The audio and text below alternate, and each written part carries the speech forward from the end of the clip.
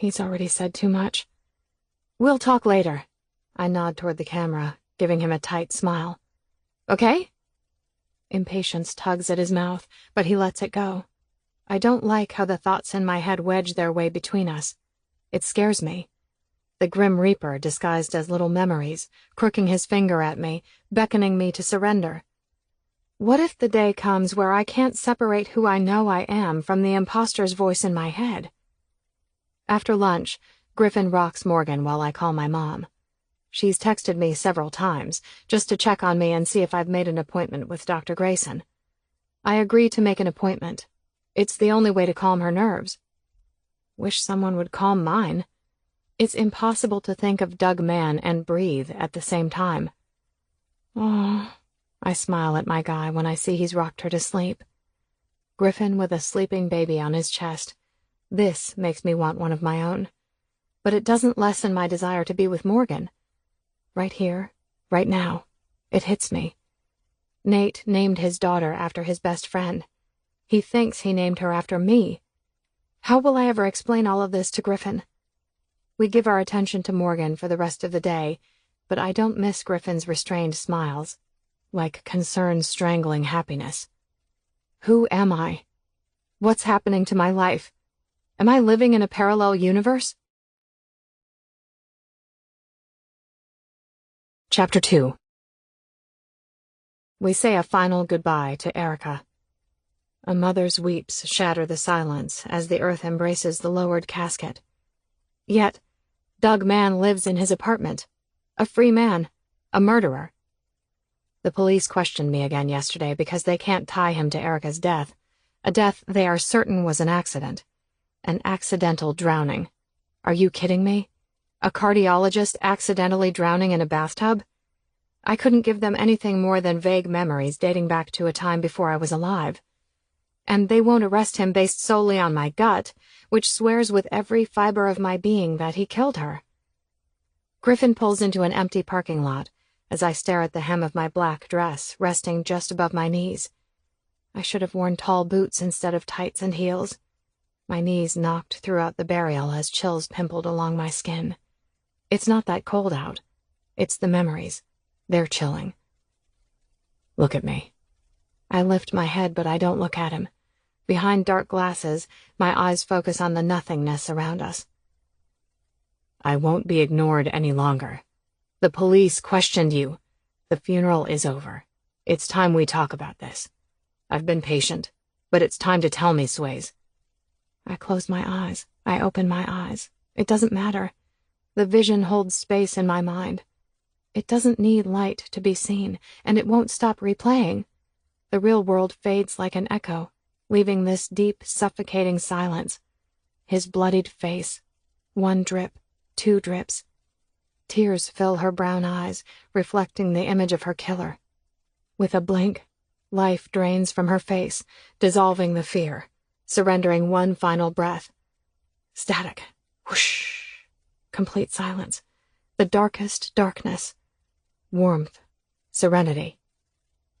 Nate's childhood friend was Morgan Daisy Gallagher. I see her. I see him. Doug Mann. The cut on his face. Raw and oozing crimson. They're just flashes, but they're real. I ease my head to the side, meeting Griffin's gaze, my brows drawn together. Nate thinks I'm her. Her? I nod. Daisy. Morgan Daisy Gallagher. His best friend. His daughter bears her name, and I shake my head, maybe because I can't believe it, accept it, or maybe because I don't want to. He thinks I know things about his past because I'm her. She's me. Continuing to shake my head, I sigh. I don't know, but I supposedly know things about him that only she knew. I can give accounts of moments that happened to him only in her presence. I know things about him that he told her. Only her. Griffin's lips twist, deepening the lines along his brow. You can't mean reincarnation. Nate thinks so. And you? He asks with a hint of sarcasm. No. Drawing in a deep breath, I avert my gaze. I don't know. The thing is, I didn't remember her until I saw Erica's body in the bathtub. And even then, it was just flashes of Doug's face, her dying. I remember Nate, not Daisy. If reincarnation is real, how can a soul retain memories of other people, but not the person it was before this new life? It doesn't make sense. I laugh. This is ridiculous. I'm attempting to give rules to a phenomenon that may not even exist, and by doing so, I feel like I'm acknowledging that the rebirth of a soul is a definite possibility. Closing my eyes, I press my lips together. What do I expect from Griffin? This sounds crazy, even to me, and I'm living it. I just don't know if I'm ready to— Accept that you're her? My eyes open to a serious Griffin. What does he mean? You think I'm her? His head shakes side to side a half-dozen times. Fuck, Sways. No. Why would I? But hell if I know what to make of this. It's an intriguing book. It's a nail-biter movie. But acknowledging it as real life, your life, I don't know if I can do that. I'd be lying if I said it doesn't worry me. Worry you how? He eases his head back against the headrest, gaze pointed up. Hypothetically, you're her. She's you. And that's a big-ass hypothetical. What does that mean for you? For us? For everyone? I mean, does this Morgan Daisy Gallagher have family? If Doug Mann really murdered her, shouldn't they be told? But by who? Their reincarnated daughter who happens to be the nanny for— His head jerks straight again, brow pulled tight. Nate and her were friends? Or were they more than friends? Who does he really see when he looks at you? The girl he loved as much as the woman who died giving birth to his child. A ghost. And they were more than friends. Nate left me hanging with their story. I don't know what happened after they broke up. Did she die? Is that how things ended with them? A ridiculous clashing of egos? A modern-day Pride and Prejudice? How old was she when she died? He asks. When Doug Mann murdered her. 15. Was he 15 too? I nod. Why are the words stuck inside? Griffin is the man I love, my friend, my lover, my future husband. Yet I can't find the right way to explain the emotional connection I have to Nate and Morgan, to a past I can't fully remember, to a present with its claws curled into my heart, to a future more terrifying than my worst nightmares, to an unknown that could ruin my existence as I know it. Was he in love with her? Does it matter? Griffin rests his elbow by the window and massages his temples. Yes, it matters. I want to know if he's looking at you like a buddy, or the girl he lost his virginity to. They didn't have sex. He grunts sarcasm. I fucking love that you know that. He hired you to watch his daughter, not discuss his sex life. What else did the two of you discuss? Griffin. Rubbing his hand over his mouth, he shakes his head, but he won't look at me. You're not this guy. You don't get jealous. I've done nothing wrong. It's not my fault these memories and images are in my head. My relationship with Nate is complicated, but it's not intimate. To you or to him? I just said— Griffin shoves open the door and tears out of the vehicle like it's suffocating him. I jump out and chase after him as he paces the empty lot, head down, hands laced behind his neck. I'm marrying you. You! As soon as I get in front of him, he pivots and stalks the other way. Well, who the hell am I marrying? He whips around, bending forward to get in my face. Swayze? Morgan Daisy Gallagher? Me. My voice cracks as I blink back the tears. And who are you? Swayze. The tension in his face eases a bit. Are you sure? I push all the anxiety, all the fear, and all the confusion down into a dark hole I think is my soul. And I breathe in as much courage as I can muster, tipping my chin up. Yes. He grabs my face and rests his forehead against mine. Without a confession, I feel his guilt. Without a single word, I feel his love. Let this be one more day where I'm granted the miracle of not losing Griffin. You're quiet. I tickle Morgan's feet as she kicks and coos on the living room floor while Nate packs his lunch. I took one day off for the funeral. Maybe I should have taken 2. Just waiting for you to leave, Professor. That's when Morgan and I get the party started. Bounce house, ponies, clowns, a DJ, cotton candy. He glances up with a smirk on his face. I fall short of matching it. Do you want to talk about it? This is the first he's attempted to have a conversation beyond Morgan since Erica died. Not that we've had that many opportunities. You'll have to be more specific. Your friend's death. Why Griffin asked you about Daisy? Or that diamond ring on your left hand? The ring. I glance at it. Erica's dead. The guy who killed her still lives in the apartment across from hers. They're calling it an accident. She slipped, hit her head, and drowned. I don't believe it. Seriously, how many people slip in the bathtub, get knocked out, and drown? I frown, looking at my ring. And Griffin proposed to me. I said yes. Nate returns a cautious nod. If what you believe about this man is true, I don't think you should be living in that building. I'm not. I moved in with Griffin. He nods again. Should I say congratulations? I laugh. Only if you want to. There's a pregnant pause. I'm surprised you don't want to talk about Daisy. You always want to talk about her. I guess he's not going to congratulate me. I do want to talk about her. He has no idea how badly I want to talk about Daisy and her death. But you have 5 minutes before you need to be out the door. 5 minutes won't be enough time. Can you stay when I get home? I'll bring dinner. I don't think Griffin wants me having dinner with you. He doesn't trust you? Try again. Nate grins. Me?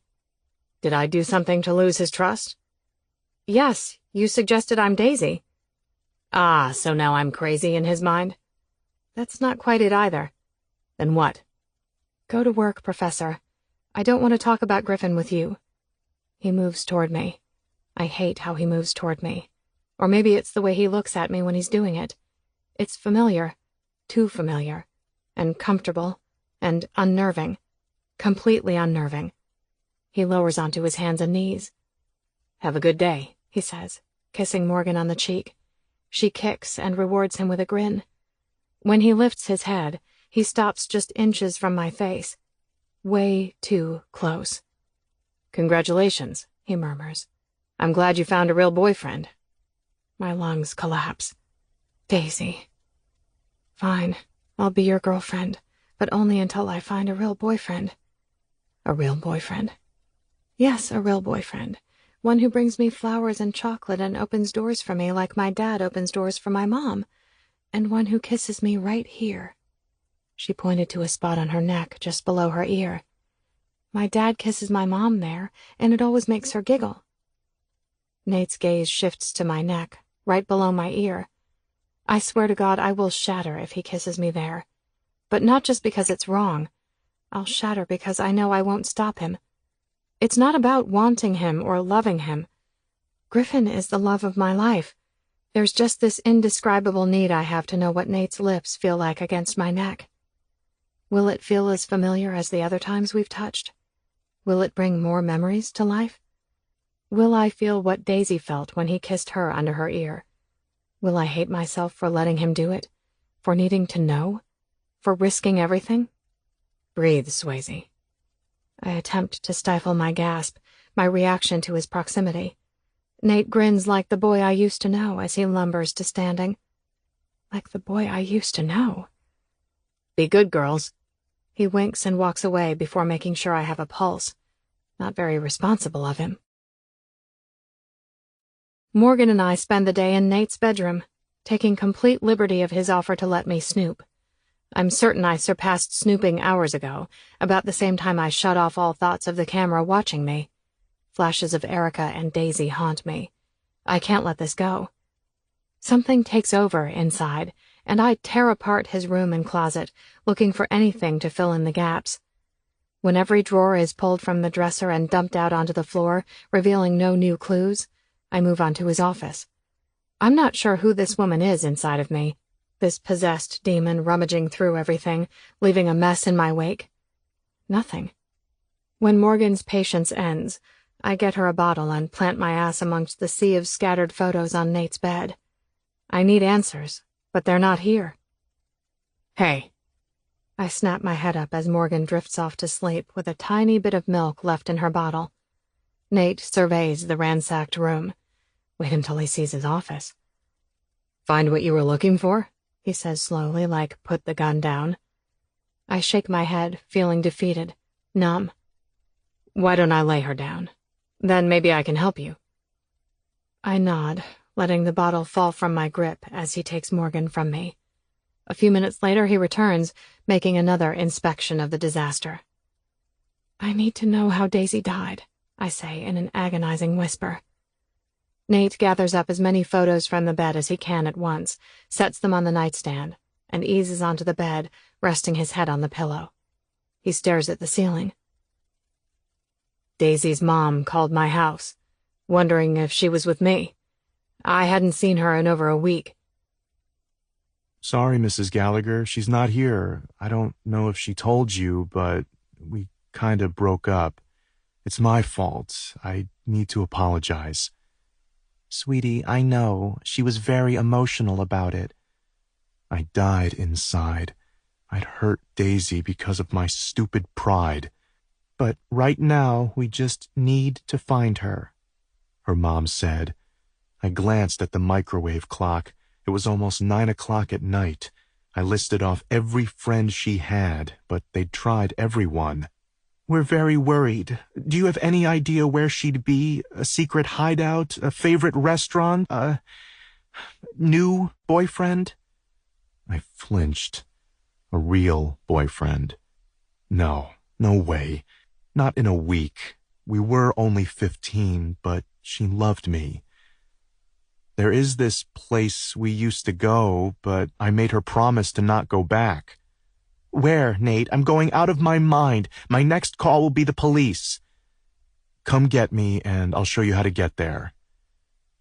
Mr. and Mrs. Gallagher drove me to the abandoned property that was not really abandoned. I didn't mention it at first. "Who lives here?" her dad asked as we pulled in the driveway. "No one, or so we thought, until—" "Until?" Her mom turned in her seat, pinning me with a firm look. "Last week, Morgan told me she met the son of the owners. His parents are both dead, so he came back to take care of some things. I made her promise to never come back here, especially alone." Her dad flew out of the car without even killing the ignition. He knocked on the door and rang the doorbell, but no one answered. He flipped on a flashlight, aiming the beam into the woods behind the house. "What's back there?" "A treehouse and a lake." We checked out the treehouse and the area of the lake around the dock, but by that time it was too dark to see much.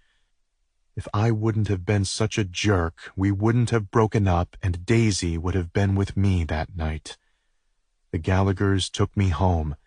I didn't want them to leave me. I wanted to stay with them and help look for Daisy, but they insisted there wasn't any more I could do. I didn't fall asleep until the early hours of the morning. Concern for Daisy suffocated my conscience and heart, but eventually I surrendered to my tired eyes. "Nate?" I jumped awake, startled by my dad's voice and his hand on my head. "Daisy, did the Gallaghers call?" I bolted up straight, rubbing my eyes with the heels of my hands. My dad frowned, the same frown he gave me when he told me my mom had left us for the first time. Actually, this frown was worse. So much worse. "Mr. Gallagher just called." He rested his hand on my shoulder and squeezed it. "They found her." "Where?" I scooted out of bed, shoving my legs into my jeans and tugging on a dirty shirt. "I need to see her. I was so stupid, Dad. I messed up. I have to apologize. Her mom said she was very emotional after we broke up." My feet fought with my shoes as I tried to get them on without untying them. I bet I made her cry. I'm such an idiot. My dad grabbed my arm, squeezing it tighter than he did my shoulder. I eyed his hand with confusion before shifting my gaze to meet his. I don't remember what he said. I just remember how it felt to have my world end. My heart ripped from my chest, my soul shattered. Nothing would ever hurt this bad. Nothing. Daisy's body. Dead. Drowned in the lake. An accident. Old abandoned property. Tangled in the rope under the dock.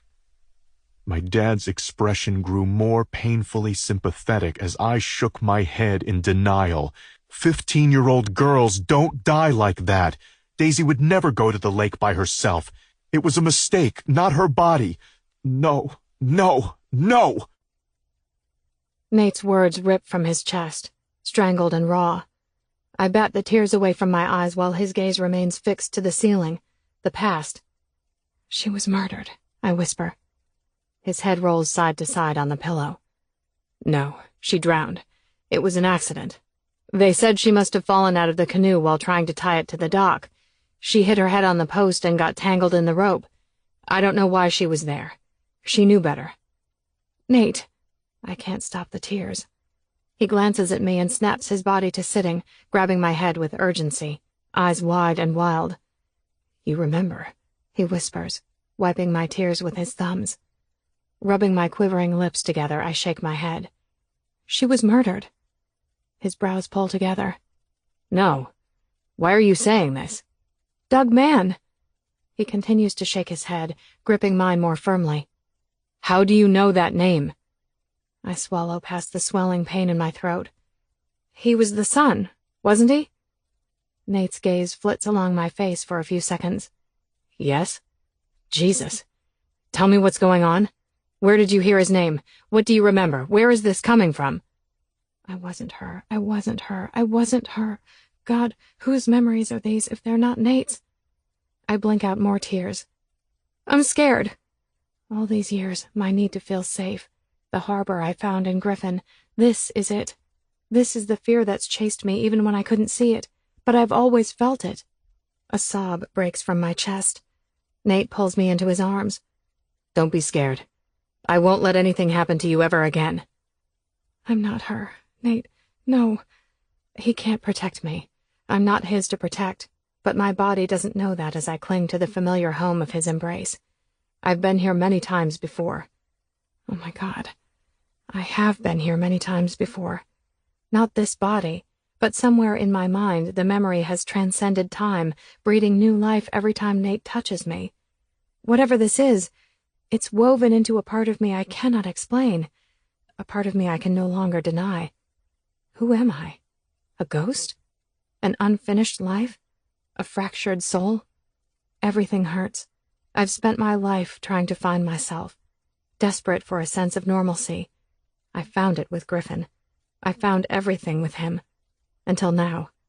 I claw at Nate's shirt, desperate to feel safe. Shh. He pulls me closer until my arms are wrapped around his body, face buried into his neck. I can't let go. Can't pull away. I'm a misfit puzzle, and some of my pieces fit with Nate. Only he can fill in the gaps and make those parts of me feel whole. Whole. Can I ever be whole when I don't know who I am? This isn't Griffin's touch. This isn't my father's touch. But it's just as familiar. It makes me feel safe and loved. Can I have this and let it simply be Nate? Do you remember? He whispers, resting his cheek on the top of my head. No. Yes, just the man who killed her. Me. Did he kill me? Nate starts to pull away, but my fingers curl into his shirt and my arms tighten around his body. Warm lips press to the top of my head. Strong hands embrace me, scooting me closer until I'm on his lap, straddling him, hugging him, and clinging to a past I still don't understand. He wants answers I can't give. He needs recognition, but it's lost in the depths of my mind that may never see the light of this life. I see Daisy, but you weren't there. I've never seen her in my head before. She wasn't me. She was just her. Scared. Scared. Scared like me. Desperate to feel safe and protected. Why was she scared? Because she knew she was going to die. I blink and more tears break free. This isn't closure for Nate, this is torture. She hit her head, passed out, and drowned. Maybe she never woke up, never suffered. He must tell himself that every day to make each breath he takes without her feel tolerable. He blames himself for her death. What's in my head will destroy him. I won't break him again. Morgan needs her father, and Nate deserves a life filled with happiness, not regret. I pull back, resting my hands flat on his chest. He catches my tears with his thumbs. This isn't right. I can't bring myself to tell him, so I back my way out. She looked scared. I shake my head. I think I must have thought she was scared of someone, but it could have been the darkness, being alone, knowing she wasn't supposed to be there by herself. Confusion mars his face. How do you know Doug Mann's name?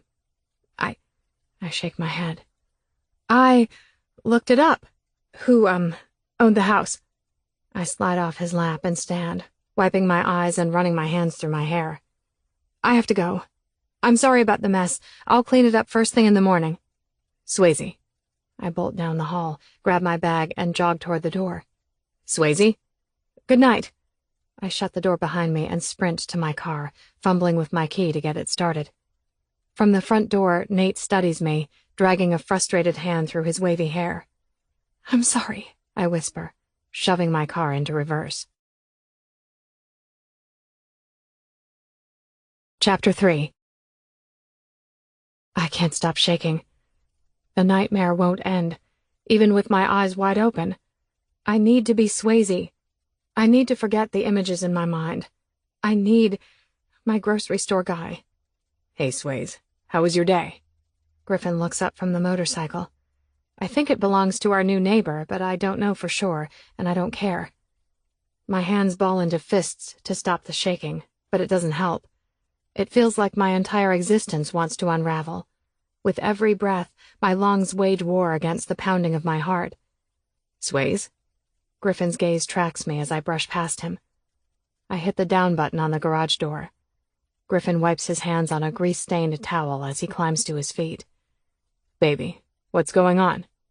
Breathe, breathe, breathe. Forget. Let go. Be Swayze. This life.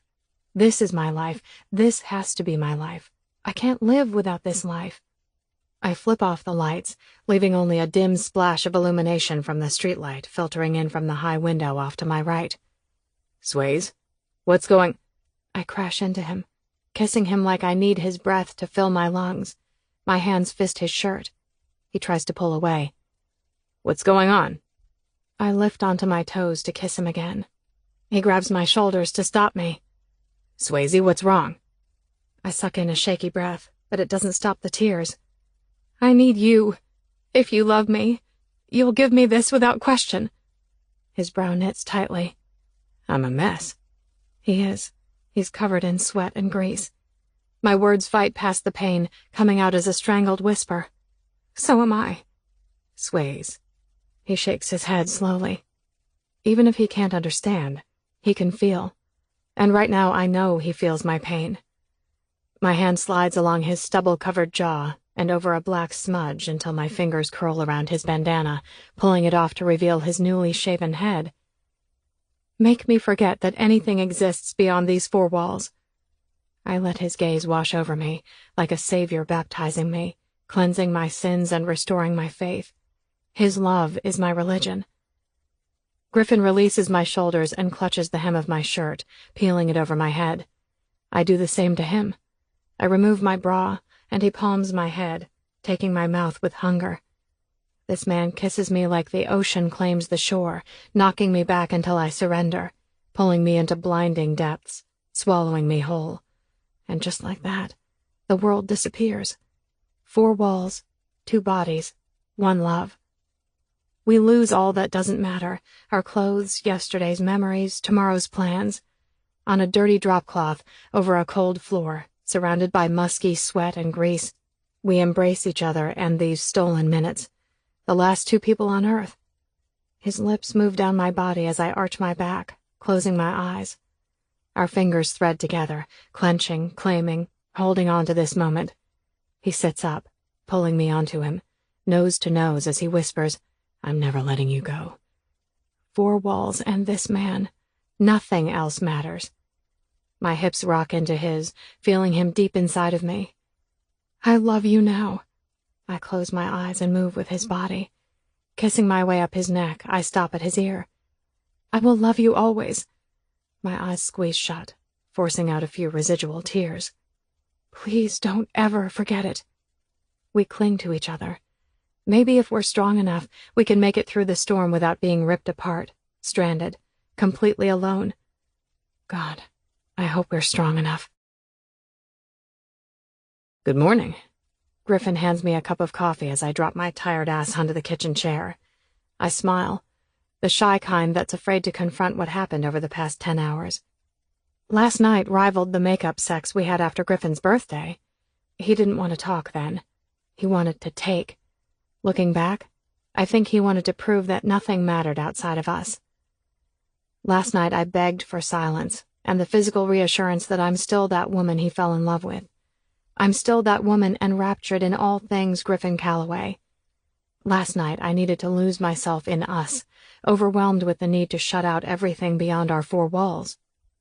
Today I will return to Nate's house with its haunting memories of me clinging to him, the familiarity of his embrace, and the most haunting part of all. I think Nate may be right. I'm Daisy. Griffin inspects me in silence as he sips his green protein drink. My lungs reach for a breath of courage. I owe him an explanation. He gave me everything last night without question. If I walk away from this job, I slowly trace the pad of my finger over the rim of my coffee mug. It won't change the memories I have of the past. His expression hardens ever so slightly, silent and stoic. I don't want you to get mad at me, but I don't want to lie to you either. This walking on eggshells thing won't work forever. You ask me about my day, and I shake my head, shake off the pain that's suffocating me. I know it's not small talk. You really want to know about my day, about me. I reach across the table, resting my hand on his. He stares at our hands with a blank look. And I love you so much for that. But this other person in my head keeps stealing minutes from my day, making it her day. So when you ask me that question, I feel like the truth will pull us apart, but so will a lie, so... I shrug. It hurts. Tears burn my eyes, but I don't give them life. The thought of losing you is unbearable. His gaze crawls along the table between us, making its way to meet mine. I see my whole world in his eyes, but when I close mine, I see many worlds, immutable images. I feel deep love and loss, and I hear voices that won't be silenced. Right now, who are you? He asks. I ease out of my chair and slide my leg over his lap, putting us face to face. I'm Swayze. And I am, right now, with him. I'm Swayze Samuels, daughter to Krista, fiancée to Griffin, nanny to Morgan, and employee to Professor Nathaniel Hunt. The line is there. I can see it, but I fear that time will blur it. I love you. He brushes his lips over mine. Swayze. He loves the girl he saved in the grocery store. That's who he wants to marry. I want to be her. She has the perfect man, a future filled with promise, a loving family, health, youth, endless possibilities. She loves you too. I softly kiss his top lip and then his bottom lip. Griffin shakes his head, fingers curling into my hips. Don't say that. Don't talk in some fucking third person like a schizophrenic. I frame his face to stop his head shaking. I love you. I'm going to marry you. These words are for him, but they're also for me. If I lost an arm, I'd still be me. If I shaved my head, I'd still be me. If I lost all memories, I'd still be me. I need to carry this one absolute truth with me at all times. I have to get to work. Let's go out for dinner tonight and plan a wedding. After a few blinks, Griffin surrenders something resembling a smile. Good idea. I don't want a long engagement. He nuzzles his face into my neck. I hug him. This is the only embrace I want comforting me for the rest of my life. I pull into Nate's driveway a few minutes early and call the detective working on Erica's case. He tells me there's too much inconclusive evidence to question Doug Mann any further, There was no sign of foul play. It was an accident. Case closed. She slipped and hit her head while getting into the bathtub, and she drowned. Daisy drowned. Daisy's death was an accident. Except, my memories tell a different story.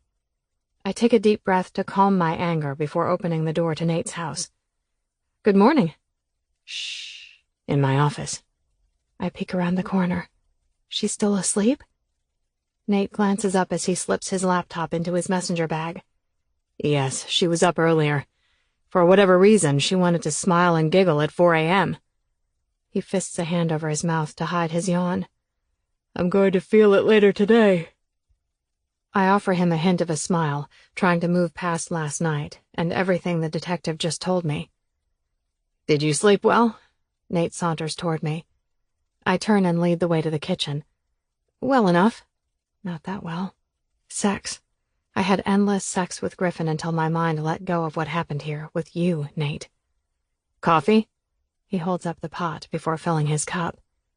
Just had some, but thank you. He pours it and brings the cup to his mouth, eyeing me with an unreadable expression. You seem distracted. An understatement. Can I ask you something? Nate takes a sip and rubs his lips together. You can ask me anything. If I admit that I'm Daisy, can we forget about it? His eyebrows shoot up his forehead, brushing his wayward curls. You believe it? I shrug. For lack of any other explanation, yes.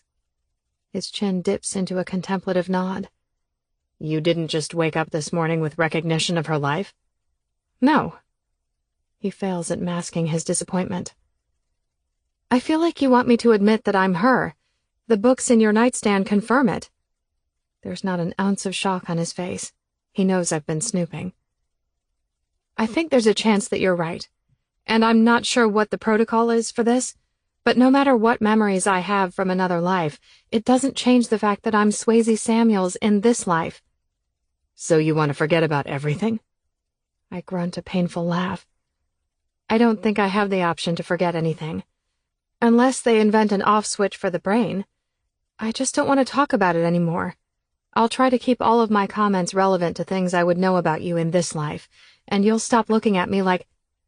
Like? He slips an apple and protein bar into the back pocket of his bag. Like, I don't know.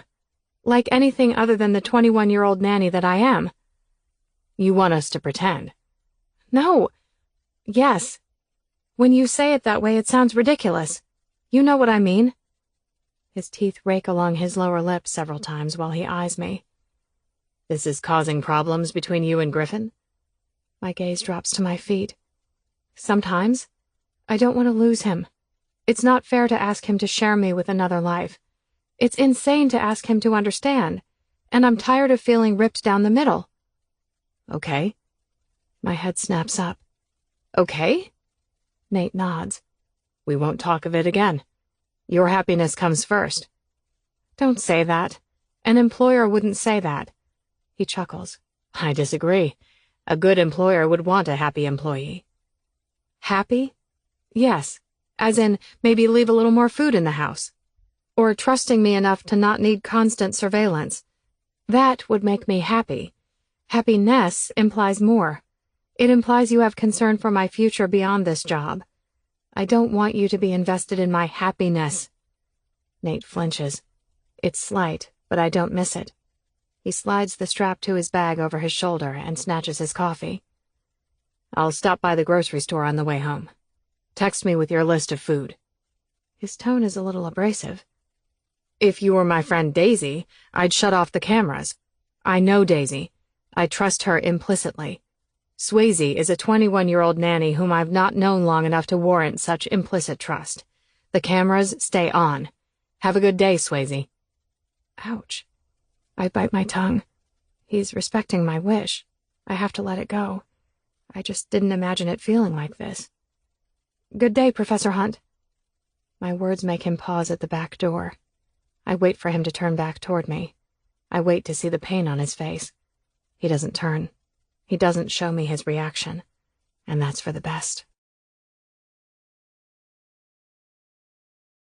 Chapter 4. Weeks pass without mention of Daisy.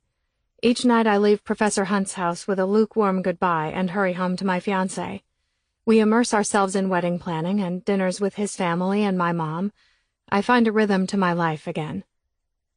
I wish I could say I don't think of Daisy, or Erica, or the free man who murdered them. I wish I could say I don't miss the friendship I had with Nate. I wish I could say everything in life is mind over matter. I wish. "What are your plans for Thanksgiving?" I ask Nate as he goes through his morning routine in the kitchen, while Morgan rolls around on the floor, working her way up to all fours, only to flop back down to her tummy and take off rolling again. "The usual gluttony," he replies, without making the slightest glance in my direction. "Griffin and his dad are smoking a turkey. I'm in charge of the mashed potatoes." He nods once, keeping his gaze on his busy hands. I miss him. Even though I see him 5 out of 7 days, I still miss him. And the worst fucking part? I still carry that picture of him in my pocket. It's my dirty little secret. It's flat out crazy because I can't explain my need to have it near me or my need to stare at it for long minutes when I'm alone or out of the camera's view. "Are your parents coming to your house, or are you going to their house?" "Not sure." He brushes past me with no visual acknowledgement as he lowers to the floor and kisses Morgan goodbye. "Love you, baby doll. Have a good day." I stare him down, silently begging for him to look at me, but he doesn't. This shouldn't hurt, but it does. "Hey!" I jump up and chase after him. He stops at the door. "Yeah?" That's all I wanted, just to have him look at me. "Hey, what?" I shake my head, feeling stupid for my desperation. I wanted him to look at me, and now I can't keep my gaze locked to his. It's too matter-of-fact, neutral, impersonal. It's exactly what I thought I wanted. "I was thinking of going through Morgan's clothes. She's outgrown a lot of them. Do you want them put in bags to sell or donate, or—" I bite my lips together for a few seconds. "Do you want to save them in case you have—" Gulp. Choke. I'm dying. All I wanted was for him to look at me, and it's careened into a train wreck. "Have more children?" I shrug. "I pay you to watch Morgan. I'll deal with her clothes and their fate." I nod. "Anything else?" "No," I murmur. "Okay." He opens the door. I grip his arm. I have no idea why. My brain has a 2-second delay. Nate stares at my hold on him a few seconds before shooting me the look. The "why the hell are you touching me" look. I crawled onto his lap and cried my eyes out. He promised to never let anything bad happen to me, and now we're here in this cold existence. Yank your arm out of my hold, Nate. Reprimand me for crossing a line. Tell me you're just obeying my wishes.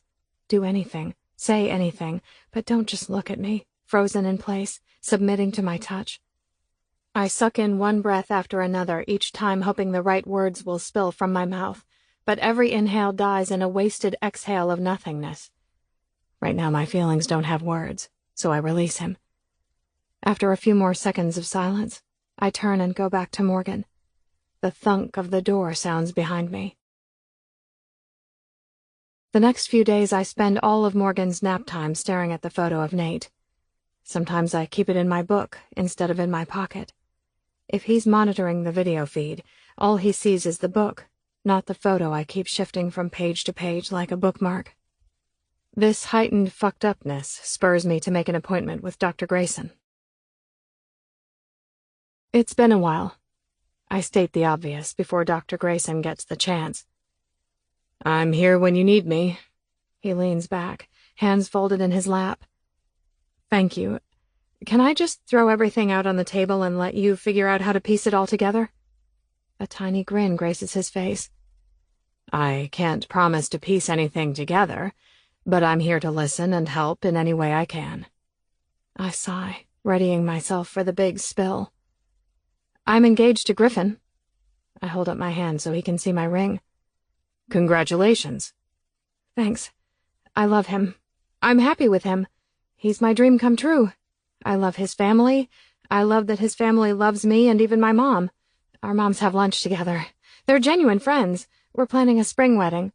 I want 100 babies with Griffin." Dr. Grayson lifts a single brow. "Okay, maybe like 4. But you get what I mean. My relationship with my mom has greatly improved. She's living again, not just grieving my father's death. And she's even started taking photos again. I paused to catch my breath.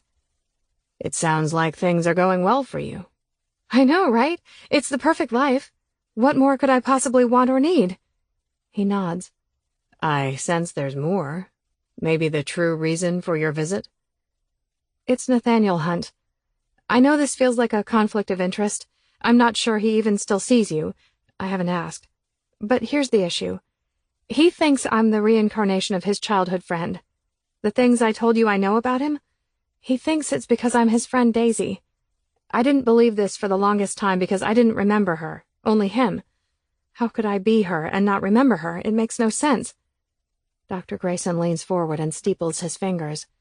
Things are serious since we're already at steepled fingers. The problem is, I've had these memories or flashbacks of her.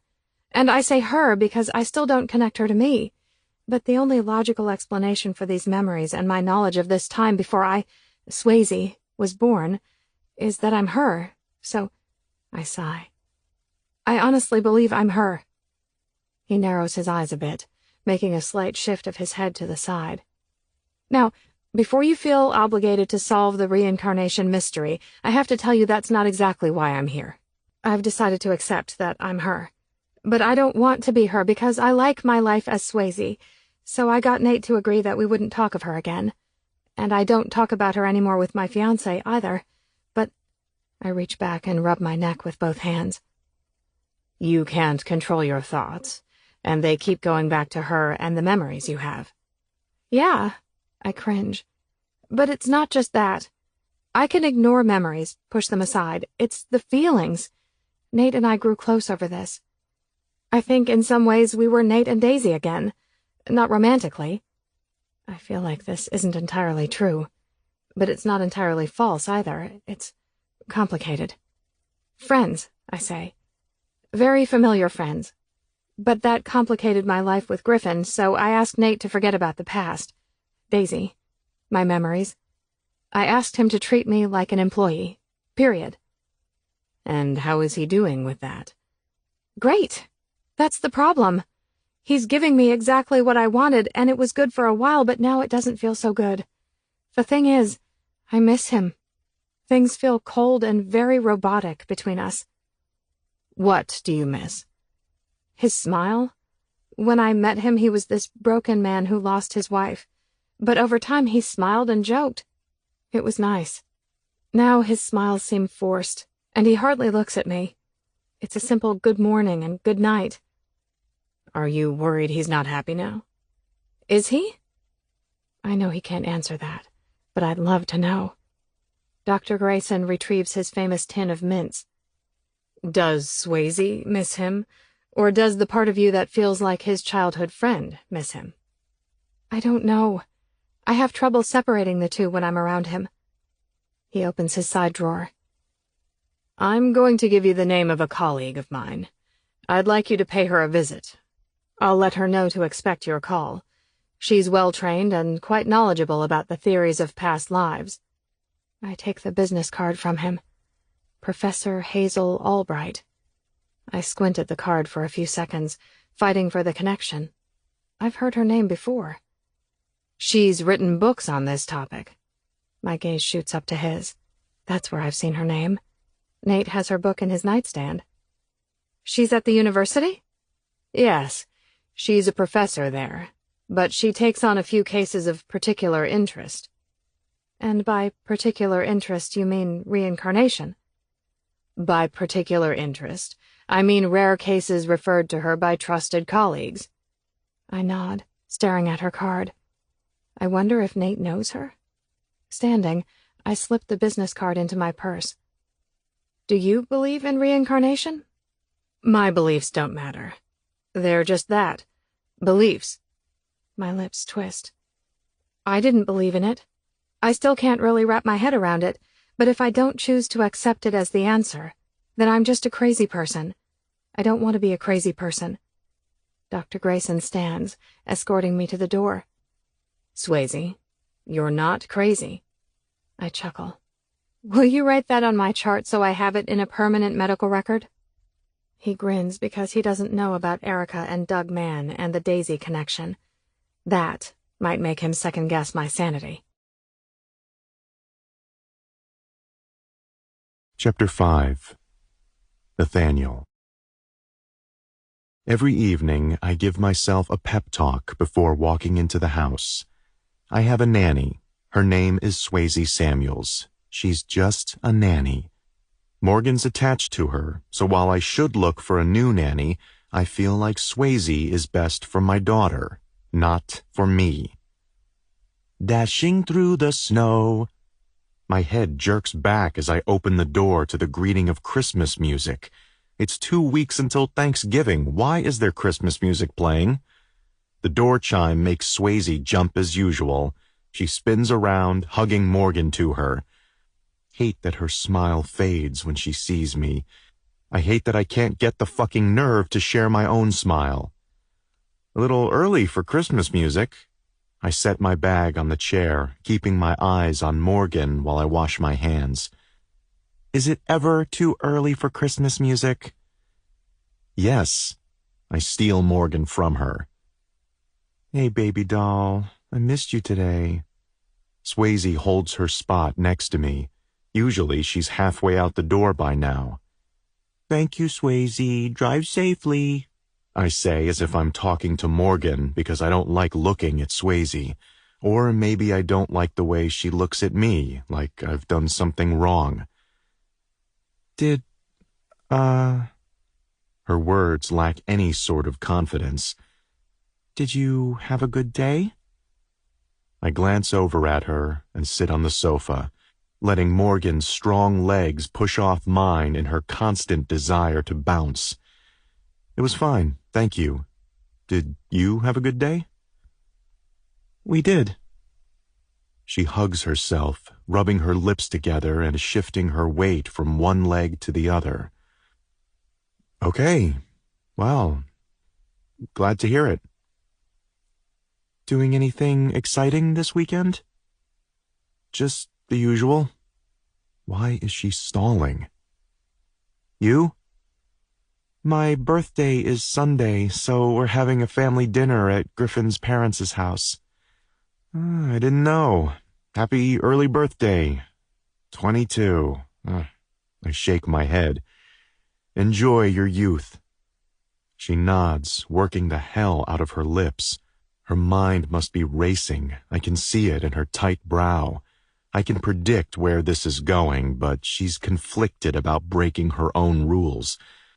I'm not going to help her out, and maybe that makes me a dick, but I'm so lost right now I refuse to make any assumptions with her. You're not that old. I think a lot of people would say anyone in their 30s still retains a lot of youth.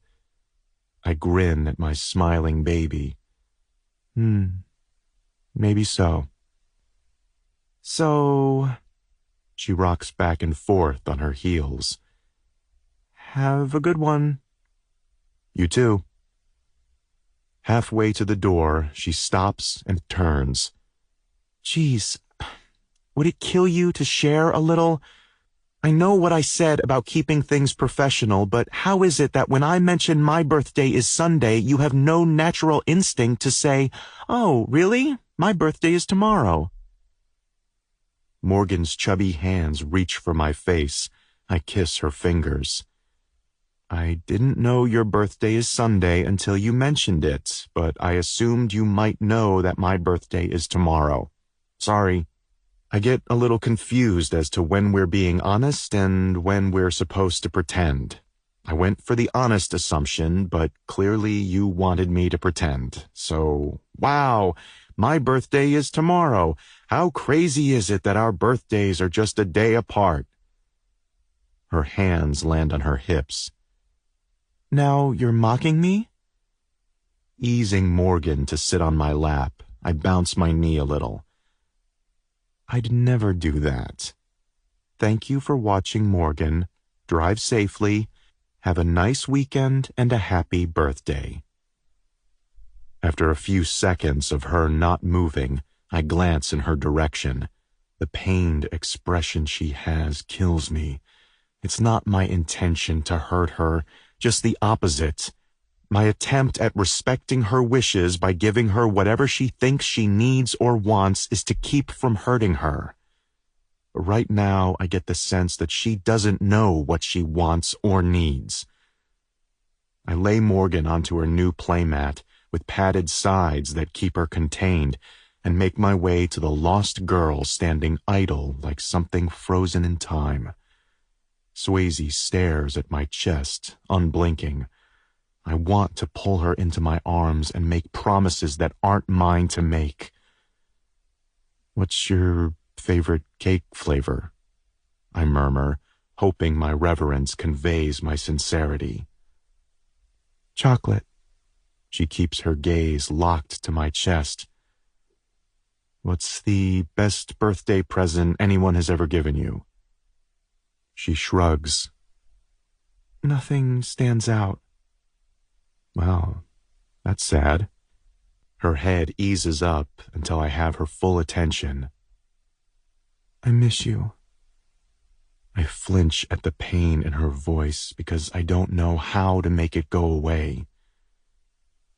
"I love Griffin. I'm marrying him. I love his family, and they love me, but—" Her jaw works side to side a few times. "I miss you, and I don't know why." My fingers draw into fists, fighting the urge to touch her. She's not mine to touch. "I'm here." I search for a smile that's reassuring, probably a million miles from hitting the mark, because I miss her too. As your employer, as your friend, as whomever you need me to be. She nods slowly, confusion still embedded in her forehead. "I need you to be—" Eyes closed, she shakes her head. "an answer." Don't touch her. Don't fucking touch her. What's the question? Blinking a few times, her shoulders lift into a subtle shrug. "I'm not sure yet, but maybe I'll know soon." I can't decipher that cryptic statement, so I force myself to trust that everything will work out in time. If there's some divine or cosmic reason for all of this, it will be revealed. Nothing hurried, surrendering to patience, ignoring time, living for the unknown, embracing the unexpected.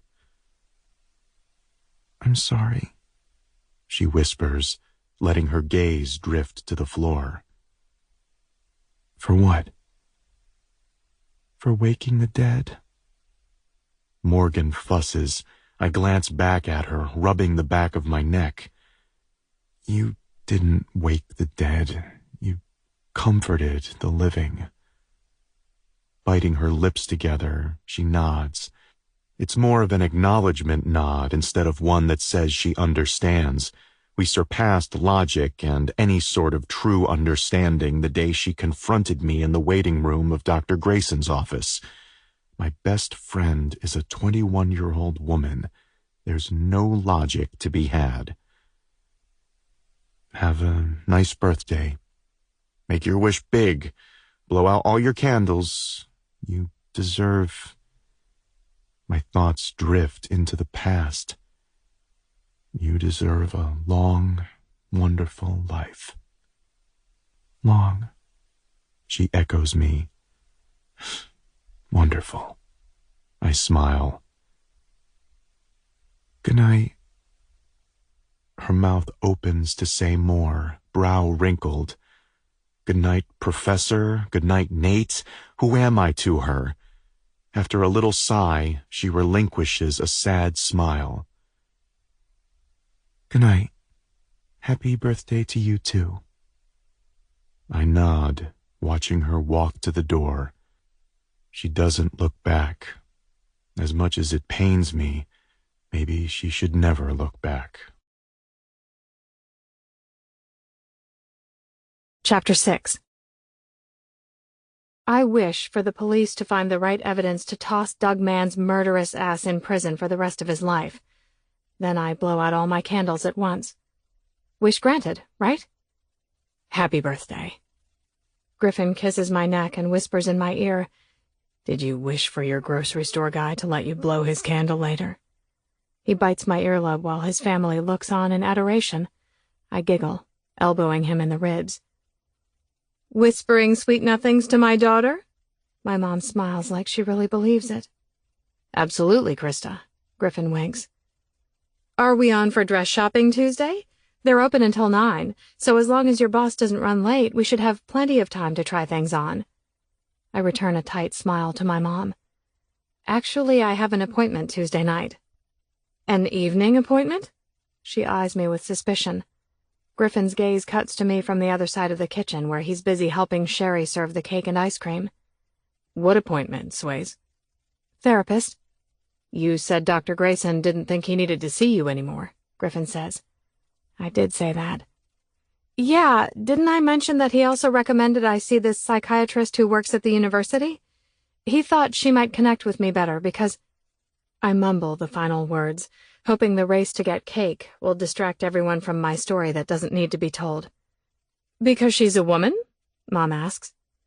Because I'm reincarnated and she's written books about it. I guess she's experienced similar things that I have experienced. Did she have a friend die suddenly, too? Sherry gives me a sad smile. Griffin, however, refuses to stop eyeing me with clear distrust. He knows my therapy is about Daisy, not my dad, not dealing with Erica's death, so I avoid eye contact with him. I'm not entirely sure. Dr. Grayson didn't go into a lot of detail. He just thought we'd be a better fit for whatever reason. I trust him, so I didn't ask that many questions. I guess I'll find out more when I see her Tuesday. Want me to come with you? Griffin asks, forcing me to look at him. I don't like the idea of you walking around that campus alone at night. He has a valid point that I can't argue in front of our family. I have a can of pepper spray. Swayze, I'd rather Griffin be with you. My mom gives me the usual motherly don't-be-stupid look. You're going to be bored. Griffin strips me of my lies and maybe even my clothes with his narrowed stare and twisted lips. I squirm a bit. I'll just have 1 scoop of ice cream. I go for the distraction. 1 scoop, huh? He drops the ice cream scoop. Why did he do that? Griff! I squeal when he scoops me up instead of the ice cream, tossing me over his shoulder. 1. He smacks my ass. 2. Another spanking. Our family looks on from the living room with amusement as Griffin hauls me up the stairs. Nothing inappropriate! Children in the house! Sherry yells. Griffin, put me down! Smack, smack, smack. It's beginning to sting. A guy with his strength and large hands cannot smack a delicate ass like mine 22 times without impairing my ability to sit for several days. 22. He tosses me onto the bed in his old room. I rub my backside. What's gotten into you? My smile fades when he shuts the door and leans back against it, jaw clenched, arms crossed over his chest like he left his sense of humor out in the hallway. A new shrink? What the fuck, Swayze? I thought you were fine. You've been assuring me you're fine for quite some time. What made you go see Dr. Grayson again? And what the hell is going on that he felt the need to refer you to someone else? My head whips back. Sorry. Did I catch you off guard like you dragging me up here to lecture me on my birthday? He pushes a quick breath out of his nose. Really? You want to talk birthdays with me? Low blow. No. Low blow is lying to me. I fist the blanket on his bed. I'm not lying to you. Omission of the whole truth is lying. You led me to believe that you were done with therapy. Is me being done with therapy a condition of our relationship? Our engagement? He answers with a look that makes a hairline fracture in my heart. I like the you are my whole world look.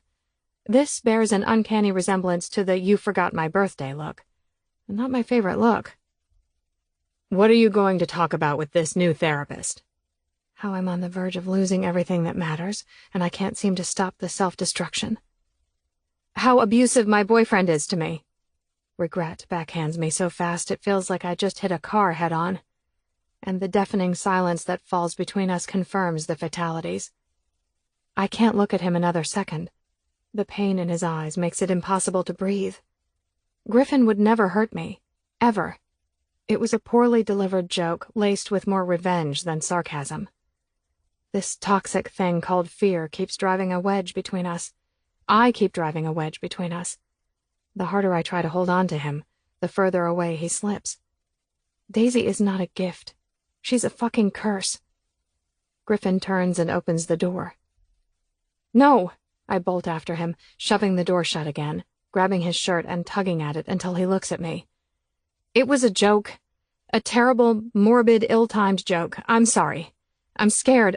I'm desperate. My heart can't keep up with my emotions. It's a pulsing siren in my chest, warning me to shut up. And it hurts so much more than the playful bite of his hand on my ass. He's a concrete wall, no matter how much I try to shake him. She's inside of me. Now he gives me his full attention. Or, I shake my head, pinching my eyes shut. I'm her, but I don't think I totally am.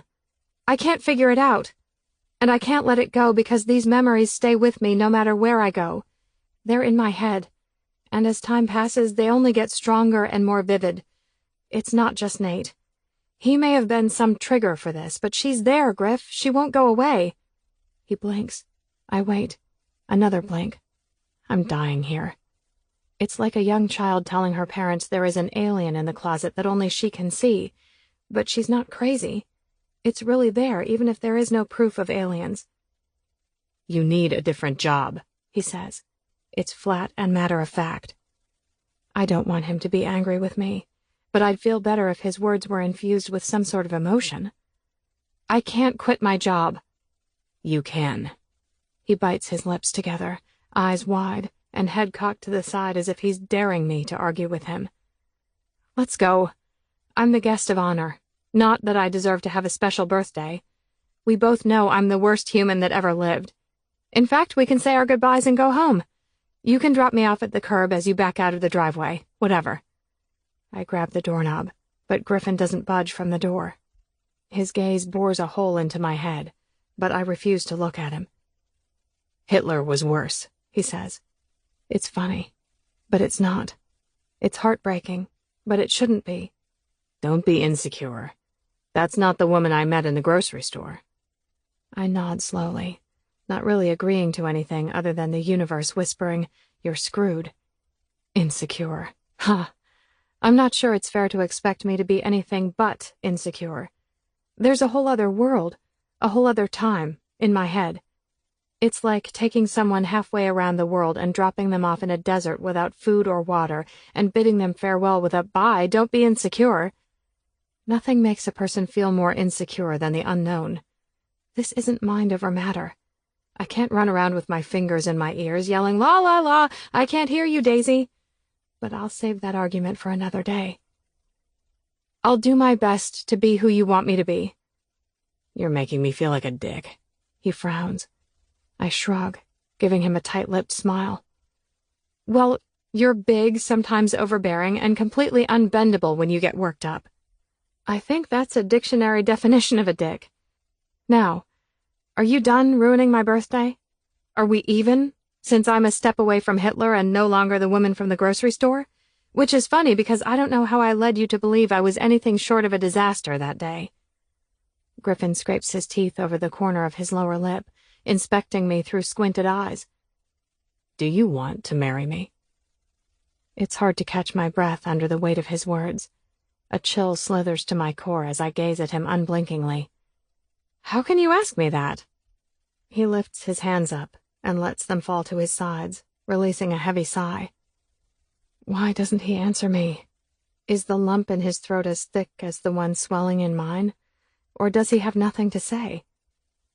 Move. My pulse stutters like my voice, choking on hurt and anger. His head turns away from me with a slack expression and vacant eyes. After a few long seconds, he steps aside. My shaky hand fumbles with the doorknob before it opens. I race halfway down the stairs and stop. Biting my quivering lips together, I bend over to catch my breath and swallow back the sob that wants to escape. Breathe, breathe, breathe. Pull it together, I whisper to myself. Taking a deep breath, I blink a few times to gather some composure. Your ice cream is melted. Sophie hands me my bowl of cake and melted ice cream. I don't mind. I force a smile. It feels like a believable one, but my mom's pursed lips and raised brows tell me I'm not selling it as well as I think I am. Where's Griffin? Sherry asks as I shovel down the soggy cake. Anything to keep my chin from trembling and distract the rest of my body from doing what it wants to do. Curl up in a ball and cry. Right here, he says from behind me. I take another bite of cake, avoiding my mom's scrutinizing gaze. Griffin brushes past me with his bowl of cake and ice cream. A rare splurge for him. He plops down on the sofa, giving Haley a playful nudge. She grins, nudging him back. Through the corner of my eye, I watch my mom's gaze bounce between Griffin on the sofa, ignoring me, and me leaning against the wall because I don't want to sit next to anyone and have to form actual words. Swayze, you have a message. Sophie holds up my phone that's on the coffee table. Aw, it's Morgan. She smiles at the screen. Let me see. Haley snatches the phone from her. It's a happy birthday message. She's so cute. She tips the screen toward Griffin. His lips pull into a tight grin. After the phone gets passed around the room, Sherry hands it to me. It's a photo of a smiley Morgan with a sticky note on her tummy that says, Happy birthday, Swayze.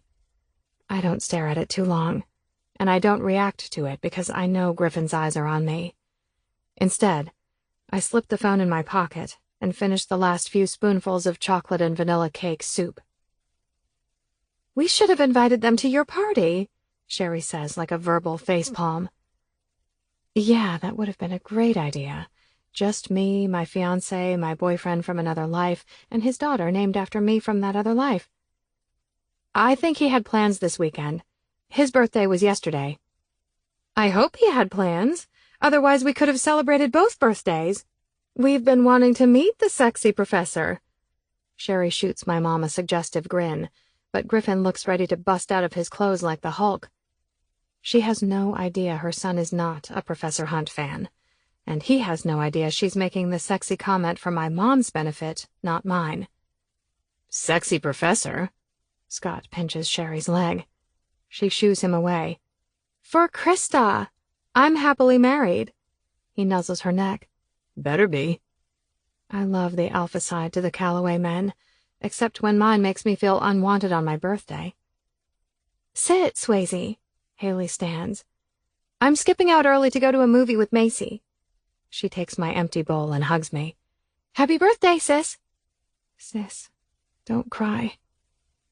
Sit. She jerks her head toward the empty spot on the sofa next to the Hulk. Sherry and Scott chat with my mom about the Alaskan cruise they have planned for their anniversary next summer. Sophie and Chloe flip through the channels on the TV. I make the uncomfortable journey to the sofa and ease onto it, leaning toward the arm so my body doesn't touch Griffin's. He taps his spoon against his empty bowl, releasing what I know are nerves or built-up anger over our argument, and probably the birthday text, too. Sherry frowns, leaning forward and taking the bowl from him, setting it next to hers on the coffee table while rolling her eyes at him. Scoot over. Sophie kicks her feet at Griffin as she tries to sprawl out on the other side of him. He scoots toward me, forcing our bodies to touch. I stiffen, hugging my arms to myself. My mom's brow wrinkles as she observes us, probably not paying any attention to Sherry and Scott's verbal itinerary. I have to either surrender with the yes, we're fighting, I'll tell you about it later look, or I need to make a move that says we're fine. But I can't deal with another second of her scrutiny. Just as I decide to give her the look, Sherry glances at me as if she realizes my mom is distracted by something. I'm not prepared to give Sherry that look, even if I think she'd understand, so I swallow every last bit of my stupid pride and ease my head against Griffin's shoulder. If it looks half as awkward as it feels, I'm screwed. He tenses. I guess he's not in the mood to play along. Mom flinches, seeing the obvious rejection he's giving me, but the gesture seems to be enough for Sherry to offer me a warm smile before returning her attention to Scott. Griffin's hands remain folded in his lap. I feel like a fly on the backside of a horse. Any minute he could whip his tail and shoo me away. My mom shoots a sympathetic look that I don't need and returns her attention to Sherry, as if to let me off the hook. I lift my head from his shoulder, releasing a slow breath while fiddling with my engagement ring, turning it in circles. Maybe I should slip it off, hand it to him, and leave. What if he asked me if I still wanted to marry him because deep down he's asking himself if he still wants to marry me? What if he wants me to go first, giving him an easy out? "Have you two made honeymoon plans yet?" Sherry asks. I gulp down a large pool of saliva. Griffin fists his hand to his mouth, coughing while shaking his head several times. Nice response. No honeymoon plans. There has to be a wedding first. Well, don't wait too long. The earlier you book, the better deal you'll get. Like your dad and I got a great deal on our trip to Alaska. Griffin nods. I'm not sure if he's smiling at all. I refuse to turn my head that far to see his whole face. Sherry gives us a twisted smile. You two look bored. Go. I'm sure you have things you'd rather be doing. She gives us a suggestive wink. I look for that pathetic excuse of a smile again. Thanks for dinner, Mom. Griffin stands, leaving me to sink back into the corner of the old sofa. Good night, Krista. Bravo. He's playing the part. But am I supposed to go with him?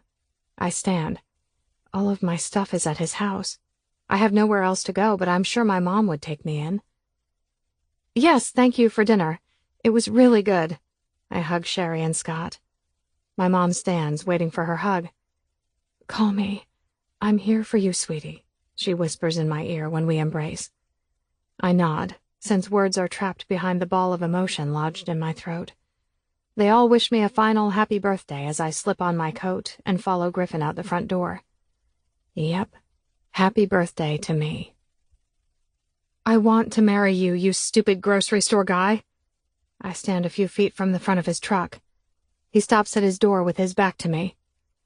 But I don't have to. It won't change my love for you. So maybe you find a girl who isn't so fucked up in the head. I'll still love you. Maybe you marry her and have 3 wonderful children. I'll still love you. If you no longer want to marry me, I'll still love you. I'll still love your family. I'll still love the memories of who we were and the dream of what could have been. And I'll wish you nothing but utter bliss and the most beautiful happiness because you deserve something better than who I am at this point in my life. A lost soul sharing space with memories from another time. Get in, he says, opening his door. On a defeated sigh, my shoulders slump as I climb into his truck. Chapter 7. Dr. Albright's office is filled with 3 solid walls of books, and 1 wall with a small window. It's the same size office as Nate's office, but it feels half the size because she's clearly a collector. So many books. Please have a seat, Swayze. She smiles. My gaze drifts from the floor-to-ceiling bookshelves and lands on her pale face that holds a pleasant, comforting smile. I ease into the chair. Tea? She pours water into a teacup. No, thank you. I return a smile as sweet as the 2 packets of sugar she adds to her tea. My boss works here at the university. I want to know if she knows Nate, or if her book in his nightstand is just a coincidence. Is that so? She keeps her gaze on the spoon and teacup. Nathaniel Hunt. Dr. Albright nods.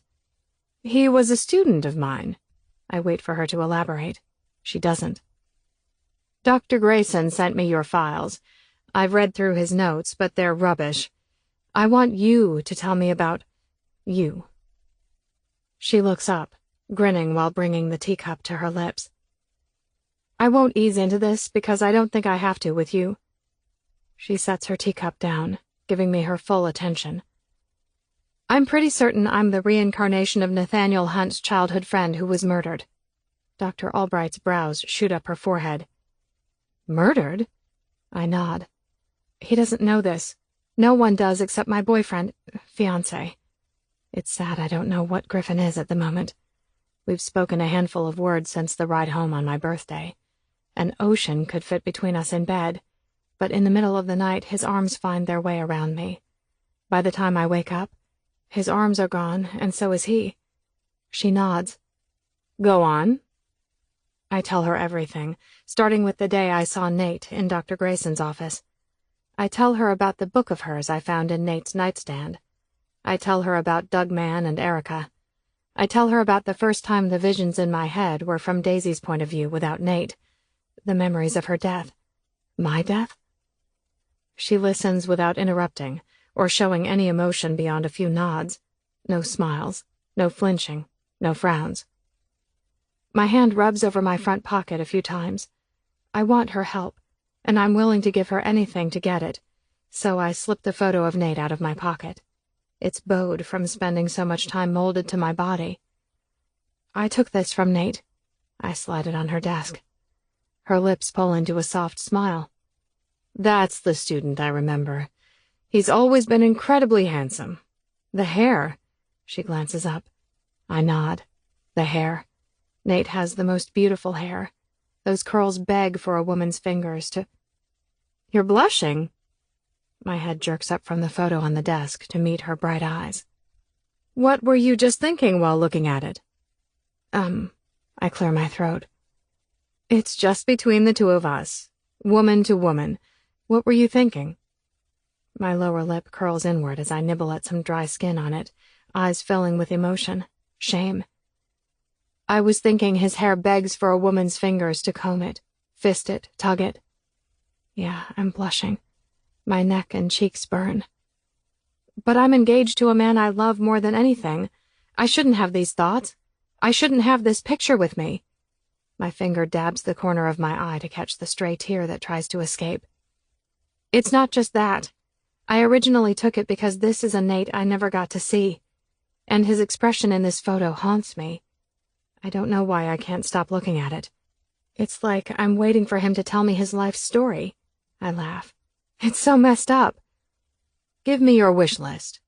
She takes another sip of tea. It's her third cup. My wish list? Yes. If I gave you a piece of paper and told you to write down 5 things you wish for, what would they be? Like a new car? She shrugs. Any wish for the future.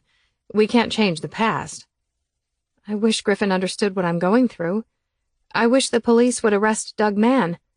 I wish I could stop staring at this stupid photo. I wish I could find a different job and not miss Nate and Morgan. I wish... Swallowing hard, I shake my head. Finish. I wish Daisy never died. We can't change the past. Try again. My jaw clenches as I rub my hands over my jeans again and again. I wish I knew everything or nothing, instead of this fragmented memory that's driving me crazy. Dr. Albright scribbles on a piece of paper. I lean forward. It's the list of my wishes. Dr. Grayson rarely refers people to me. It's usually the other way around. The main reason is because I'm a full-time professor. He sent you to me because I'm a bit of an oddity in our profession. I have memories of past lives. I believe in reincarnation. My theories are widely disputed and hugely unpopular in the psychiatric community. Are your memories fragmented like mine? Some are. Others are quite detailed. I don't think 2 souls are ever the same. I don't think you're the Daisy Nathaniel remembers. I think souls are woven from many lifetimes. Think of it like ancestry. I'm not all German, but I'm part German. Memories are the hard part to figure out. I like to think of them like dominant and recessive genes. Most souls live in harmony when they move on. I call those little interwoven soul fibers the recessive souls. They're not expressed. But sometimes we encounter dominant threads that are expressed through memory. She chuckles. Some people believe those are the stubborn souls that want to finish their stories. That's a little too simplistic and fictional for me. Why do you say that? I'm in awe of life, both physical and spiritual. I'm certain I've read more books than anyone who has walked the grounds of this campus since it originated. Yet I'm just as certain that I've barely scratched the surface of the bigger picture. the question that no one can truly answer. I nod slowly. Why are we here? Precisely. She winks, leaning back in her chair, rocking gently. Why are we here? What is the meaning of life? What is my purpose? Are humans supposed to mate for life? Is there a God? It's official. I'm overwhelmed. I feel very small at the moment. I turned 22 on Sunday, and I hate it when people treat me like I'm young and stupid. But if I'm being honest, I feel very young and stupid. I don't sit around contemplating the meaning of life. I like good movies, wine and chocolate, time with my fiancé, mystery and romance novels. A beach, I'm there. A sale on cute leggings, I'll buy 10 pairs. Adjusting to adulthood and having a degree is overwhelming enough. But past lives? Souls? Dominant and recessive expressions of whatever? No. I shake my head a half-dozen times. That's not what I want to think about at this time in my life. But I also don't want to deal with the guilt that comes from knowing who killed my friend and not being able to do anything about it. I understand. I truly do. Let's talk again next week. In the meantime, I want you to think about a few things. We can try hypnosis to either repress unfavorable memories or bring forth missing pieces. It's not a guarantee, and it doesn't come without risks. Also, I want you to consider telling Nathaniel about your memories of Daisy's death. I know you think it could hurt him, and compound the guilt he already feels. But it could also lead to opening up new evidence that could put Doug Mann behind bars. Nathaniel would want that, no matter what the emotional cost is to him. I'm certain of it. I slip on my jacket. And what do I do with my fiancé? I'm so afraid of losing him through all of this. Be honest with him. You want to marry a man who loves and accepts you. Daisy is part of you. She's not going anywhere. Not the answer I want to hear. I smile anyway. Thank you. Chapter 8. Good morning, I say to Nate, not feeling so good about the morning or the past 3 days. Hey, she's been changed and fed. The coffee is hot. There's leftover Thai in the fridge. Help yourself. Morgan coos when I take her from Nate. I kiss her rosy cheek. She giggles. I love her. I'm not used to being the chipper one. Everything okay? I hug Morgan to me and lean against the island. Griffin's not speaking to me. Or he's avoiding me. It feels the same either way. Dr. Grayson passed me off to someone else, and I have something to tell you, but there's no time, so it will have to wait until later, or another day, another week, whatever. I'm sorry you're having problems with Griffin. Dr. Grayson wouldn't pass you off to someone else unless he thought it was in your best interest. And just tell me whatever it is you need to tell me. He hikes the strap of his messenger bag onto his shoulder while sipping his coffee. Oh. I dig into my pocket and toss his photo onto the counter. And I stole this photo because I like to look at it. Why? I don't know. It's wrong. It's messed up beyond words. You should fire me and get a restraining order. I crumble inside like an imploding building. Nate sets his cup on the counter and picks up the photo, bringing it closer to his face, eyes narrowing a fraction. My first trip to the West Coast. I went with a buddy. He took the shot. He sets it back on the counter. Keep it. My head juts back. What? No, why would I keep it? For the same reason you took it in the first place, he shrugs. No way. It's so wrong. Why? Are you fantasizing about that guy? He chuckles like it's insane. That guy? Yes. No. I mean, no. God, no. I shake my head and hug Morgan tighter, refocusing my attention from the photo to her. Nate reaches into his pocket and pulls out his wallet, trying to fish something out with his big paws.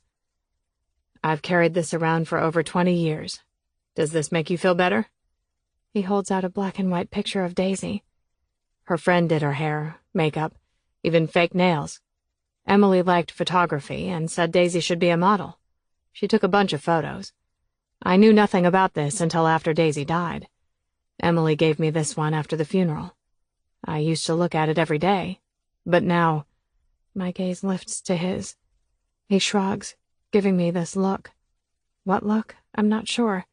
But the longer he keeps it plastered to his face, the more certain I feel that it's the I don't look at it anymore because you're right here look. I don't like this look one single bit. When I break the stare off, he slips the photo back into his wallet. I have to go. But just remember, Daisy and I were friends, first and foremost. So you think we should be friends? Grabbing his cup, he saunters to the back door. Why not? Why not? I say to Morgan after the door shuts behind Nate. Because I can't be friends with men who I've had sex with in my dreams. Then, because I'm hell-bent on ruining my life before I hit 25, I grab the photo off the counter and slide it back in my pocket. Griffin has done a stupendous job of working late every night since my birthday and sneaking in after I'm asleep, only to be out the door before I wake up. No calls, no texts, no love notes on the nightstand. Tonight I eat dinner alone, leaving him a taco salad in the fridge in case he wants it when he comes inside later. But I miss him. I think he's waiting for me to bridge this gap between us with an apology for being me. Dr. Albright is right. Daisy is an irremovable part of me. I can't let her go any more than I can leave my foot at home for the day. Maybe I can negotiate a truce for now. I grab my sweatshirt and head out to the garage. The door is shut since it's cooler outside, so I go through the access door at the back. A woman with long black hair, leather chaps, and the tightest shirt I have ever seen glances at me from my bucket next to Griffin. She smiles. Griffin sits back on his heels and looks over his shoulder, eyeing me for a few seconds with no smile. Need something? My bucket. I need my bucket. Why is this woman sitting on my bucket? I made taco salad, and that's my bucket. Put it in the fridge. He turns back toward the motorcycle. No thank you. No introduction. I'm Apple. I squint. Excuse me? The bucket thief runs her fingers, which have rings on every single one, through her eternally long hair. My name's Apple. Thanks for loaning your guy to me for the night. Something's knocking with my girl, and I leave for Cali tomorrow. Fritter, pie, crisp, dumpling, turnover, jelly. Who names their child Apple? I sigh with a soft smile. I know this answer. The same generation of stoned hippies who named their kid Swayze. Do I say hi or my condolences? Neither. I say, bitch, get off my bucket, and I don't loan my guy to anyone. Okay, I don't say that either. I'm Swayze, and you can come inside and wait if you don't want to sit out here on that uncomfortable bucket while he works on your bike. Are you kidding? She eyes Griff, nudging the toe of her boot against his leg, and he gives her a smile. A fucking smile, like they're sharing some secret message. I used to watch Griff all the time. It's mesmerizing. I could watch him all day. I'm fond of blue, but all I can see right now is red. She pulls a stick of gum out of her pocket and rips half of it off with her teeth and holds the other half up to Griffin's mouth. Blazing red. I'm ready to pound her into apple sauce and drag him by his nuts into the house. The only thing that stops me, other than the fact that she looks like she could kick my ass, is Griffin's head shake as she tempts him with her gum. You're lost. It's spearmint, your favorite. She grins at him, shoving the other half into her mouth before glancing back over at me like she forgot I'm here.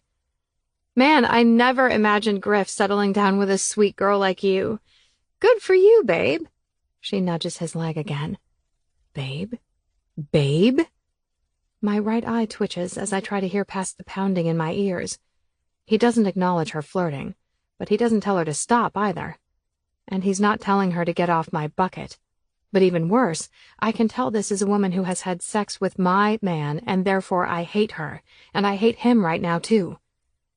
22 was supposed to be my year of maturity.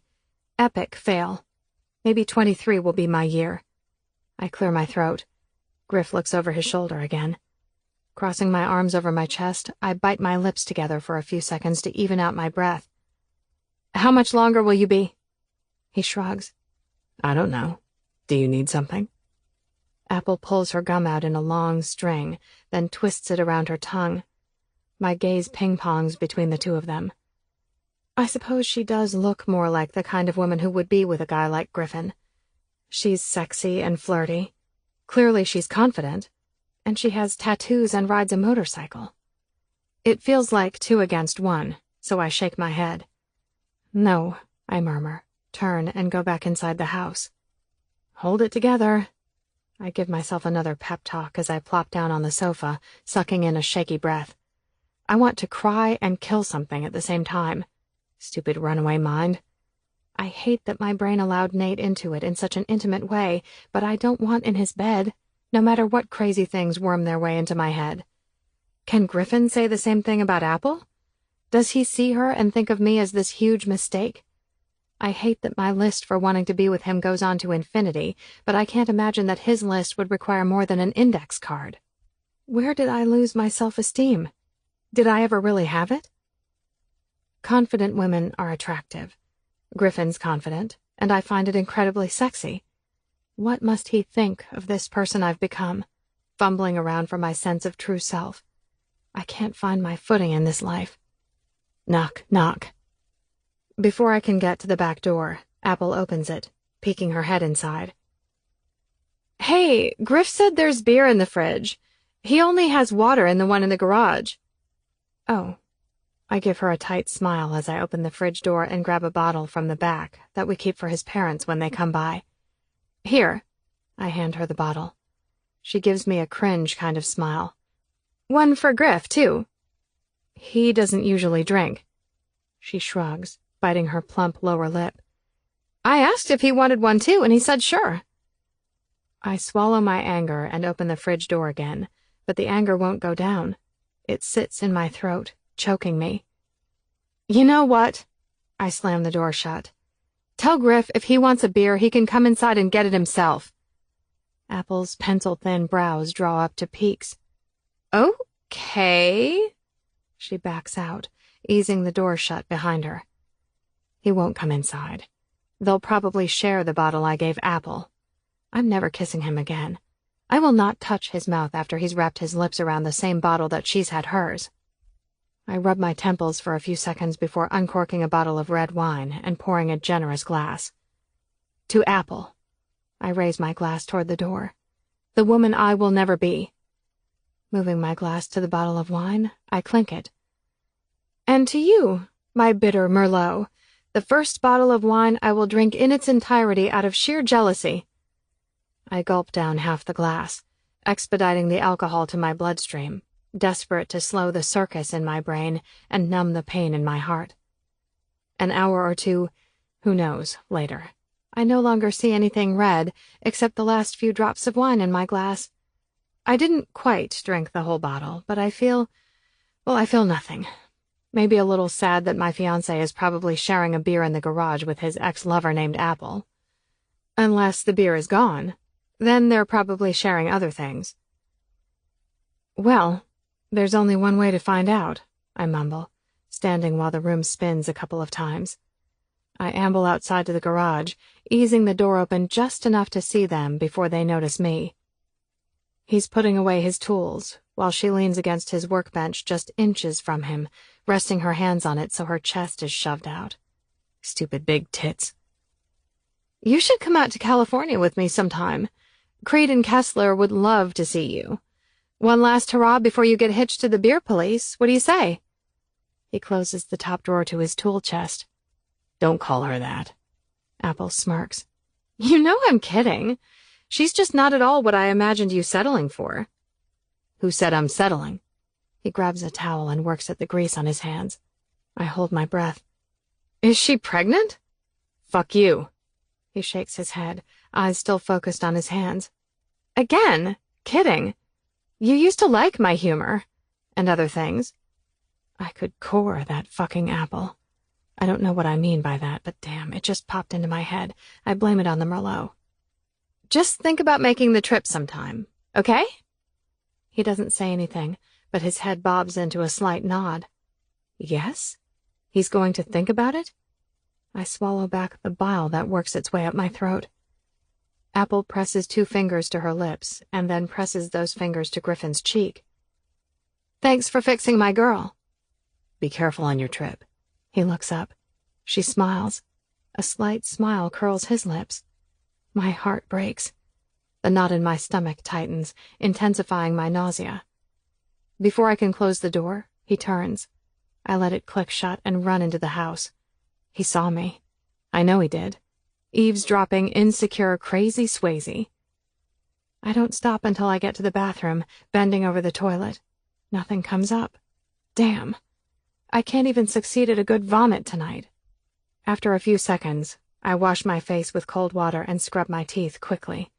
Shooting across the hall, I strip down and slip on a nightshirt before hitting the light switch and hopping into bed.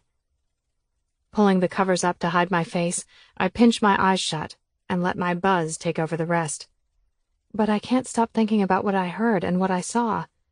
I can't stop replaying her touching her kissed fingers to his cheek and him nodding to her invitation. We were perfect. We were us. What happened? When did the jealousy and resentment build this wall between us? And why do I feel like it keeps getting bigger instead of smaller? The back door closes. I freeze and hold my breath. His footsteps get closer and the bathroom door clicks shut. A few seconds later, the shower sounds. I release my breath, focusing on controlling it, calming it before he comes out. I stay really still again when the shower shuts off. A minute or two later, the door opens. His bare feet pad along the wood floor to the other side of the bed. It dips as he sits on the edge. There's the tap of him setting his phone on the nightstand, followed by more shaking of the bed and rustling of the covers. I will not cry. The closer he is to me, the more this hurts. I don't blink. I don't swallow. I don't breathe. My body stiffens when his arm hooks my waist, pulling me across the bed and into his embrace. I blink. Fuck the stupid tears. Here they come. You suck, Swayze. I swallow and choke on a sob. But I still can't breathe because I feel like a fool in love with this guy, who is my opposite in so many ways. Tonight has been another reminder of how I don't fit into his world. Sometimes it feels like more than that. It's this awful feeling I've had my whole life that I don't fit in anywhere. I'm different. Not good different. Not necessarily bad different. Just different. Puzzle piece 1001 in a 1,000-piece puzzle. Tell me about your day, Swayze. He whispers in my ear. I laugh past the sob that wants to escape. If I wanted a guy who got down on his knees, hands folded at his chest, to apologize, I wouldn't be engaged to Griffin Calloway. This is his apology. It's slow and easy, but I have no doubt that he will own every piece of me again by the time he's done. Shitty. This guy I love, he's been ignoring me. And tonight he kind of broke my heart. He let another woman sit on my bucket, and he let her touch him. His grip on me tightens as he kisses the back of my head. There he goes, gathering up the pieces of me and tucking them away next to his heart. I let him, because that's where they belong. I should take him out back and beat him a breath from his life for hurting you. No, I love him too much, even if he's falling out of love with me. The last few words break as they fall from my lips. Swayze. He turns me in his arms. Chapter 9. Griffin.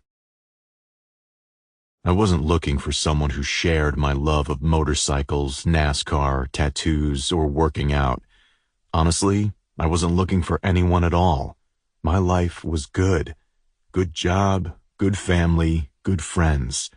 I worked hard and purchased a house just after my 23rd birthday. It's not huge, but I don't need much. Then, one day, I got behind this blonde in line at the grocery store. Her hair was tangled in a pile on top of her head, falling out of her hairband in all directions. She rifled through her beach-sized handbag in a frantic search for her wallet as the lady at the register frowned in annoyance. She was a chaotic mess to my diligent organization. I know she struggles with her averageness, but I think of her as not too anything. Swayze is my just right, my own tale of Goldilocks. I didn't find her, she didn't find me. We found each other. It was effortless. It was perfect. It still is. The good, the bad, the sea of ugly in between. As long as it's us, it will always be perfect. I'm sorry for breaking you today. I hug her to me as silent sobs rack her body, hands covering her face. I embrace her vulnerability because she doesn't show it to everyone. She trusts me to protect her, yet I let her down. Tonight, I should have guarded her heart. Her bucket. I let someone sit on her bucket, and that mattered to her. I hate that I hurt her, but there's an odd pride that it gives me to know that something as simplistic as an overturned bucket in my garage means so much to her. I pull her hands away from her face, exposing her tear-stained cheeks and quivering chin. You're it for me. Do you know this? There's no one else. I asked one girl to marry me, and I will never ask another. I want to marry you. I want to hold you. I want to have a family with you. I want your hands to fondle my old gray balls. She chokes out a laugh. I frame her face, waiting for the perfect shade of blue to look at me. And when those eyes meet mine, I grin. I want every smile, every giggle, all the tears. I want to fight with you just to make up with you. Her mouth pulls into a smile. I take it because I want every single one. Did you wash your left cheek really good? I chuckle. Yes. I'm pretty sure I removed at least 3 layers of skin. You're not riding with Apple or any other fruity-named girl to California as long as I'm still alive. I fight my impending grin and nod. And if you ever let another woman sit on my bucket, I kiss her until her body relaxes, surrendering to me. Yeah. I mumble over her lips. Such a tough girl. I'm sure we're not done duking it out. You're going to piss me off, and I'm going to piss you off. I grab the hem of her nightshirt and pull it up her body and over her head. And for a few seconds, I let her take my breath away. Every day, I think this could be the day Swayze doesn't render me speechless, but every day she does. I'm not even sure how she does it. She just does. But at the end of the good days and the bad days, let's promise to meet back here, under the covers, in the dark, to lick each other's battle wounds. Deal? Her lips press to my chest. Can it be that simple? Can we come back to our cocoon inside these 4 walls and shut out the pain, the anger, new psychiatrists, stolen buckets, forgotten birthdays? I want the answer to be yes. Reality is a buzzkill. We can try. I slide my leg between hers. She ghosts her fingers along my naked ass and up my back. Looks like today isn't the day that her touch stops driving me insane with need. Maybe tomorrow, but I doubt it. Why do we keep hurting each other? She whispers. Because we're fucking terrified of losing this. I slip my hand down the back of her panties. When her lips find mine, I squeeze her sexy ass a little harder until she moans into my mouth. She nips at my lower lip while rubbing herself against my leg that's threaded between hers. I wanted to kill her. Her playful nips turn into bites like a dog that's no longer playing. My head jerks back before she draws blood, narrowing my eyes. Thanks for loaning me your guy. Her mocking tone rings with very little sarcasm. She's jealous and pissed off. I may have underestimated the situation. And that gum-sharing, toe-nudging, eyelash-batting bullshit made me want to pull her perfect black hair out of her head and rip off your testicles for letting her sit on my bucket. I 100% underestimated the situation. Your bucket? I say with the ease of coaxing her away from the ledge. My bucket.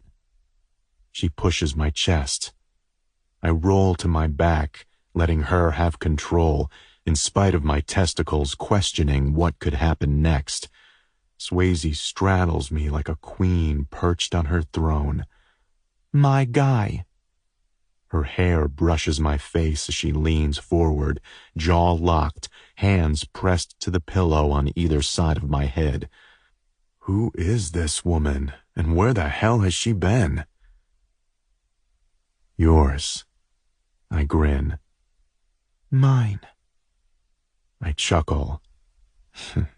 So, what are you going to do with me? Her lips part, and something dark passes over her face, a cloud forming over my view of the sun, and in a blink, all her feistiness and anger vanishes, leaving behind the expressionless face of a ghost. Chapter 10. So what are you going to do with me? Nate's voice, Nate's boyish grin. Long blonde hair from above tickling his face as excitement flashes in his blue eyes. Sways. So what are you going to do with me? That grin. Like he's always on the verge of snickering about something, or like whatever he's looking at makes him happier than anything else in the world. Sways, are you okay? I blink. It's not Nate. Not his face. Not his voice. The eyes are whiskey, and the lips are turned down into a frown. Griffin sits up, taking me with him. He grabs my head and furrows his brow. Where'd you go? I blink again. No. I shake my head.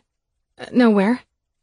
The concern on his face hardens into something not so soft, not so nice. We're in our house, our bed, sharing something pretty fucking personal, and you're 1,000,000 miles away. Dare I say a lifetime away? The thin material of my panties is the only thing between his naked body and mine. He's right.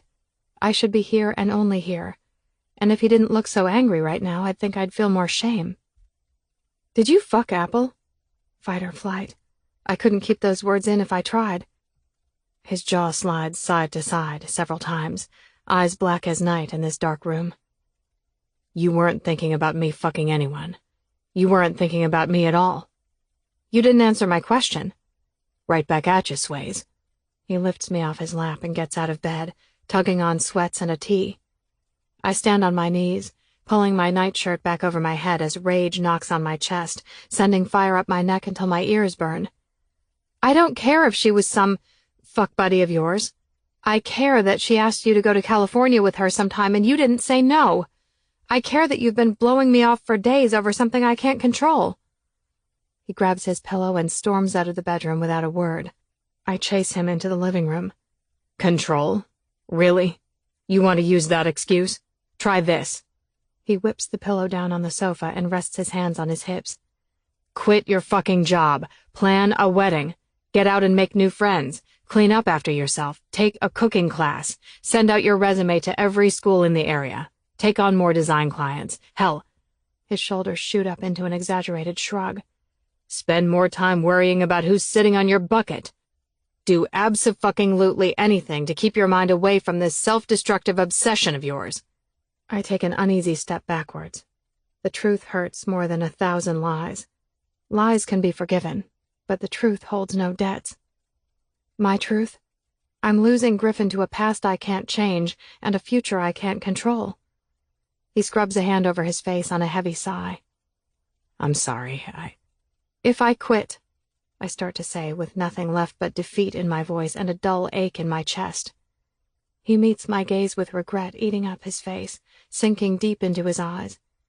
If I quit my job, If I find a teaching position, if I make friends in a cooking class, if I take on as many extra design jobs as I can fit into my day, if I do all of that and still have these memories, I swallow the pain in my throat and draw in a breath to chase away the sting in my eyes. Will there be a wedding? Swayze, just answer me. I asked you to marry me. I'm not taking it back. Set a date. I'll be at the altar. Will Swayze be there? Swayze is just a name. I hold my arms out to the side. This is just a body. I will be at the altar. And who are you? After a few long seconds of silence, I stare at my feet and shrug before turning back to the bedroom. I thought I was the woman you love, I murmur, retreating with my tattered white flag dragging behind me. The bed creaks as I crawl into my spot. So does the floor at the end of the bed. Griffin removes his clothes, slides under the covers, and pulls them up over our heads. No words, no smiles. Just two tortured souls scared of losing everything. But at the end of the good days and the bad days, let's promise to meet back here, under the covers, in the dark, to lick each other's battle wounds. Deal? He slides off my panties as I shrug off my nightshirt. His mouth covers mine, slow but demanding, eyes wide open as if so much as a blink will pop this temporary bubble. He kisses me until my lungs burn for a breath. My neck, my breasts, the curve of one hip and then the other. My hands guide his head between my legs, but I don't close my eyes, not for 1 second. I love him. I don't want to share this moment with anyone else. Even if I can't see his eyes, the moment his tongue slides inside of me, I know that soulful gaze is looking up at me with lust and adoration. I know, as he slides 2 fingers into me and I moan, that those same eyes start to leaden with pleasure. The bed shifts slightly from his pelvis grinding into the mattress as he lets all these emotions fade away. We pause life. We mute the voices. We drown the pain. I arch my back and twist as my orgasm hits hard. Griffin crawls up my body and sinks into me before I can see straight. With one hand on the bed next to my head, and his other hand gripping the headboard, he drives into me like he wants to exorcise the demons from my mind. But he can't. And after he finds his own release, he collapses on the bed beside me. I wait for him to speak. He doesn't. I wait for his arms to pull me into his body. They don't. When his breath evens out, I slip out of bed to use the bathroom. What is happening? I whisper to myself in the mirror before returning to our bed and a sleeping Griffin. Chapter 11. Hazelnut. I grin. He's here. Griffin doesn't drink coffee, so this aroma luring me to the kitchen is all for me. You're here. Griffin glances up from his phone, taking a sip of his green drink. Yeah. He looks so sad. Where's my morning smile? Where's the crook of his finger beckoning me to straddle his lap so he can kiss me good morning? Thanks for making coffee. I pour it into a mug and sit next to him at the table. This shouldn't hurt. This shouldn't feel awkward. But it does. He gives me a polite smile. You're welcome. I don't want polite. I want hands in my hair, lips on my mouth, and the kind of grin that dissolves my panties. I'll run by the store on the way home tonight. Text me if there's anything you need. Keeping his gaze on the phone screen, he nods. God, give me something more than a nod. I sigh just before taking a sip of my coffee. As the events of last night replay in my mind, guilt and embarrassment give my conscience a sharp elbow. I lost my shit over a bucket, a rejected half a stick of gum, and one of the most ridiculous female names ever. Okay, I don't regret my feelings about the name Apple, but the rest feels cringeworthy in the light of day and the silence of 2 scorned lovers. We're mere inches apart, but it feels like we're not even in the same house. Did you work out this morning? I know the answer. I'm just that desperate to settle back into us. If he doesn't answer me soon, I'll be forced to mention the cool weather we've had lately. The weather. If that's not a sign of a doomed relationship, then I don't know what is. My parents were married for 23 years, and I don't ever recall them discussing the weather over coffee. I'm sure the occasional storm came up, but not out of desperation. There aren't any storms that I know of predicted for Madison anytime soon, so I bite my tongue about the nippy 40-degree weather. I gotta go. Griffin scoots back in his chair and stands, taking his glass to the sink. You should take your truck. It's cold out. The stupid weather. I give myself an internal eye roll. He slips on his jacket and bends down, palming the back of my head and brushing his lips next to my ear. Have a good day. I fist his jacket as he goes to stand. His gaze sweeps across my face while I fight to translate what's in my heart and eating at the pit of my stomach. My eyebrows draw together. Griffin returns a sad smile, feathering his knuckles over my cheek. I love you too, he whispers. Yeah, that. I nod in lieu of actual words. Hello? I slip off my shoes and my coat. If I didn't know better, I'd say no one was home. The lights are off in the kitchen. There's no aroma of coffee. Hello? I repeat with a softer voice as I sneak down the hallway. Bedroom, Nate says in a groggy, almost muffled tone. Are you decent? His door is partially shut. Far from it, but come in anyway. I peek my head around the door. Whoa, you're still in bed? Morgan rolls around on the floor, surrounded by enough toys to keep her from escaping out into the hall or into the bathroom. Sick. He's on his stomach, like he collapsed. One arm hangs off the side of the bed, loosely gripping a toy. Sorry to hear that. Uh-huh, he mumbles into his pillow. I take it you still need me? Or do I have the day off? A grunt is his only response. Sounds like a yes. Come on, Miss Morgan. I pick her up. Let's get you away from your sick father. Another grunt as he lets the toy drop from his hand, but he doesn't move his arm back on the bed. He's nothing more than a corpse. Can I get you anything? No. Alrighty then. Say feel better, Daddy. We play, eat, change diaper, rinse and repeat a couple of times before Morgan goes down for a nap. I lay her in her crib, not confident she'll stay asleep, since I usually hold her during naps, but she's good for now. I get a glass of water and poke my head in Nate's room. Still alive? Unfortunately. He stiffly rolls from his side to his back, squinting open his eyes. I brought you some water. He eases to sitting. I give him a tight grin, keeping my eyes wide and unblinking, focused only on his eyes, instead of the flex of his abs and that heart-shaped birthmark. Thank you. He takes the glass and drinks the whole thing. Body ache? Chills? Fever? Blinding headache and sore throat. Bummer. Sorry. She asleep? Shoving my hands in the back pockets of my jeans, I nod. You owe me some story time. He draws in a pained breath, closing his eyes. What? I tell you about Daisy. Tell me something. Anything. What color are your bridesmaids' dresses? I laugh. You don't care about the color of my bridesmaids' dresses. True. I just want a distraction from the pain. Sit. He tips his head toward the other side of his bed. After a few seconds of me not responding, he peeks open one eye. I won't breathe on you. I prop up 2 pillows and ease onto the other side of the bed, leaning back against the headboard. Griffin thinks I should get a different job. Nate grunts. I don't like this story. Pick a different one. I glance over at him, but his eyes are still closed. Were you serious about us being friends? I mean, can you be my guy friend? The one I don't have sex with, but you give me advice about guys that only a guy could give? Nate chuckles, but it morphs into a moan as he scoots back down under the covers and rubs his forehead. Yes to the friends part. And I think it's frowned upon to have sex with the nanny. As far as the advice goes, I'll give it, but it will come with a disclaimer. I don't want to be responsible for you making some life-changing decision that goes awry. Griffin worked on a motorcycle last night for this woman who I'm pretty sure is someone he had sex with before we were together.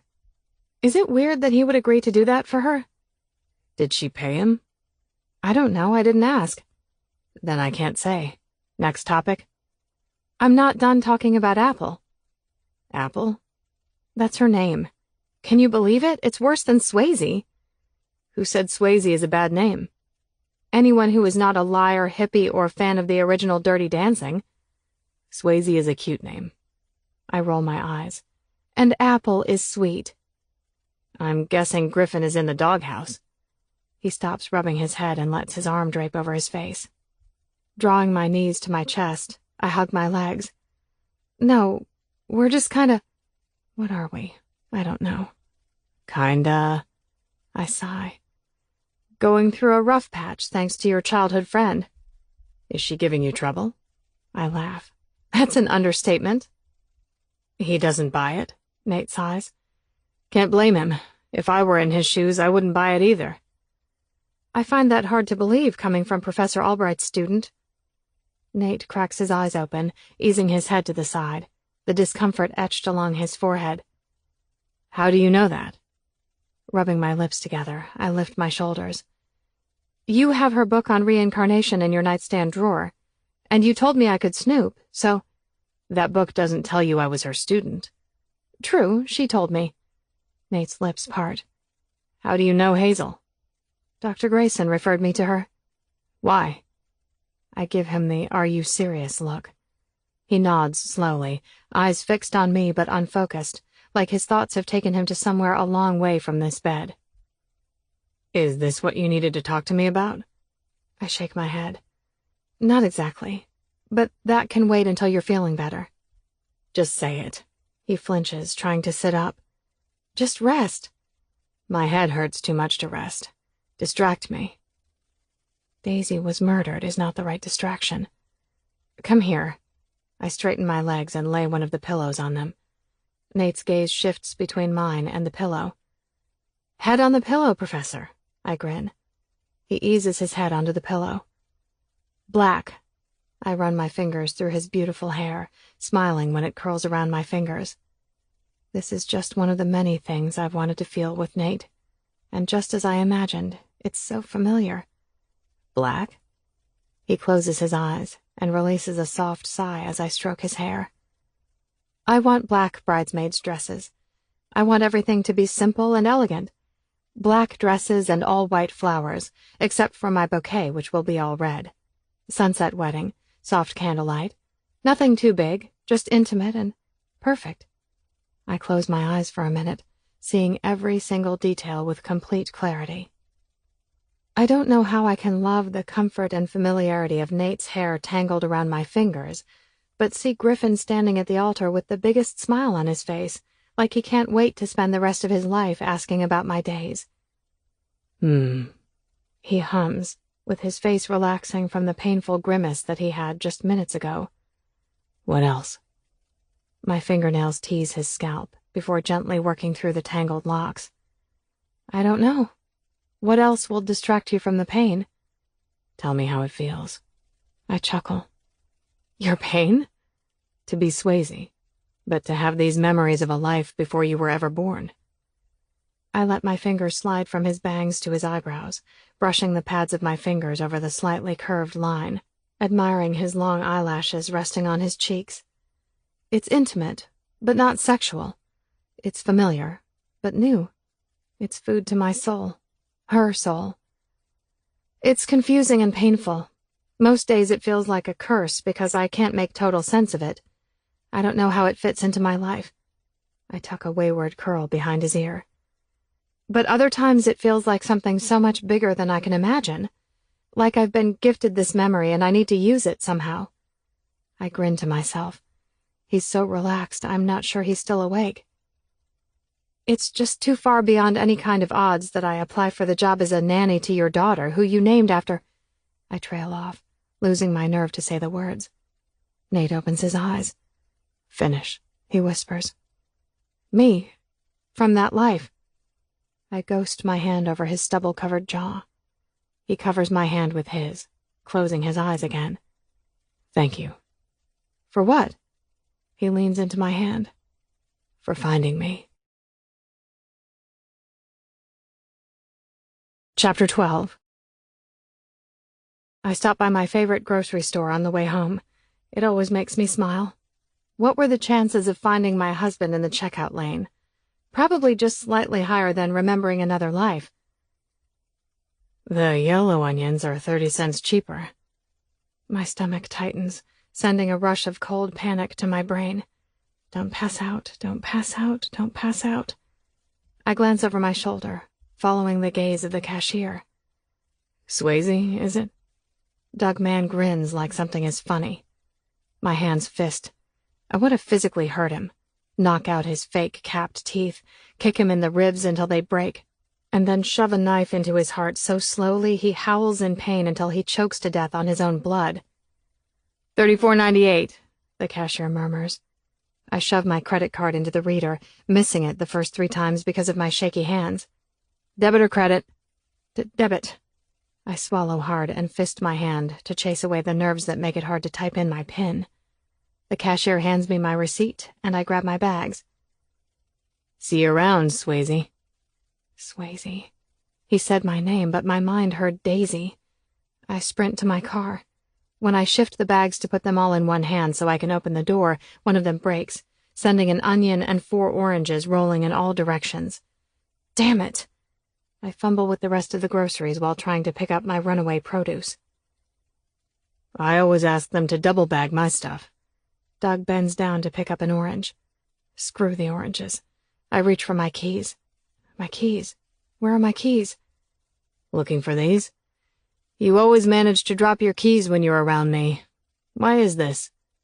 He dangles them in front of me like he did outside of my apartment. I reach for them and he pulls them away at the last second. My knees wobble as I gulp down each breath. I'm just messing with you. A psychotic grin slithers up his scarred face, and he holds out my keys again. We should go out sometime. Have a drink and toast to our lost friend, Erica. You killed her, screams in my head, but I'm so fucking paralyzed with fear I'm not sure I could find enough voice to yell if he tried to do anything to me. Before he can taunt me anymore, I snatch the keys and get in my car, locking the doors as he stands next to my window like a clown in a horror movie. Start car, shove it in reverse, step on the gas. Crash! My racing heart explodes and I nearly wet my pants.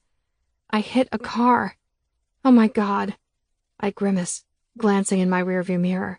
When my gaze flicks back to Doug, he waves and walks in the opposite direction. An hour later, I arrive home with a smashed-up rear end, tear-stained cheeks, and a copy of the accident report. I told the other driver that a man threatened me, and I was just trying to get away. When I told the officer the same thing, he asked me what the man did to threaten me. I couldn't explain it. I had nothing, except the ramblings of a crazy woman, or at least that's what it felt like when the officer gave me a less than sympathetic look. I wasn't trying to get out of paying for the damage. I just wanted them to understand. That's been the reoccurring theme of my life. Misunderstood. Hey, where have you been? I needed the onion an hour ago. I ran to my mom's to borrow one, Griffin says with his back to me as he shuts off the stove and slides a pot off the burner. Sorry. I drop my purse and the other bag of groceries on the floor. The thunk gets his full attention. He squints at the bag on the floor before glancing up at me. I don't know where we stand after last night.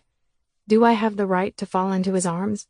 Will he comfort me, or will the mere mention of Doug's name make him think about my messed-up memories? What's wrong? He moves toward me. I need his arms so badly right now, but I can't even move. Every inch of me, including my emotions, feels drained and numb. Griffin picks up the bag of groceries, inspecting its contents before looking at me again. You forgot the onion anyway. He stops. More confusion distorts his face. Have you been crying? The bag broke, I say in a monotone voice, unblinking. And I saw Doug Mann. Then I backed into a lady's car. Jesus. He sets the bag on the table and pulls me into the place I need to be more than anywhere else in the whole world. Are you okay?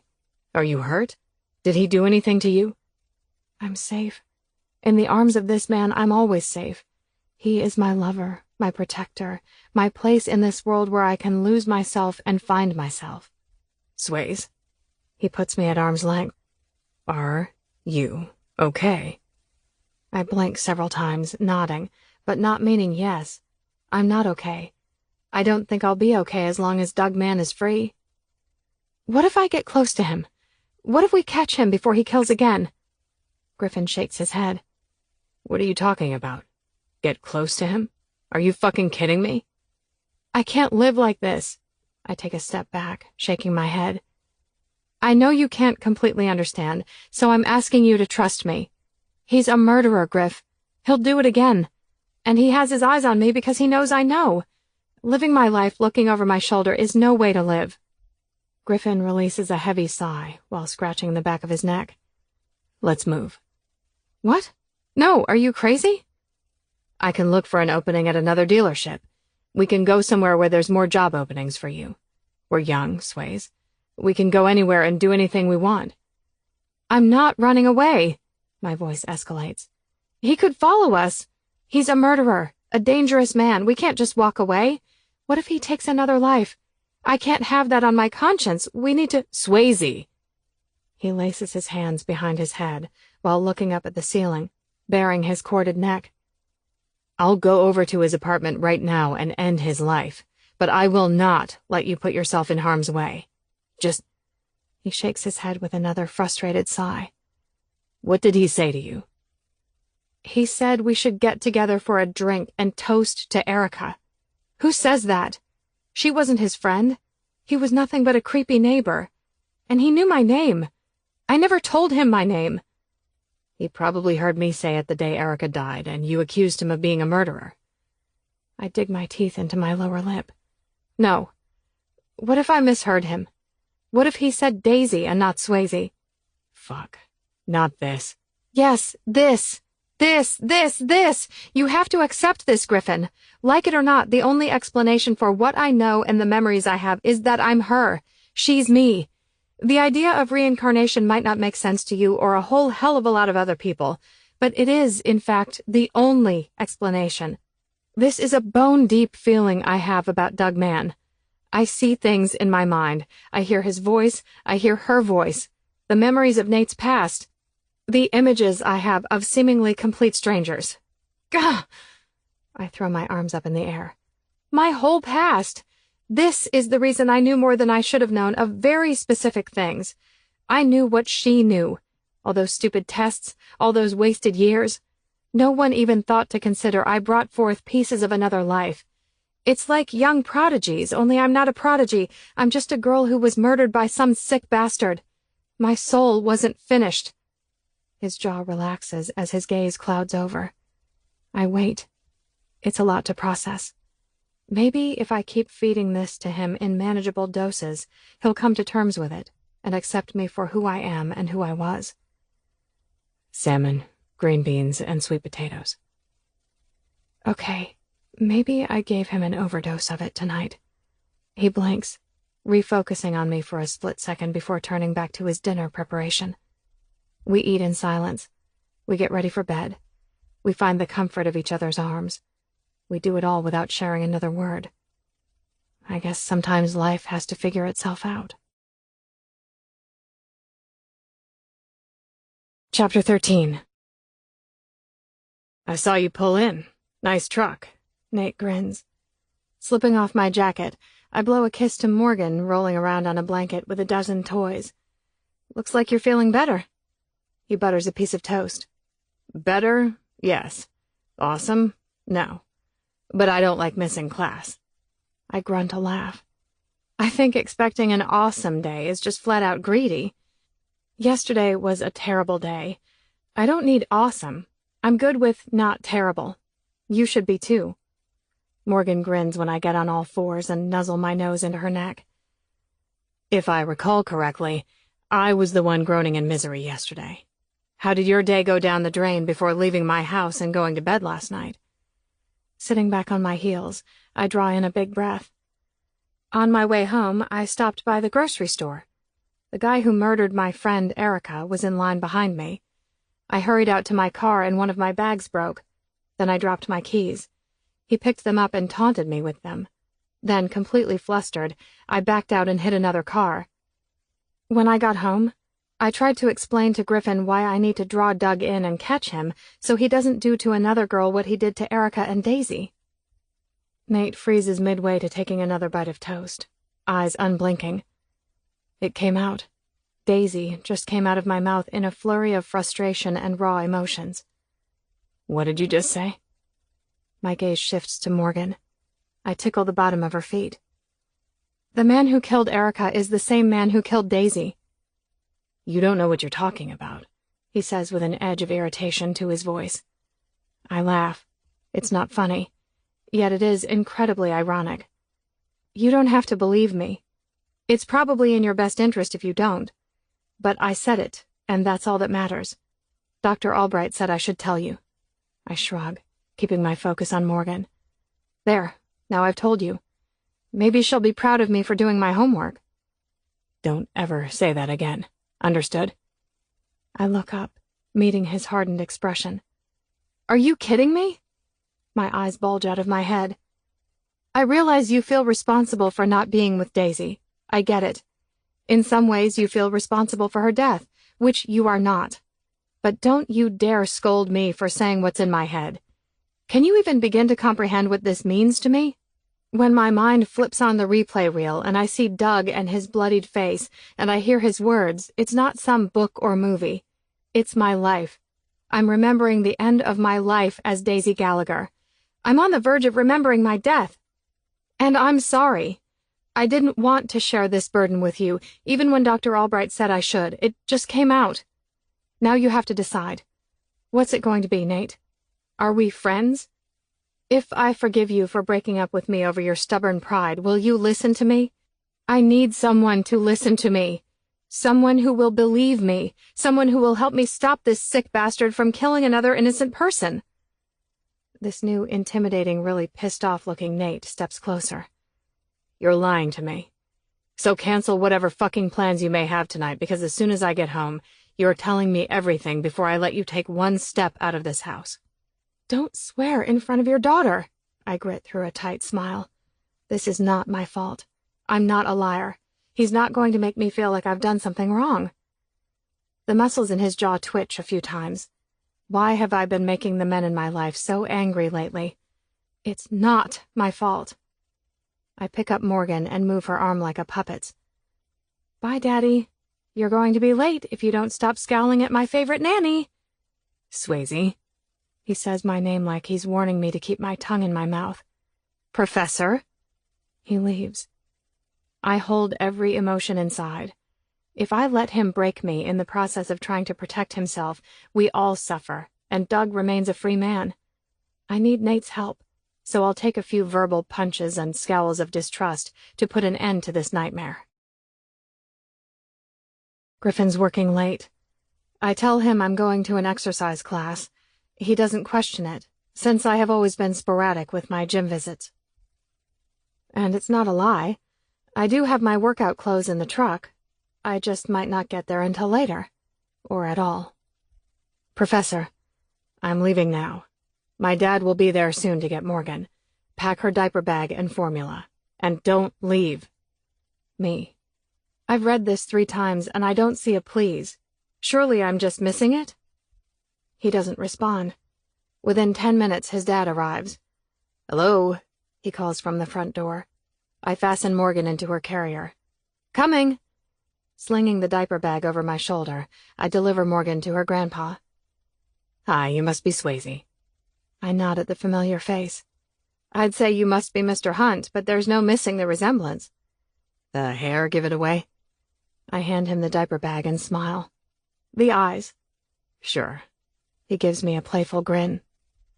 I just fed her and changed her diaper, but everything's in the diaper bag, including extra outfits. He takes Morgan. Well, I hope you get your contract renegotiated. Nathaniel speaks highly of you. I'd hate for him to lose such a good nanny. My contract? I nod slowly. Yeah. He points over my shoulder. I'm taking the other car, since there's a car seat base in the back. Of course. I step aside and follow him to the back garage door. It was nice to meet you, Swayze. You too, Mr. Hunt. Call me David. Okay, David. Do you need help getting her seat in the base? Nope. Nathaniel showed me a while back when he went out with some friends. The professor has friends. Of course he does. Everyone has friends. But since he hasn't mentioned them to me, it's as if they don't exist.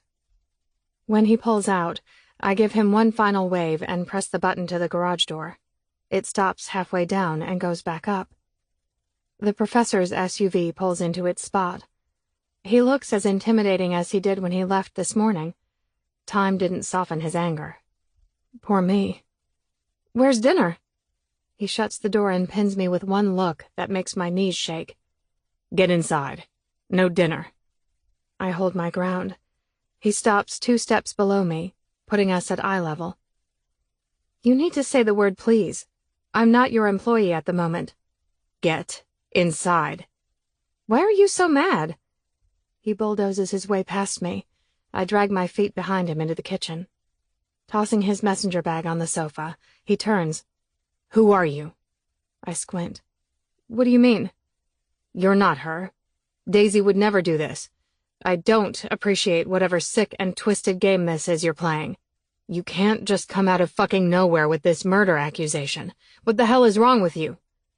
My jaw unhinges and I try to close it, but it keeps falling open, waiting for words to come out. But they don't. Even my thoughts slow to a stop. I have absolutely nothing. You said you looked up the owner of the house, and that's how you knew Doug Mann's name. Nate shakes his head. And now you're saying your friend was murdered by him. Nothing you say makes sense, which means you're lying. Why the fuck are you lying about this? I swallow hard. I lived in the same building. Doug Mann lives in an apartment 1 floor up from the one that was mine, right across the hall from Erica. Then why did you say you looked him up? I jump as my stomach roils from the hard punch of his anger. Because I didn't want to hurt you with the truth. The truth? What are you calling the truth? Who is this angry person? I don't know him. Or maybe part of me does. Nate had a temper. I saw it with other people, but rarely with me. Or her. Hell, I don't know anymore. Nate, I know what's in my head. And it's not a lie. You don't know a goddamn thing. He clenches his fists as heat plumes up the sides of his neck. He steps toward me. What is happening? You don't get to say this kind of shit to me. He takes another step. I retreat a few paces. I've lived with this fucking guilt for over 22 years.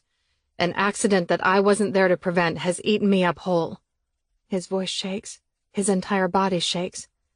I don't think he'll actually hurt me, but I also don't recognize this person. No Morgan, no David, no distraction, no one to save me. And now you want to dig up the past, my past, and make accusations that you can't prove. You want to rip back open my fucking heart by telling me someone murdered her? He shakes his head, stalking toward me like he's ready to rip my heart straight out of my chest. No, you can get the hell out of here. I don't want to see you again. I flinch as tears sting my eyes and anger rockets through my veins. My hand flies through the air, connecting with his face. Fuck you for not understanding! Pure rage burns in his eyes as his nostrils flare.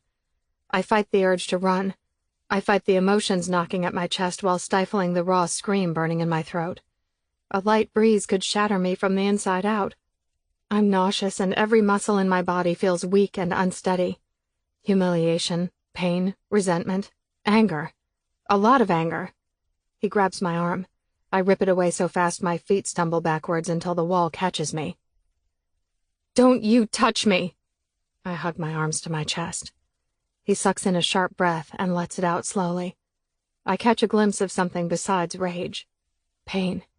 He's in so much pain. Then make me understand. He doesn't get to say that. Not now. Not after calling me a liar. Not after telling me to get the hell out of his house. I just snap. Understand? Understand? I shove him. He grabs my wrists with a loose grip and holds them next to his chest. I try to wriggle free. His hands tighten around my wrists. Let go of me! I don't fucking understand it myself, but I'm not going to protect you any longer. His eyes narrow, jaw clamped shut. My skin burns from my heart pounding out of control. If she were here, she'd ask you why you didn't save her, why you let your stupid ego drive her away, because she didn't drown by accident. I yank my hands free and pound my fists against his chest. I was murdered! Pound, pound, pound. He doesn't stop me. While I break down, he stands here like a punching bag, taking everything I give him.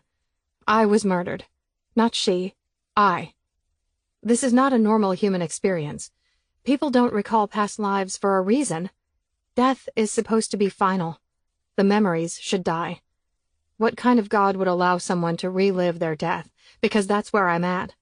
I'm on the precipice of reliving my death, one horrific flashback at a time. My fight loses momentum. Each jab to his chest softens more than the one before it. Still, he doesn't move. I stare at my hands, now idle on his chest. My labored breaths the only sound between us.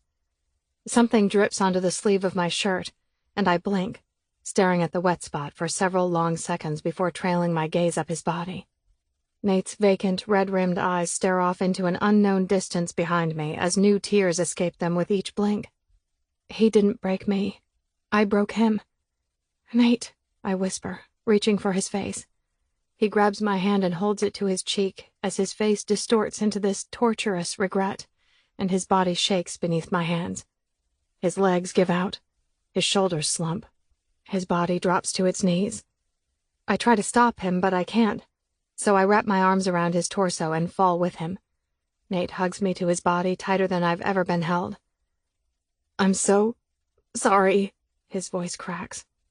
My heart rips open, letting in all of his pain. He cups the back of my head and kisses the top of it over and over between sobs.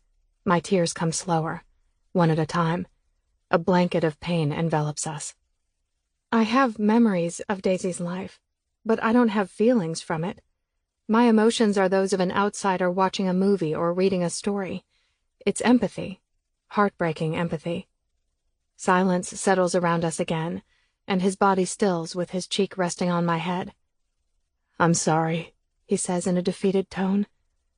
I peel myself from his hold, sitting back on my heels while wiping my cheeks.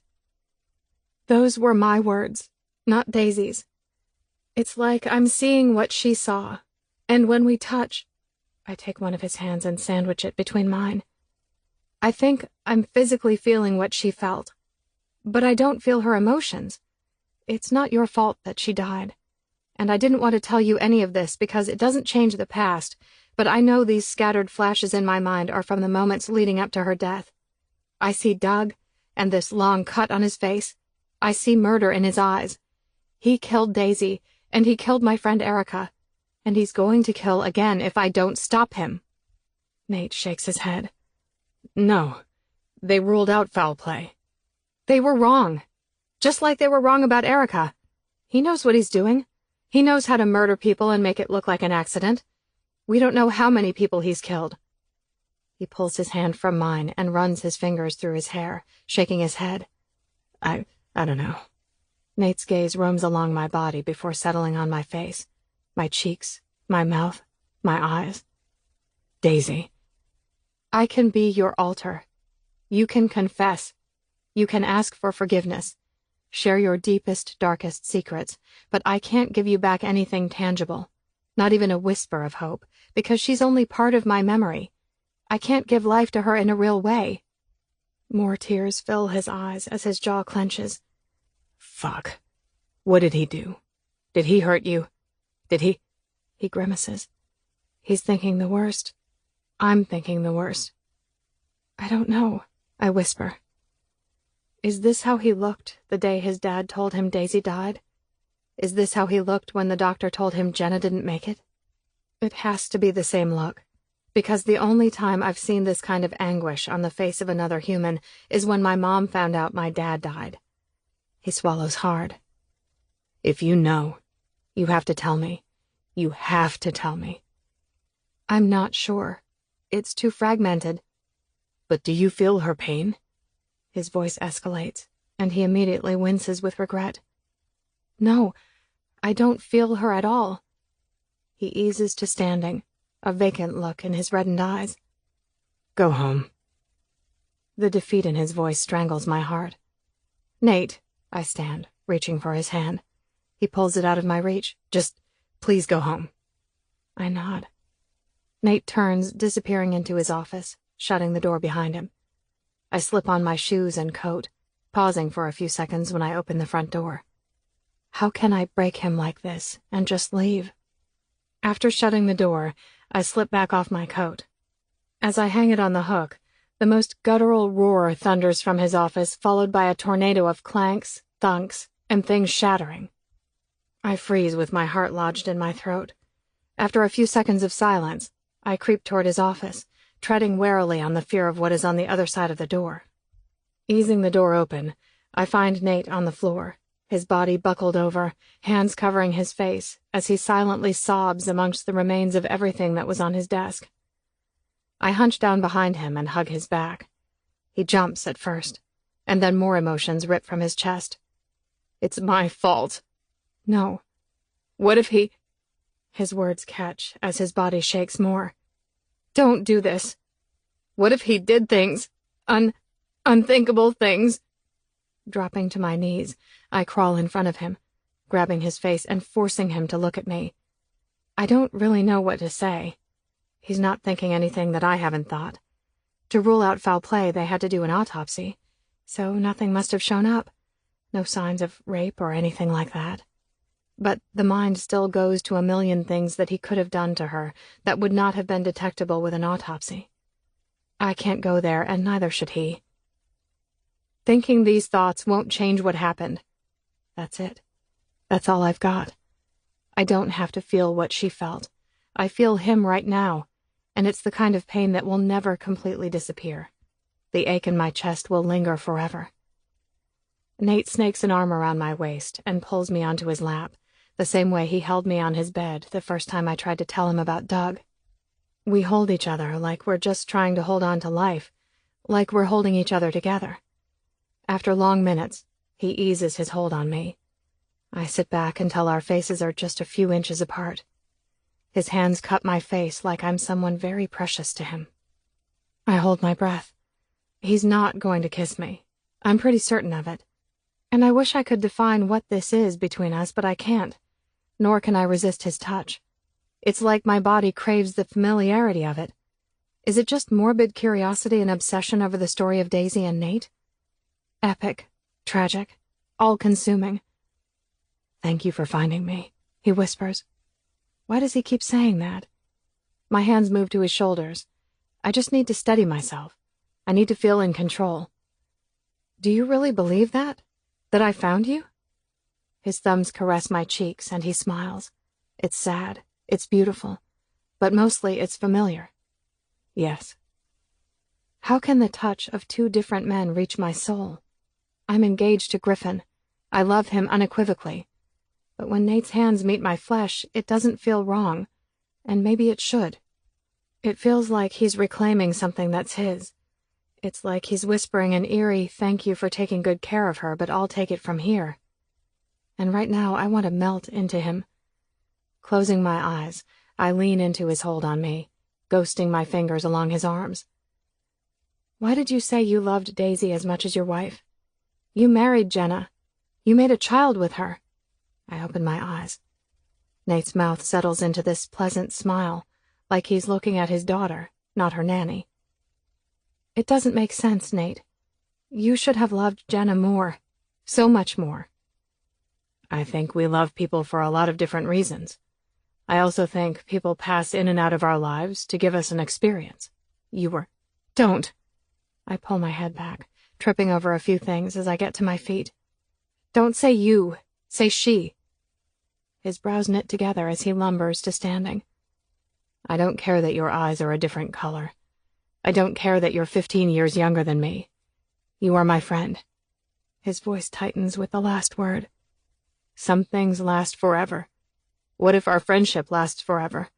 What if the connection we have transcends time?"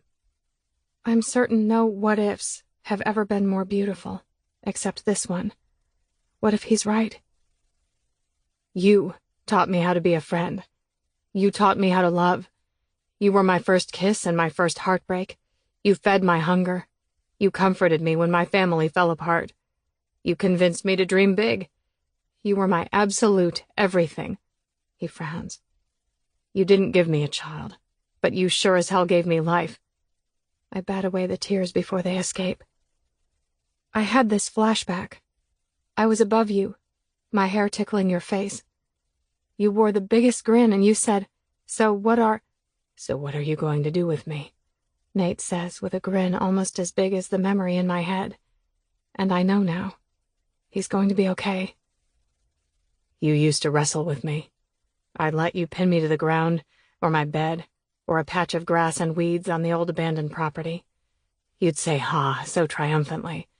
And I'd grin, because there's nothing I loved more than your hair feathering my face. I always said the same thing. So what are you going to do with me? I smile. And what did she say? You licked me. It was weird, but with the most wicked intentions flashing in your eyes.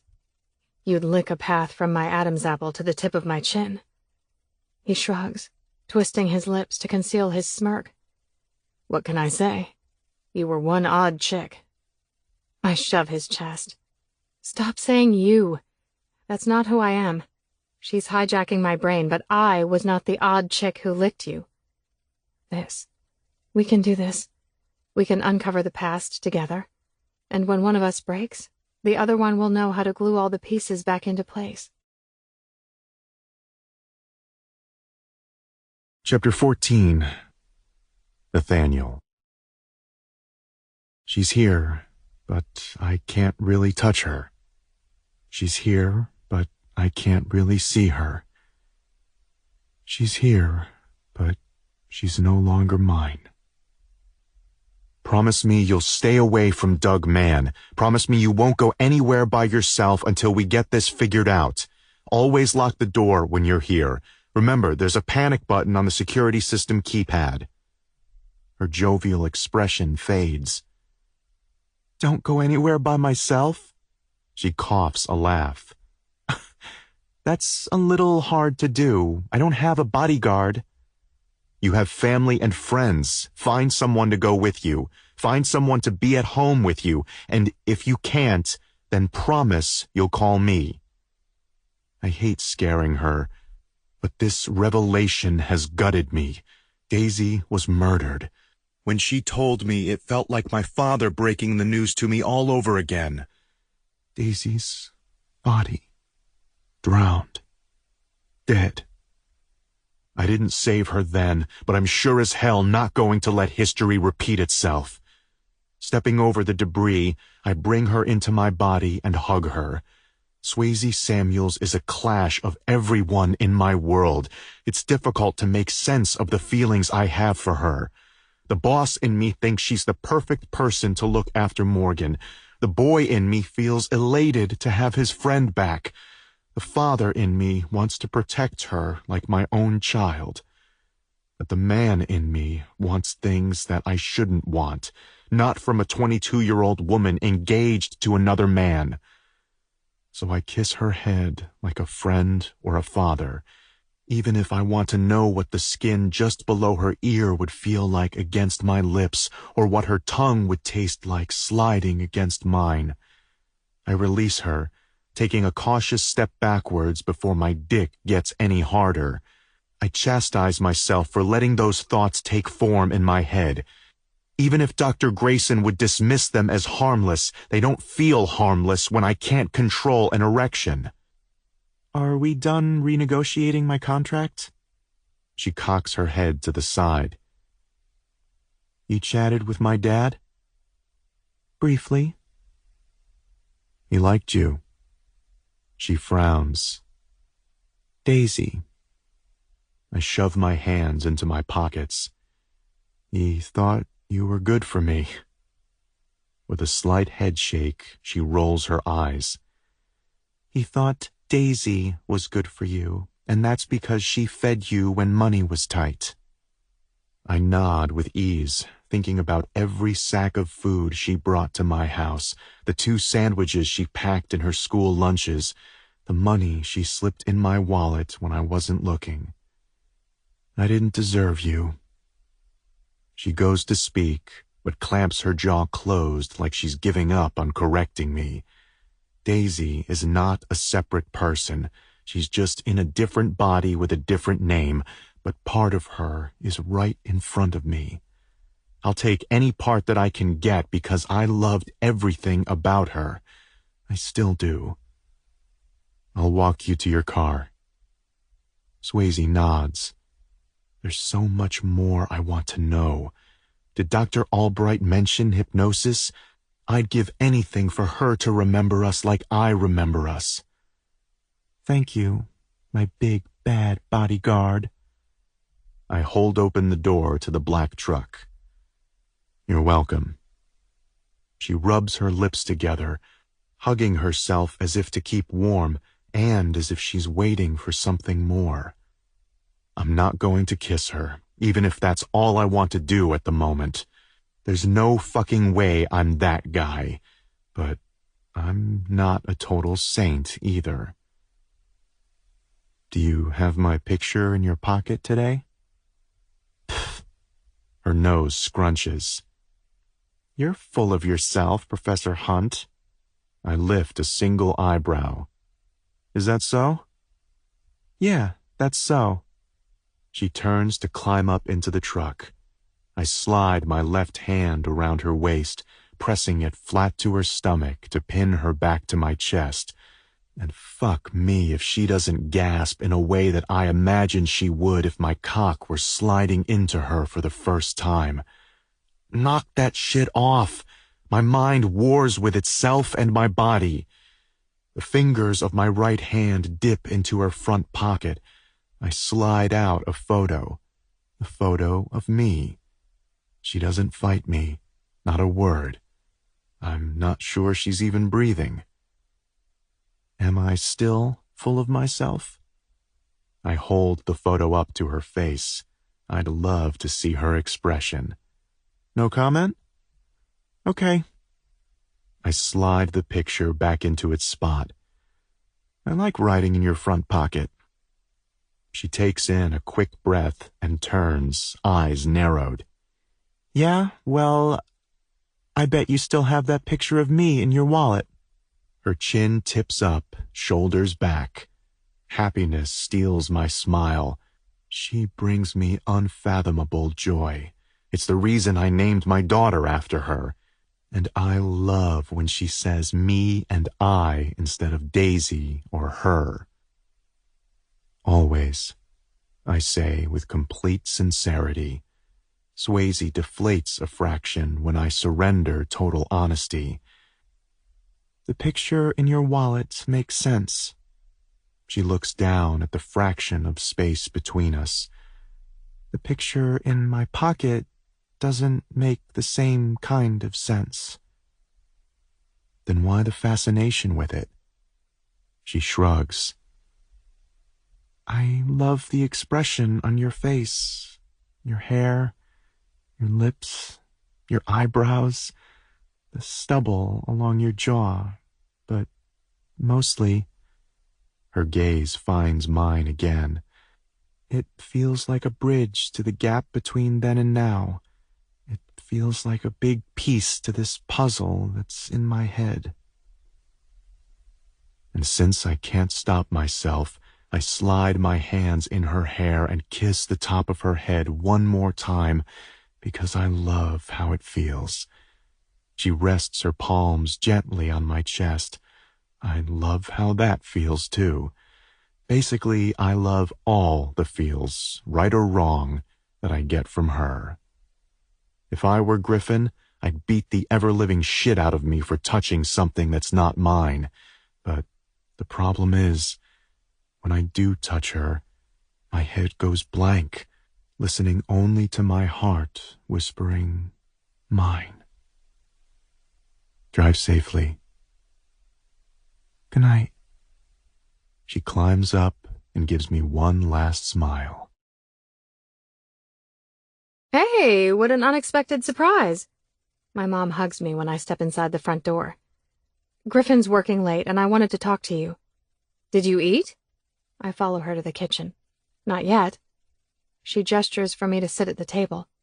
I'll make you a sandwich while you talk. I'm not that hungry, but it might be easier to tell her everything when she's not staring at me the whole time like a therapist. That would be great, thanks. So what's up? Wedding stuff? She grabs things from the fridge. I know why I knew more than other kids my age. Mom laughs. Wow, you made your father and me promise to never discuss it again. I haven't mentioned it in years. Now we're going to talk about it? She shoots me an incredulous look. Drumming my fingers on the table, I nod. It's quite the story. With her back to me, she opens jars and starts assembling what looks like a turkey sandwich. I like stories. Let's hear it.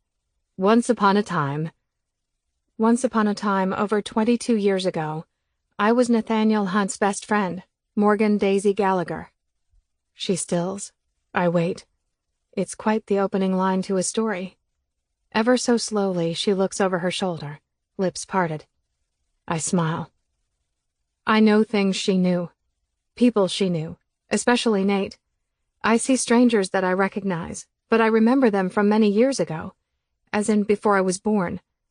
I just know a lot of random stuff, but now it doesn't seem so random. The butter knife clanks against the plate, and she completely turns toward me. Swayze.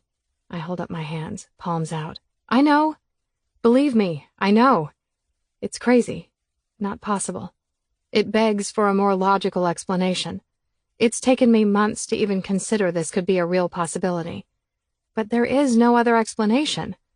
This is the reason Dr. Grayson referred me to a new psychiatrist. Dr. Albright is sort of an expert on the matter. Swayze. She moves toward me like I could attack her. Mom, I need you to believe me so I can tell you what this has done to me. With unsteady legs, she plops down onto the chair next to me. You're asking me to believe in reincarnation. I'm asking you to believe me. People pack sanctuaries every Sunday to worship God. They can't prove he exists.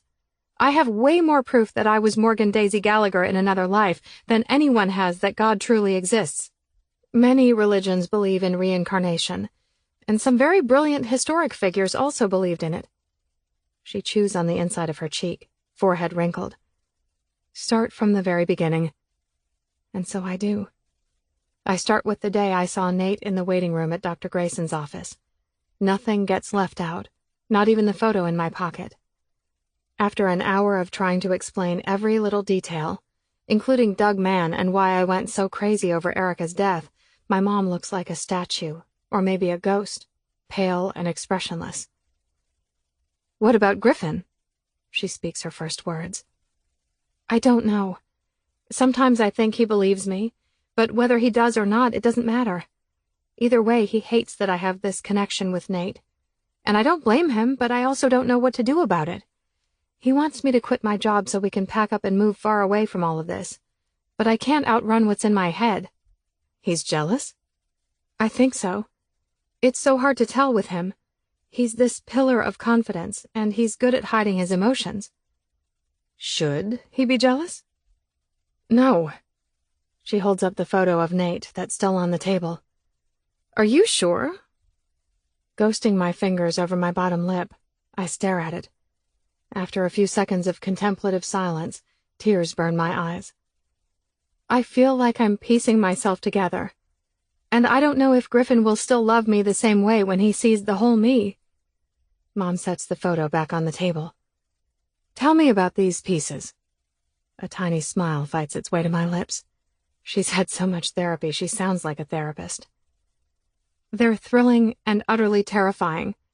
When I'm with Nate, and we're talking about the past, it's not weird. It feels natural. He's so familiar. It's the epitome of feeling like you've known someone your whole life. And I adore Morgan. I think I would no matter what, but when I'm there, I can't stop thinking he named his daughter after me. It's life-changing. My mom makes slow nods, trying to process everything I throw at her. Beyond the flattery of him naming his daughter after this person you believe was you, and the familiarity, how do you feel about him?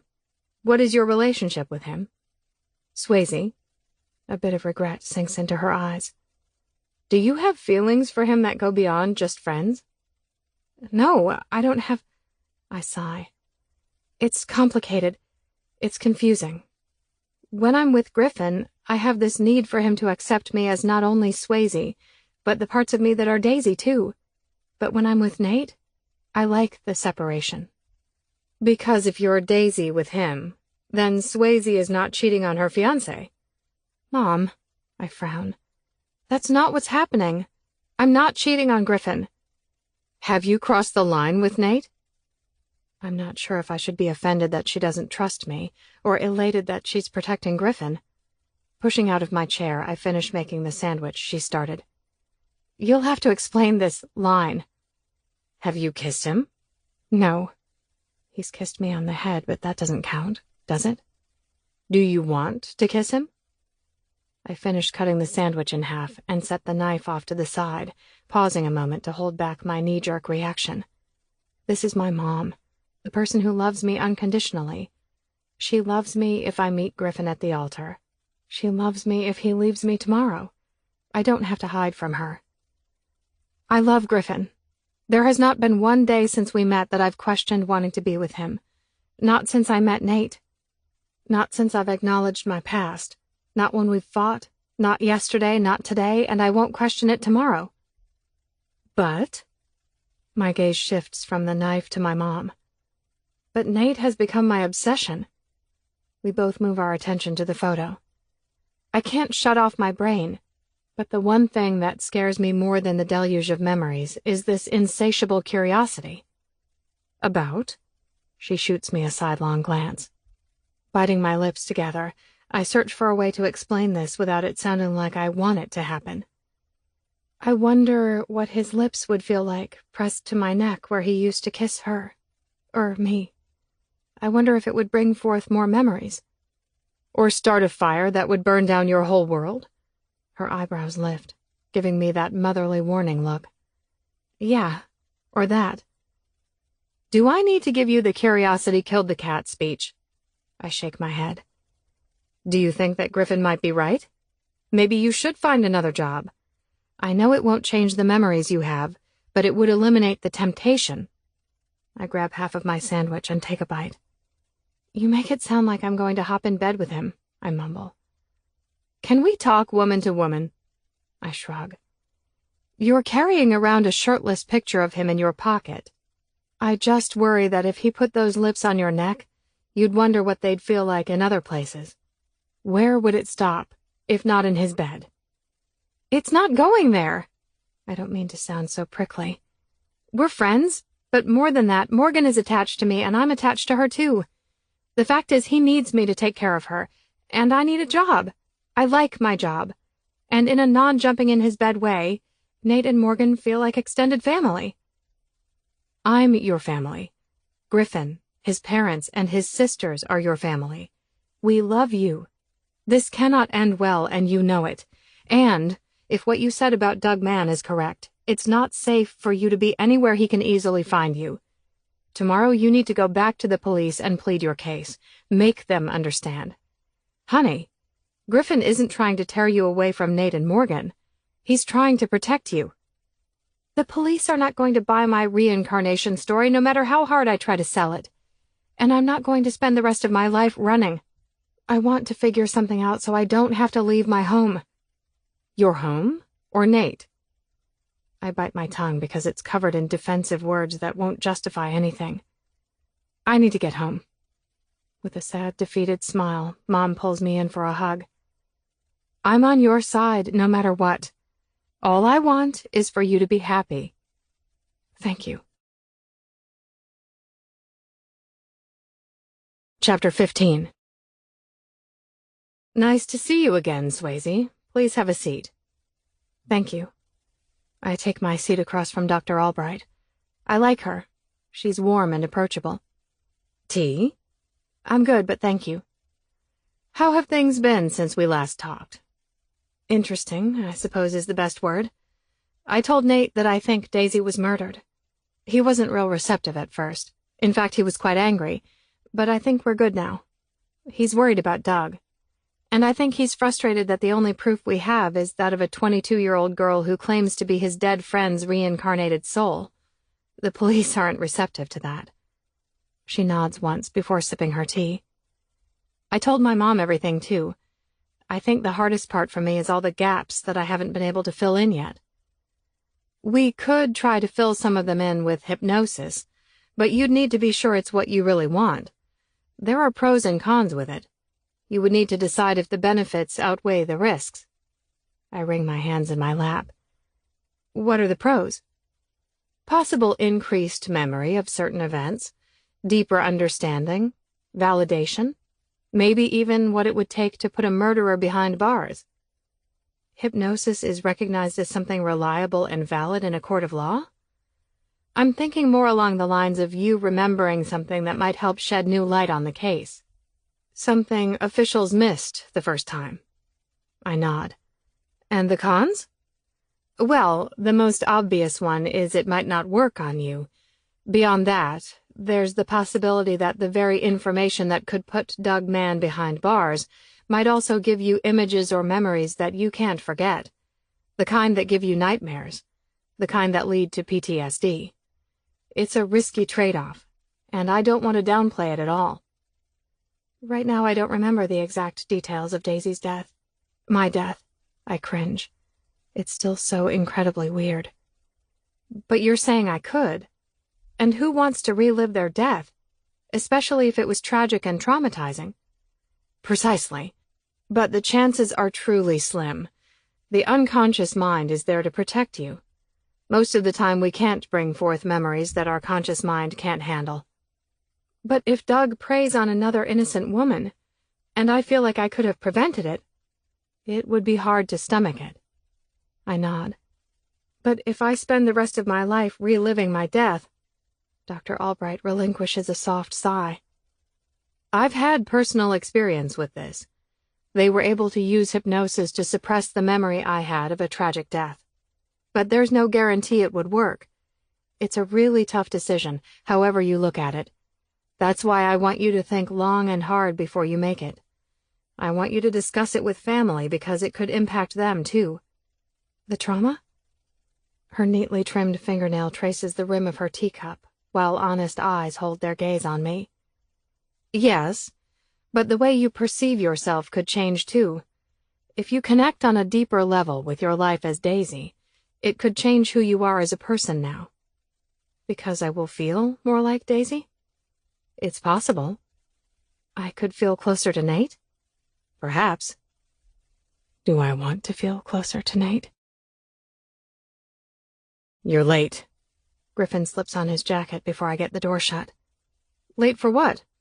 I deposit my purse on the kitchen chair. Bowling. Bowling? His eyes widen, disbelief rolling off every inch of his body, which happens to look hot as fuck tonight.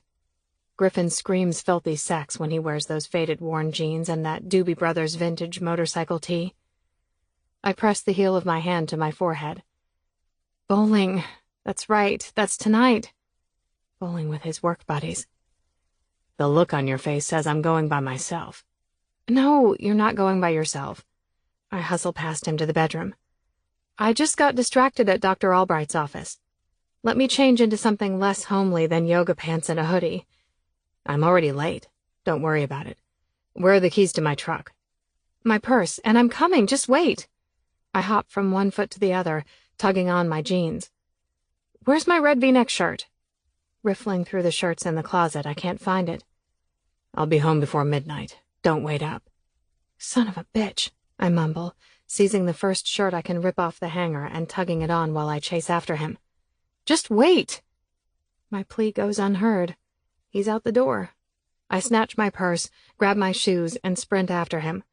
The annoyance on his face when I hop in the truck is no match for my scowl, thanks to my shoeless feet taking the brunt of his impatience.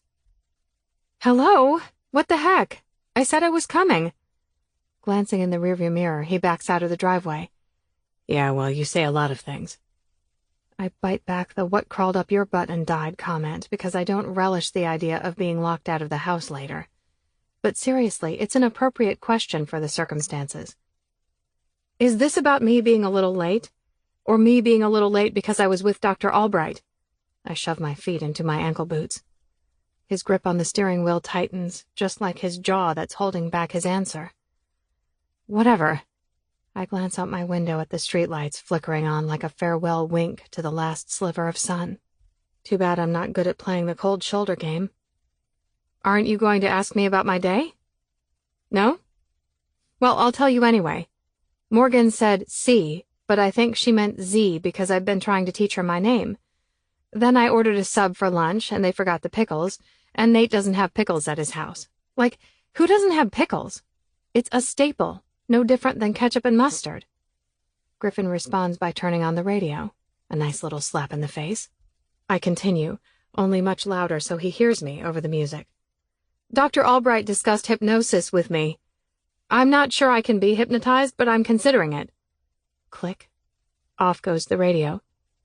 What did you just say? Griffin gives me a sidelong glance, much longer than he should since he's driving. Pickles? They forgot my pickles. Fuck the pickles. His attention returns to the road. Well, I murmur, it's an option, but not really my thing. My humor falls flat on my audience of one.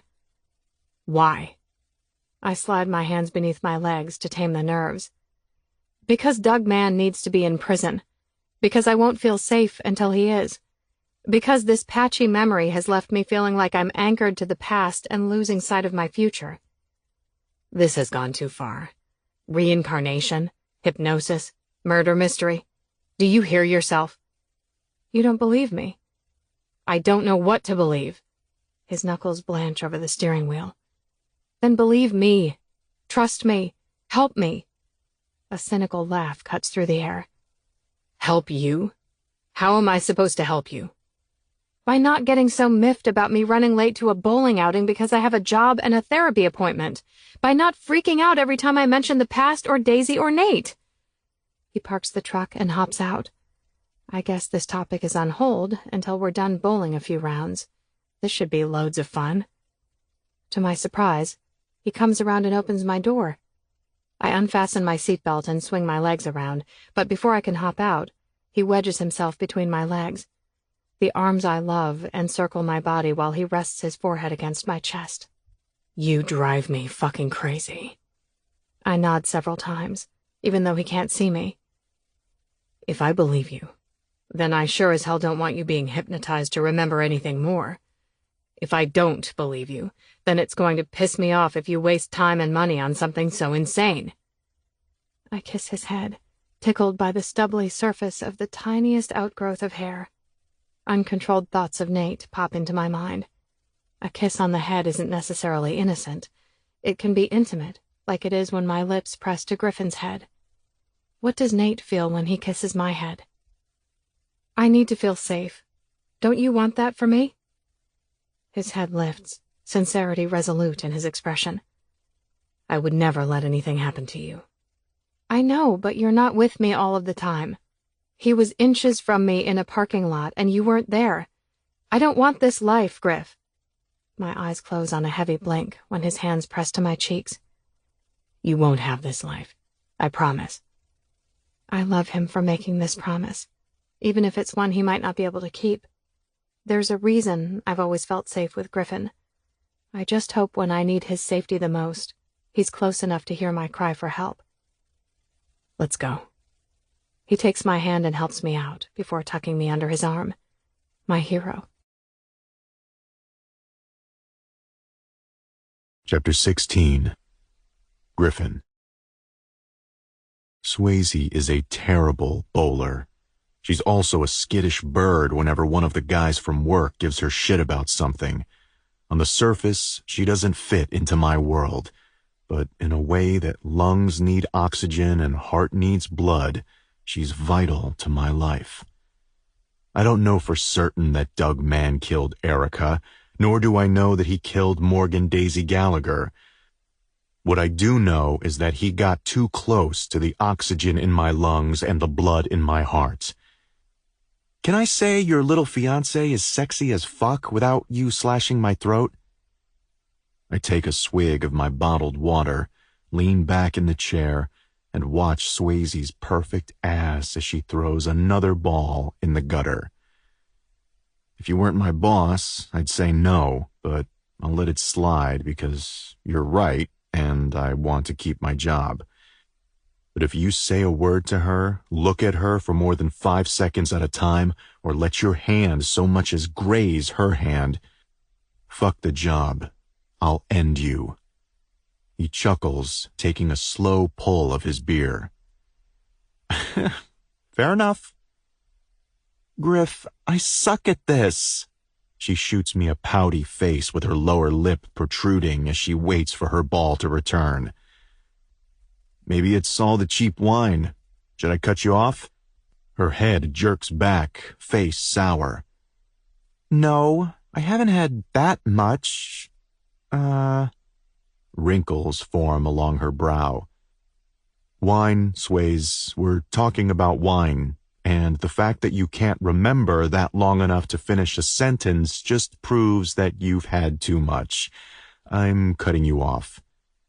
A few of my friends and their significant others snicker.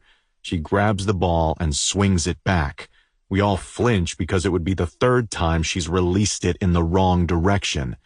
Thankfully, she holds on to it. Then I'm cutting you off too. I smirk. Of water? She heaves it. 2 seconds later, the ball clunks in the gutter. Looking over her shoulder, she scowls at me like it's my fault she's sucking ass at bowling tonight. Sex, buddy. No wine for me, then no sex for you.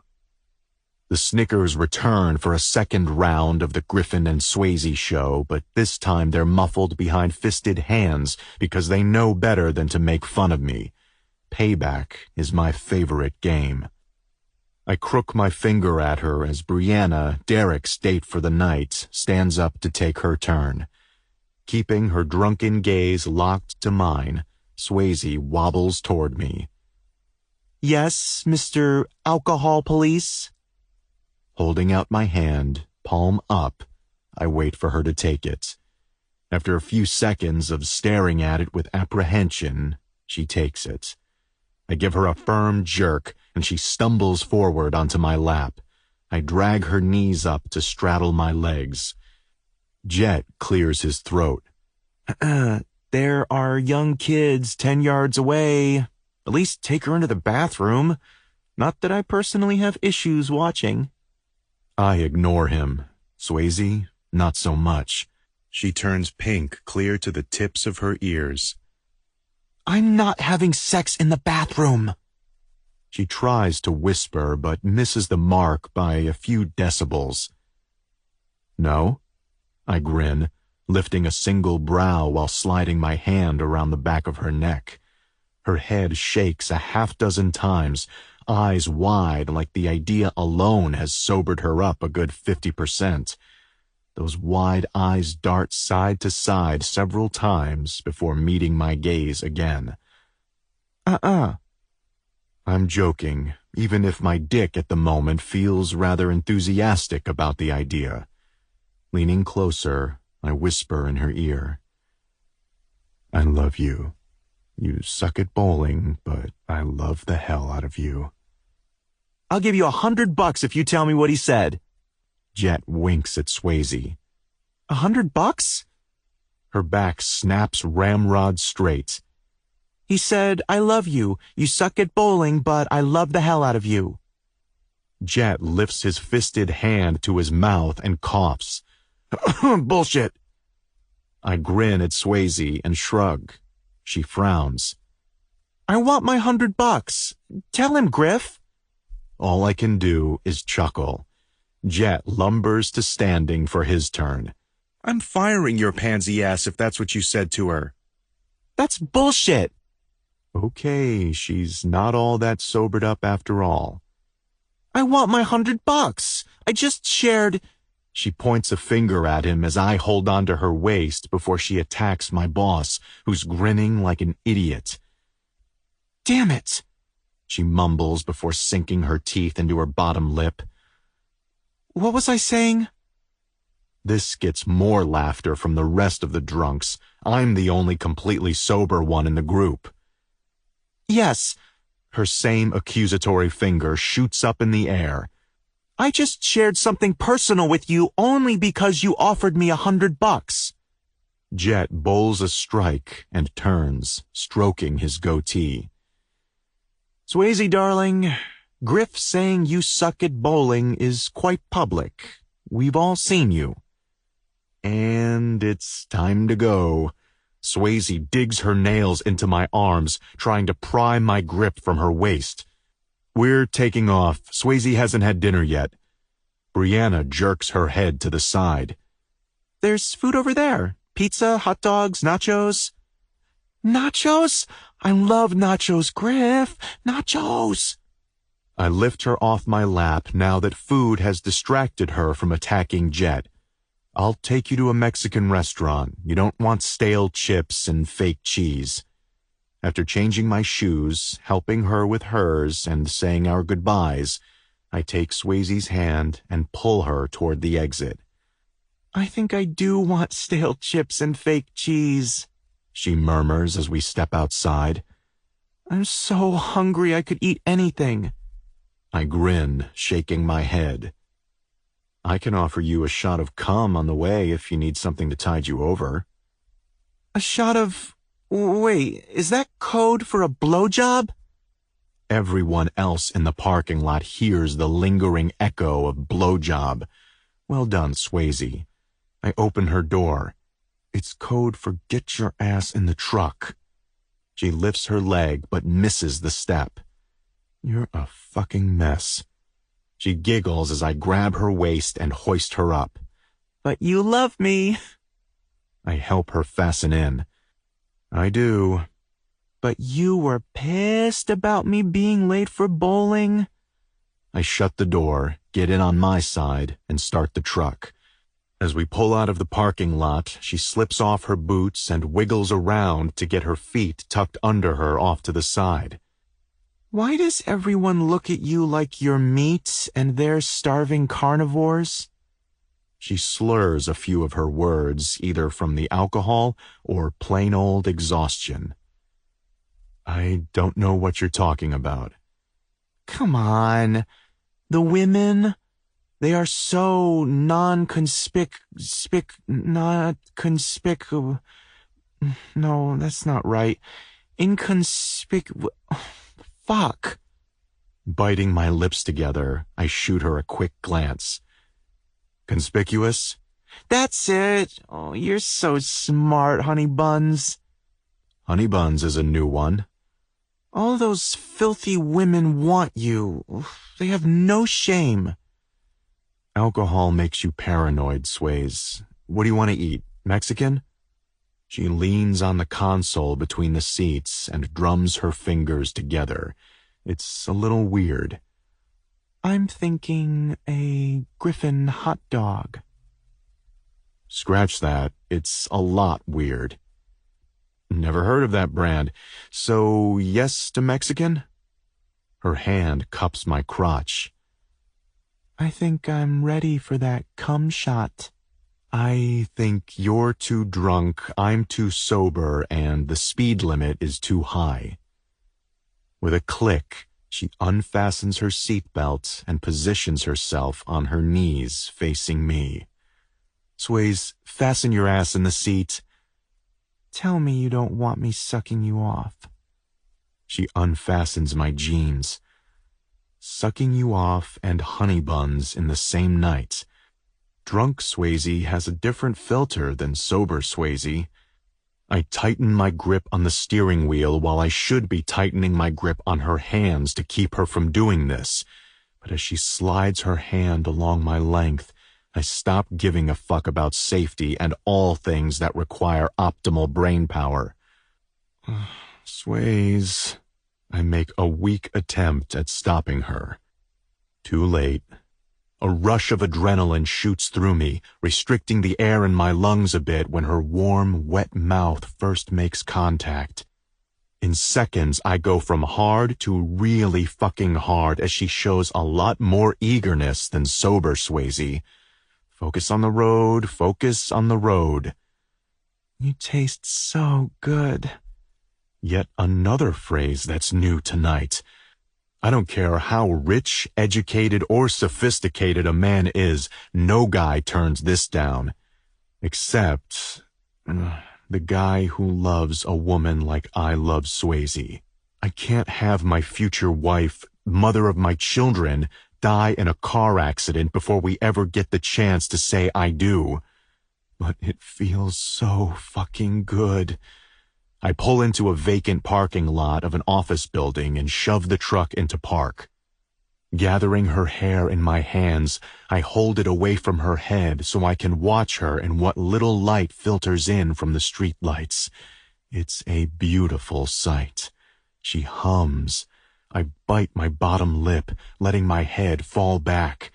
My plan when we got home was to talk about this therapy of hers and the crazy idea of hypnosis, but as her fingernails dig into my thighs and she takes me deeper, I decide it can wait a day or two, the approximate amount of time it takes to get over a good blowjob, and Swayze's giving me a damn good blowjob. Easy, babe. I tug her hair a bit as she gags. I fight the urge to push into her mouth more as I get close, so close. Fuck! Every muscle tenses as I release. Future wife, mother of my children, keeper of my cock, gags. Not a you just tickled my gag reflex but I'm good gag. This gag is a strong 2-second warning. 1 second, 2 seconds, 2 coughs and 1 more upchuck. Oh my gosh, she whispers, using the back of her hand to wipe her face covered in sweat, saliva, and humiliation. A permanent cringe affixes itself to my face as I feel the warmth and wetness of wine, stomach acid, and cum covering my cock and absorbing into my jeans, clear to my ass as it runs between my legs along my leather seat. Another first, one I could have done without tonight. Are you okay? I press my hand to her cheek as she catches her breath. I'm so sorry. My attention returns to the mess between my legs. I nod slowly.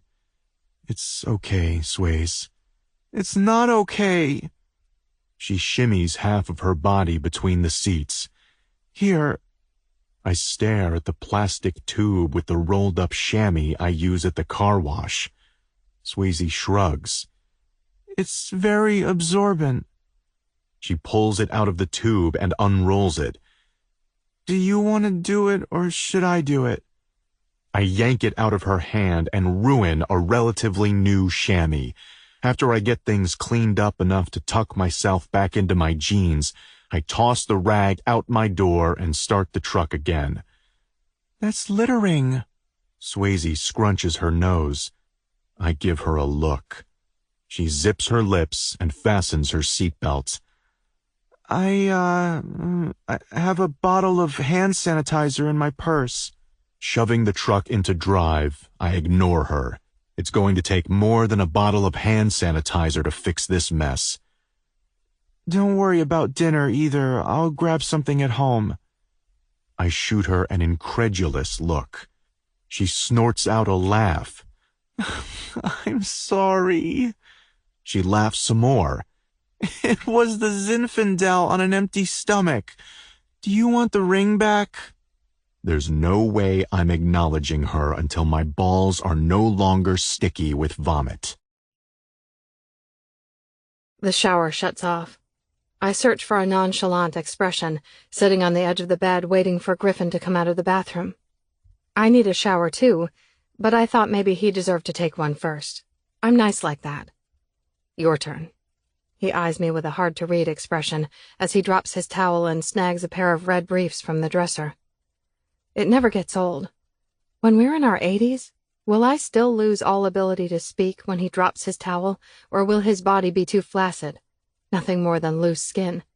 Will the dragon along his backside look 80 as well? Did you eat? My gaze snaps to his eyes. 2 pieces of toast. Go shower. We can watch a movie if you want to. Are you mad? Griffin pulls on a pair of sweatpants. Nope. Really? He picks the towel up off the floor and flips it over his shoulder. It was the best fucking blowjob you've ever given me. Until you vomited. There's potential. We can work with that. My eyes narrow at him. It was the wine. I know. If we can figure out a way to get you that enthused about sucking my dick without first intoxicating you, then I think we'll be onto something really special. I laugh.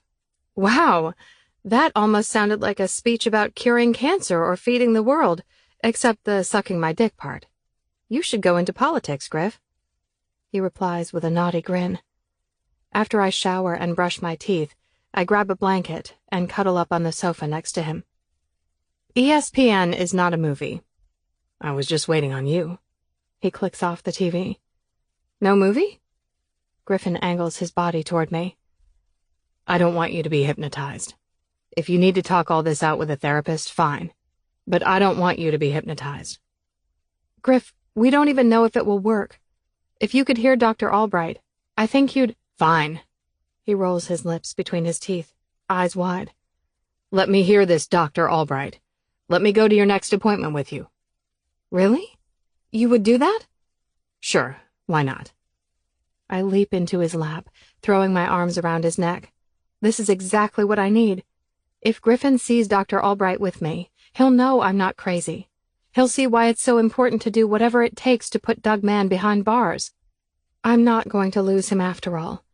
He will accept the part of me that's Daisy, and we will be fine. Chapter 17. Good morning, Hunt family. I breeze into the great room with a bakery box and a drink carrier with 2 high-calorie, over-sugared coffee drinks. Someone's in a good mood, Nate smirks. Yes, sir, I sure am. I snatch his plain coffee out of his hand and replace it with my sweet one.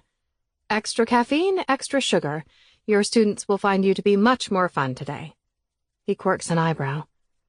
And by fun, you mean passed out by mid-afternoon when I come crashing down from my sugar and caffeine high?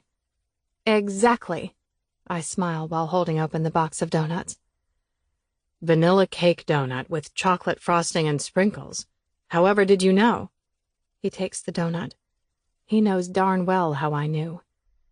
Griffin agreed to go with me to see Dr. Albright. I take a glazed donut and sit next to Morgan on the floor. She's working the army crawl like a champ. And if it goes well, I think I'm going to try hypnosis with her. Maybe we can uncover something from my memory that will help prove that Doug Mann is a killer. Nate sets his coffee and donut on the counter and presses his hands to the edge.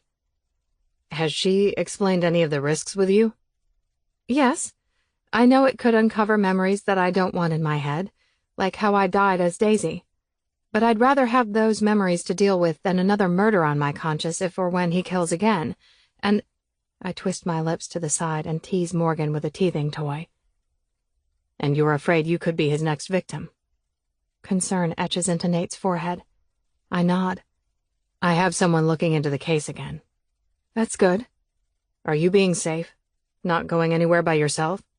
I laugh. Yes, Dad. No. He shakes his head several times. Don't call me that. It's too weird. Everything about us is too weird. I've been reading Dr. Albright's book, the same one you have in your nightstand. There's so much that nobody really knows about reincarnation and so many different opinions. The glitch kind of theory is interesting. Like our souls are hard drives that should be wiped clean before the next life, but sometimes not everything gets wiped from it. And there's this random information that we bring forth with nothing to connect it to. Nate shrugs. Maybe it's not that meaningless. What if we all carry something to the next life? It's possible we just don't recognize it. Wouldn't that be the purpose of the soul? Random knowledge, déjà vu moments, hidden talents, oddly familiar faces. Think about it. Had you not met me, do you think these memories of yours would be anything more than the occasional weird feeling of familiarity? A grin slides up my face. You believe in fate. Nate sips his coffee and shrugs. Why not? I don't think everything is fate. I don't want to believe you dying was fate. I don't want to believe that Jenna dying was fate. If not fate, then what? Life. Circumstance. We navigate this earth by free will. Every day we have an opportunity to choose our own destiny. But some things are more. What if young Nate and Daisy knew each other in another life? A parallel universe? What if we're destined or fated to find each other in every life? Morgan gets upset at her toys, or maybe just too much time on the ground. I pick her up, focusing all of my attention on her because Nate's words feel like ice tickling my spine. Sounds like a fantasy book or movie. He squats next to me, kissing Morgan on the cheek while I take a slow, hopefully very inconspicuous, inhale of his spicy scent. What if it's an epic love story? Nate's gaze sweeps along my face, and I feel it everywhere because he's inches from my lips. You don't love me. I choke on the words as they come out like a strangled whisper. I do love you. Dead, dead, dead. No oxygen. No words. No pulse. Because I think I've always loved you, and I'm certain I always will. He grins, leans in, and kisses the top of my head. Breathe, Swayze. I'm not stealing you from your fiancé. He grabs his bag and coffee. I think a part of you will be mine to love in every life. It's not until the door shuts behind him that I let my lungs have that sweet, refreshing oxygen. The rest of the morning I play with a smiley, giggly baby. When Morgan goes down for a nap, I get a text from Nate. I glance at the camera. The timing is too perfect for it to be a coincidence. Professor. I didn't mean to scare you this morning. Me. You didn't. I lie. Professor. I meant that I love you like family. Like someone special in my life. Nothing more. Is he lying? And if not, how do I respond? I love you too? Me. I get it. You remember me differently than I remember you. I roll my eyes at my stupid comment. Me. You have the feelings. I just have memories. Me. Not that I don't have any feelings for you. No, not that. I cringe. Me. I think you're a nice guy. Yeah, that's not it either. I don't look at the camera. He'll see my nervous embarrassment. Professor. Good thing I'm not asking you out on a date. The nice guy comment might sting with rejection. Looking at his response, I hide my grin behind Morgan's head on my chest. Me. I have a hard time believing any woman has ever rejected you. Professor. This girl I knew many years ago rejected me quite often, but I was persistent. You're not playing fairly, I murmur while typing my reply. Me.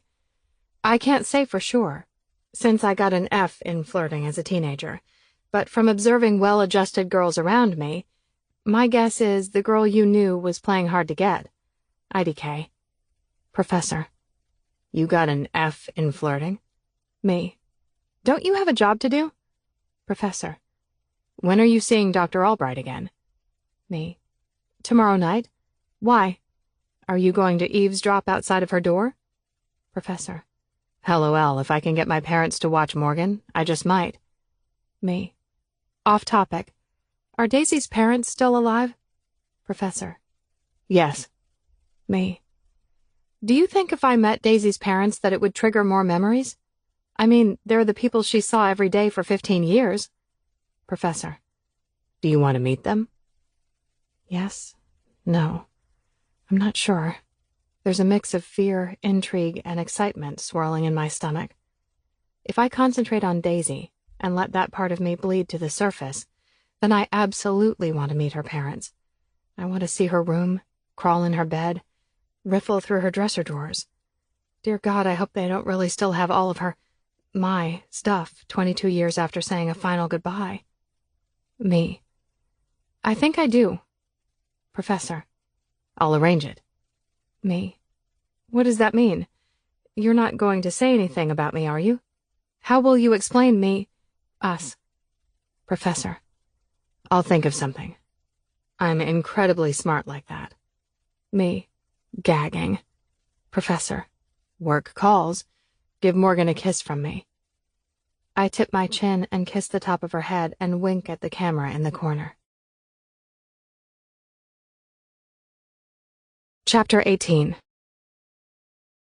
Thank you. Griffin squeezes my hand.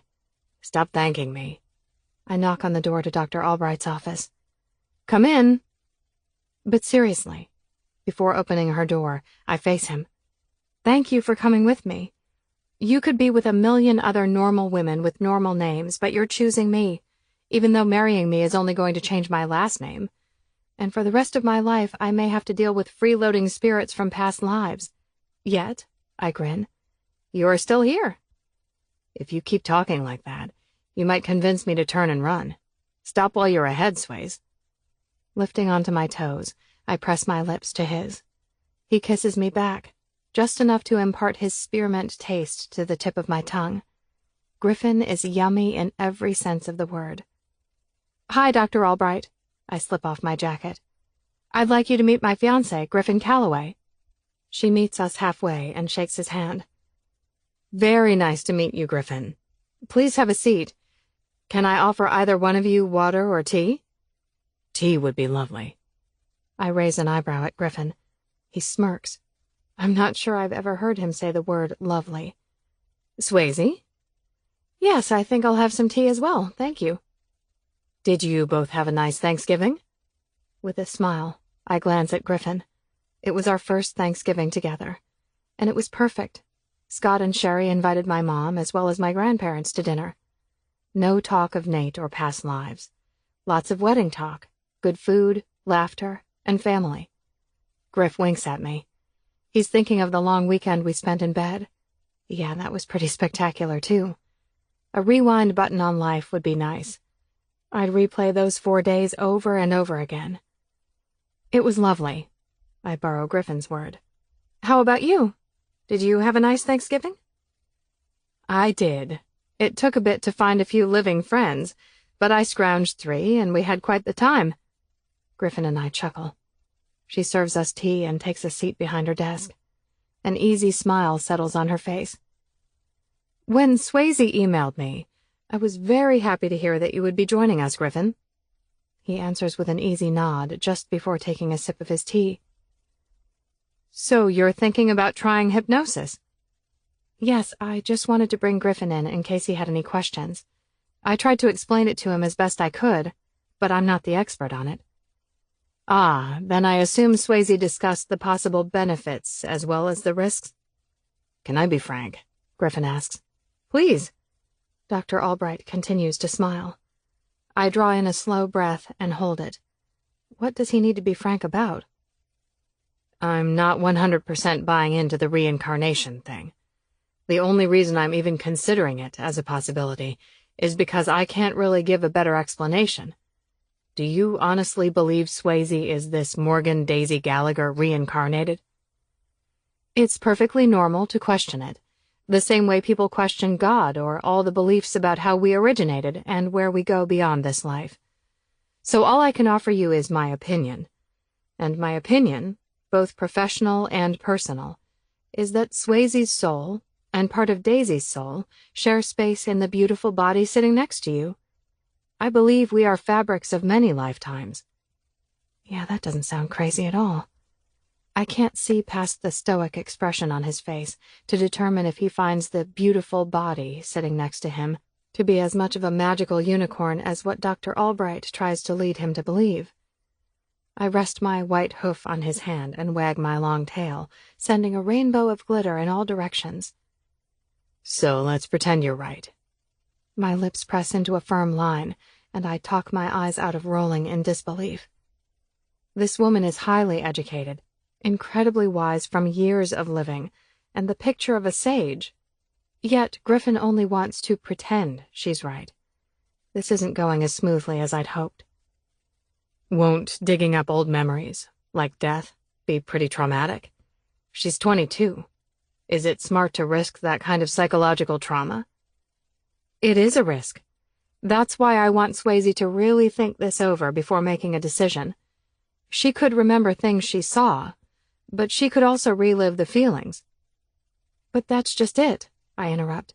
It's driving me crazy to have these images but no feelings or emotions attached to them. Griffin turns to me. So you want to remember what it felt like to die? Or worse, to be murdered? No. But I'd rather remember the feelings than let another woman actually die at his hands. And it's not just that. There were good times, too. I hate seeing them in my head, but not feeling them like Daisy did. This familiarity keeps clawing its way to the surface of my conscience, like it wants to be felt, like it needs to be felt. He scoffs, shaking his head while looking away from me. Good times? You mean Nate? He says his name with such contempt. You want to remember how you felt about him? I glance up at Dr. Albright, but she doesn't look like she's ready to jump in the pool and save me from drowning. Not in the way you think, Griff. Griffin gives Dr. Albright his attention. Please tell me you don't condone this. We're engaged. I want to spend the rest of my life with her, but I don't want to compete with another man for her feelings. She returns a concentrated nod. Swayze, can you elaborate on the kind of feelings you want to remember? If they're not romantic feelings, then maybe you can set Griffin's mind at ease a little bit. The muscle twitching in Griffin's jaw says I won't be easing his mind any time soon, but I try anyway. We were young, and before there were any feelings of love, we were friends. Sometimes I think the reason this other life moved forward with some memories intact is because I'm here to do something for Nate. I'm not saying this right. Griffin's expression goes from irritated to murderous. I hold up a flat hand to keep him from losing it. He feels responsible for Daisy's death, and her murderer is still killing, and a baby lost her mom. The timing is too coincidental. I think I have these memories to deal with Doug Mann, and take care of Morgan, and let Nate know that it wasn't his fault. His wife died. When I first saw him at Dr. Grayson's office, I could tell he was hanging by a thread. With his thumb and middle finger, Griffin massages his temples. If I may make a suggestion, Dr. Albright folds her arms on the edge of her desk. Think about you first, Swayze. What you want, what you need, what you're really willing to risk. Try to ignore any sense of debt to anyone else, or the fear of guilt over Doug Mann. What is the one thing you really need from this? I don't have one need. I have a million undefinable needs. My need doesn't have a word. It's a feeling, a nagging, soul-deep feeling. And maybe I'm the only one who can understand it, but something tells me Dr. Albright does, too, even if she won't say it aloud in front of Griffin. So I go with the one thing that should make sense. I need to feel safe. He grunts a laugh while shaking his head more. I told you. I'm not going to let anything happen to you. You can't make that promise. I cringe. Dr. Albright's sympathetic gaze lands on me. I release a slow breath of regret. You have a job. I have a job. We can't be attached at the hip for the rest of our lives.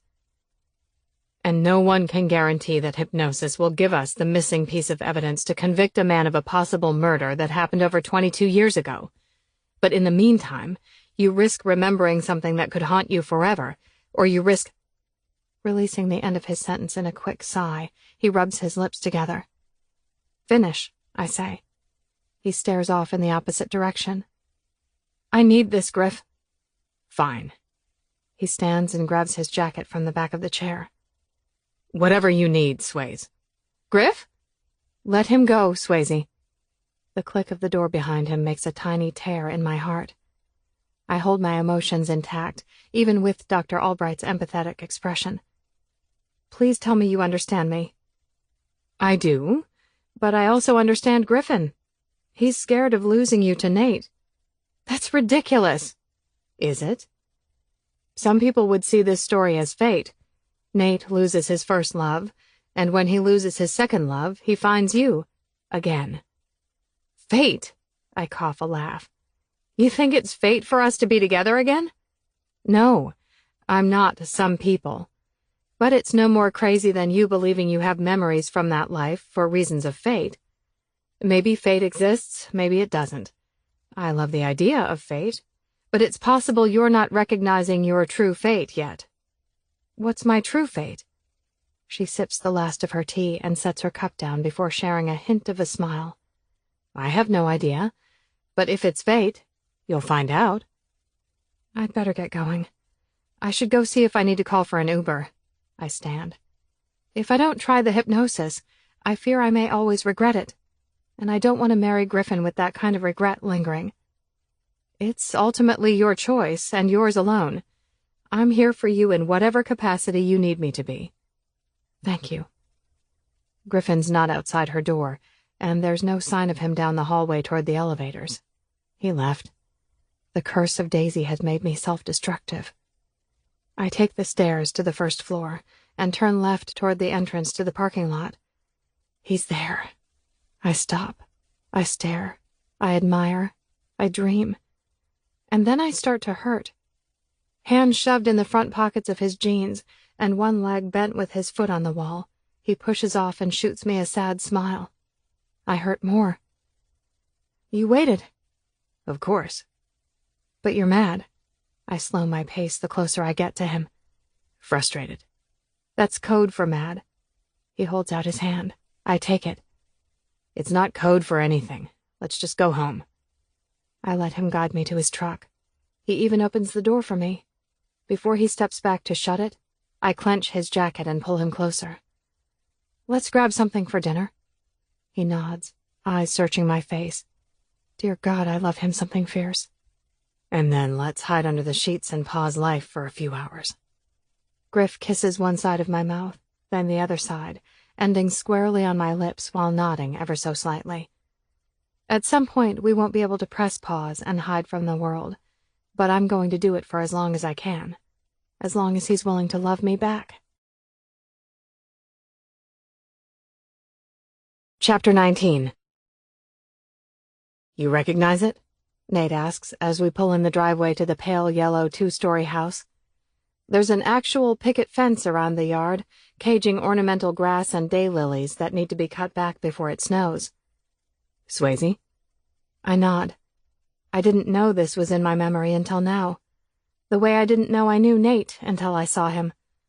22 years isn't long enough to understand or even describe this feeling of knowing something, someone, so intimately.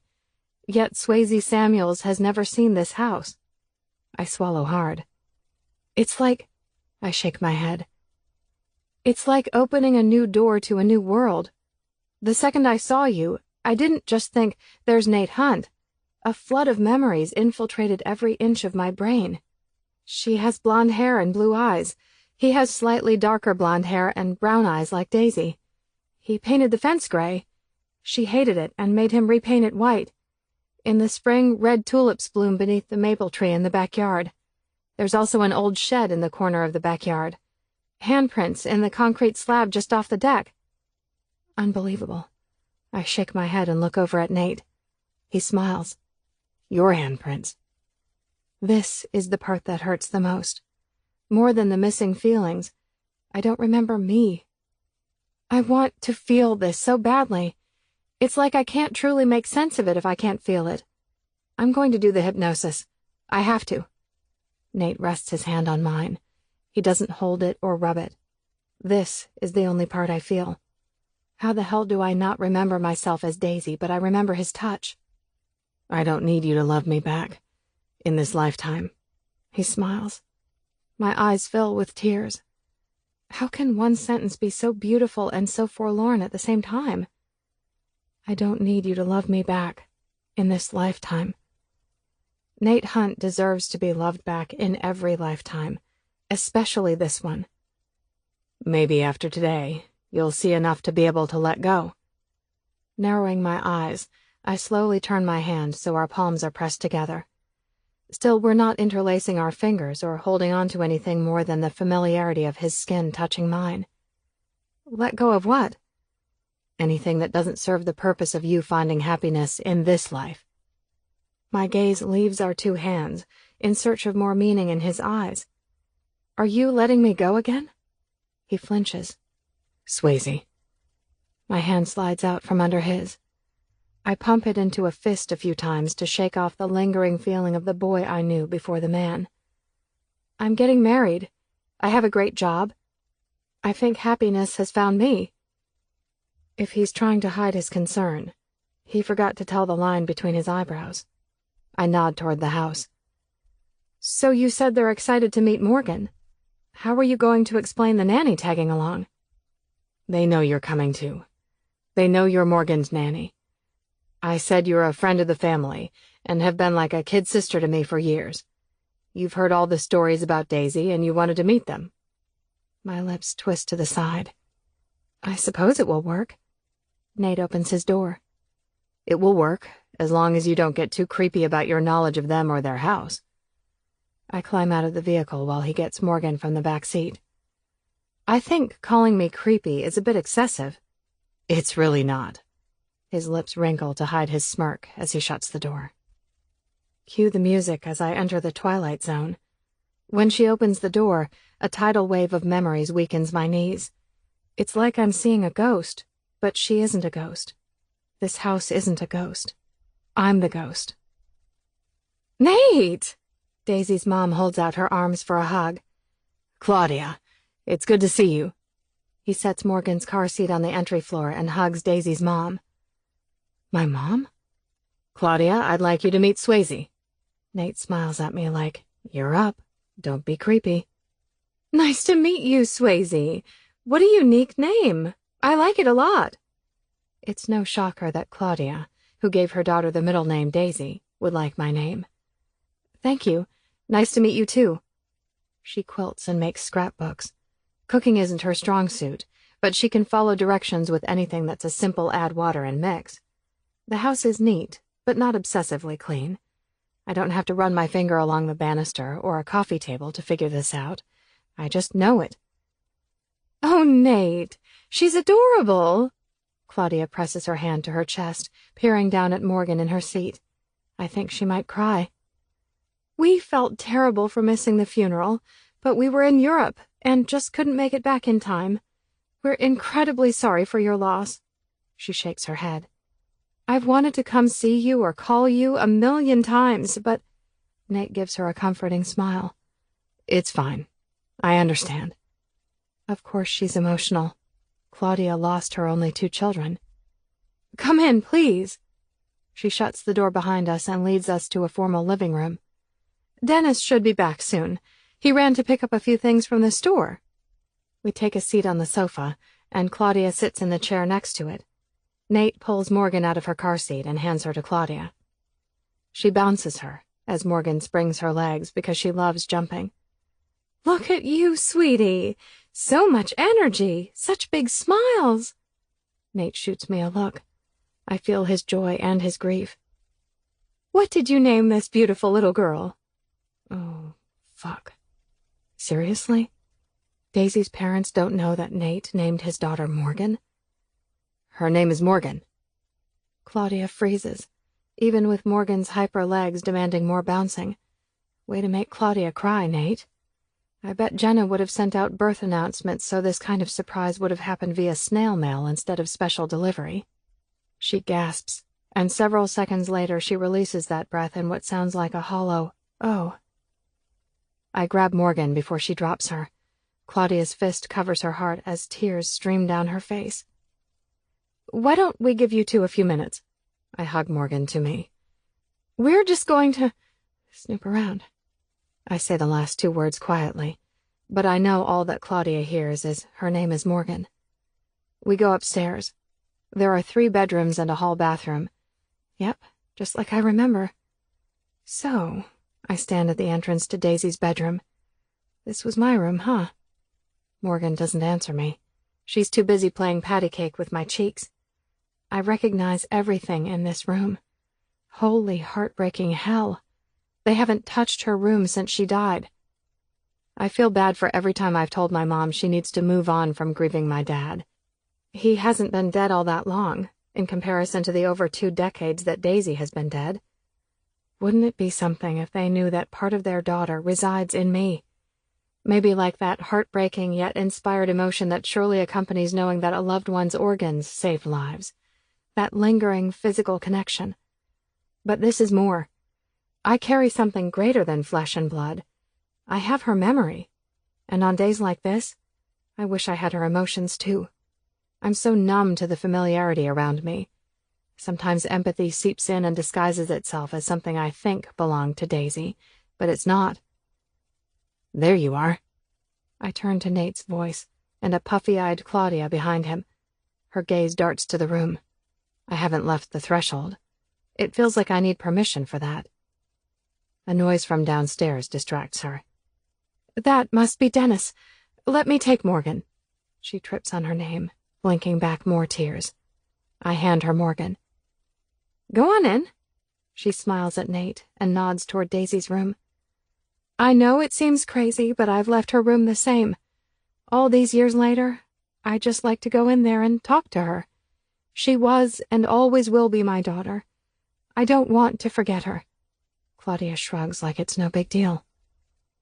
My 22-year-old self with little true life experience would find Claudia a bit cuckoo. I think obsessed was the word I used with my mom. But after all summer and these first months of fall with Nate, I no longer feel qualified to judge anyone. We'll be downstairs. Take your time. Thanks, Nate says.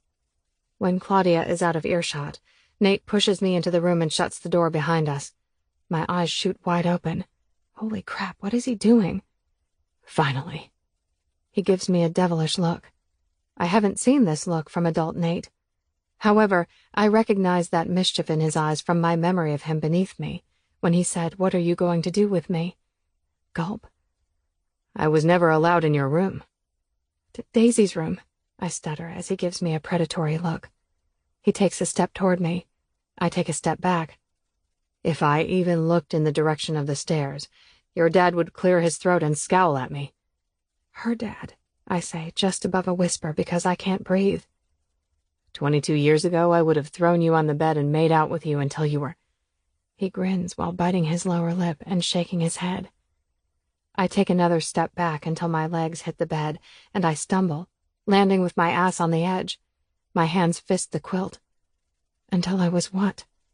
I don't want him to finish. Shit, yes I do. He kneels on the floor in front of me, resting his hands on my legs. It's giving me third-degree burns. Do you remember this room? Or are we both seeing it together for the first time? His hands require constant supervision. I can't take my eyes off them. I swallow hard. I remember it. And? He squeezes my legs a fraction. I wish I were as numb to his touch as I am to the emotions of Daisy's life, but I'm not. It's not just that Nate is this incredibly sexy man touching me. I'm engaged to the sexiest man alive. It's that my body lights up to his touch like seeing an old friend for the first time in 2 decades. The familiarity is the drug. Like I was once a Nate Hunt addict, and after years of sobriety, I'm getting a hit again, and it sends my senses spiraling into an oblivion of need. Do you remember you? Not me. Daisy. I still don't let my gaze drift an inch from his hands. And no, I have this picture in my head of her life. You, this house, her parents, literally everything and everyone but her. It's as if she's been erased. And I hate not having feelings to put with the things I see. My breath catches as his hand moves from my leg to my chin, tipping it so I look at him. Do you want to remember what it felt like to be Daisy? Yes. Why? To make sense of the things in my mind. What if it means you feel what she felt when she died? I don't know. What if it makes it hard for you to ignore the 2 people downstairs? If your love for them comes back to life, what would that do to your relationship with your mom? Swallowing, I shake my head ever so slightly. Do you want to feel that love for them? It's love. Can love be a bad thing? Can we ever love too many people? Maybe, I say, feeling the heat from his body scorching mine. Do you want to feel our love again?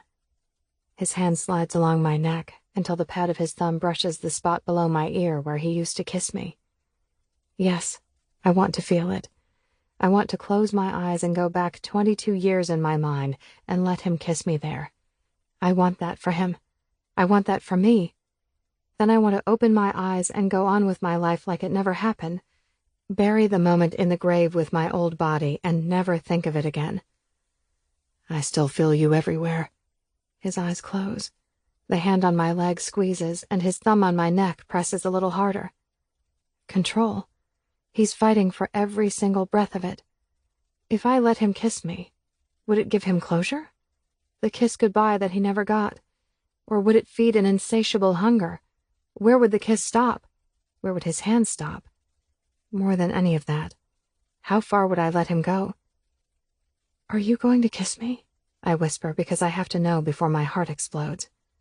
Nate opens his eyes, sharing a weightless gaze and soft smile. No, I'm not going to kiss you. He's unhurried with his words as his hold on me relaxes. You're not mine to kiss. But you think I'm yours to love. Part of you. His grin swells. Yes. He stands. I'm going to leave the physical part of loving you to your real boyfriend. Real boyfriend. I don't have to remember how Daisy felt emotionally to understand why she fell for Nate Hunt. Even now, at 37, that boyish grin and mischievous glimmer in his eyes disarm me with absolutely no effort. He purses his lips, studying me for a few seconds. Were you going to kiss me? Don't be arrogant. My eyes narrow at him. You asked me first. Does that make you arrogant? You were touching me. You were letting me touch you. So let me rephrase. Were you going to let me kiss you? I stand, chin up while drawing in an angry breath. I'm engaged to another man. It was a yes or no question. What do you think? My chin inches up a little higher. Some women go their entire life without seeing a man look at them with complete adoration. I already have 2 men who look at me like I'm something pretty damn special. Why? Well, who knows? No. You would never let me kiss you like you were mine. You would never agree to marry a man who you didn't love with every fiber of your being. All fight drains from my body. Shoulders relax, chin dips down, and my glare softens. And I know this because part of you once loved me like that. I don't think. My arms fly around his neck, hugging him to me. After a few seconds, his reciprocate. Thank you, I whisper in his ear. Chapter 20. Nathaniel. What if the purpose of my life is to make sure my best friend finds happiness? I hug her. She would have kissed me back had I let myself kiss her, not because she doesn't love Griffin, because we're testing time, waiting for the right moment, the right life. Thank you, she whispers. I hug her tighter. The curtain went down on Nate and Daisy. I mourned the end, yet here I am, getting an encore. It won't last. Nothing lasts, but I'm not going to blink. I'm not going to breathe. With every ounce of strength I have inside of me, I'm going to stop time and live in this moment forever. Oh, sorry. Dennis gives us an awkward smile as he opens the door.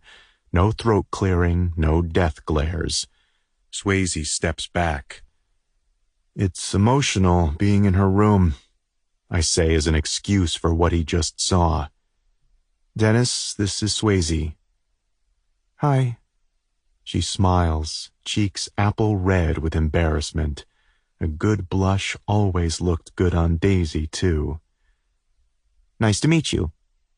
Dennis shakes her hand and gives me his attention. I don't think Claudia is going to let Morgan go home with you. I chuckle. I'm glad we were able to stop by today. We follow him downstairs. I'm keeping her. Claudia hugs Morgan to her, kissing her chubby cheeks. Dennis shakes his head. Clearly you know who to call if you need a babysitter. Yes, Claudia perks up. Call me absolutely any time you need someone to watch her. Thanks. I take Morgan and fasten her into the infant carrier. Did being in her room make you feel closer to her? I look up, giving Swayze a quick glance. Her lips curl together. Yes, I felt really close to her. It's hard to believe it's been so long. I had all these things I wanted to say to her, all this advice I wanted to share with her. You'll understand as your little girl gets older. There's just never enough time. I stand, zipping my jacket. No, there's not. Claudia rests her hand on my cheek, canting her head to the side. Don't give up on love, Nate. Okay? I nod. I've got more love than one man deserves right here. I glance down at Morgan. It will be hard, maybe even impossible, to love like she means after losing Daisy and Jenna. It was very nice to meet you, Swayze. She smiles at Claudia and Dennis. Can I ask what you say to her when you're upstairs talking to her? I lost my father. I'm just curious, since it seems to help you. Dennis gives his wife a gentle smile as he grabs her hand. She draws in a slow breath. Well, it's been a bit of everything. A few months after she died, I decided to just pick up from where she would have been at the time. We discussed school, driving, boys, college. She laughs. I think I even discussed birth control with her. And Nate. Claudia's focus shifts to me for a few seconds. I told her all about you, how much you grieved her death. I told her about you not going to prom or homecoming dances, and that I knew it was because you couldn't go with her. Fuck. This kind of hurts. I didn't go. I didn't live in many ways for years until I met Jenna. I told her you decided to go to college instead of playing hockey. I had to break the news to her of your engagement. She winks. She was jealous, but she understood. Swayze laughs. I meet her gaze and smile. And more than anything, I've given her advice on navigating this world, in case she gets a second chance.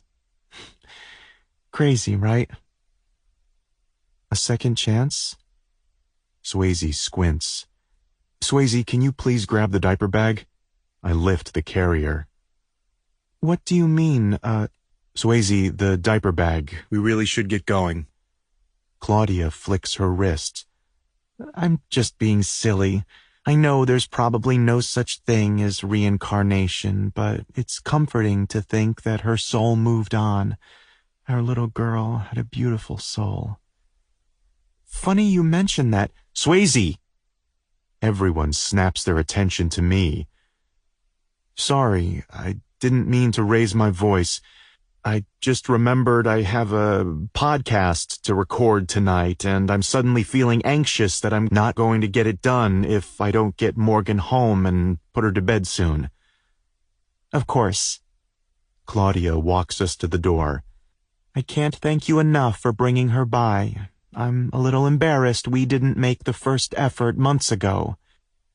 Nice to see you, Nate, and good to meet you, Swayze. Thanks, Dennis. It was nice to see you again, too. Yes, Have a nice evening. I shove Swayze out the door in front of me. What is your deal? She swerves to stay on the sidewalk as I nudge her forward with the infant carrier. I had one request. Don't be creepy. I wasn't being creepy. Dude, she brought it up like she's open to the idea. What if she knew? Shh. I jerk my head toward her door. Get in. I latch the infant carrier and hop into the driver's seat before Swayze decides to run back inside, yelling, "It's me, your baby girl." If I'm creepy, then you, Professor, are a paranoid whack job. And oh my God, good job waiting this long to mention you named your daughter Morgan. Whack job. She folds her arms over her chest and snaps her head into a resolute nod. Swayze, you can't play dead daughter reunion when you have nothing to offer them but visions. You can't love them like Daisy loved them. You have a new life, a new family.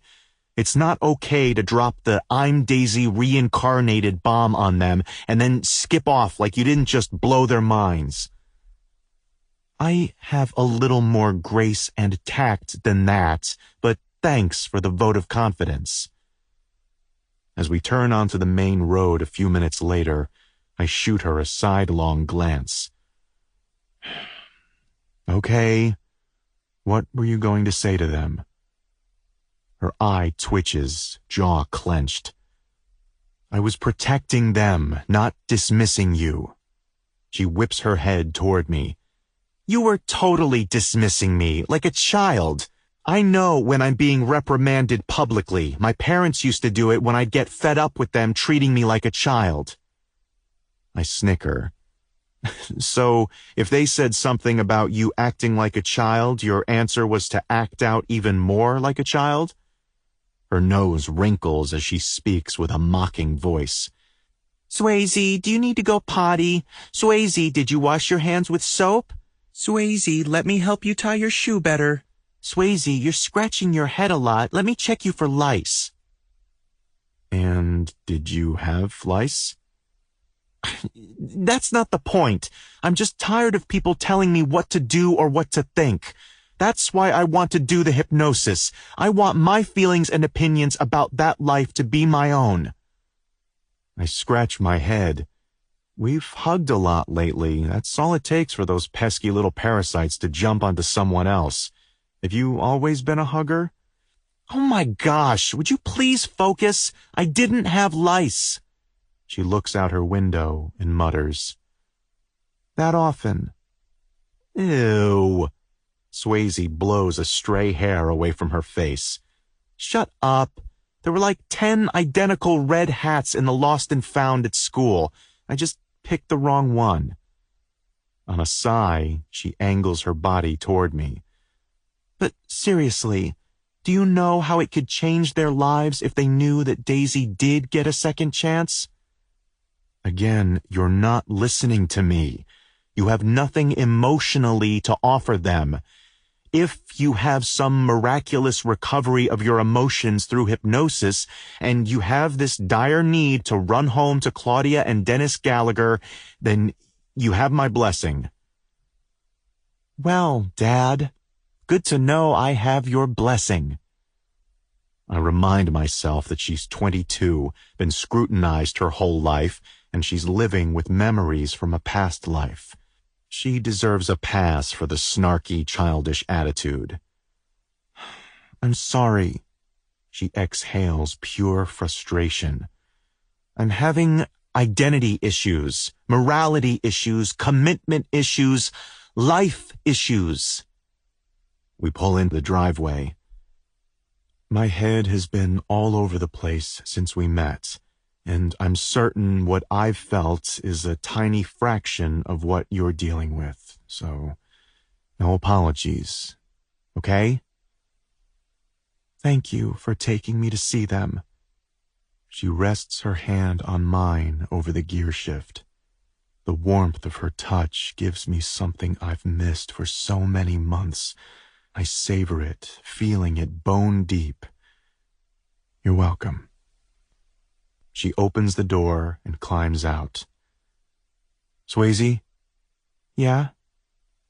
I want to deserve her. I lost her once. My wife died. Fate is this beautiful, shiny, tempting excuse to bend my own morality to fit what I want, even when she's not mine. Don't lose yourself in search of her. In search of Daisy? I nod. Biting her lips together, a deep line forms along her brow. What if I need to find her? What if you don't? Chapter 21. There's my favorite grocery store guy. Griffin glances over his shoulder, working on some metal part at his workbench. His eyes make their usual inspection. Still like what you see? I grin. Always. He turns back to the part in his hands, inspecting it closely.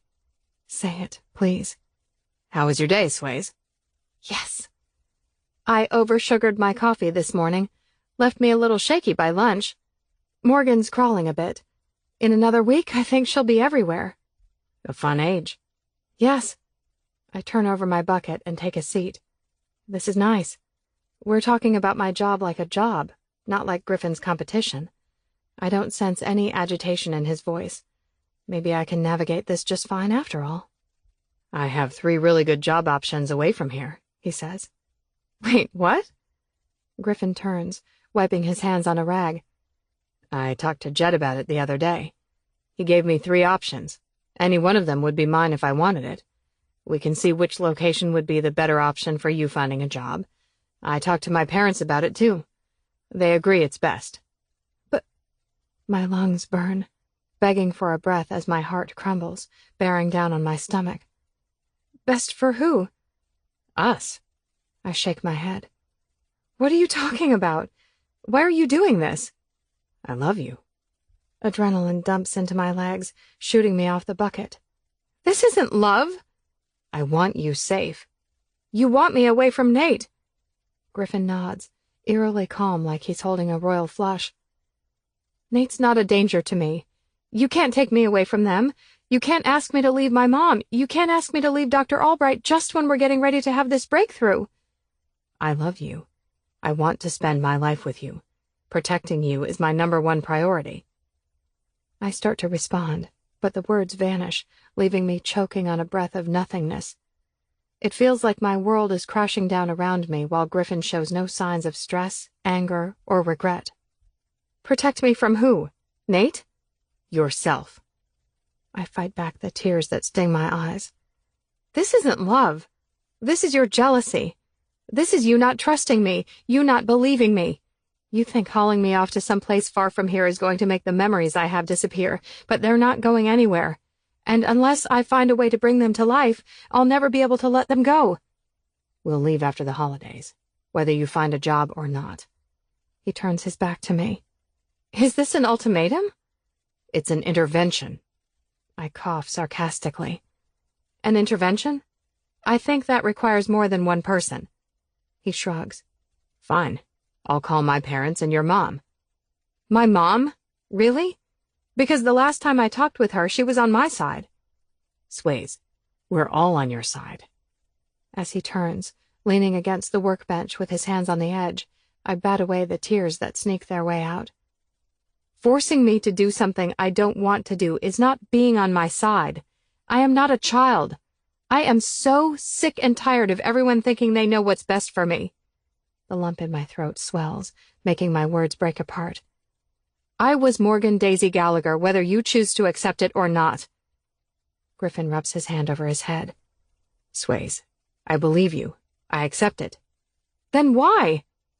Because I don't want to risk someone fucking with your brain on the slim chance that you might remember something that will make a difference in the fate of Doug Mann. I don't want to risk watching you lose your mind to some awful death. And his Adam's apple bobs as his forehead wrinkles. I hug myself as if I can physically hold everything together. Finish it. You've come this far. Just finish. I don't want you feeling things toward him. I'm begging you to leave all the emotions buried in the fucking ground with her body. My jaw slides side to side. And you've shared all of this, Daisy, Nate, the reincarnation, with your family? Yes. I grunt, shaking my head. And they believe it? They don't know what to believe. But given the fact that you have a psychiatrist who believes you, it's hard to make a case for anything else. However, they agree that leaving Madison, leaving Wisconsin, is the only way we stand a chance. Oh my God. I run my hands through my hair, nudging the edge of hysteria and delirium. It is an ultimatum. I agree to go and we stand a chance. But what if I refuse to go? I hold my hands out to my sides, palms up. Then what? For the first time tonight, I sense genuine pain coming from Griffin. Swayze. Great, I'm Swayze now. This isn't happening. Someone please wake me the fuck up from this nightmare. I'm leaving no matter what. Pressing my mouth into a firm line, I nod slowly, focusing on the floor between us. So this isn't really about what's best for me. You just want to move. Jesus. He sighs, finally showing an edge of agitation, pacing several steps in each direction, head bowed, hands shoved into the back pockets of his jeans. It's all about you. Don't you get that? Then why would you still move if I say no? He stops in front of me, grabbing my face with a firm grip. Because I'm not going to watch you self-destruct. I'm not going to watch you fall in love with another man. I'm not going to watch you be a mom to a child that's not mine. You want the perfect proposal and the perfect wedding, but I just want you. Since the day we met, it's been that simple for me, and I'll take you with the souls of 1,000,000 lives woven into yours. I'll listen when you need me to listen. I'll protect you when you're scared. I'll be whatever or whomever you need me to be. But I won't be him. I don't want him, I whisper. No? He cocks his head to the side. No! Then move with me. Please don't ask me to do that. Ask you to do what? Marry me? Have a family with me? Move away with me? His words gain a sharper edge as his hold on my face tightens. Be faithful to me. I swallow around the jagged boulder in my throat. Griffin's nostrils flare as he lets go of me with one hand and reaches around to his back pocket. Carry a picture of me in your pocket. He holds up the photo of Nate. I don't have to ask where he got it. I'm wearing leggings today.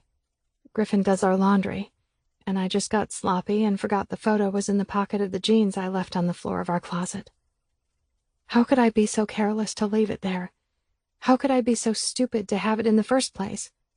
He wads up the photo and releases it to the ground while his other hand palms the back of my neck, pressing our foreheads together. Sways. My name bleeds from his chest as heavy breaths fall between us.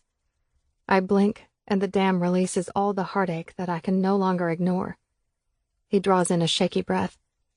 You're breaking my fucking heart. I try to speak, but painful sobs smother my words. His lips press to my cheek. Even now, when he has every right to be angry, all I feel is his love, his pain.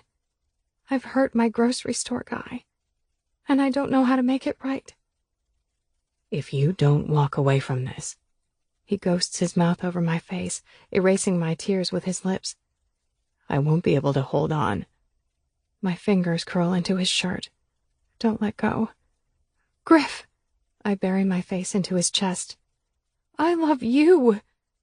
His hands fall limp to his sides, leaving a chilling ghost of his touch along my face. After I make a wrinkled, wet mess of his shirt, he takes a step back, tearing us apart. No, I'm the one who's tearing us apart because I'm so messed up in the head. It's a morbid thought, but at this moment I wonder if a brain tumor would be less painful for both of us. I know you love me.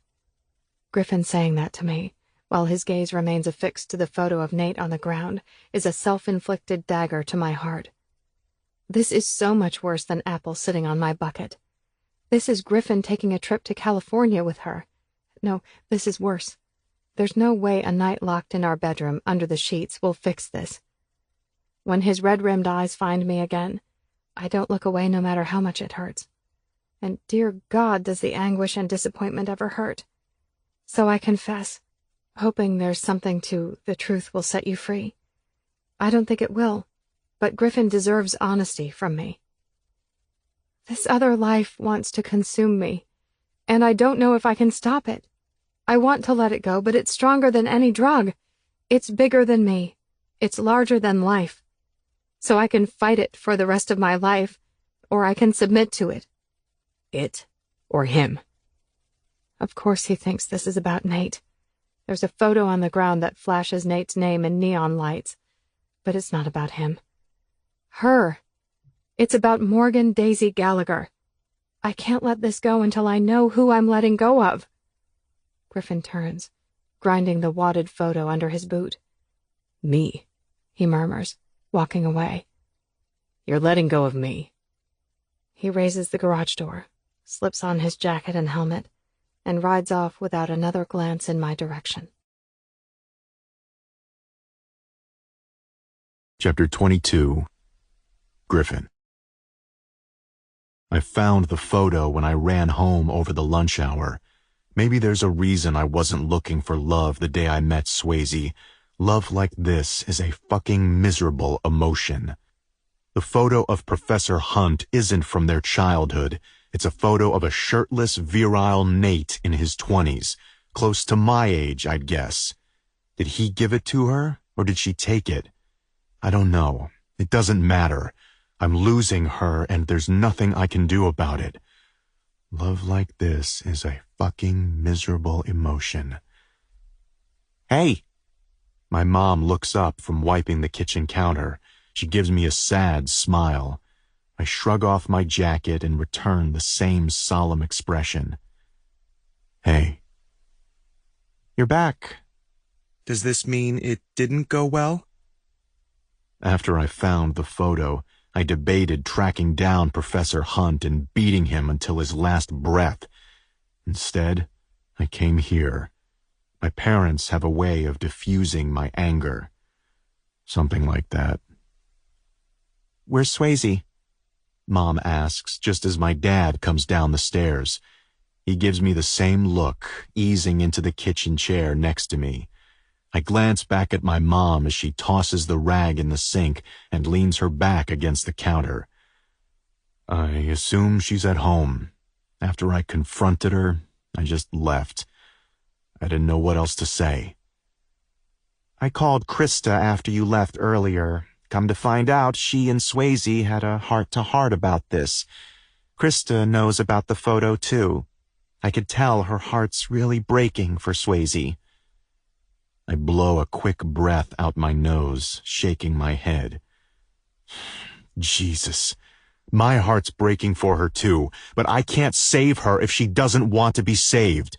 I can't make her want a future with me if she doesn't even know who she is. There's no way I can compete with this.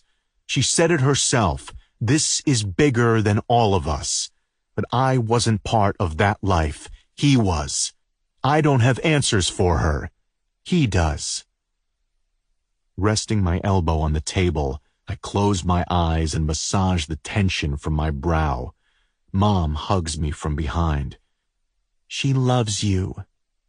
Krista said it. I'm saying it. We all see it. I grunt a laugh. I know she loves me. If I didn't believe it, I'd just leave. But I'm not.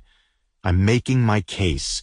But I can't leave things how they are and wait for them to get worse. If she does this hypnosis thing and things get worse, it's not going to be my shoulder that she wants to cry on. The emotions will be Daisy's, and we know I'm not the love of Daisy's life. With a kiss to my ear, my mom releases me and sits opposite of my dad. We love Swayze like a daughter, but you are our son. You come first.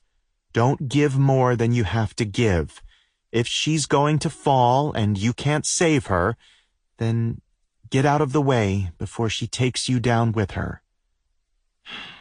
I hate this, I whisper, keeping my eyes closed to keep the emotions in check.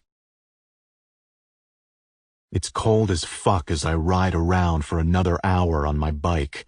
I welcome the numbness. If it would only hurry up and wrap around that miserable blood-pumping organ in my chest.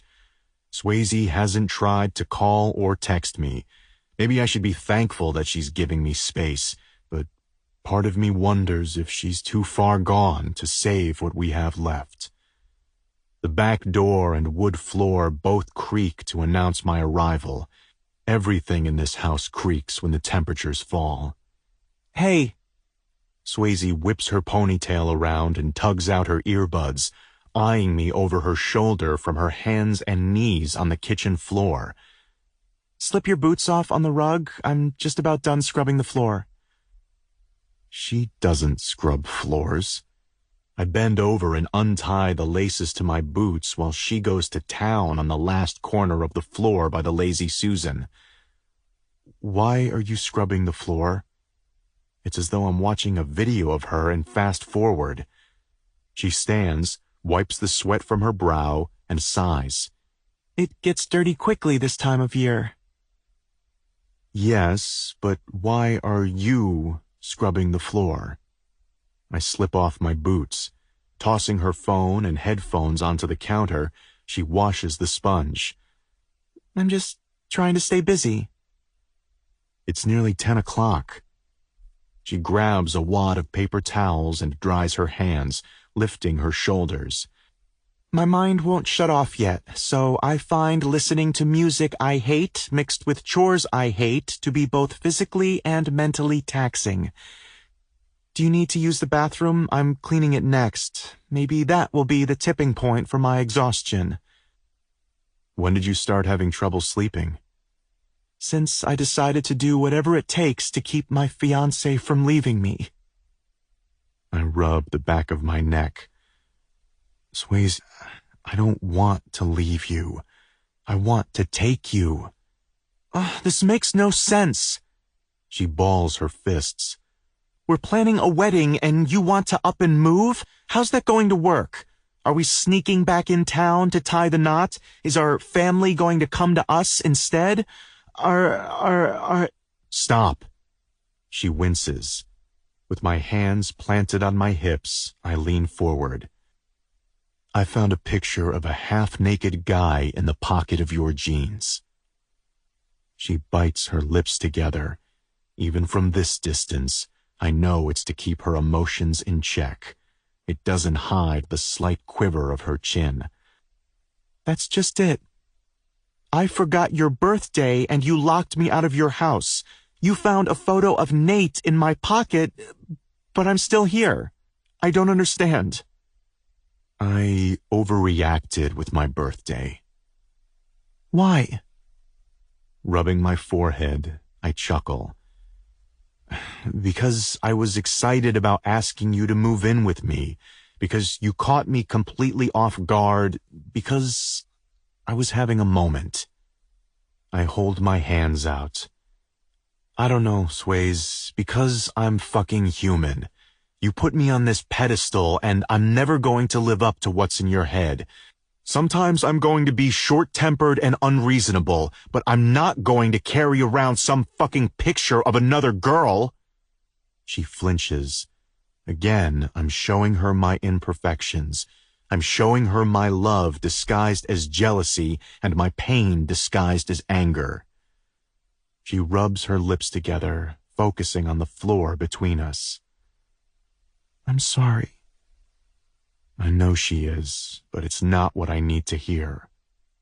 Do you want to know the places Jet can find me a new job? Her head shakes, but she doesn't look at me. Grabbing the bucket of cleaning supplies, she keeps her gaze on her feet all the way to the bathroom. The door clicks. Fuck you, Morgan Daisy Gallagher, I whisper. Chapter 23. You're still here. I rub my eyes and yawn as I pour a cup of coffee that my non-coffee drinker fiancé made for me. I don't deserve him, but I want him. It's snowing pretty good out today. I'll drive you to work and pick you up. He rinses out his smoothie glass in the sink. I don't deserve him, but I want him. Thank you.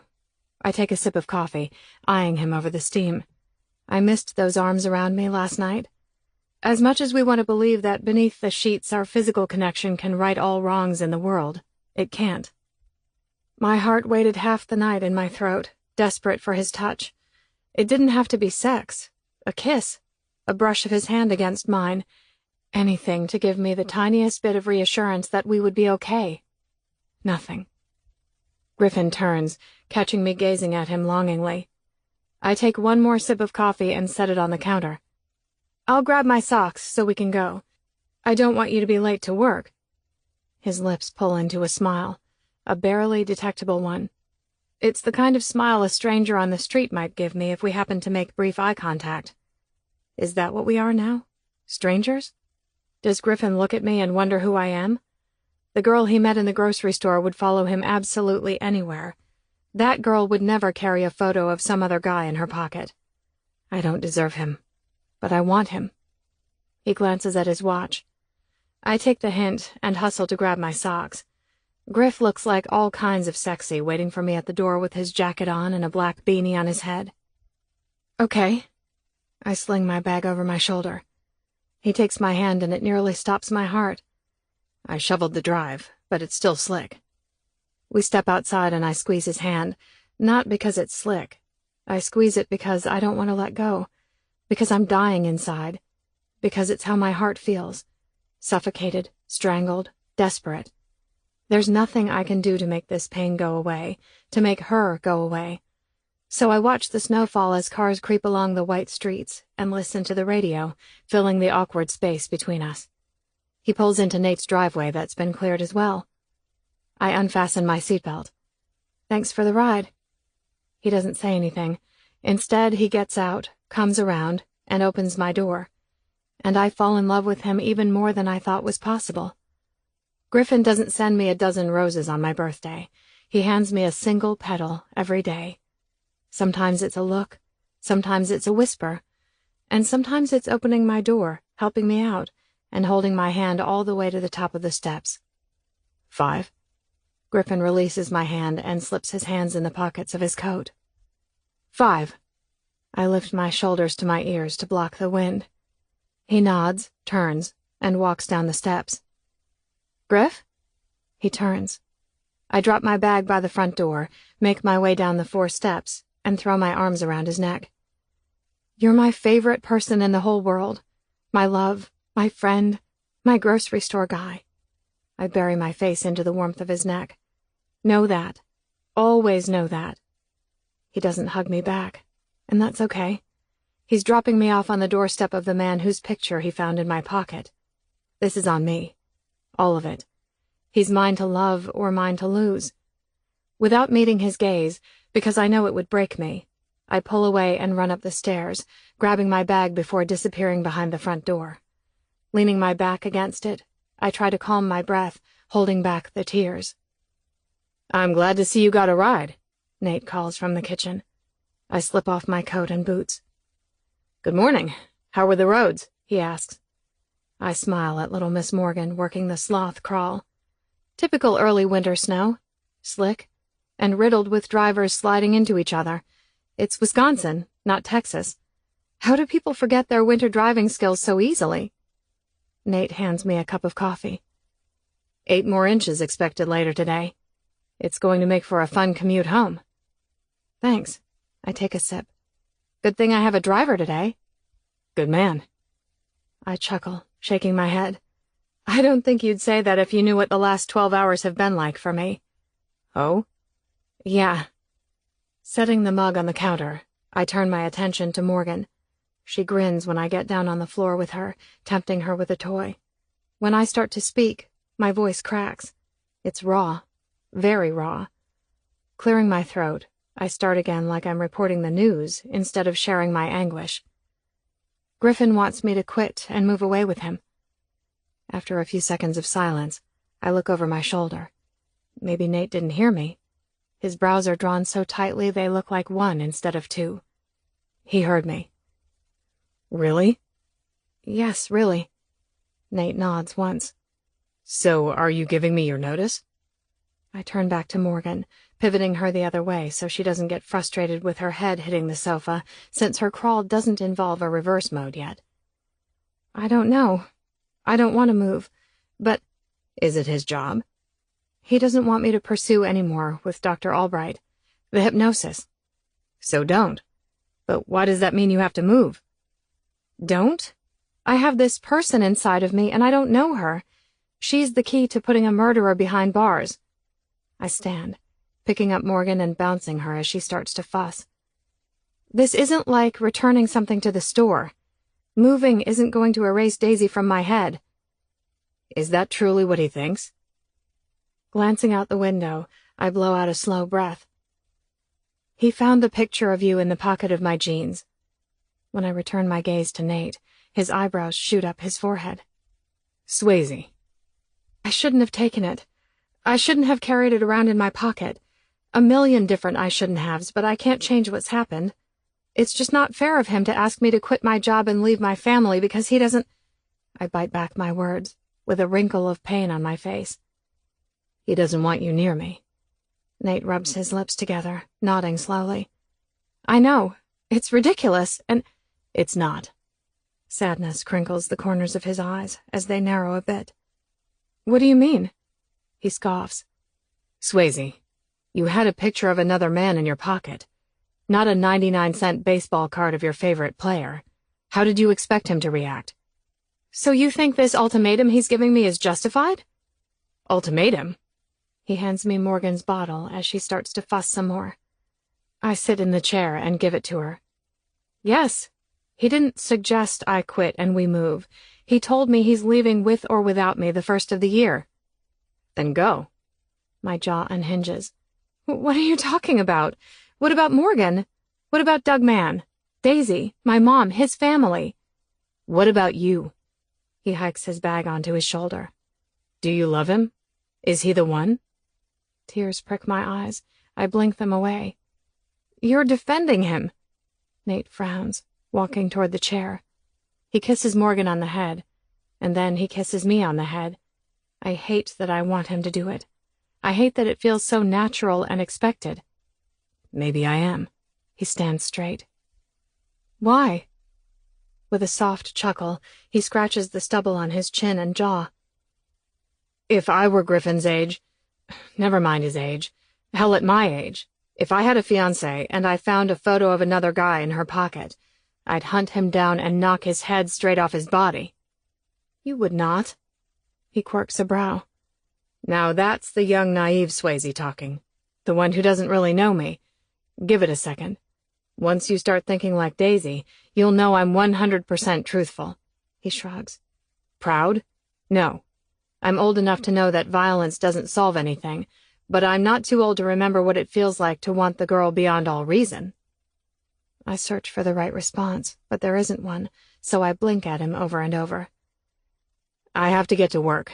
Stay warm. More blinks. Nate, I say just as he opens the door. So you want me to leave? Hell no. I'm still the boy who wants the girl beyond all reason. The door clicks shut. 30 minutes later, I get a text. Professor, stop holding your breath. I want my friend, that's all. Chapter 24. Last week, Griffin gave me an ultimatum. Move away or lose him. We've been coexisting in near silence since then. I have less than a month to decide to stay or go. Dr. Albright offers a sympathetic smile, but I don't sense an ounce of surprise. I want him, but I don't want to leave. I mean, he said he believes me. He believes that I was Daisy, and he can accept that. She listens, giving me a slow nod. But he's worried about Nate, Daisy's feelings for him, my feelings for his daughter, and Dr. Albright continues to offer a receptive smile. I love her patience with me. It's not tick-tock, time's almost up. She looks at me like she gets me. Of course she does. Go on, take your time. Yeah, this is the grueling part. I know how much it hurts me, and I can only imagine it's multiplied by 1,000,000 for Griffin. He found the picture of Nate. It was in the pocket of my jeans. That must have been hard. Painful. I nod, blinking back the tears. The need to know, to feel this other life has made me reckless. I'm making bad decisions, but they don't feel like mine. And just saying that aloud makes me feel certifiably insane. No one gets acquitted for murder because the voice in their head was from another life. At best, they end up in a mental hospital until they slit their wrists with a sharpened chicken bone. I laugh. It's not funny, but I need to save myself. I bet they only serve boneless cuts of meat in psychiatric hospitals. Huh. Dr. Albright smiles. It's big, not the contained humor of Dr. Grayson.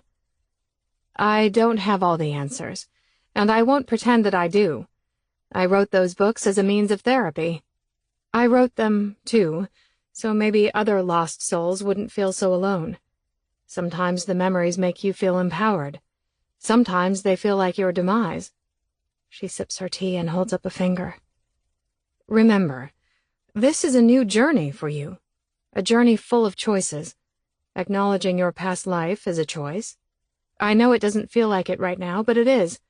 Not everyone gets the opportunity to make that choice. If you need to know, then you need to know. Don't feel guilty for that. But what about Doug Mann? What if the reason I remember this other life is because Daisy's soul wasn't finished? Is that possible? Absolutely. There are many possibilities. But your job isn't to figure out what Daisy wants. It's to figure out what Swayze Samuels wants. And it's okay if it's the same thing, but it's also okay if it's not. You are Swayze. This is your life. You cannot go back and live her life. You're saying I should follow Griffin. She's probably right. After all, he's downstairs waiting for me, protecting me even when I'm where he doesn't want me to be. Either he's biding his time to say he did all he could, or he loves me that much. I'm saying you should follow Swayze. She's got a lot of roads to take, and maybe some wrong turns along the way. That's all part of living life. Don't steal anything from the past or borrow anything from the future. Pay your dues today. That's living life. Fuck. Yeah, I'm 22, but I feel 12 because I don't know what that means. But I have this feeling in my gut that it's the most important piece of advice anyone will ever give me. I should tattoo it on my forearm and stare at it every day until the meaning sinks into my soul. How was your day? I break the silence on the way home. That's my line, Griffin says, eyes on the road.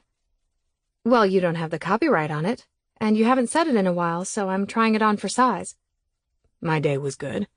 I did some training this morning, and then I was interviewed for a magazine article.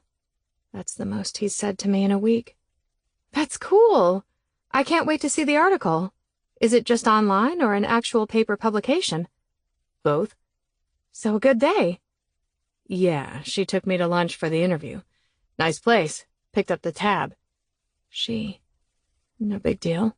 No need for my mind to wander into jealousy land. Nope, not me.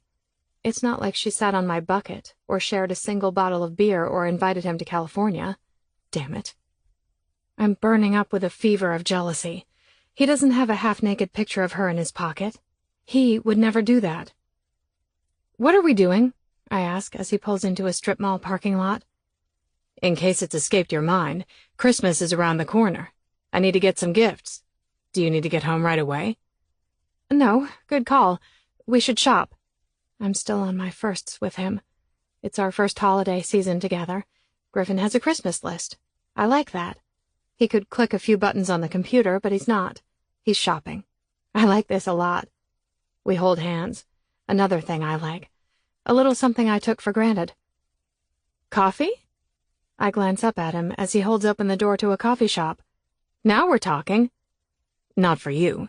My mom likes a very particular coffee, but my dad gives her crap about spending money on it because it's not cheap. Sorry, all I heard is not for you. Now I feel like I need this coffee. He gives me a frown before shooting the lady at the counter a killer smile while releasing my hand. My emotions are on crack. I'm up and down, jealous and paranoid, reading into every little look he gives me or doesn't give me. The lady gets Griffin 2 bags of the coffee and one really obvious flirty bite of her lip while batting her eyelashes. That look used to not faze me. I was the girl he took home, the girl he undressed, the body he worshipped. Now I feel on the verge of being his biggest disappointment, his biggest mistake. Can I get you anything else? No. Actually, I give her a smile just as sugary. I'd like a small cup of that to go, please. Griffin frowns at me again. WTF? Why the frown? I scowl back at him. He looks away. Ring mine up separately. She puts a lid on the cup and sets it on the counter. It's all together, Griffin says with a bit of exasperation. Flirty Face's eyes ping-pong between us as she totals it up. Griffin pays cash and grabs the bag. Thank you. He shoots her another awesome smile.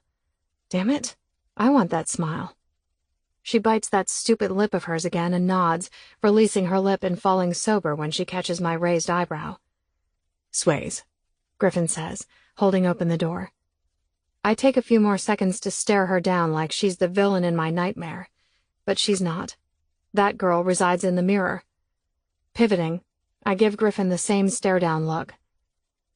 What is your deal? He asks when the door shuts behind us.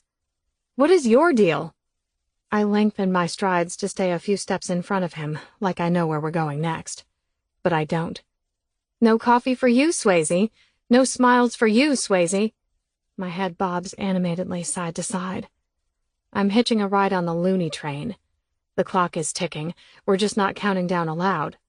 The toxic mix of anger, fear, resentment, jealousy, and bone-deep love is stripping every last piece of my sanity. Every day I think he's going to cave and say we don't have to leave. We'll work things out right here. Instead, every day he inches away from me a little more. Not as many glances, hardly any words, rarely a touch.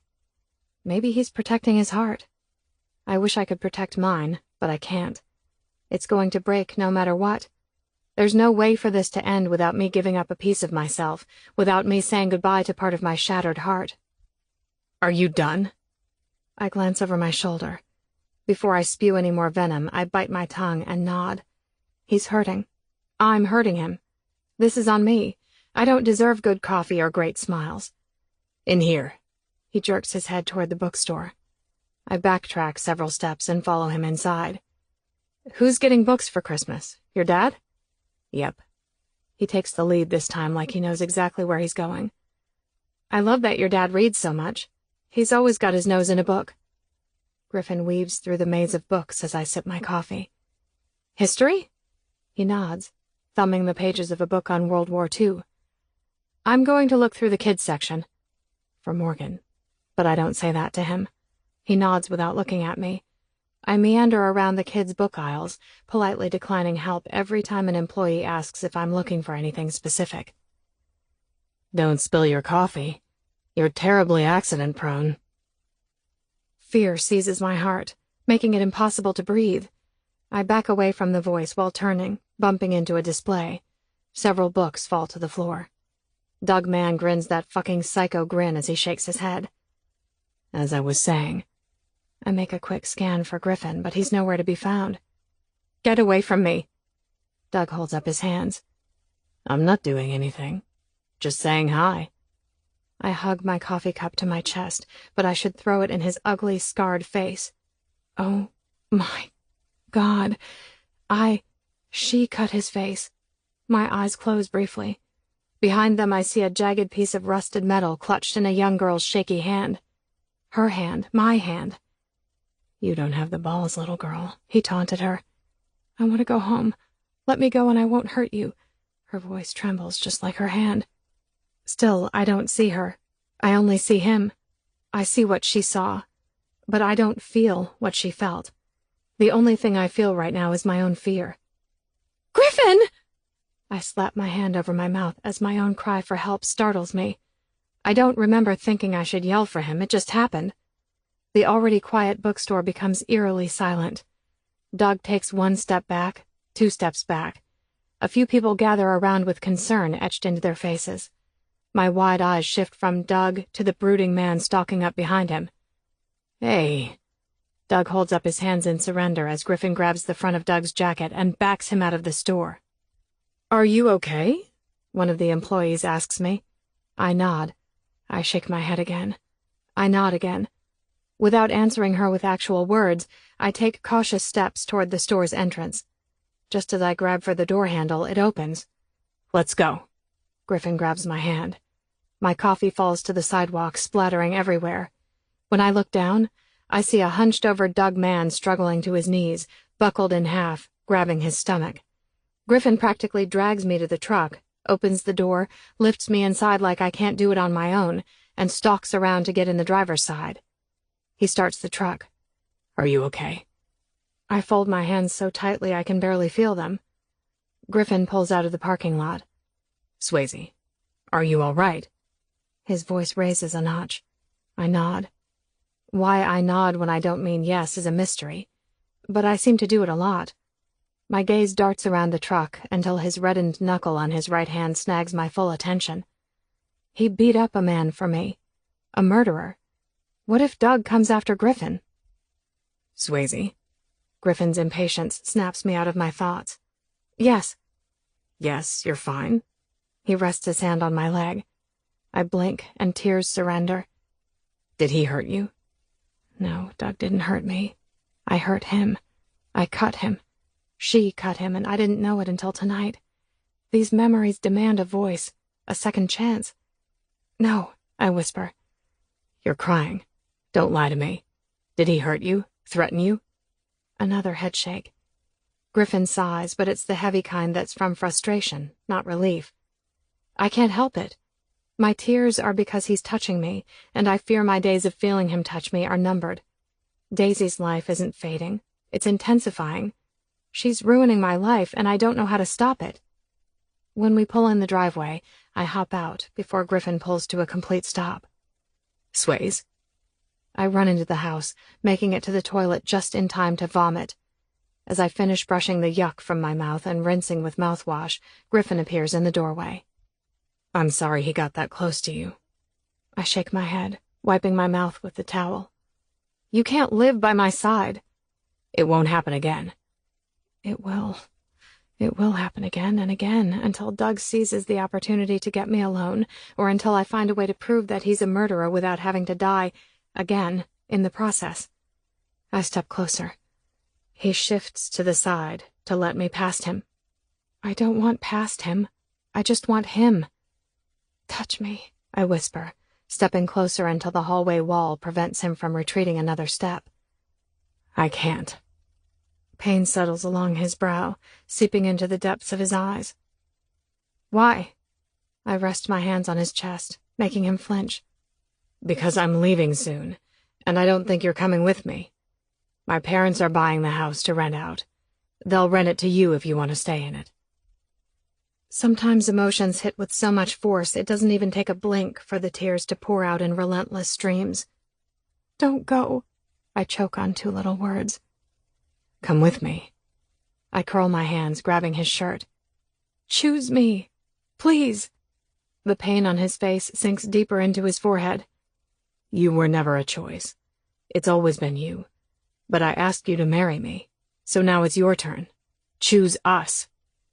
I drop my head to his chest, next to my clenched fists. Emotion racks my body, but he still doesn't touch me. I see that jagged piece of metal. The shaky hand jerks out of control, slashing Doug's face, erasing his sadistically taunting grin, replacing it with blood and rage. I died. The bloodied dagger drops to the floor. She runs. I run. Out the door, down the rotted steps, weaving through the brush and trees. He killed me, I cry. Her, not you, Griffin says with such control. He's going to do it again. You're safe. Finally, he wraps his arms around me. Slowly, tentatively.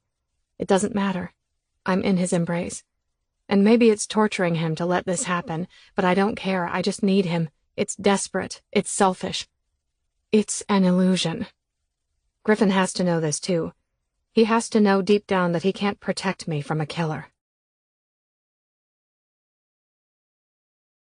Chapter 25.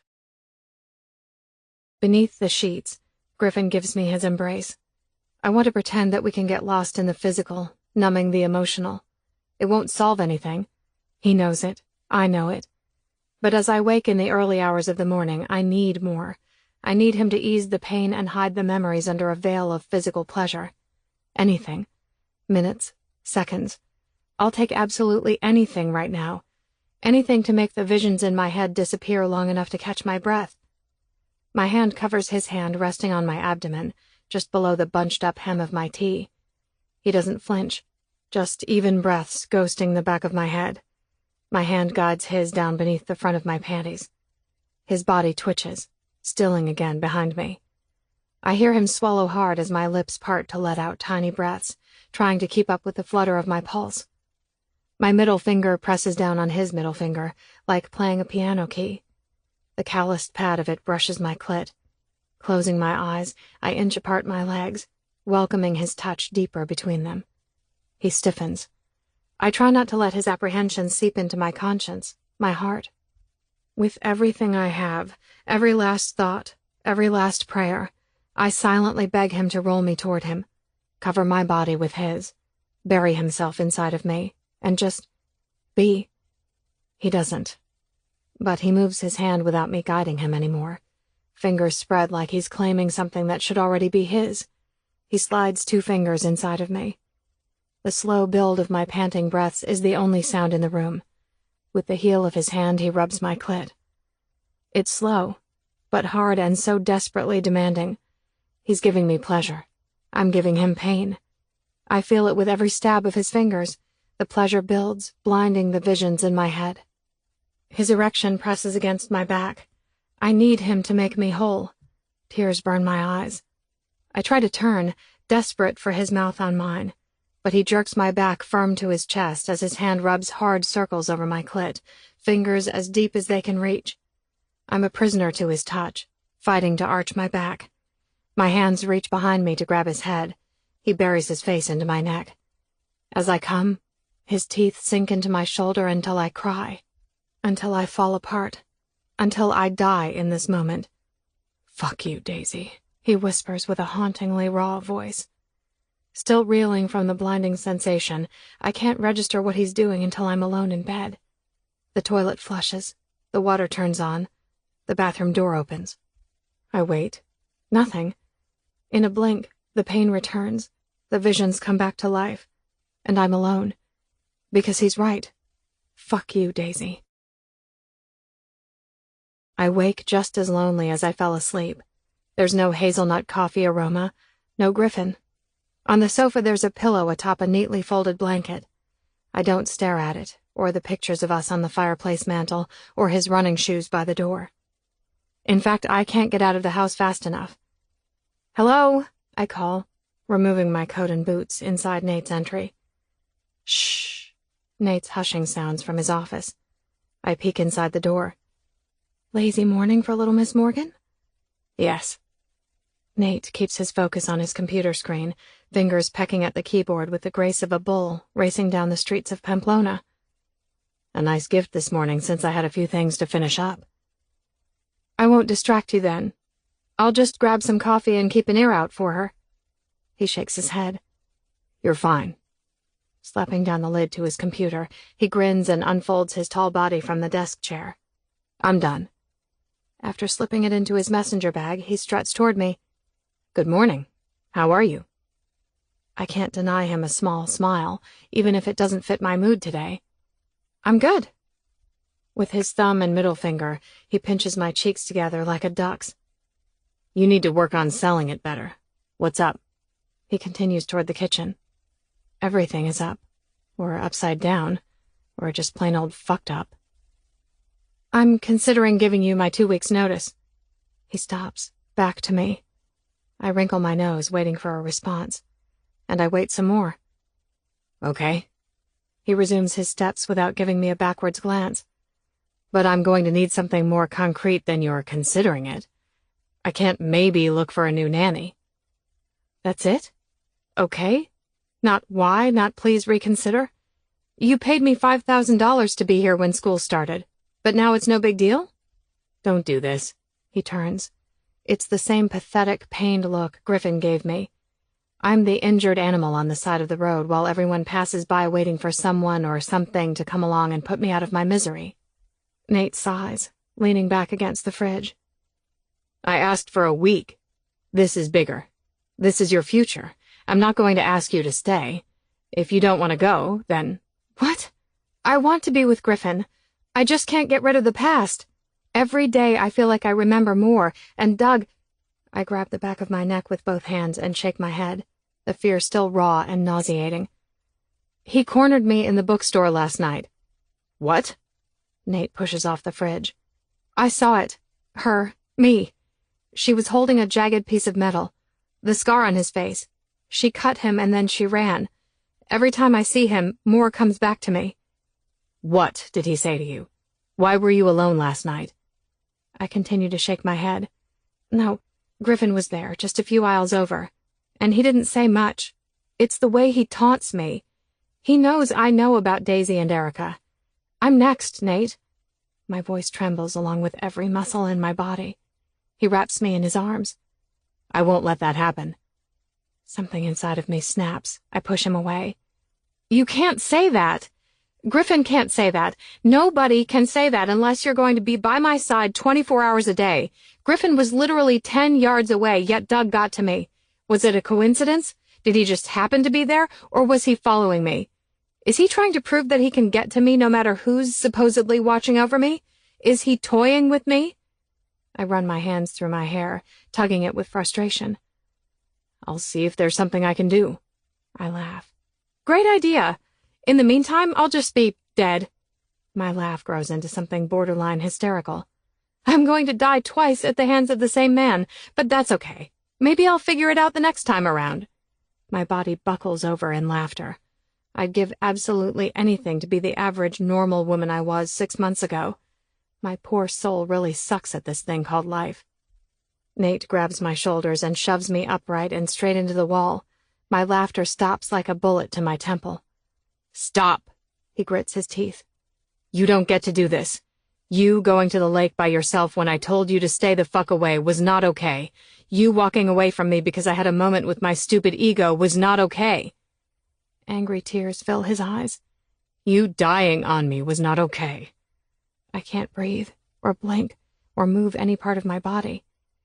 You coming back to life when I need you more than anything, only to tell me you're in love with another man, is not okay. You stealing my daughter's heart is not okay. Your fucking 2 weeks' notice is not okay. And you laughing about this man who killed you is not. He rams his flat hand into the wall right next to my head. Okay. Another bang on the wall. Morgan cries. He doesn't let any tears escape, but I feel every single one in my soul. Morgan cries more. The ridged muscle of his arms starts to relax. He has me caged against the wall. He's let 22 years of emotion slash into my heart, but now he has to let me go soothe his crying daughter. I start to peel my back off the wall, and he grabs my head and kisses me. Oh, my fucking hell. My brain and my heart explode at the same time. This isn't a chaste kiss on the head. This is the kiss that reiterates every single gut-wrenching word he just said to me. This is an explosion of 2 lifetimes. This is the ruination of my life as Swayze Samuels. This is the kiss that sends souls to hell. I don't know when my hands made it to his hair, but they're there, and it's familiar. I don't know when my lips began to move, but they're moving against his, and it's familiar. I don't know when my tongue decided to taste his, but they're dueling like they can't get enough, and it's familiar. Every inch of his body pressed to mine, every touch, every moan, it's all too fucking familiar. And then, it's over. He disappears down the hall to Morgan's room. With one hand, I trace my bruised lips, and with the other hand, I ghost my fingers along my neck, just below my ear. That's where I needed his lips. One kiss. Gentle, reverent, the way he first kissed me. Nate wasn't supposed to obliterate my world. He wasn't supposed to break the fragile thread holding me to Griffin. But he did. I lock my knees to keep from falling over as he carries Morgan to me, wiping the tears from her eyes. She grins the moment she sees me. This little girl loves me, even if she can't define love yet. I love her too, and if I'm honest with myself, I love her daddy too. Much like her, I don't know how to define my love for Nate. When our eyes meet, I fight to hold back the toxic emotions. Regret falls off every inch of his body in relentless waves. He doesn't have to say anything. He shakes his head with this look, like he just ran over the family dog. My head shakes, mirroring his. It's what? Fine? No. It's the opposite of fine. It's the definition of insanity. It's the worst thing I have ever done. Yes, he kissed me, but I kissed him back, and I didn't stop him. I'm not sure how long I would have let him kiss me had he not stopped when he did. My mom's words echo in my conscience. Where does it stop? You kissed Daisy. Yeah, I whisper. He kissed her because he remembers everything, but that doesn't explain why I kissed him. A million excuses plead their case in my head. Valid, reasonable, believable excuses. I should not have kissed you, he says. Can you see if your parents can watch her today? I need to... I swallow the pain, the thick, suffocating guilt. I need to do something. He nods. I'll see if they can be here within the hour. 'Kay. I take her from him. Let's get you changed and fed. Brushing past him, I take her back to the nursery. A few seconds later, the back door shuts, and I break down, hugging Morgan to my body because I lost my grocery store guy. Chapter 26. To what do we owe this honor? Jet winks at me as I stomp the snow off my boots inside the front door of the dealership. I was hoping to catch Griffin on a break. Griff never breaks, but I can probably see if he'll make an exception for you. I force a smile. It hurts like hell. Thank you. He nods his head toward the service department. Follow me. Griffin's at a computer. He looks up. Your woman wants you to take a break. The bathroom door has a lock. Jet smirks. Griffin doesn't acknowledge him. Neither do I. It's like he can see through me, like he knows what I'm going to say. I'm the girl who forgot his birthday. I'm the girl who kissed another guy. And Griffin is just the boy who fell for the wrong girl. My chest hurts so badly it's crushing me. I have to tell him what happened. And even though I know without a single doubt that it meant nothing to me, it's going to mean everything to Griffin. And that's fair, because the world's kindest grocery store guy deserves a girl who would never let another man kiss her. I look around, but there's no one else in sight. Griffin shifts his weight on the stool, propping one boot up on the metal rung, hands crossed over his chest. You've never looked more miserable, he says. I laugh a little, fighting back the tears. If you're not coming with me, then you don't have to say anything. I bite my quivering lips together and blink. As soon as he sees my tears, he looks away. I close my eyes. Tell me about your day, Swayze. Griffin shot me this killer grin on our third date. We were eating dinner at his house for the first time. He baked salmon and steamed asparagus. I brought a bottle of wine and cookies that I tried to pass off as homemade, but I was pretty sure he knew they were store-bought. It was the first time he called me Swayze. No one had ever given me a nickname before. In that moment, for the first time in my life, I didn't hate my name. It was good, I shrugged, still struggling to keep eye contact with him for more than 5 seconds without blushing like a schoolgirl. Good is a terrible description. I need details. He took another bite of salmon and pinned me with the sexiest look. Details, huh? Well, nothing too exciting. I got fitted for my cap and gown. No, he shook his head. Start from the beginning. Breakfast. What did you have for breakfast? Really? You want all the details? I'm not that exciting. I'll be the judge of that. My face hurt from smiling so much. Toast and butter. Coffee with sugar. I like a lot of sugar in my coffee. So much so I'm not sure if my jolt is from the caffeine or the sugar. Bar class. Shower. Tell me more about this shower. I giggled with a full-on blush. It was wet. My hands covered my face. I can't do this. Swayze Samuel's naked and wet. I can work with that. Do you wash your hair or soap your body first? Shaking my head, I continued to laugh. I can't do this. It's like phone sex without the phone. Fine. We'll save phone sex without the phone for after-dinner conversation. So how much sugar are we talking about? Like, would you say you have coffee with sugar, or sugar with coffee? Probably the latter. Bar class. Are you a dancer? Please say yes. I giggled more. I never knew giggling was my thing until I met grocery store guy. No, my coordination is quite challenged, but I like the burn, and it's supposed to lift my butt. I think the jury is still out on that. His chin jerks up. Stand up. Let me see. I'll happily be the judge of that. You're a total flirt. Just with you. Ha, I doubt that. Griffin gave me this look, the kind of look that came with an exaggerated pause, like he needed to process something new, something unexpected. I liked that look because, unlike the casual flirting, it felt like something he hadn't given to anyone else. We sat at his 2-person kitchen table for almost 2 hours, flirting, laughing, and sharing special looks. Can I talk you into sitting on my sofa? He stood, holding out his hand. I rubbed the rim of the wineglass over my bottom lip. Is there something special about your sofa? It's more comfortable than these old wooden chairs. Are you inviting me to get comfortable? I grinned, trying to be flirty, but man, oh man, I was so nervous. Third date and no kiss. In all fairness, it was our first evening date. The other two had been quick meals over his lunch break.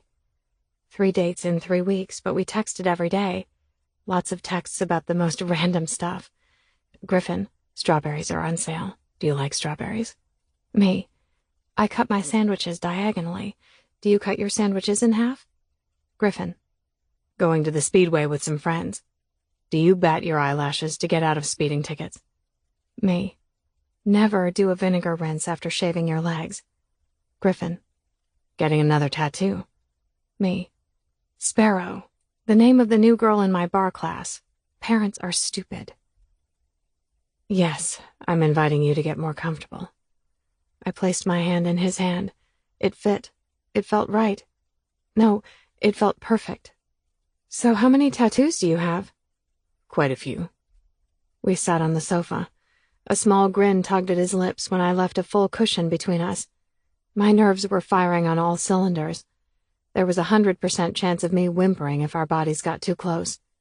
You don't keep count? Nope. Do you have a favorite one? The dragon. My gaze inspected the tattoos on his arms. I'm wearing too many clothes for you to see it. Heat crawled up my neck and in lower places as well. Do you have any ink? I shook my head. Just a birthmark. His gaze made a quick inspection of me. I grinned. I'm wearing too many clothes for you to see it. Cute. He leaned back in the opposite corner, crossing his inked arms over his chest. I know what you're doing, and it's not going to work. I'm not that easy. What am I doing? I chuckled. You're pretending you have a birthmark, so I'll agree to show you my dragon if you show me your birthmark. And only after I'm standing in front of you, completely naked, will you reveal that it's not really a birthmark, just an odd-shaped mole. No. He shook his head. I'm not falling for that. If you want me naked, you're going to have to show me the birthmark first.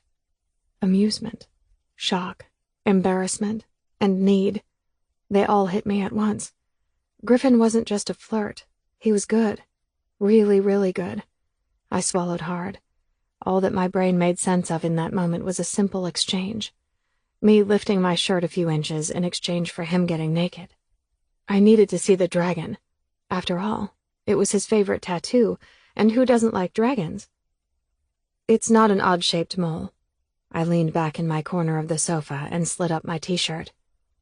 Griffin's tongue made a lazy swipe along his bottom lip. I rubbed my lips together, hoping, praying that said lips would get to press to his mouth soon. We were on date 3, but all the random texts made me feel like I knew him more like an 8th date. My body just wanted to catch up to my mind. That's quite the birthmark. I can't see the whole thing. His gaze flit to mine, eyes gleaming with this sexy challenge.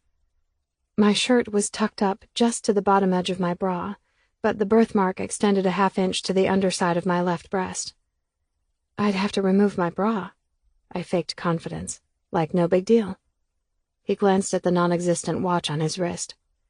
I don't have any plans for a while. I've got time. Do you?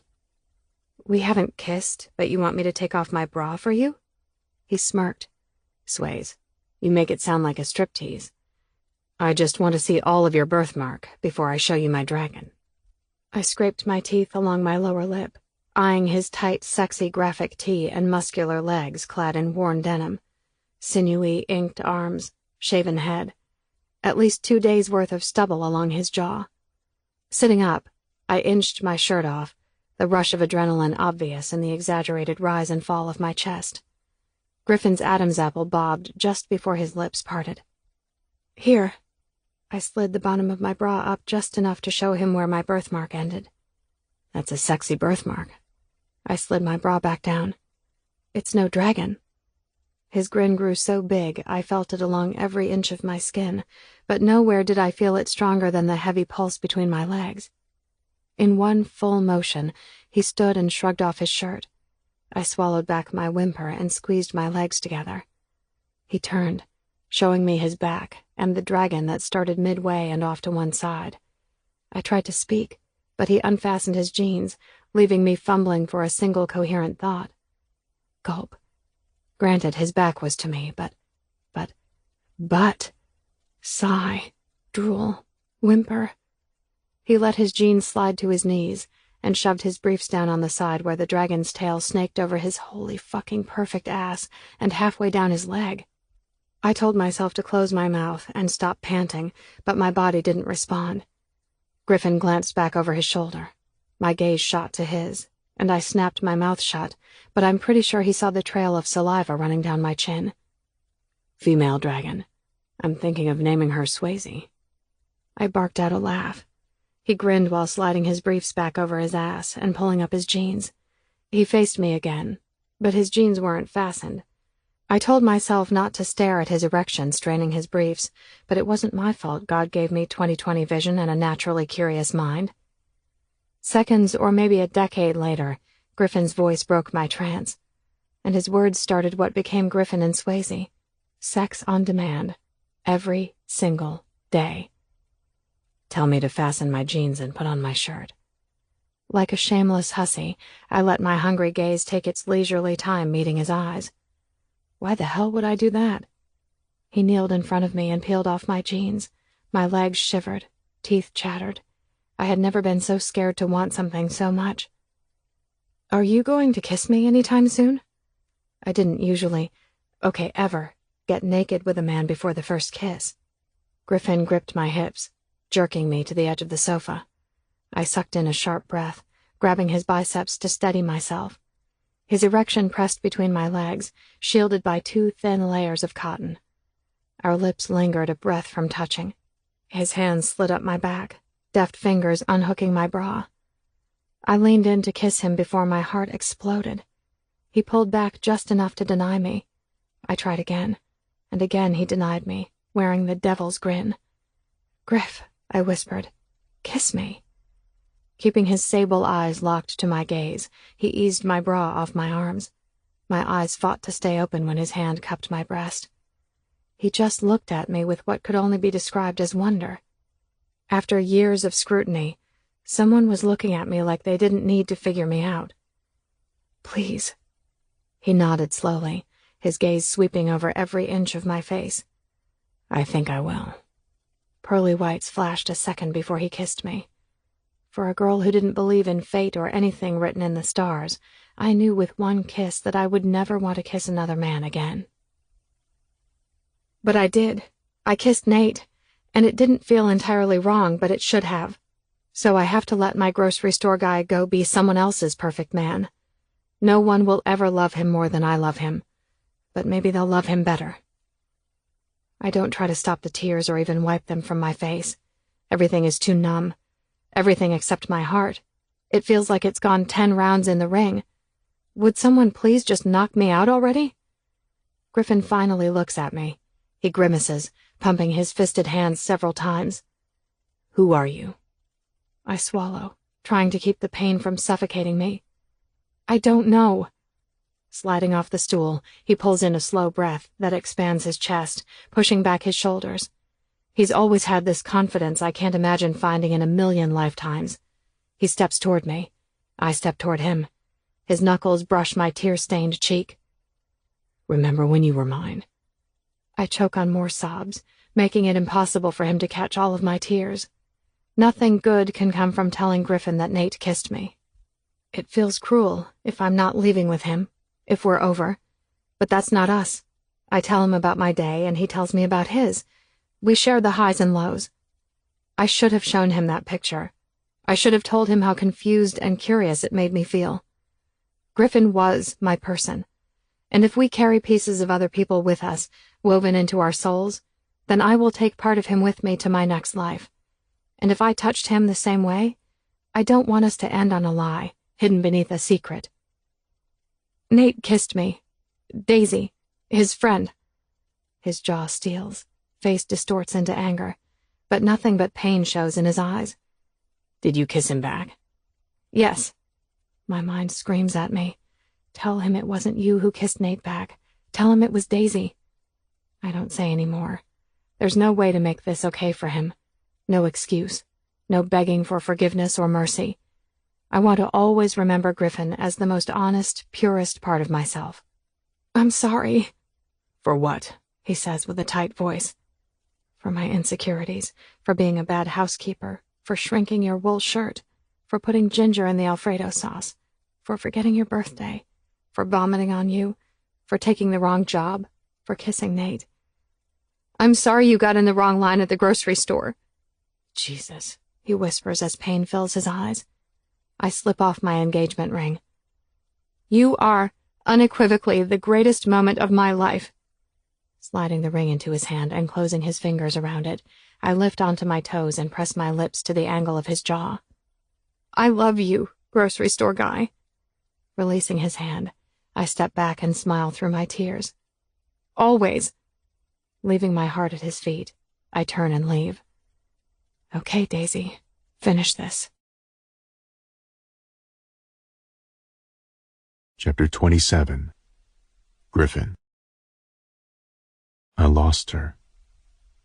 It's a special kind of hell, but I can't compete with something that took place before I took my first breath. I'm not sure what will ease the pain. Something tells me this isn't the answer, but for lack of a better idea, this is all I've got. Griffin. Professor took something that was mine, doesn't even pretend to be surprised to see me waiting at the door to his office. I have a class in 15 minutes. I glance around at the hallway congested with students. This won't take long. He nods at me. It's slow, like he knows exactly why I'm here. I'm sure it won't, he mutters, opening his office door. He takes 3 steps inside. I shut the door behind us. The second he turns, I land one fist into his gut.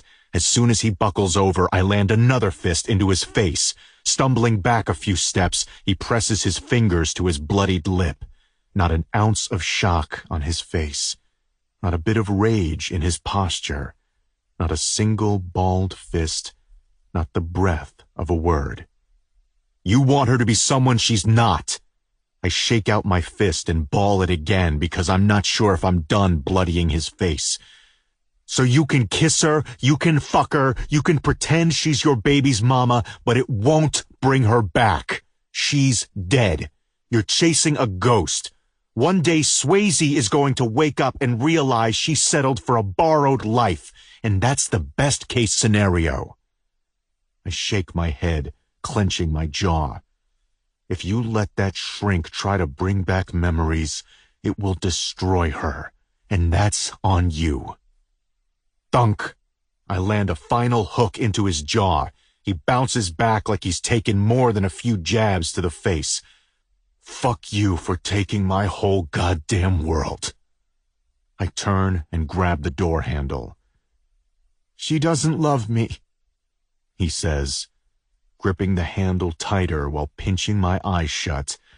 I let his words die behind me. I know. Hey, sweetie, what a surprise. The second my mom opens the door, I fall into her arms. I let every single emotion go. I lost him. Oh, Swayze. She hugs me, stroking the back of my hair. Why? She pulls back, cupping my face that's contorted into an ugly cry. All of my heartbreak reflects on her face. Why what? Why can't I be normal? I choke on another sob. My whole life, I just wanted to be normal. Kissing my forehead, she hugs me again. I used to think she could make everything better with a magical hug. I used to think the same thing about Griffin's embrace. But the demons inside of me are untouchable. They demand my attention. I'm a slave to their intentions. Sit. Let's figure this out. If only. I sit in the leather recliner, and she kneels in front of me, handing me several tissues before resting her hand on mine. When she squeezes it, it wrings out more tears. Sherry told me about Griffin finding the picture. I nod. God, I love her for not giving me the I told you so look. He's moving, I sniffle, blotting my eyes. Sherry said he wants you to go with him. Another nod. But I can't. Swayze, you can. I don't want you to move, but after talking with Sherry, I think Griffin's right. If it's going to work, you need a fresh start. You need to choose a life. I can't. Doug Mann murdered me, and he's going to do it again if I don't do something. She cringes.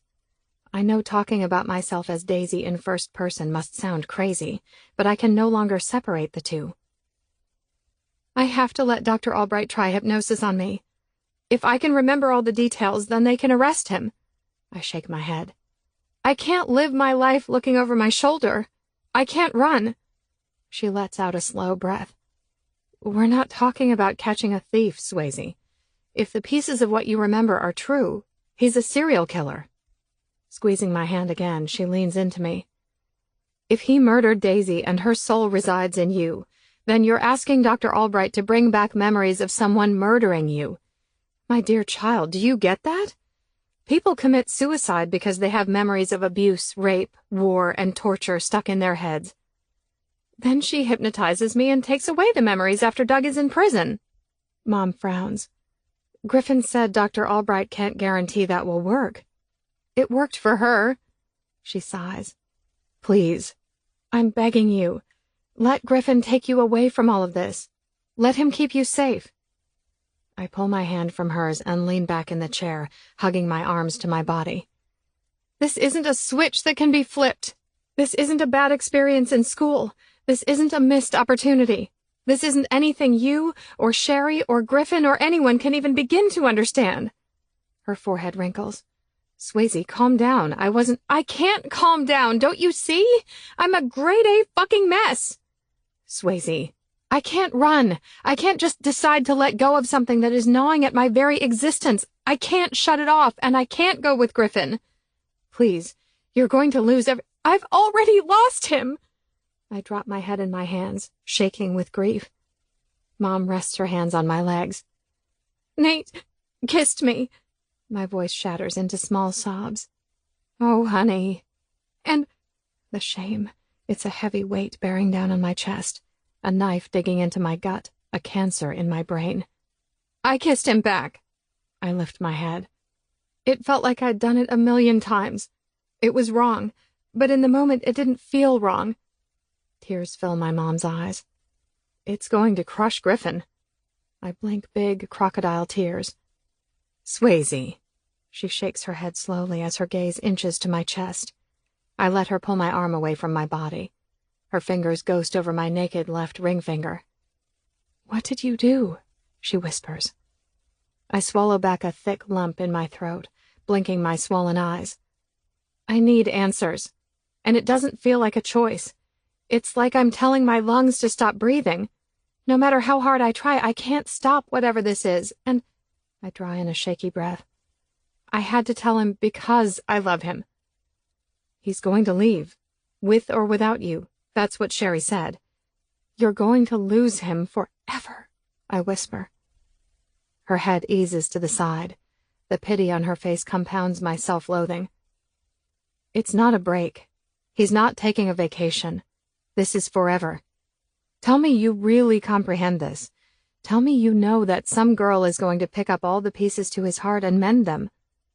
I know. I don't feel anything right now. Everything is numb.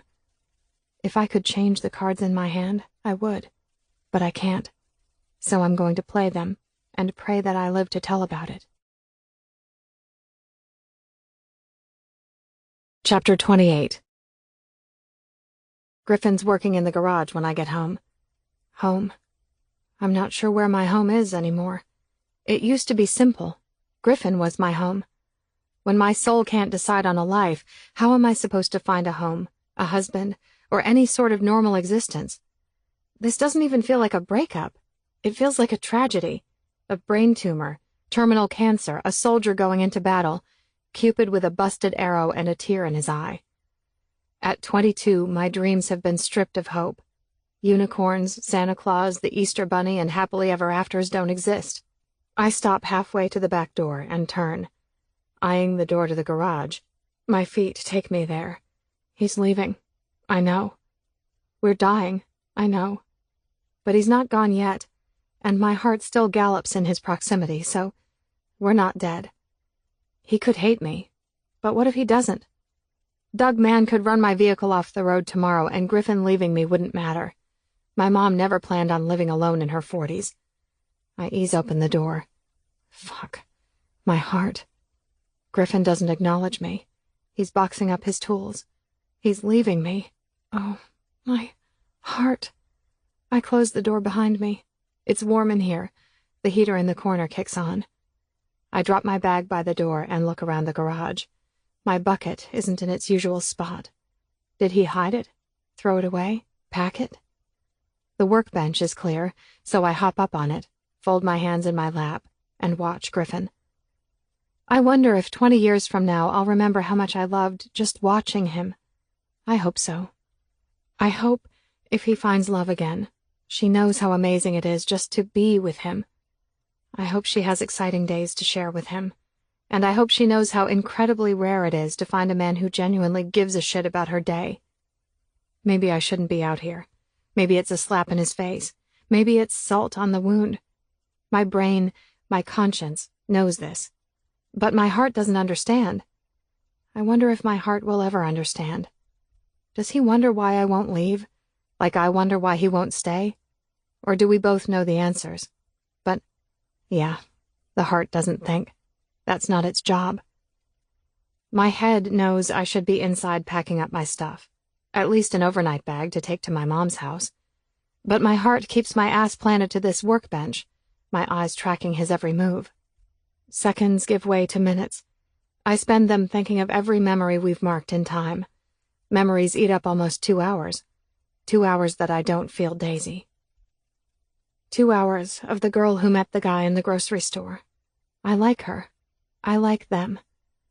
I glance up from somewhere in the past when the lights go off. Griffin stands at the door, holding it open. My lips turn upward. A tiny smile he can't see. Our gazes meet for the first time tonight when I brush past him, stepping out into the chilly night. After several steps, I turn, remembering my bag on the floor. But it's not in the garage. Griffin has it clutched in his hand. Our gazes meet again. It's not like earlier today. It's peaceful. Maybe it's acceptance. So I turn and let him carry my purse. I let him follow me into the house. Yeah, I'll flash back to Griffin Calloway for the rest of my life. He sets my bag on the kitchen table and washes his hands. I make my way to the bedroom, grab a bag from the closet, set it on the bed, and start to put some clothes into it. I told my mom I'd be back to stay with her. She's probably worried about me. I walk back into the kitchen to grab my phone from my bag. Griffin has 2 plates on the counter, and he's making sandwiches. My lips find that tiny smile again as I tip my chin toward my phone, shooting off a text to my mom. Me. Sorry, I'm running a little late. Packing my bag now and grabbing a sandwich. Be there soon. Mom. Okay. Tell me when you leave so I can keep an eye out for you. Me. Will do. Griffin sets the 2 plates on the table, but he doesn't look at me. He sits down and starts eating. I miss him already. Taking a seat next to him, we eat in silence. It's sad, but comforting. And with no spoken words, we say so many things. I'm sorry. Life's not fair. This hurts. I'll never forget you. And when we're both done, he finally looks at me, and it's clear that the only words left are the ones that change nothing, but mean everything. I love you. When he takes our plates to the sink, I go back to the bedroom and finish stuffing a few things into my bag. I zip the bag and draw in a long breath, releasing it a little at a time along with the weight of the world while glancing around the room. If I stayed, if I rented the house from Sherry and Scott, I'd have these memories. Some days they'd give me comfort, other days they'd suffocate me with grief. I guess that's life, a steady pendulum. Balance is nothing more than a breath in the middle. Maybe at night I could pretend that he's next to me in bed. Maybe then I could find balance and take a breath. I think I can do this. I can survive on 1 good breath a day. Griffin startles me when he sneaks up behind me, reaching around to grab my bag, his chest brushing my back. Of course he's going to be the gentleman, the protector, and walk me to the car. Thunk. He drops my bag on the floor. I turn. Our eyes meet. He grabs my face and kisses me. It's hard and demanding. It's impossible to breathe. That's okay. I only need one good breath. I'll catch it later. He erases every trace that another man held me, kissed me. It's not right, and it's not wrong. It simply is. It's Griffin and Swayze. And maybe this is futile.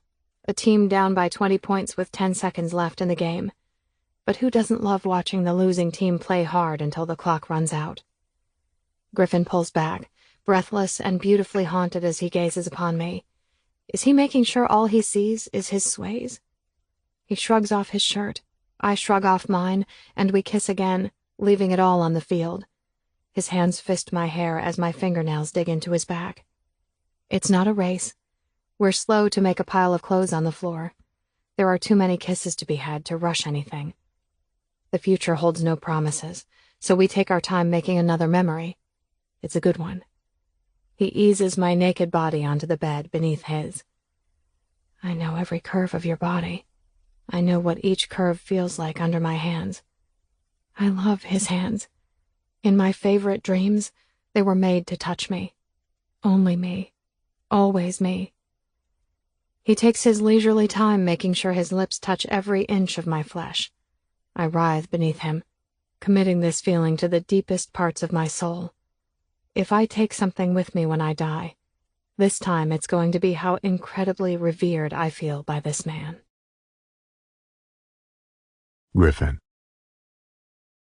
I'm letting her go, and it fucking hurts. Finders keepers doesn't apply to humans. But she's here now, and so I'm taking now, and I'll take every minute of later that she gives to me. Only me. Then I will walk away. I'll let her find what's missing, but I just can't be here when she realizes it's not me. For now, I'm leaving my touch everywhere. When he touches her, I want her to remember my lips were here first. I roll her onto her stomach. She arches her back, stretching her neck up.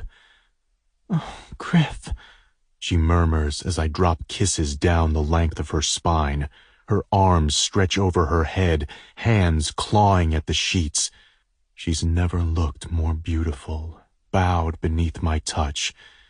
If this were our life, I could keep her for eternity. She loves me. Swayze loves me. But this isn't our life. This is just a small reward for surviving the hard stuff. As I tease the curve of her ass with my teeth, she lifts onto her elbows, glancing at me over her shoulder. I kiss the teeth marks, looking up at her with a grin. She smiles in spite of the glassy emotions held hostage in her eyes. "Are you marking me?" Yes. I bite a little lower. Another bite, and another. She giggles, squirming until she's escaped to the top of the bed, back pressed to the headboard. I'm not sure what hurts more, the grenade exploding in my own chest, or knowing that beneath that smile of hers, she's wrecked and lost, and there's nothing I can do to make it better. Stretching out my legs toward her, I crook a finger. She bites her lower lip and shakes her head, hugging her knees to her chest. I nod. She shakes. My brows lift slightly. She releases a silent sigh and crawls toward me, straddling both of my outstretched legs. Palming her ass, I guide her down onto me. Her eyes flutter as she grabs my biceps. Baby. I whisper over her lips. She brushes her mouth over mine, slowly rocking her pelvis against mine. I resist the burning urge to flip her onto her back and fuck her into some grand apology until she begs for my forgiveness, until every memory of Daisy and Nate vanish forever, until she chooses a life with me. I didn't get in the wrong line at the grocery store. She stills, moving her hands to my cheeks, so much pain on her face. I can't go with you. More emotions pool in her eyes. And I can't stay. I cover her hands with mine. But, Swayze, I didn't get in the wrong line at the grocery store. She blinks out another round of tears. Fuck you, Daisy. It's something between a sob and a laugh. I smile and nod once. Fuck you, Daisy. We kiss, and it's all us. I can't change what's on the outside. I can't save her from another life, so I devour her like I may never eat again or take another breath. And after a few more seconds of this slow build-up, I flip her onto her back and try to fuck some sense into her. I'm not a hero. I'm human. But still, I want the impossible. Chapter 29. No, Griffin grumbles in a sleepy voice, tightening his hold on me as I try to slide out from underneath his arm hooked around my waist. I have to pee and text my mom. She thinks I'm coming over. I already know I have a gazillion missed messages from her. I'm surprised she hasn't driven over here. The fact that I let her track my phone location is probably the only thing keeping her home. I'm leaving you. You're not leaving me. I don't know whether to laugh or cry. It's a little too soon and a lot too raw for those words. He releases me. Go. I'm kidding. But come back. I'm not done ruining you. For another man. Nate. I'm fine with being Griffin's ruination. At least I know he can put me back together. The thing is, he's leaving. I slip on Griffin's discarded tee, grab my phone, and go into the bathroom. Yep, 6 missed messages and 2 missed calls. Me. So sorry. Me. Got distracted. Me. Staying here. Me. Talk to you in the morning. Mom. Oh? That's good. Yes? Me. It's still heartbreaking, but I want it. Like a drug, the withdrawal is going to suck. I hope to God I survive. Mom. Love you. After I'm done in the bathroom, I tiptoe to the kitchen to get a drink of water. It's starting to snow again. I watch it for a few minutes. The floor behind me creaks. More snow, I say. Griffin towers behind me. He takes my glass and drinks the rest of my water before setting the glass off to the side on the kitchen table in front of me. I like you in my shirt. I always have. His hand slides around me, under the front hem of the shirt. My jaw relaxes, releasing tiny erratic breaths between my parted lips. His fingers tease me while his other hand finds my breast, pinching my nipple. I jerk back against him until his cock nudges my back. Bend forward. His words rasp along my ear. I'm going to fuck you on our table, because I can. Yeah, he's ruined me because, lie on your back, I'm going to gently make love to you. Will never do it for me. It will never feed my hunger to be physically and emotionally owned by a man like Griffin. I bend forward and rest my cheek on the cold wood, gripping the opposite side of the table. A cool shiver shoots along my spine when he slides up the shirt, exposing my ass. His fingers tease me, fucking me, until I pulse my pelvis against his hand. The head of his cock replaces that hand, and he drives into me on one hard thrust, followed by another and another. The table scrapes along the floor a fraction every time his hips slam against my backside. It's him. It's me. It's us. Swayze and Griffin. Sex on demand. I want to cry, but I think my tear ducts are broken. I frown at Griffin when he hands me a cup of coffee. He returns a sad smile before tipping my chin up with his finger and pressing his lips to mine for an easy kiss. Good morning. Morning. Good? I can't say that. He's going to work. He has to know I'm going to work too, at Nate's house. Yet he's showing a shit ton more confidence than I could muster on my best day. How do you do that? He fills a water bottle at the sink. Do what? Last night, this morning, the picture, the kiss, the forgotten birthday, Daisy, the returned engagement ring. We're unraveling, and you keep clipping the thread like it's no big deal. But what's going to happen when it's the last piece of the thread? Then I leave. He slips on his jacket. I might find a way to squeeze out a few more tears if he keeps saying stuff like that. Shrugging, I shake my head. So, like no big deal. He pulls a beanie onto his head, eyes narrowed a fraction. It's a whole fucking big deal. But at this point, I can't control you, your thoughts, or our fate. You've made up your mind. You want to pursue a life that's not mine, and I've made up my mind. I don't want to watch you walk off a cliff knowing I will never be able to catch you. I can't put you back together if I don't know where the pieces fit. This hurts, I murmur. He nods several times, opening the back door. It sure as hell does. The door closes behind him. Chapter 30. Hey, I say, void of all confidence. Hey, Nate says with his back to me as he washes a few bottles. She's still asleep? Yeah. I ease up onto the bar stool. When he turns, I'm going to feel all sorts of pain and regret. But I can't hide forever. Things go okay with your parents watching her yesterday? Yeah. I nod. 1 hey and 2 yeahs. Good thing things aren't awkward. I see Dr. Albright next week. We're going to try hypnosis. Nate dries his hands and turns. Jesus, I stand, making my way to him.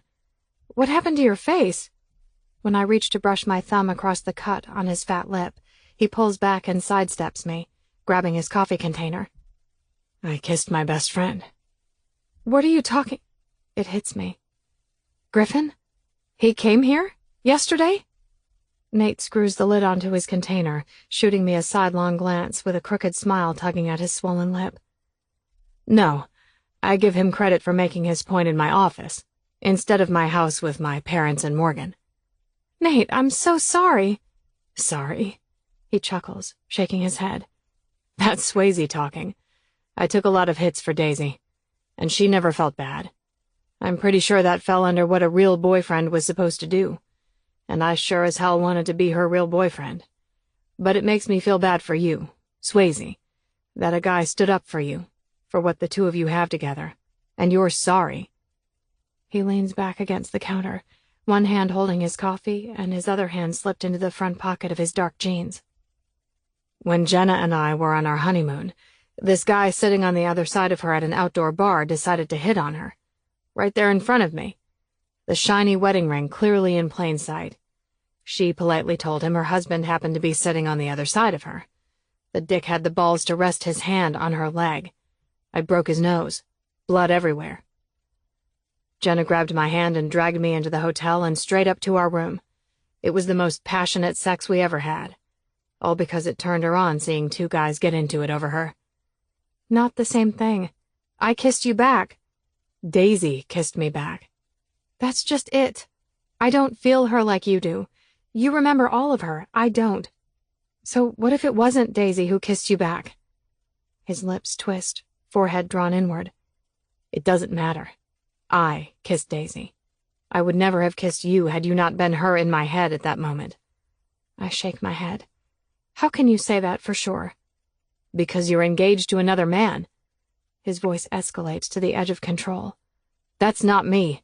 I don't touch what's not mine. I have morals. I'm a professor, a father. I'm not a thief. I rub the empty spot where my engagement ring used to reside. Nate's gaze follows my movement. Swayze. He grimaces. Fisting my left hand, I cover it with my right hand. It wasn't you. It was me. I gave it back. He didn't ask for it. But I can't pretend that I wasn't her. I can't pretend that Doug Mann isn't a murderer.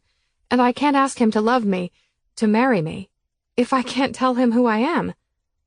Go apologize. Salvage it. Beg, grovel, whatever it takes. Nate snatches his coat from the back of the sofa and puts it on. What? Did you not hear me?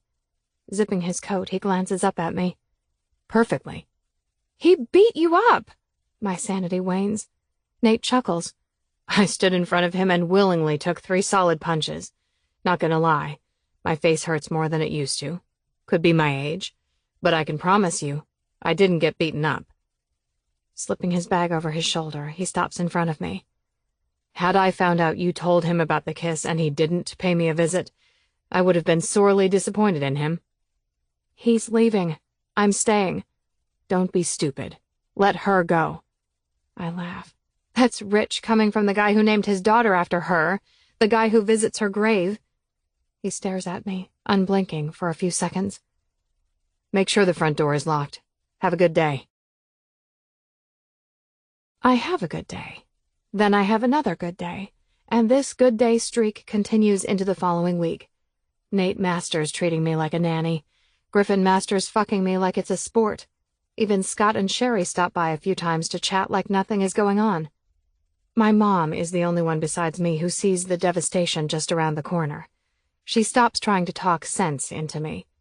Instead, she vows to be the one to catch me if I jump off that cliff.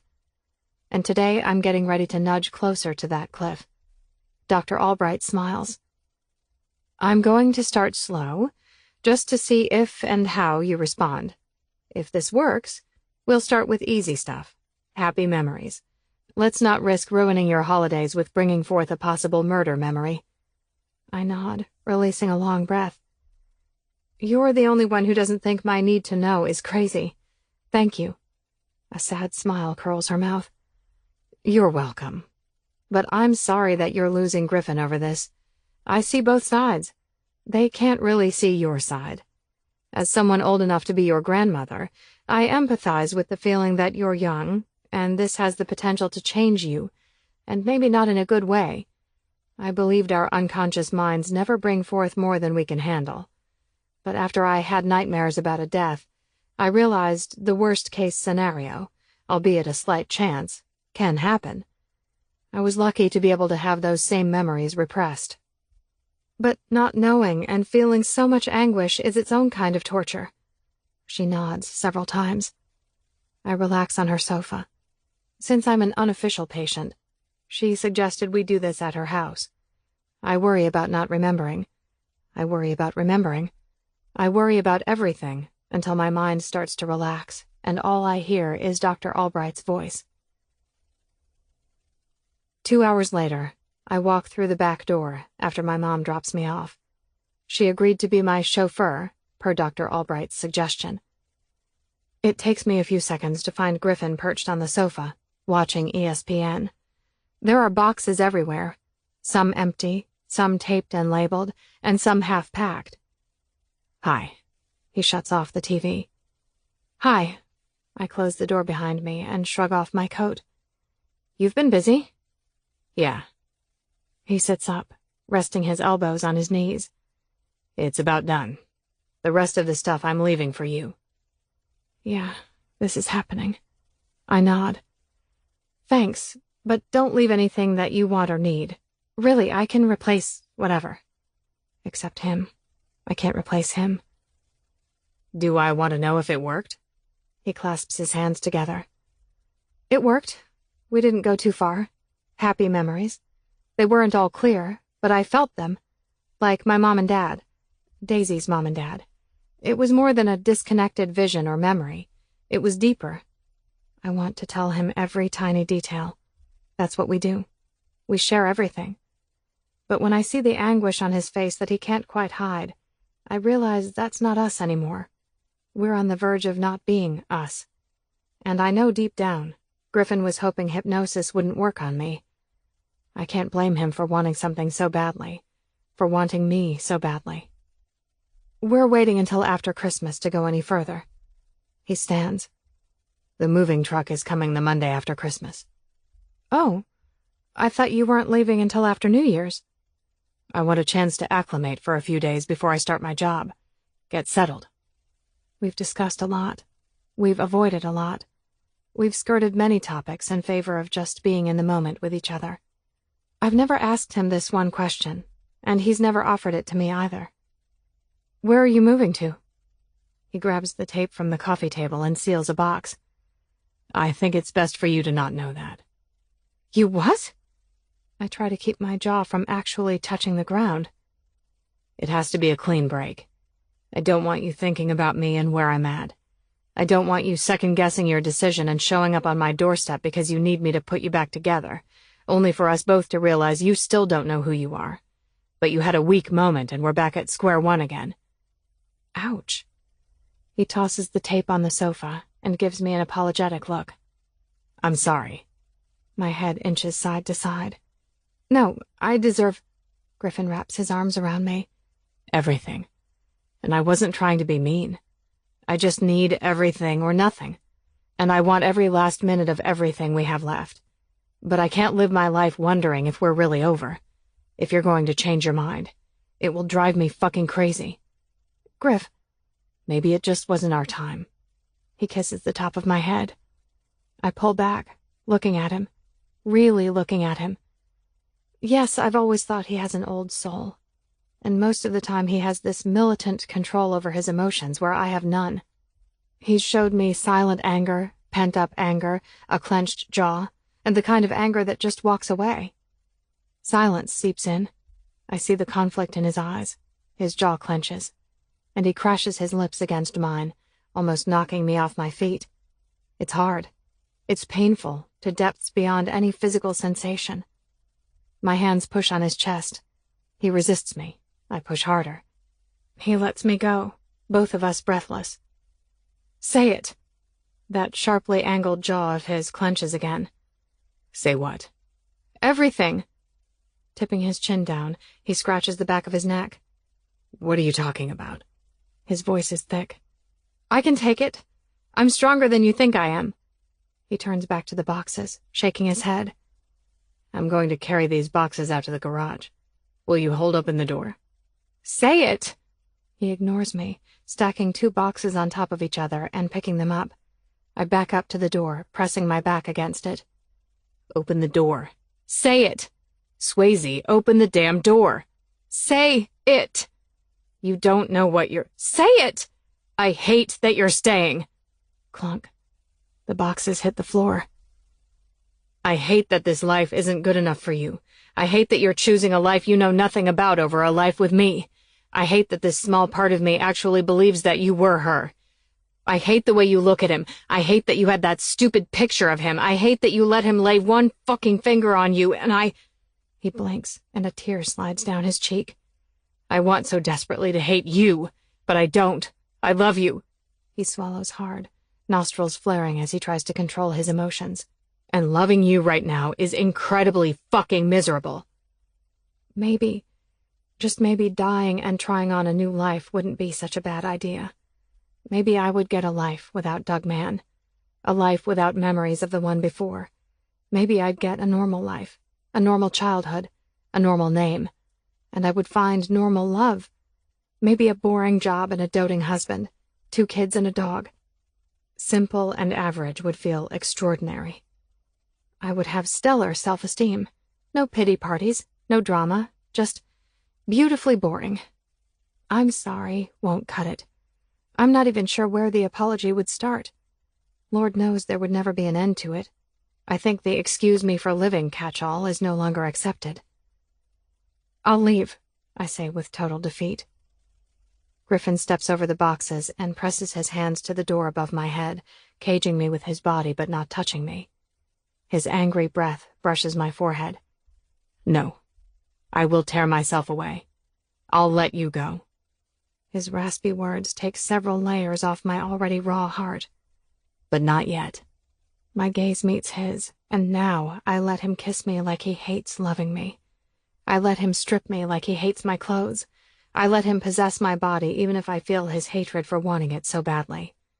And then my mind goes numb. I react to the physical and let go of all the hatred and all the things in this moment that don't serve any purpose. Chapter 31. We finish our shopping. We celebrate Christmas with family like our relationship isn't dead. Griffin gives me a tutorial on all the important things I need to know about the house, like where the breaker box is located. Then, it's moving day. I wake up to the aroma of hazelnut and an empty spot next to me in bed. After a long goodbye last night, I thought he'd at least let me wake up one last time in his arms. Instead, I settle for one last walk down the hallway to his good morning smile and outstretched hand with my mug of coffee. It's always the little things. Add waking up to hazelnut to the list of things I'm going to miss. I stop in the kitchen, looking around. There's a pot of coffee with the warmer turned on and an empty mug next to it. Griff? I peek back down the hallway. The bathroom door is open, light off.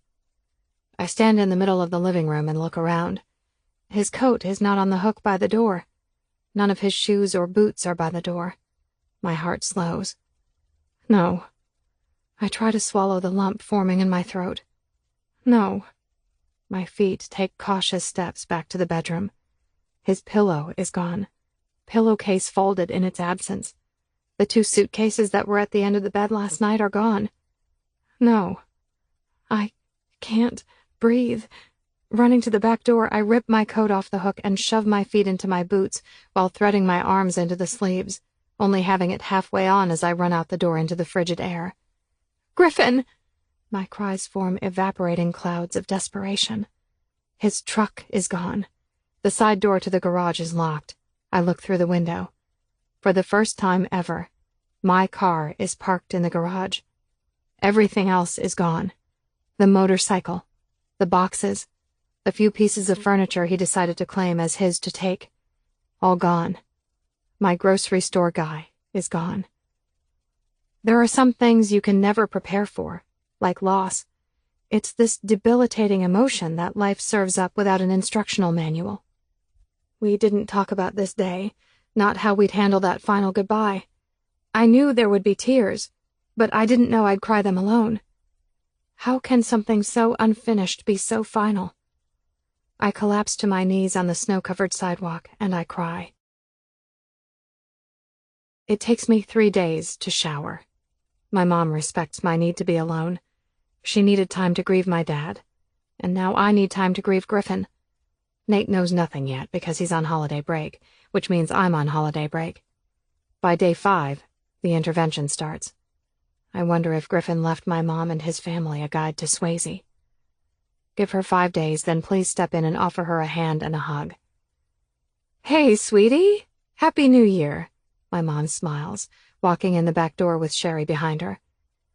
They're just now coming in the house, but I've seen my mom's car and the Callaway's vehicles pulling in and out of the driveway for days. I'm pretty sure they peek in the windows at night, just to make sure I haven't slit my wrists. That chance at a new life, albeit appealing, isn't what I want quite yet. I'm hell-bent on finishing one good life. Unfortunately, the good part left me 5 days ago with no real goodbye, but I forgive him. I blink several times. Today I make it to the sofa, but all I can do is stare at the wall where the TV used to be. He offered to leave it, but I don't watch it, so it would have been a silly thing to leave behind. I have soup. Today you should eat. I nod once, my head still heavy from days of grieving, pulse palpable in my swollen eyes. Coffee, the good kind. Sherry hands me a cup of coffee and sits next to me. It's not hazelnut, doesn't matter. I'm thinking about giving up coffee and all other parts of my life that remind me of Griffin. Agreeing to stay in this house was a stupid idea. The memories only serve as painful reminders. He wanted me to tell you he made it safely to his destination. Sherry rests her hand on my knee as I continue to watch the blank wall. His destination. The place I'm not allowed to know about. A clean break. There's nothing clean about this break. It's so fucking messy I can't see past the cluttered images in my head. It's a maze with 100 marbles crashing into each other and no way out. Tell him I'm good, I say in a monotone voice. Mom hands me the soup and a spoon. Sherry takes the coffee from me. Are you? Sherry asks. I nod several times, stirring the wild rice soup. I will be. I don't know that at all. There's a lot on my docket. Forgetting Griffin, resurrecting the dead, and catching a killer. No big deal. At least Scott's been shoveling the driveway. If he could arrest Doug, that would be awesome too. Something tells me that's not what a CPA does. A shame. I'm going to grab groceries later. I'll pick up some staples for you too, my mom says from the kitchen. I'm guessing she's inspecting the fridge. It's pretty pathetic. Yesterday I decided to give my stomach something to digest besides itself and a shitload of grief, but the best I could find was that crappy sprouted grain bread. I doused it in butter. It worked. I'll go to the store. She peeks her head around the corner. You will? I don't know why she looks so surprised. Well, maybe I do. The death-warmed-over look might lead outsiders to believe that I'm struggling a bit. It hurts to look at Sherry without feeling shame. What must she really think of me? Even if she wants to believe that I am Daisy reincarnated, she can't know for sure. At least part of her has to think maybe she's just crazy. A tiny part of me thought that too, until Dr. Albright hypnotized me. And now I know without a shadow of doubt, I was Daisy. It wasn't fair to go with him, and it wasn't fair to ask him to stay. After a pregnant pause, I look at Sherry. She gets a little teary-eyed. I know, but at least he left with things good between the two of you. No hard feelings. My lips attempt a small smile. By the time Griffin left, I'm certain the only feelings between us were hard, raw, and painful. It simply hurt more to be apart than it did to be together. So, Sherry slaps her hands on her legs, the girls are on break for 2 more days. Let's all go get manicures and pedicures. My treat. I love her. I love all of Griffin's family. I love the way they've not only welcomed me, but they've formed a special bond with my mom. Do I have to break up with them too? What will happen when Griffin comes home to visit them? Will I be given notice to stay away? I set my soup on the coffee table. I'll be right back. Without actually running, I retreat to the bedroom and shut the door, leaning back against it. My heart feels so laid bare, vulnerable to every thought, every memory. Eventually it won't feel this hard to breathe when I think of never seeing Griffin again. But I'm not there yet. Not even close. Fisting both hands to my heart, I dig deep to find that elusive next breath. Then I dive back down and find another one. 1 breath, 1 second, 1 day at a time. Swayze? My mom knocks at the door. I open the door and she slips in, shutting it behind her. She tucks my hair behind my ear and rests her hand on my cheek. It gets easier, right? I choke on the pain. Yeah, she offers a sympathetic smile. I was Daisy, Mom. I wish you could have seen the memories I saw. It was a good life, even if a short one. It was good. For the first time, I feel her. She shakes her head. I don't know what to say. It's hard to think of you as anyone but my child. It's weird.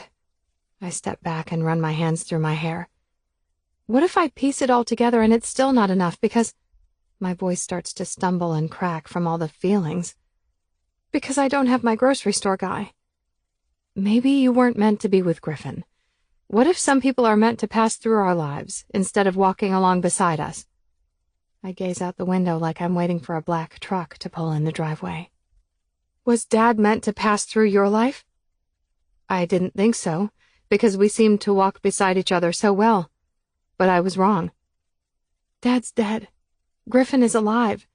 You don't have to imagine someone else living life with your greatest love. She hugs me from behind, resting her chin on my shoulder. You're 22, my dear girl. There's a great big world out there. I think you will find another great love, and the timing will be perfect. You'll know who you are. You'll be ready to give of yourself completely. If I live that long. I laugh through the threatening tears. How will I know? Her arms squeeze me tighter. Oh, you'll know. Chapter 32. Nate. Thank you for seeing me. Professor Albright motions to her love seat. Of course. You said it couldn't wait until after winter break. Naturally, I'm intrigued. Can I get you something to drink? I'm good, but thank you. Where's Morgan? My parents are watching her. Ah, I bet they love that. Yeah. I rub my forehead. Nathaniel, you look positively tortured. What's going on? I need a favor. Of course. I grunt a laugh. Don't agree before I tell you what the favor is. Oh dear. Oh dear is right. I hate that I'm here asking for this favor, but I have no choice. I need you to do something unethical. Her eyebrows slide up her forehead as she drums her fingers on the arm of the chair. I know you hypnotized Swayze. I know it worked. And by unethical, you're asking me to disclose what happened in my session with Swayze? No. No. Well, now I'm confused. Leaning forward, I rest my arms on my knees and fold my hands. If a memory is too painful, too dangerous, the unconscious mind won't let it pass into consciousness, correct? Usually, but there are exceptions. I was one. I nod. I need you to make sure Swayze doesn't remember all the details of Daisy's death. It's unlikely that she will anyway if she's not ready. I get that, but... Biting my lips together, I draw in a slow breath. I need you to make sure there is a 0% chance of her remembering it. Ever. You want me to talk her out of it? No, she's not heeding any sound advice at the moment. I want you to hypnotize her. I want you to not go there. The death, Doug man... I don't know. I shake my head. Try to repress every single memory of that life that you can repress, especially Doug Mann. If she's right about Doug Mann, there's a murderer on the loose. That's a big part of her motivation. She has a valid moral obligation to make sure he doesn't kill again, and every day we wait is another day that he has to stalk his next victim. What if that's Swayze? It's not. How do you know? I just do. Nathaniel, you can't ask me to do something unethical and not give me all the reasons why I should risk my career, my license. We have a stare down. I lose. I risk it all to save her. After calling my parents to check on Morgan, I drive to Swayze's house. It reminds me of the house I lived in on Gable Street, only hers is in better shape. After ringing the doorbell several times and knocking, I assume she's not home. I stop just before getting back in my vehicle. There's music. It sounds like it's coming from a single-car garage, so I follow it. I ease open the door. Swayze looks up from her spot near a workbench. She's sitting on an overturned 5-gallon bucket. The most depressing alternative music plays on her phone that's clenched in her hand. Hi, I say. She fails at her attempted smile. Did you get locked out of your house? No. I step inside. It's not a happy place. Want to talk about it? Swayze stares at her phone. No. Do you want me to suggest songs for a better playlist? That makes her smile a little more believable. She turns off the music and stands. Where's Morgan? If you left her in the car, I'm going to have to report you. Brushing past me, she walks outside, scuffing her boots like a lazy child. I follow her. My parents are watching her while I run a few errands. I'm an errand? Banging the snow off her boots, she opens the back door to the house. Yes, you're my last errand. I slip off my shoes after stepping inside and shutting the door. You want to know about the hypnosis, am I right? Plopping on the sofa, she snatches the blanket off the back of it and wraps it around herself. No, I'm just checking on you, that's all.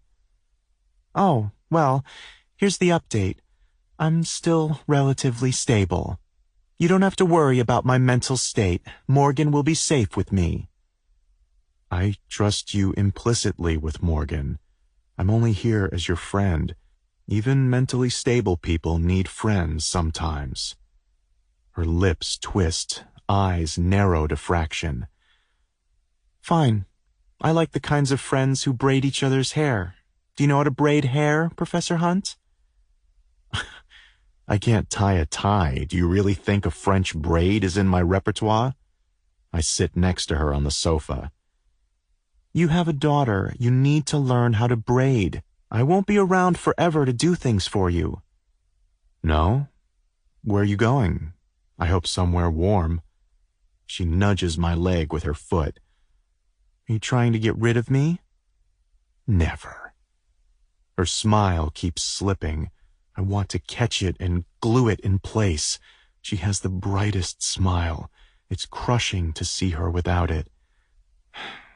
The hypnosis. Mostly my parents and my 11th birthday party. Her gaze finds mine.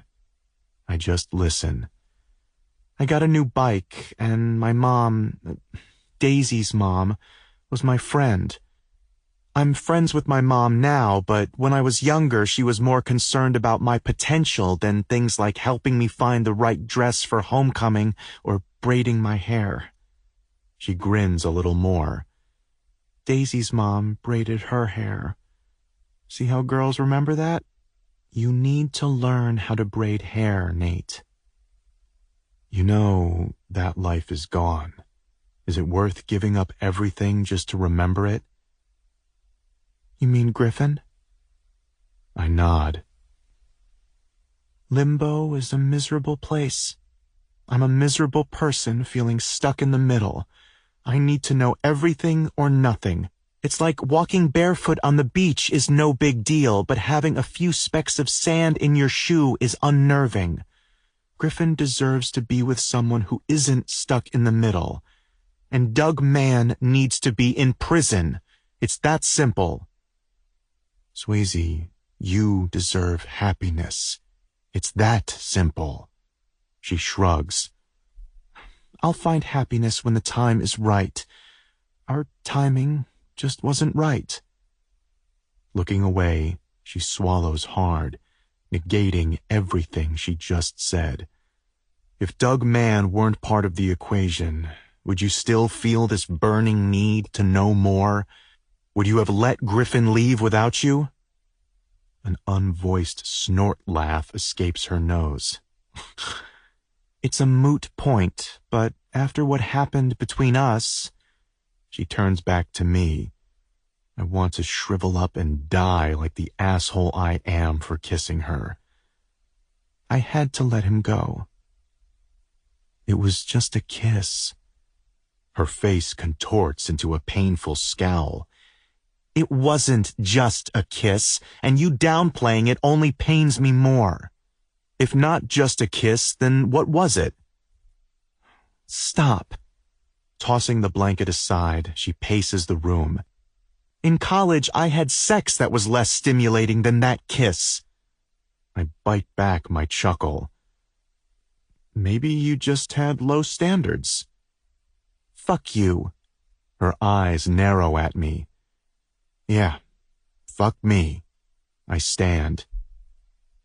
Why? Her voice loses all fight.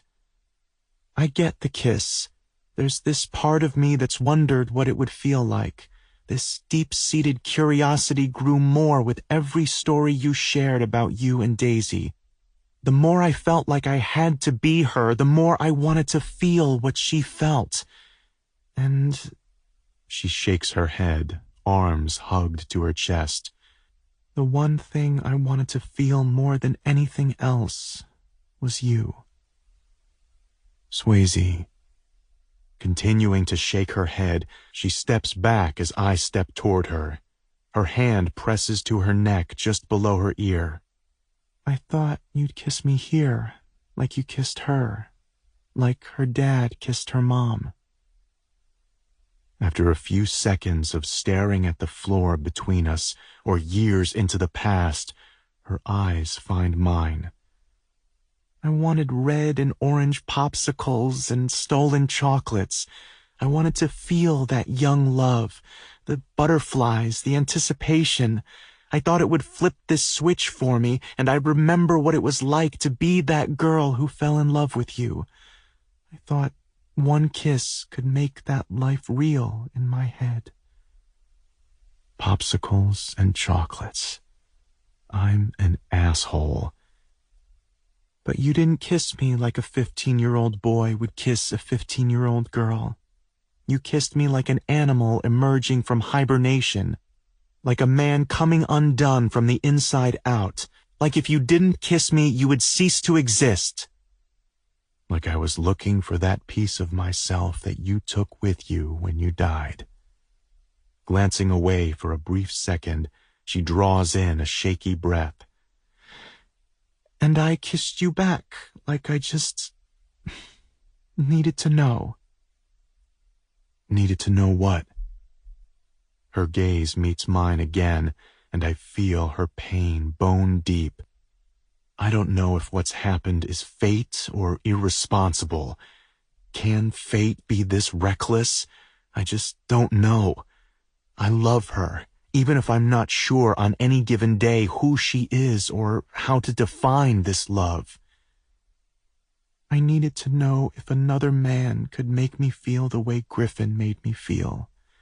In my heart, I knew that was impossible, but you've been in my head, in my dreams, a picture in my pocket. And I needed to know if my heart would betray me.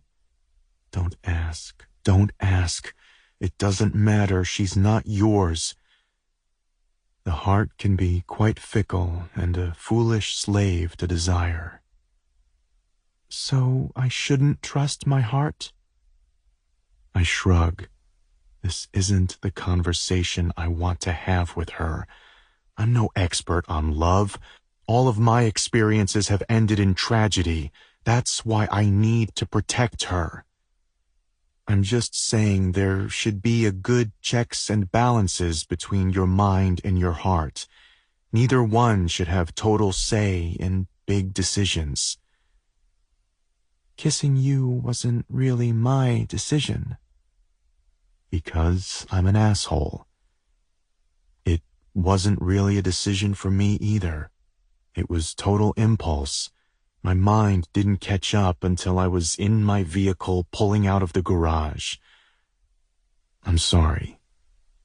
Then why did you kiss me? I turn and pace the same path she paced just minutes earlier, head down, hands on hips. I don't know. Do we really have to discuss this? It was wrong. I can't take it back. It won't happen again. I'm truly sorry. I don't know what else to say. Did you stop by to discuss the kiss? I stopped my motion. What? No, of course not. You brought it up. Then what did you want to discuss?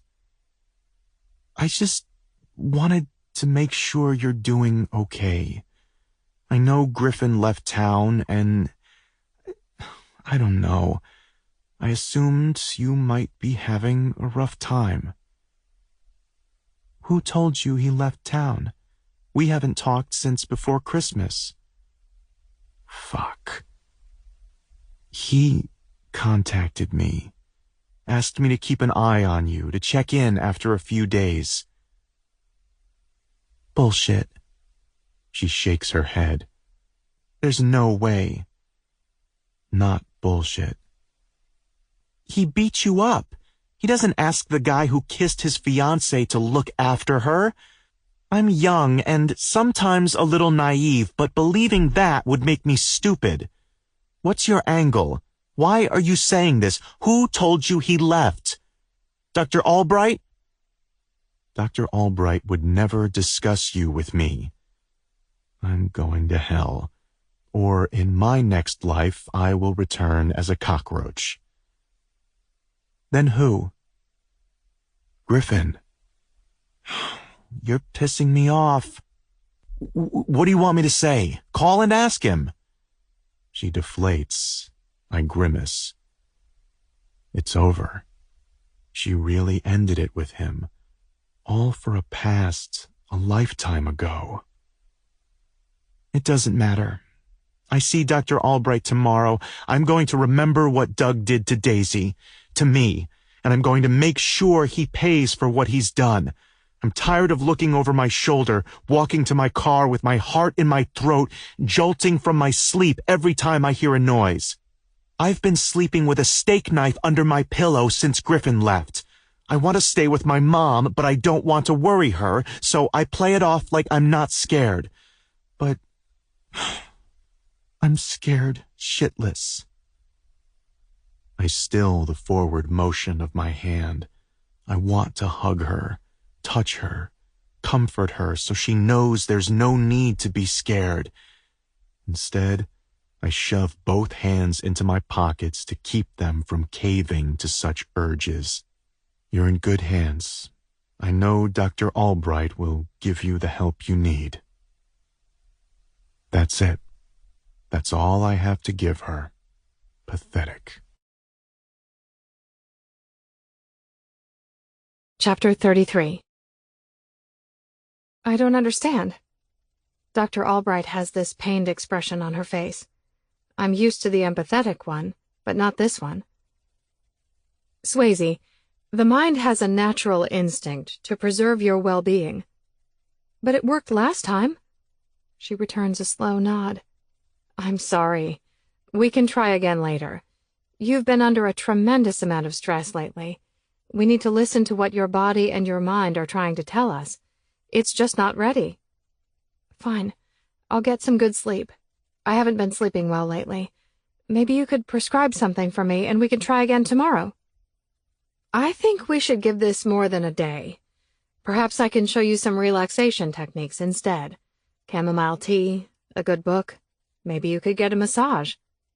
A massage? A good book? Chamomile tea? Are you serious? I could be dead by tomorrow. That murderer could be hiding in my back seat at this very moment. And tomorrow you could find out that I drove off a bridge. They'll call it suicide. After all, I've been awfully troubled lately.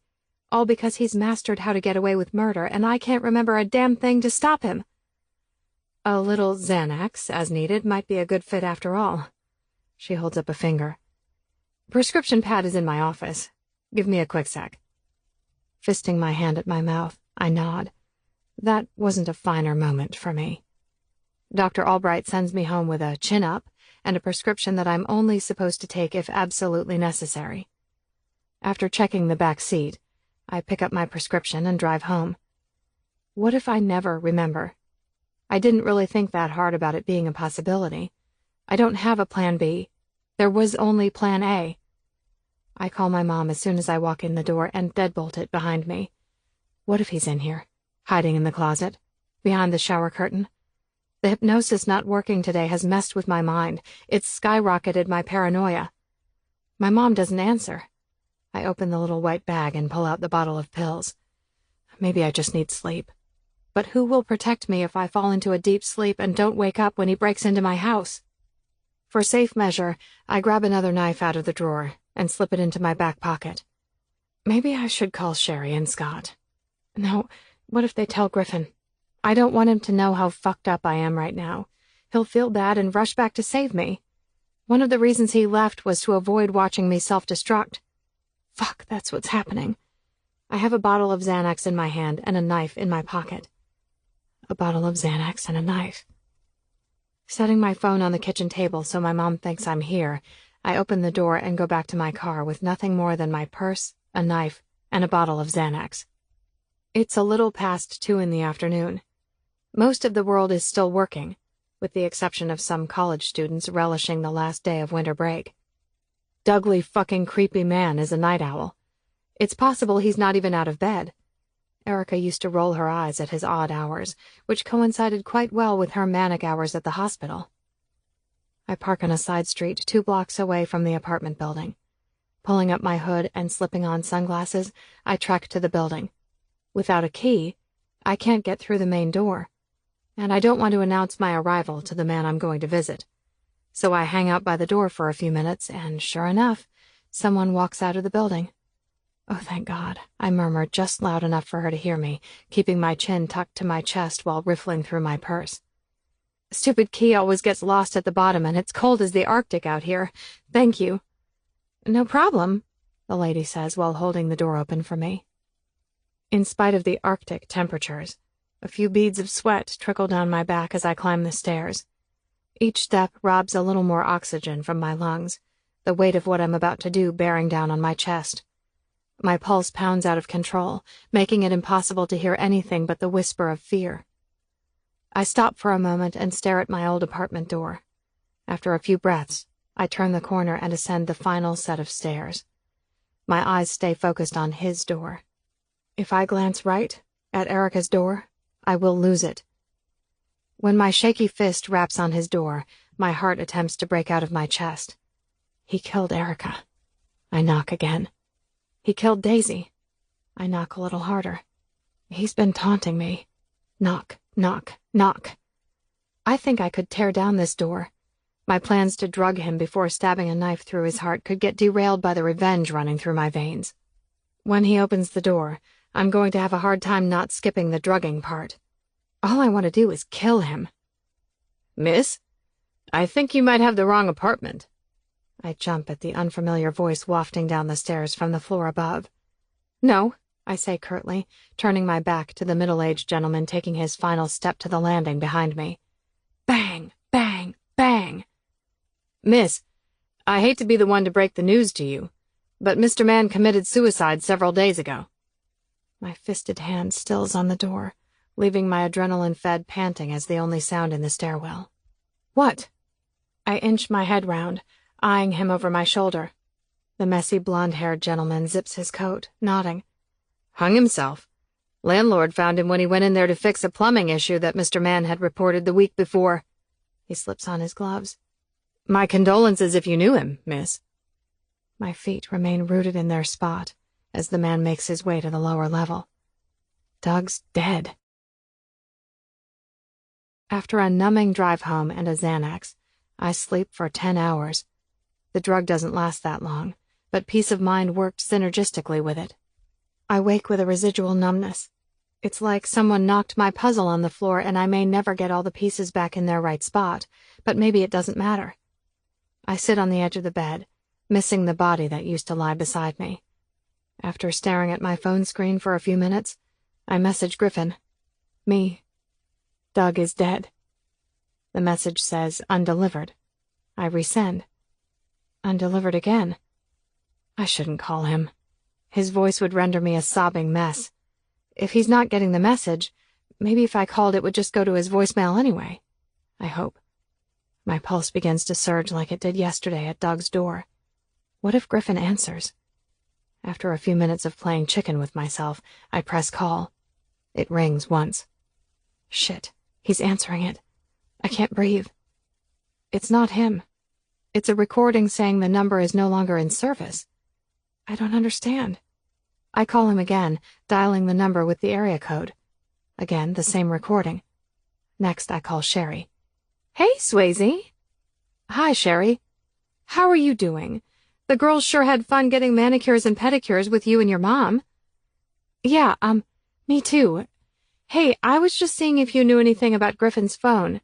I tried texting him and calling him, and it says the number is no longer in service. My legs bounce off the side of the bed, filled with out-of-control nerves. She doesn't respond. Sherry? Yeah, Swayze. Listen, sweetie. Nothing good ever comes after the words, listen, sweetie.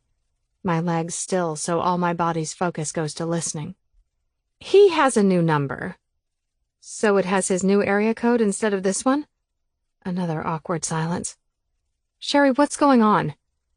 Do you need to get a message to him? I could relay it.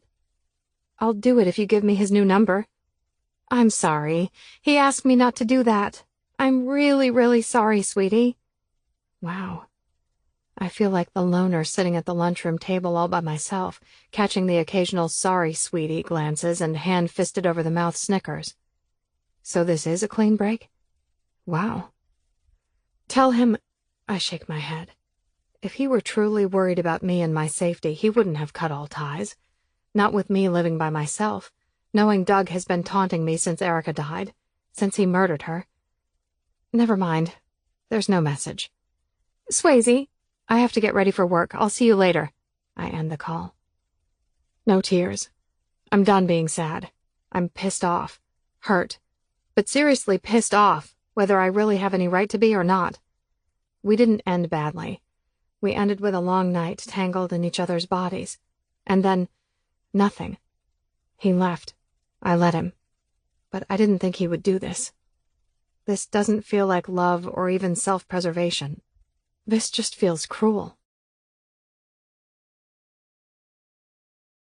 Chapter 34. I stop. I just stop. For the next month, I function in robotic mode. No psychiatrists. No mention of Griffin to my mom or anyone else. No prolonged contact with the Callaways. When Scott comes over to clear the drive, I give him a polite wave and set a cup of coffee on the workbench in the garage for him. When Sherry calls to see if I want to come to dinner or have lunch on the weekends, I always find an excuse. Nate doesn't ask me about anything. Not Doug, not Dr. Albright, not the hypnosis, nothing. In fact, he doesn't say much at all. He's become the employer I needed him to be months ago. Polite, grateful, friendly, professional. A month without mentioning Daisy. It's not that I've forgotten her, or the parts to that life that reside in my mind.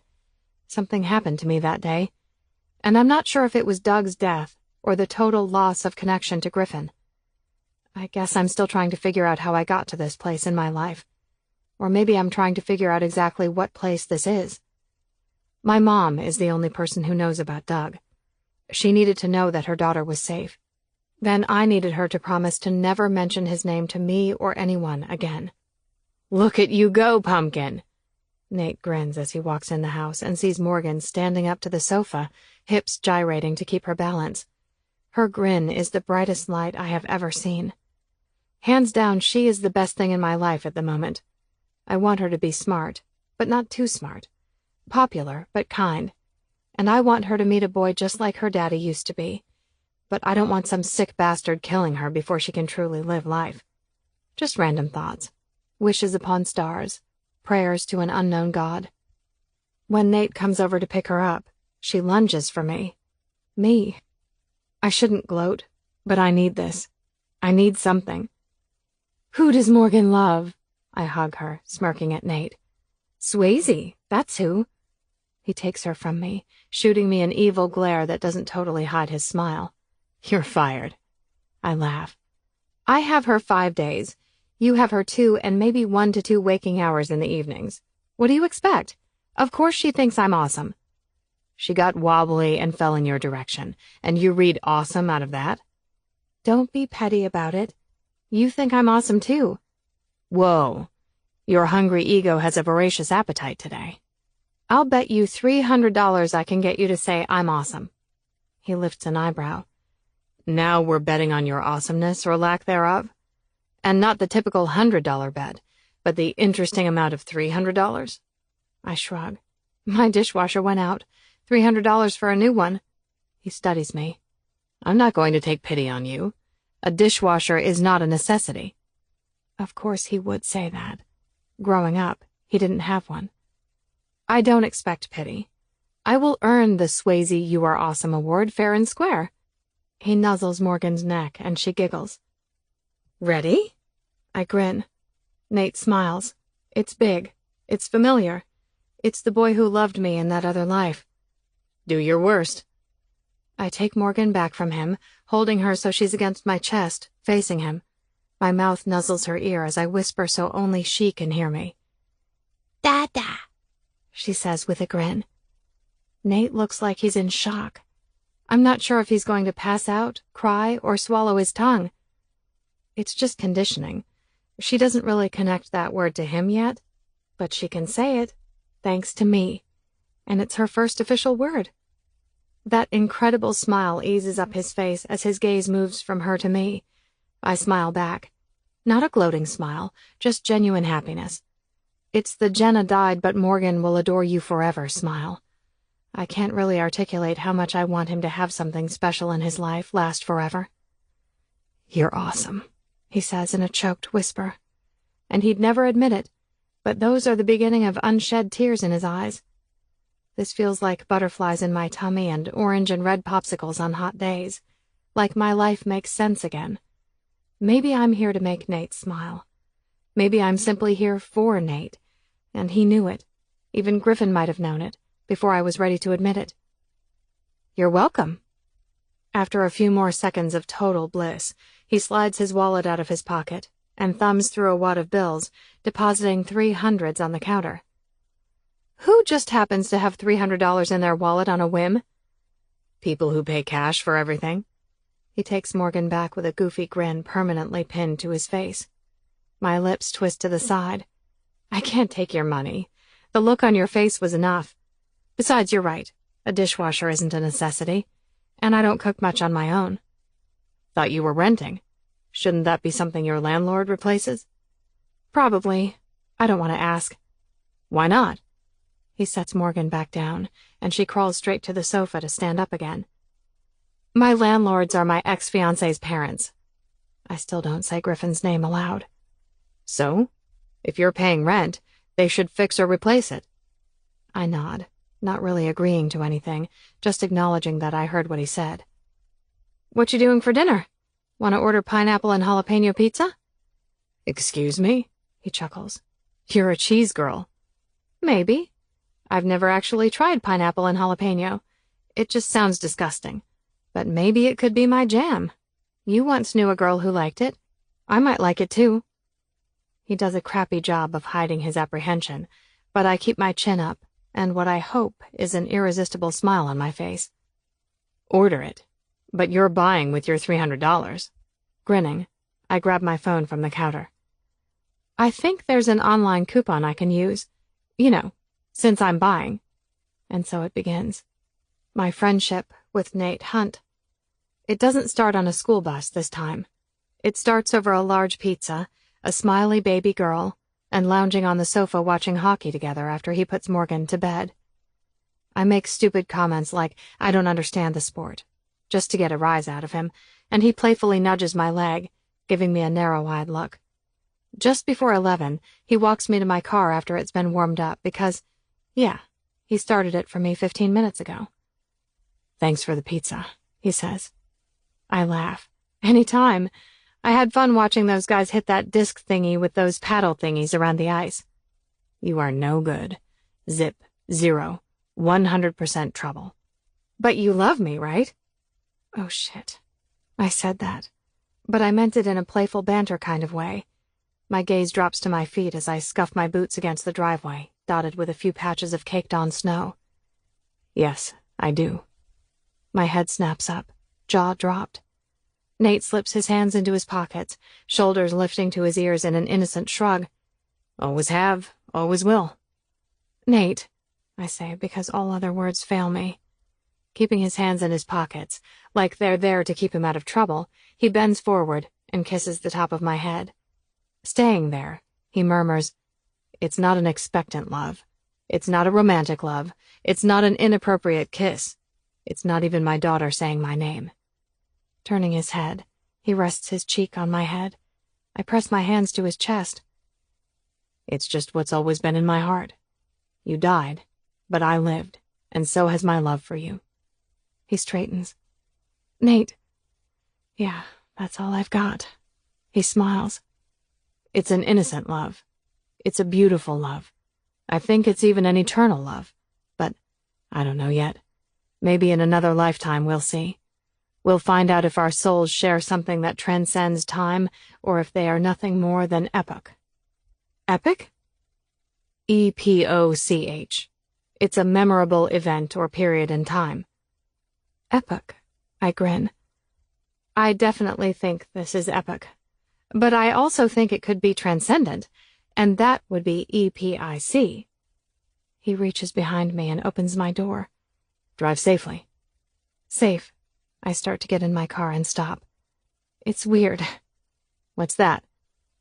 It's been over a month since my fiancé left, since I told you that I was sleeping with a knife under my pillow. A month since you knew I was going to have hypnosis to remember what happened. But you just... I shrug, face contorted in confusion. You never asked. Like you just stopped caring. I feel like everyone stopped caring. It's like the moment my parents gave up on me being anything extraordinary. Nate has this unexplainable look on his face. It's odd. Cautious, Contemplative? How's all of that going? I cough a laugh. Are you serious? How's all of that going? I'm not dead, that's how it's going, but gee, thanks for asking a fucking month later. He flinches. Seriously, what has to happen for the people who supposedly love me to give more than two shits? Swayze. You have video cameras in your house, yet my safety doesn't warrant so much as a, hey, are you locking your doors? Or, has that psychopath tried to get near you again? Has he? No! I throw my hands up in the air. Because he's dead. Nate nods. He fucking nods. Then you've been safe. My head whips back like a close encounter with a bus on a busy street. He's dead. Nate nods again. A slow nod with that look. That cautious, contemplative look. That's a relief. What's going on, Nate? My breath turns shallow, and I feel weak in the knees. What do you mean? I mean you're not reacting in a normal way. I say Doug Mann is dead, and you have no questions. None. Not, are you serious? Or when? Where? How? How, Nate? The normal reaction is to wonder how he died. Heart attack, cancer, car accident, or a knife to his heart. My knife, Nate. I took a knife and a bottle of Xanax to his apartment. His eyes narrow, wrinkling the skin around his eyes. I was going to kill him because the hypnosis didn't work. I was going to kill him because that's the only way I could live. That's the only way I could feel safe. That's the only way I could ease my conscience that no one else would die at his hands. I'm sorry. He's sorry. That's all wrong. What is going on? When I start to speak, he brings me into his arms, stifling my attempt to speak. I don't want a hug. I want answers. I want to know how the two men who have claimed to love me the most just abandoned me when I needed them the most. I pull back. Nate! Shh. He drops his head, hovering over my lips, one hand sliding into my hair, palming the side of my head, while he rubs the knuckles of his other hand over my cheek, rendering me speechless and breathless. The pad of his thumb slides over my bottom lip, jumbling my thoughts. His thumb trails downward, his lips follow in its wake. When his thumb rubs my neck, just below my ear, my eyelids surrender, finding solace in memories of a lifetime ago. I grab his arms to steady myself when his lips press to my neck. This is what it feels like. To be cherished, to be adored, to be loved beyond words, to be young, to be alive. Swayze, Nate murmurs against my ear. You're safe because those who claim to love you actually do love you. He kisses my neck. I die. He kisses my cheek and lets go of me, turning and not giving a glance back as he makes his way up the drive. Good night. Chapter 35. I think it's time to revisit Dr. Albright. Then I change my mind. She's called me once a week since my failed hypnosis session, just to see how I'm doing. There's no pressure to go visit her. There's no pressure to share anything at all with her. Sometimes the only thing I share is a new recipe gone wrong, and why wasted food is the reason I eat out so much. She's being a friend, someone who knows my journey so well. A true friend's hand is always outstretched. Knowing I can take that hand whenever I need it is a comfort all of its own. This Monday morning, I might need that hand. My knees wobble with each step I take toward Nate's front door. The kiss on the neck Friday night left me dazed and confused, nervous and giddy. That kiss on the neck gave me sound sleep. I didn't wake up once reaching for Griffin. I didn't shed a single tear over his absence, and I didn't hate him in the morning. Loving Griffin hurts too much. Hating him might be extreme, but when I think of him abandoning me and cutting all ties, all means of communication, the hate is just easier. But for 2 nights, I felt like myself again, not the girl who lost the guy. You're late, Nate calls from the nursery. I peek around the corner. 2 minutes, and it's only because it took me so long to get the nerve to open his front door. Nate snaps Morgan's outfit and picks her up, depositing a big smooch on her chipmunk cheek before handing her to me. Now I'm 2 minutes late. He kisses me, on the head. I don't know what to think of these head kisses. So fire me, Professor. I'm thinking about it, Miss Samuels. He grabs his coat and bag while Morgan and I shadow him. Have a good day, ladies. I step as close as I can to him when he gives Morgan one last kiss. Where's mine? I grin. He lifts an eyebrow for a second before kissing me again, on the head. I have lips that work well for that too, you know. Maybe you should give them a try, again. It's crazy to deny it any longer. Nate is my destiny, even if my heart isn't entirely convinced. Griffin made quite the mark on it, so it could take a while to get it completely on board. But my mind makes total sense of it. We fell in love in another life. I came back into his life when he needed me. Morgan needs me. We fit. I think I've said this before, and if I haven't actually said it, I've thought it a lot. What's that?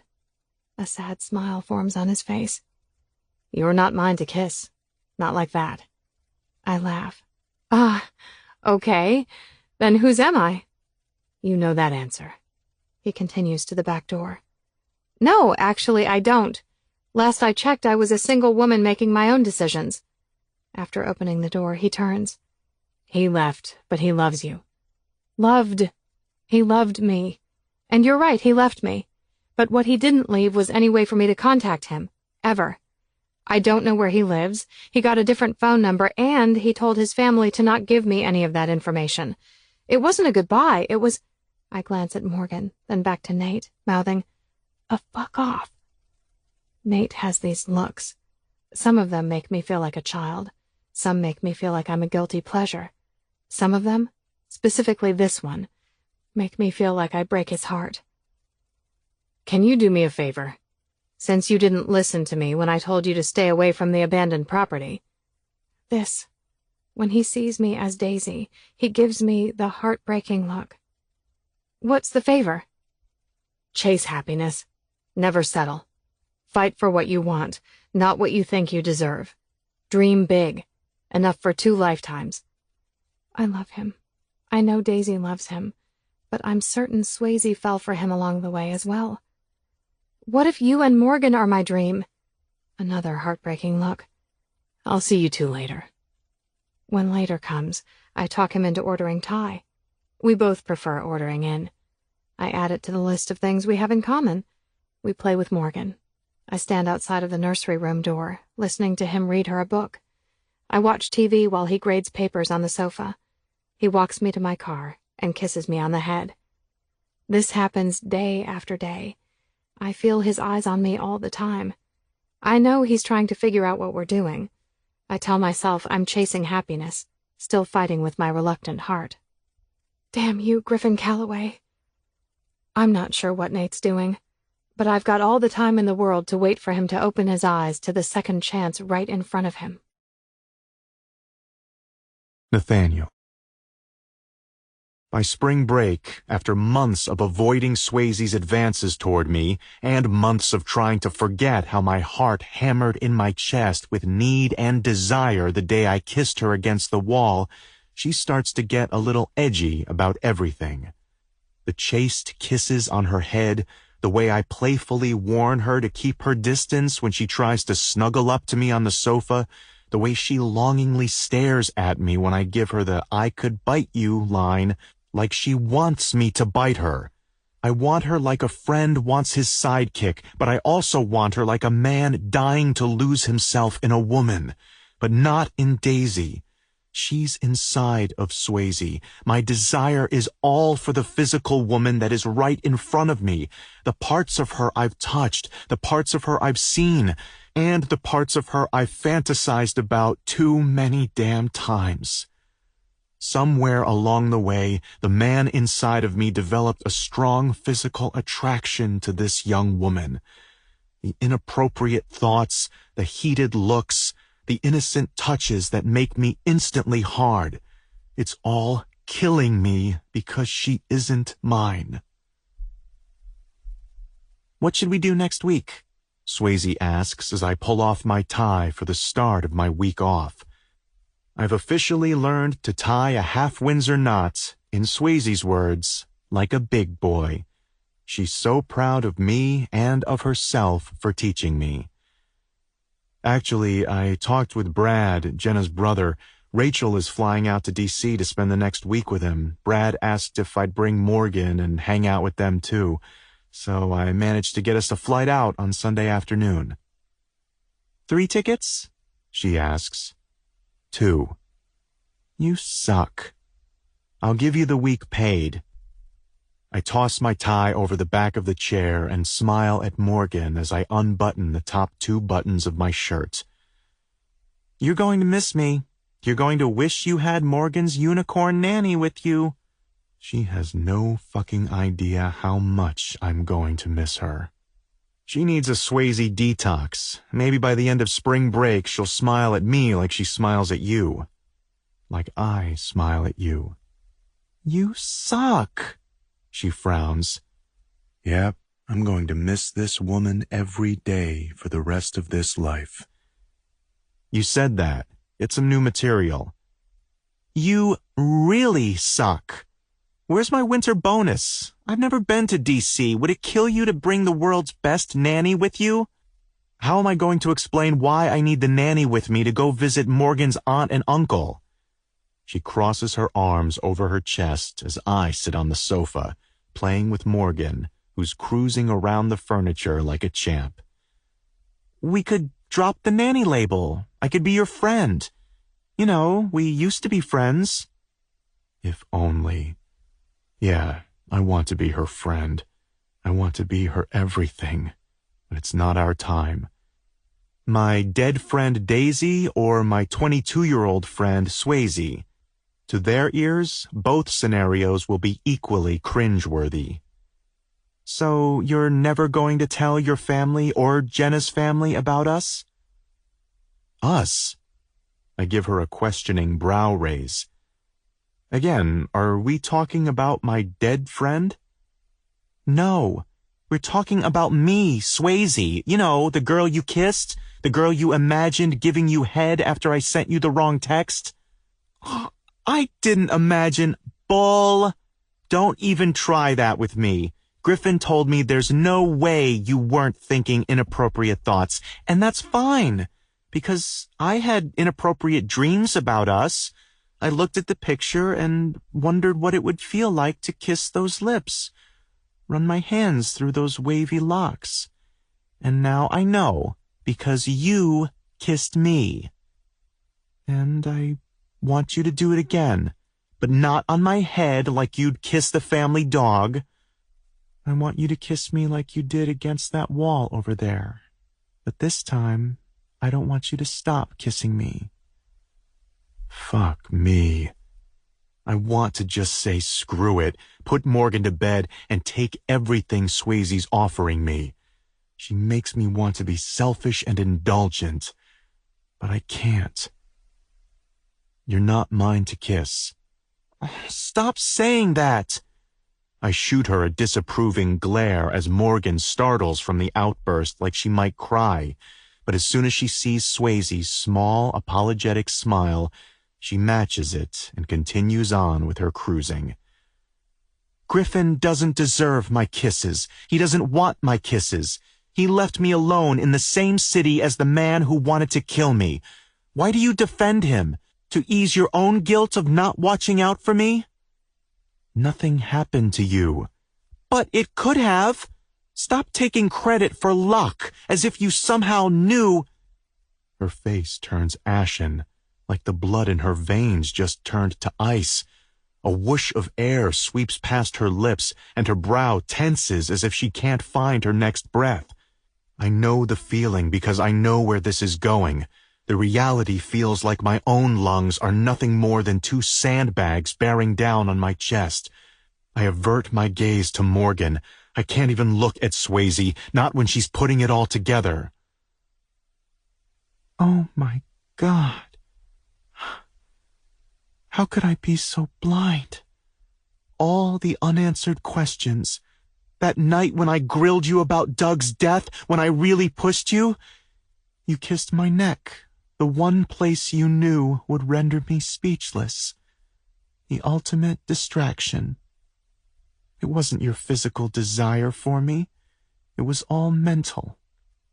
You manipulated me.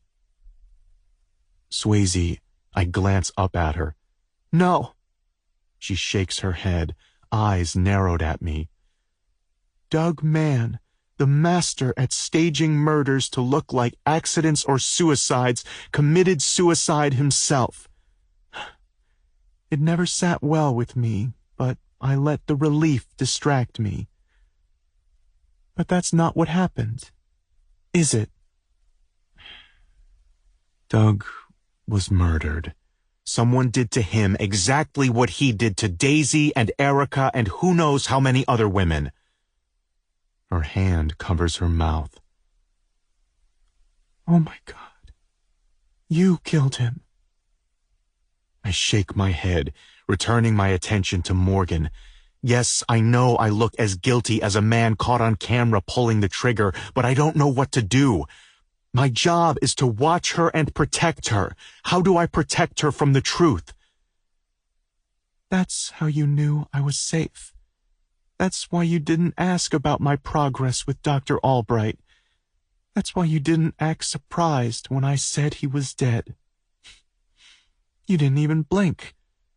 That's why you said what you did. You're safe because those who claim to love you actually do love you. She runs her hands through her hair. Of course. Who better to know how to kill someone and make it look like a suicide than an anatomy professor? Her hand clenches at her chest as she kneels on the floor beside my feet, demanding my attention. Why would you do that? You have a child. Why risk everything for me? After a few seconds of nothing but Morgan's little squeals and giggles, I turn my gaze to hers.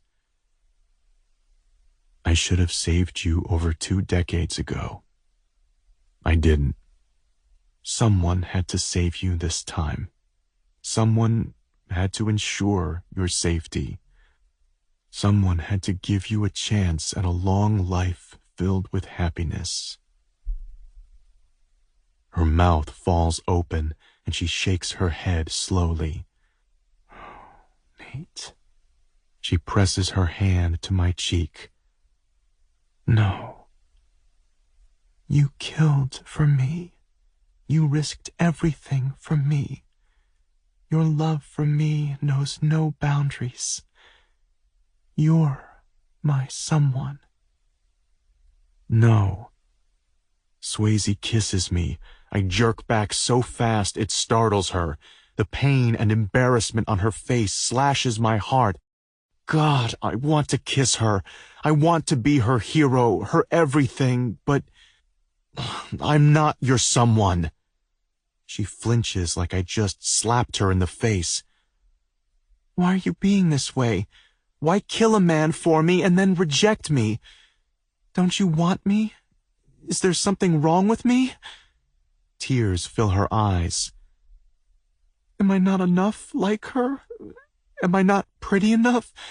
Smart enough? Tell me, because right now I feel like I'm losing my mind, like that kiss meant nothing. I scrub my hands over my face, shaking my head. That's not it. Then what? I stand, blowing out a frustrated breath while resting my hands on my hips. Morgan drops back down to her bottom and chews on a toy. It must be nice to be disconnected from the heartbreak of the world. Swayze, you're everything. The stars and the earth, the sun of 1,000,000 lifetimes.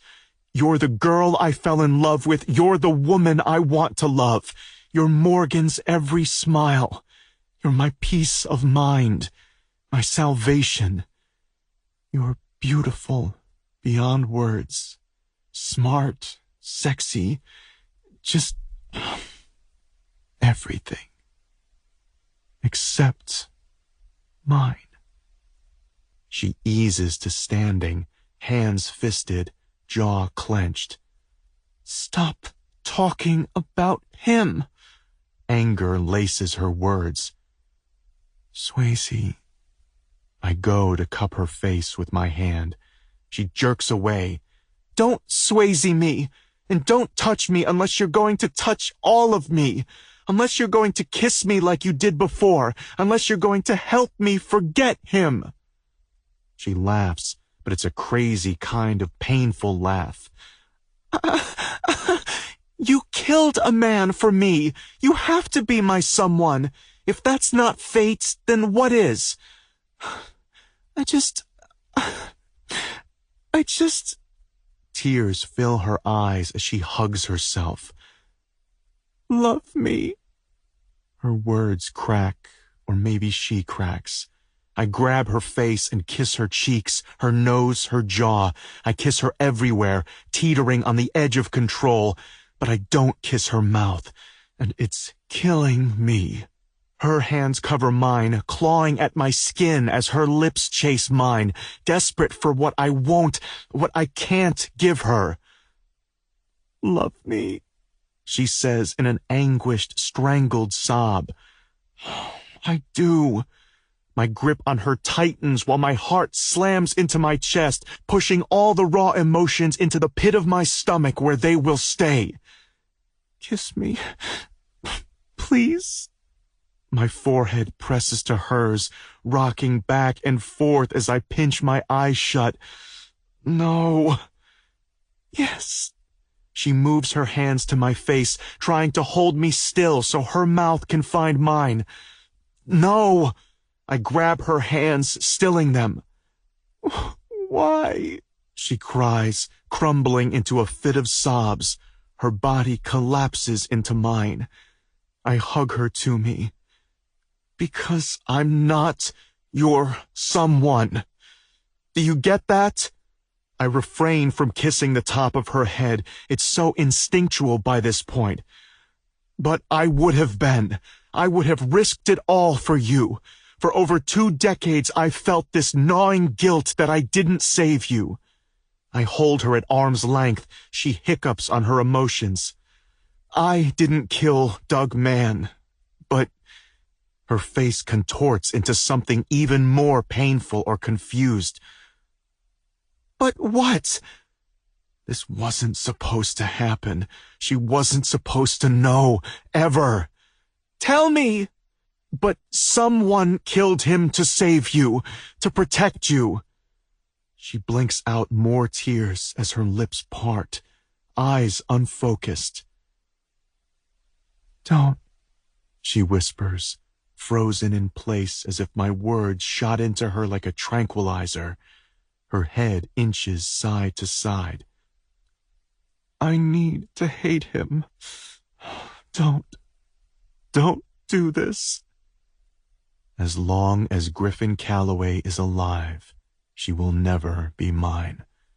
I knew it the first time I met him. The way he looked at her. It was the way I looked at Daisy. It's how I look at Morgan now. Like they're your whole world. Griffin didn't have to tell me he killed Doug, but he did. He walked to the edge of the world and jumped off the fucking cliff just to make sure no one would ever hurt her. She's not mine, and she never will be. He asked me to keep an eye on her, to make sure that she finds happiness, because that's what people do when they love someone to the depths of their soul. She's not mine, and she never will be. Not in this life. So I did my part. I asked Dr. Albright to betray Swayze's trust, to trick her. I risked my future as well as Griffin's future by confessing the murder. But deep down, I knew Dr. Albright would understand. And she did. The only way to save Swayze from self-destruction was to betray her. Both Dr. Albright and I will take that secret to our graves, knowing that a young woman has a chance at happiness because of that lie. But I am not her chance at happiness, because she is not mine. Morgan works her way to my feet and tries to climb up my legs. I pick her up. I lost him, Swayze whispers. I take Morgan's hand and rub it over one of Swayze's cheeks to dry her tears. Swayze forces a heartbreaking smile. Possibly. I bop Morgan's pointer finger on Swayze's nose. Griffin didn't kill Doug to get Swayze back. He did it to protect her, and he did it to let her go. But you'll find a man who loves Swayze Samuels, and you won't have to feel bad that he risked everything for you. And he won't have to feel bad that he didn't, because he never has to know that at one point in your past you needed someone to take the life of another human to save yours. Bury the past, find a teaching job, and let happiness just happen. Swayze is right. Some things just flat out suck, and this is one. She needs to let Daisy go. I need to let Daisy go. The only way to really do this is to let each other go. Nate, why are you doing this? She's breaking me, one tear at a time, but I don't tell her that. Because I'm your friend. She shakes her head. You could try to be a real boyfriend. I grin. I could, but we both know that's never been my gift. This hurts. You're hurting me. No. I press my palm to her cheek, tilting my head to the side. I adore this young woman, all of her. I'm giving you an out. She sniffles. An out for what? To be Swayze. Are you firing me? Yes. No. I bite my lips together, and then I do the right thing. Yes. When school is out, I will let you go. Set you free. Her gaze wanders to the window. She blinks several times and swallows hard while giving me a slight nod. I need to... Her jaw shifts side to side. I need to go. I nod as she returns her attention to me. She gives Morgan a half smile and hugs her before pressing her lips to my cheek, letting them linger for a few long seconds. My eyes close. Bye, Daisy. Safe travels. She whispers over my cheek. Stepping back, she wipes her eyes and finds a bigger smile. It still sucks that you're not taking me with you. I chuckle. And you still haven't found a better word than sucks. She shrugs. Bye. Chapter 36. 2 months later. Tomorrow is your last day? Dr. Albright asks. It's been forever since I've seen her in person. Once I stopped feeling like a failure for giving up on remembering the past, I decided it was time for one last face-to-face conversation, not as doctor and patient, but as friends. Yeah, it's bittersweet. Right now it feels more bitter than sweet. Nate and Morgan are family. I love them deeply. Like, I wonder if I'll love my own child as much as I love her. I chuckle. That's stupid, right? Of course I would. It's just hard to imagine right now because she's my everything. I'm sure you'll still get to see her. I smile past the desolation. Actually, I'm leaving. Oh? By any chance? She gives me a hopeful smile. No, I moved out of the house last month. I've been staying with my mom. I haven't talked to his family for quite some time. My mom still has lunch with Sherry, but we don't talk about it. To my knowledge, my mom still doesn't know where he's living. Sherry and Scott have been very respectful of his wishes. I think they know telling my mom would be like telling me. And over the past 5.5 months, There have been many times I've wanted to get in my car and just go to him. And now? I rub my hand over my chest, not aware that I'm doing it, until Dr. Albright's gaze shifts to my hand. It's possible I always do it when thinking about Griffin. My heart refuses to let him go. For the rest of my life, I could possibly have to massage this ache. I hope he's happy. I really do. I rub my chest a little more. What we had was explosive and a whirlwind of mad love. Of course, a part of him will always feel like a piece of shrapnel lodged into my heart. You've grown, Swayze. So much in a short amount of time. You've reconciled your past, you've accepted the things you can't change, and you've done it with grace. I don't know about that. She doesn't know that I went to Doug Mann's apartment with a bottle of sedative she prescribed me and a knife. She doesn't know about the fit of jealousy I had over Apple sitting on my bucket. But thank you. It means a lot coming from you. I admire you immensely. Thank you, dear. So, where are you off to? I don't know, I laugh. I'll know when I get there. Crazy? Her Cheshire cat grin makes me feel an odd sense of empowerment. I think crazy is exactly what you need. Send me a postcard. I stand and we hug. I will.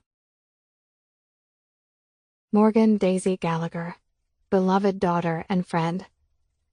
I sit cross-legged on the ground over the grave, picking at the green grass. This is it. This is where I leave you, for now.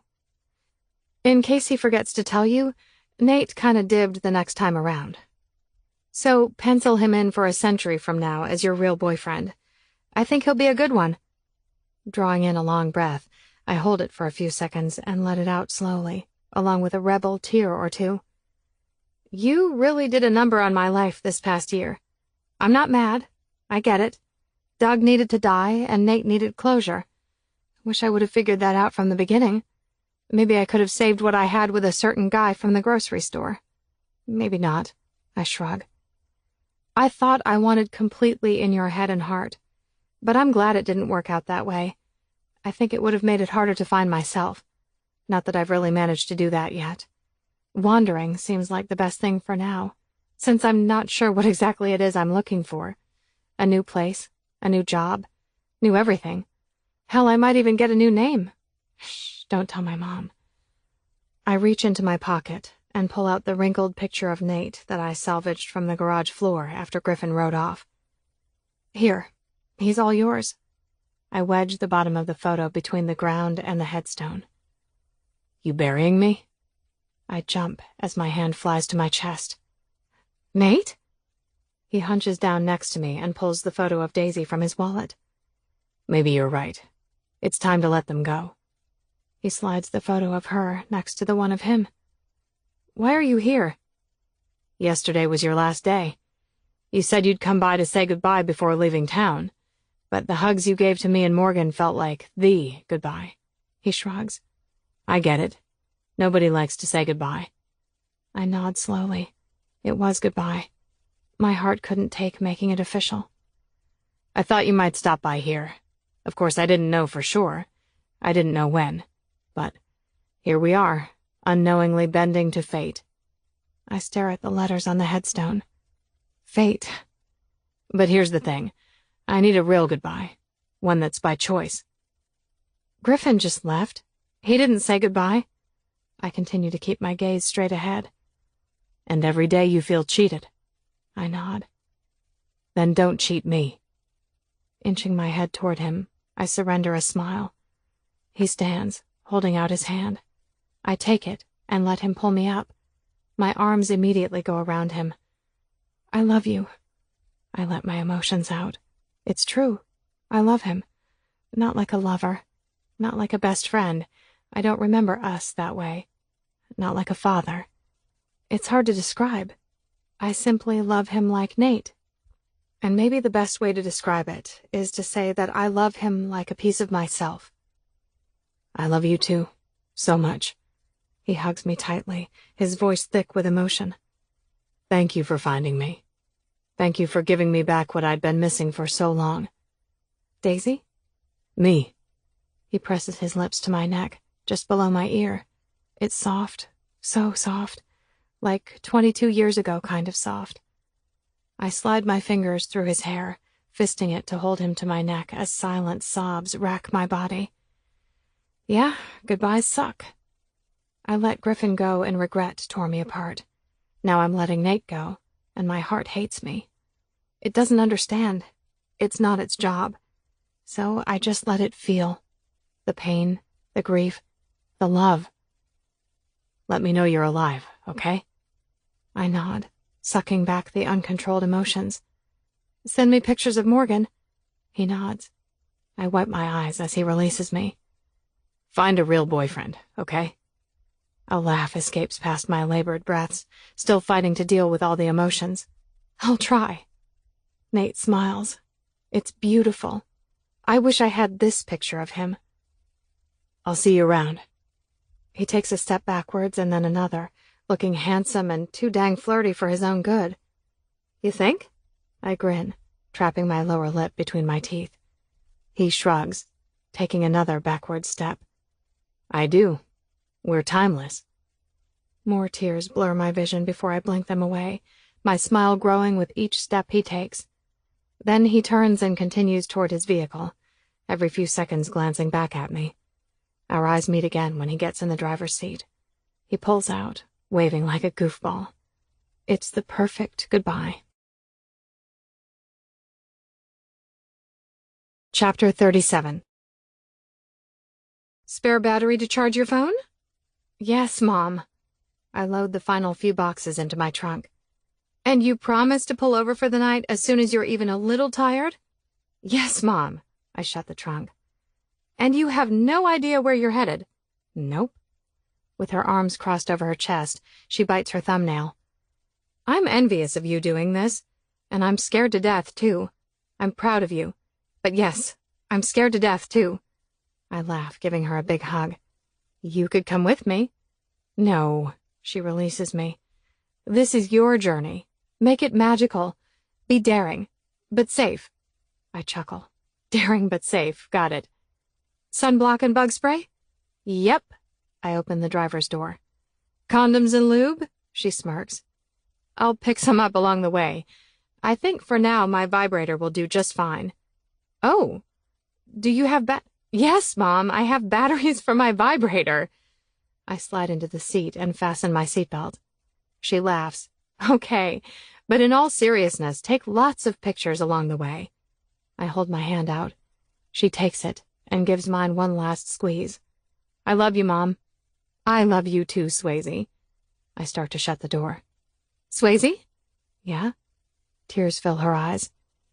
You've exceeded my expectations. She bats the tears away and swallows hard. I'm so proud of you. And if your father were still alive, he'd say the same thing, too. Well, shit. I thought I was going to squeak by without actual goodbye tears. I guess not. Thank you. I pull out onto the street and think about all the goodbyes. They still suck, every time. But that doesn't deter me from making one last stop before I leave town. Swayze! Sherry lights up with surprise. Hi. I step inside. She hugs me. How have you been? We've missed you. I've missed you too. I'm actually just on my way out of town. I wanted to say goodbye. Your mom said you were leaving. She didn't tell me where you're going. Sherry frowns. But that's fair. Griffin. She's talking about him and his secrecy. There's nothing to tell, I shrug. I'm just following the road until I find a place to land. I don't have a job lined up yet. No house. Nothing. Just me and the road. And endless possibilities. Oh, well, you be careful. I will. Hey, look who's here. Scott comes down the stairs and pulls me in for a hug. Girls, Swayze is here. Come say hello, Sherry yells out back. The girls rush into the house, practically bowling me over with big hugs. Where have you been? Sophie asks. Been busy, that's all. I've missed you. Swayze came by to say goodbye. She's moving, Sherry says. Where are you moving to? Chloe asks. I don't know. I'm just taking the journey wherever it leads me. I'm so jealous. Haley gives Scott and Sherry this look. They roll their eyes. Griffin's coming tomorrow. You're going to miss him. Everyone frowns at Sophie revealing this to me. I smile. It's fine. Tell him hi from me. A day. I'm missing him by 1 day. I could stay, but I'm not going to. Fate. I have to believe in it for once. I have to believe it's got something really great in store for me. We will. Sherry gives me a sad smile. Great. So, I jab my thumb toward the door. I'd better get on the road. We share final hugs and lots of goodbyes. I fight every inclination to cry. I want to be strong for them. I want to be strong for me. But more than anything, I want them to be able to tell Griffin that I'm fine. I am. I am fine. Chapter 38. It's been 2 weeks since I set out on this epic journey of self-discovery. I still have no clue who I am, but I've enjoyed traveling without a destination and living without expectations. I've managed to get a few design jobs done from hotel rooms along the way. Until I find a teaching job, I need to keep some steady income to support my wanderings. What brings you to Salt Lake City? The apartment manager asks me as I walk around the studio apartment with the best view. The mountains, I laugh. I don't know if I'll stay, but since you're offering a 6-month lease, I think it's worth a try. You won't leave, she winks. It's yours if you want it. I turn away from the window. I want it. I sleep on a cot the first night since I put my furniture in storage until I found a permanent dwelling. The next morning, I call my mom to give her an update. She's pretty excited about coming to visit me soon. After calling the moving company, I head out on this gloriously sunny morning to grab some essentials. I'm just happy to not be hopping from one hotel to the next. 6 months.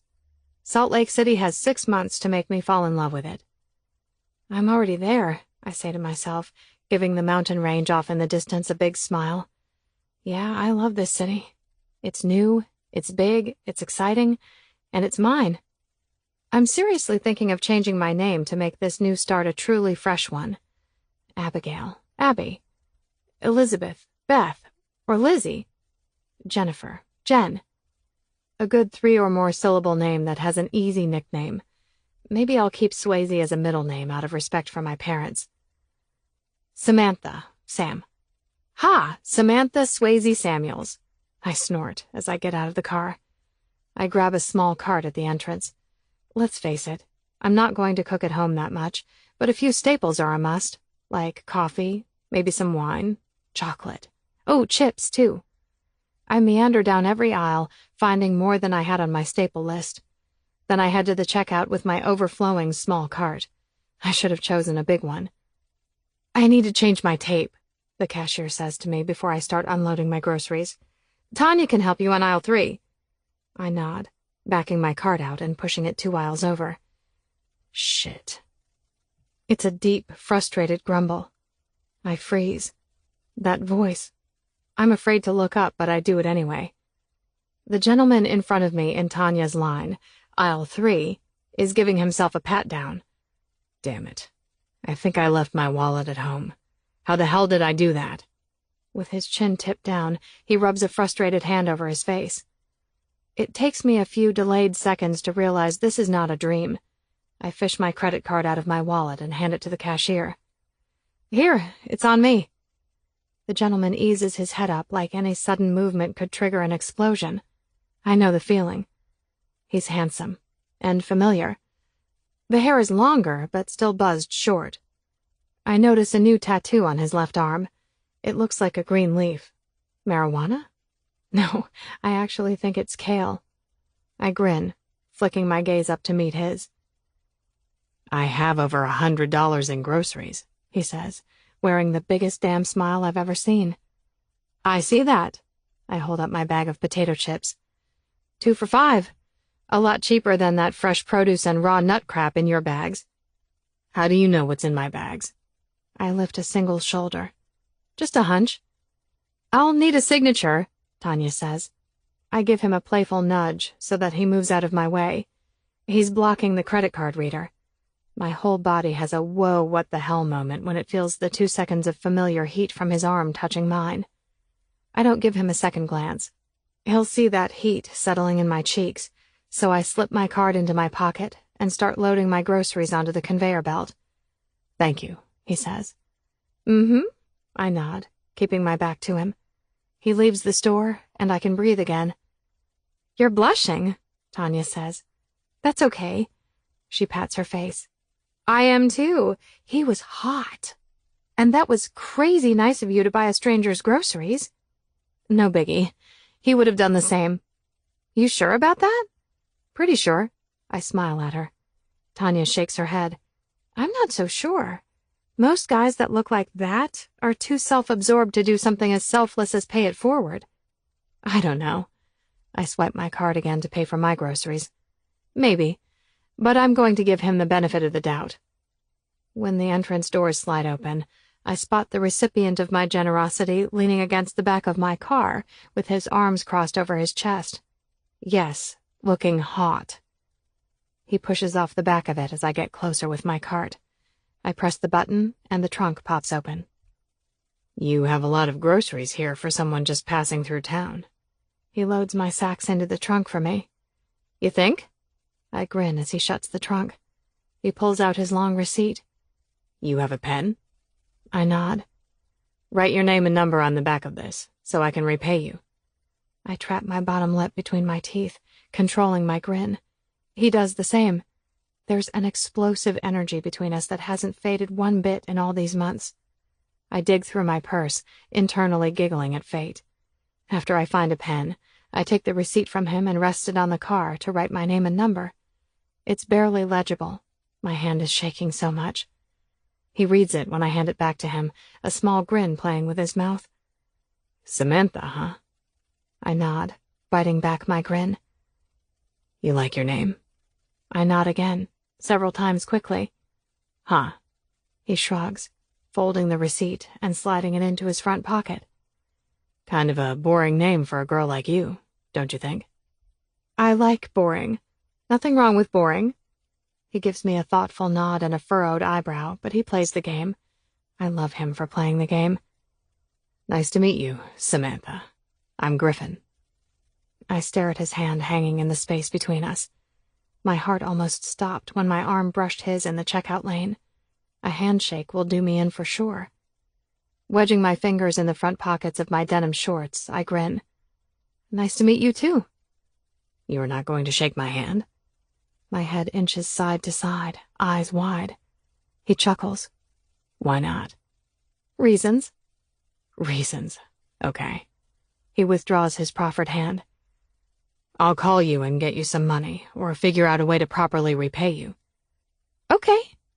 I clear my throat because I sound like a squeaky mouse. "Okay." That's better. "Later, then." He walks away. Oh, no, I whisper to myself. Chapter 39. There is no way this is possible. 50 states, thousands of cities, even more grocery stores. The most heartbreaking part? It's been a week since I saw him. A week since he asked for my number. He knew my number. It hasn't changed. Why didn't he give me his number? Oh, that's right. I'm not allowed to call him or know where he lives. Griffin could be in New Zealand by now. It was an act, not fate, not a sign. Wrong place, wrong time. I've been to that same store twice since then. He probably now shops at a different store. There's a Harley dealership here, but I won't go there. I won't call. This past year didn't rob all of my pride. At least my furniture arrived, giving my apartment more of a homey feel. Too bad my fresh start already feels stale. It's going to be a long 6 months, constantly thinking I could run into him, hoping for it and fearing it at the same time. I busy myself with design work, join the fitness center down the street, and contemplate applying for my teaching certification here in Utah. I want to teach, but I have a 6-month lease. Aside from the whole avoiding Griffin thing, I love it here. But hide and seek is not my favorite game. Then I think, it's a huge city. He's doing his best to avoid me, if he's even still here. Seriously, he could be in New Zealand. I go back to fate. If I'm meant to stay here, I'll find a teaching job. It will be a sign. So that's what I do. I move forward with my new life. Swayze! My mom squeals when I answer my phone, feet propped up on the balcony railing as I sip my wine. Geesh, what is it? I shouldn't tell you this, but I think you need to know. Don't freak out. I chuckle. Like you're doing? Her long exhale whooshes through the speaker. This must be serious. I had lunch with Sherry today. We rarely talk about Griffin. She's very secretive. But I asked how he's doing. Nothing specific. She said he's good.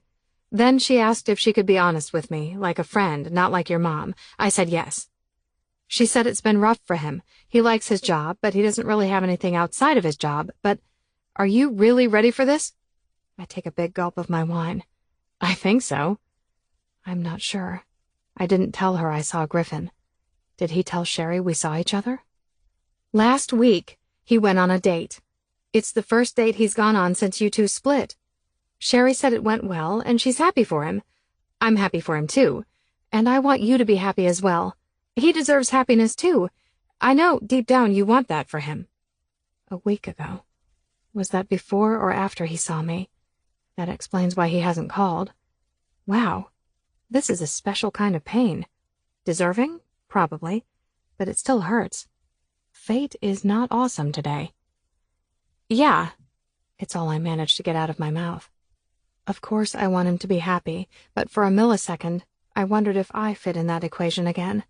False hope. There's one more thing. Oh, good. There's more. I tip back the rest of my wine, desperate for every last drop. She asked about you. I told her you rented a place in Salt Lake City. She turned ghost white. The next thing I knew, she was making up some excuse for why she had to get home. Swayze? Mm-hmm. I keep my lips bit together. I think that's where Griffin is at. I think he's in Salt Lake City, too. Yeah. I run a hand through my hair. I actually ran into him last week. I didn't tell you because I didn't want you getting your hopes up. Are you serious? When? How? What was said? Not a lot. In hindsight, it felt like the official goodbye we never had. Half-truth. At the time, it felt like the start of something. I misread it. So yeah, in hindsight, it was a goodbye. That had to be hard. Not as hard as this. A little. I'm good. I'm hoping to find a teaching job. I really love it here. And it's a big city. I think the chances of running into Griffin again are pretty slim. It's amazing how much life changes in a year. I nod, too emotional to say much. I'll let you go. I'm planning on paying you a visit next month. That sounds great. Love you. Love you, too. I toss my phone under the chair beside me and pour another glass of wine. He's 24. Of course he's going to date. I'm a little surprised last week was his first since he left 6 months ago. But maybe he's been with other women, just not on dates. He's 24, young, sexy. I'd be an idiot to think he hasn't been with someone else. And while it hurts, I can't be jealous or mad or anything. I chose Daisy because at the time it didn't feel like a choice. But here's the bottom line. Griffin killed Doug Mann to keep me safe. That's an unpaid debt I will carry forever. So he can date a million women. He can choose to never text or call me again. It's the pass of all passes. I owe him my life. He owes me nothing. Chapter 40. Another week goes by. He's not going to call. Exercise becomes my go-to for my mental health. Whenever I start to feel a pity party coming on, I change my clothes and get my ass to the fitness center down the street. And I don't come home until I'm ready to pass out. Some days I make the drive into the mountains to climb a long trail. I like the air up there. I like the clarity. I like how small I feel. It's where I always find perspective again. After you. A young man holds open the door to my apartment building. Thank you. You just move in? He asks. Yeah. I retrieve the mail from my box at the bottom of the stairs. He unlocks a box 2 columns over from mine. Well, I've been here for 5 years. So if you need someone to help you navigate the area, let me know. I'm in 4A. Sam. He holds out his hand. Sam. I grin. He stole my name. Good thing I didn't make anything legal. Samantha and Sam would never work. I'm not implying I'm looking for anything to work, but since Nate let me go and Griffin moved on, maybe I should keep my possibilities open for something. I shake his hand. Swayze. Swayze. I like that. I chuckle. Don't. Please. If we're going to be neighbors of sorts, I want to like you. But if you like my name, I fear we have nothing more to ever discuss. Sam laughs. Fair enough. I hope to see you around soon. Me too. I smile. I climb 2 flights of stairs behind him, and we share one last smile before he continues to the 4th floor, while I make my way down the hallway of the 2nd floor, thumbing through my mail, mostly junk. As I fish my key out of my pocket, I look up and stop, a little startled. Hey, I say on a breathless exhale. Griffin pushes off my door, holding up a white envelope. Grocery money. I gave you my phone number, not my address. I take the envelope and slip it into my bag. Sorry it took me so long to get you the money. He ignores my address comment. I slide by him, unlocking my door. He smells of spearmint, like he just stuck a new piece of gum in his mouth. You didn't have to repay me at all. I open the door and drop my bag on the floor. I don't like to be indebted. I turn. He leans against the doorframe as I hold the door open. You could never be indebted to me. The tiniest amount of tension pulls at his brow. Does he know I know? A little laugh escapes from my chest, a nervous attempt to break this awkward moment. You don't have to stand in the hall. You can come inside. I need to get going.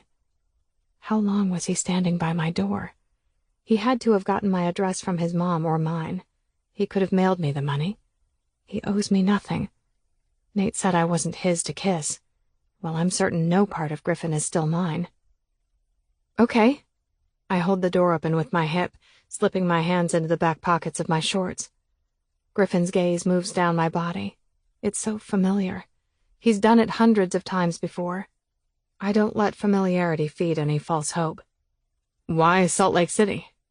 I shrug. It felt good. The mountains, the energy. I only signed a 6-month lease, just to try it on, the city.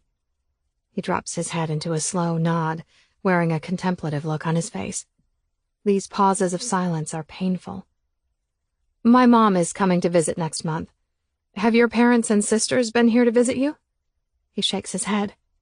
Words, Griff. Give me words or leave, but I'm dying here. Are you working at the Harley dealership? I cringe. Why did I ask that? Oh yeah, because he's just standing there saying nothing. I shake my head. Sorry, you don't have to answer that. I'm just at a loss for words because you're standing in my doorway, not talking, not leaving, and not coming inside. It's just... Sorry. He takes a step back. No, I don't want him to leave, but I can't ask him to stay. This is goodbye. I feel it in my gut. Because if we would just make the choice, we could have this. But it's too late. I can see it in his eyes, the eyes that shift to my chest. That's when I realize I'm rubbing the heel of my hand over my heart. Yes, it hurts. Take care. He gives me a tight-lipped smile. Take care. Not see you later. Not I'll call you. Nope. Take care is a permanent goodbye. He pivots on his black boots and makes his way toward the stairs. Griffin? Boom, boom, boom. My heart crashes into my ribs. He stops without turning. Thank you. After a few statuesque seconds, his legs shift into motion. No look, no nod, nothing.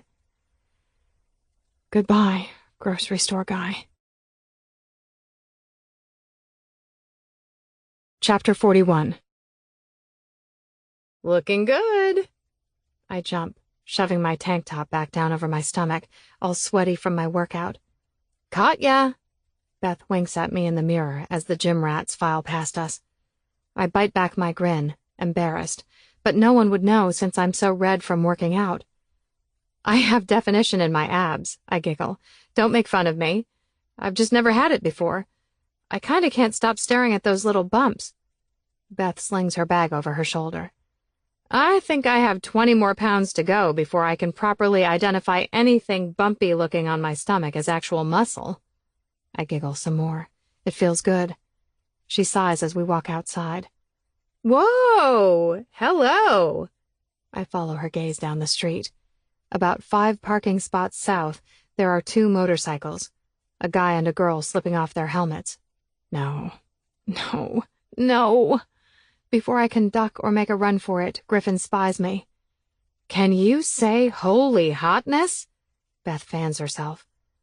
What's the population of Salt Lake City? I mumble. Why do you ask? I give Griffin a sheepish smile. He knows I saw him. I can't look away and pretend I didn't, especially with Beth's eyeballs rolling down the sidewalk to rest at his feet. No reason. It just felt bigger when I got here, but lately it's felt quite small. Oh, damn! His holy hotness is walking this way! Yes, he is, and so is his female friend. Dang it! Why does she remind me of Apple? Only her hair is blonde. Blonder than mine, longer than mine, thicker than mine. She's close to my height, but maybe an inch taller. She's basically me, but more. And she rides a motorcycle. I'm out of here. I can't get close to a hot guy when I smell like this. Later. Beth. She's 10 yards in the opposite direction before I can stop her. Great. It's 2-on-1. Hi, he says. Damn. Her hair looks like something from a shampoo commercial, even after wearing a helmet. I know I look just as good as I smell right now. Amazingly awful. Hey, small world. Way too small. It would seem. Samantha, this is Ginny. Jin, this is Samantha. He winks at me.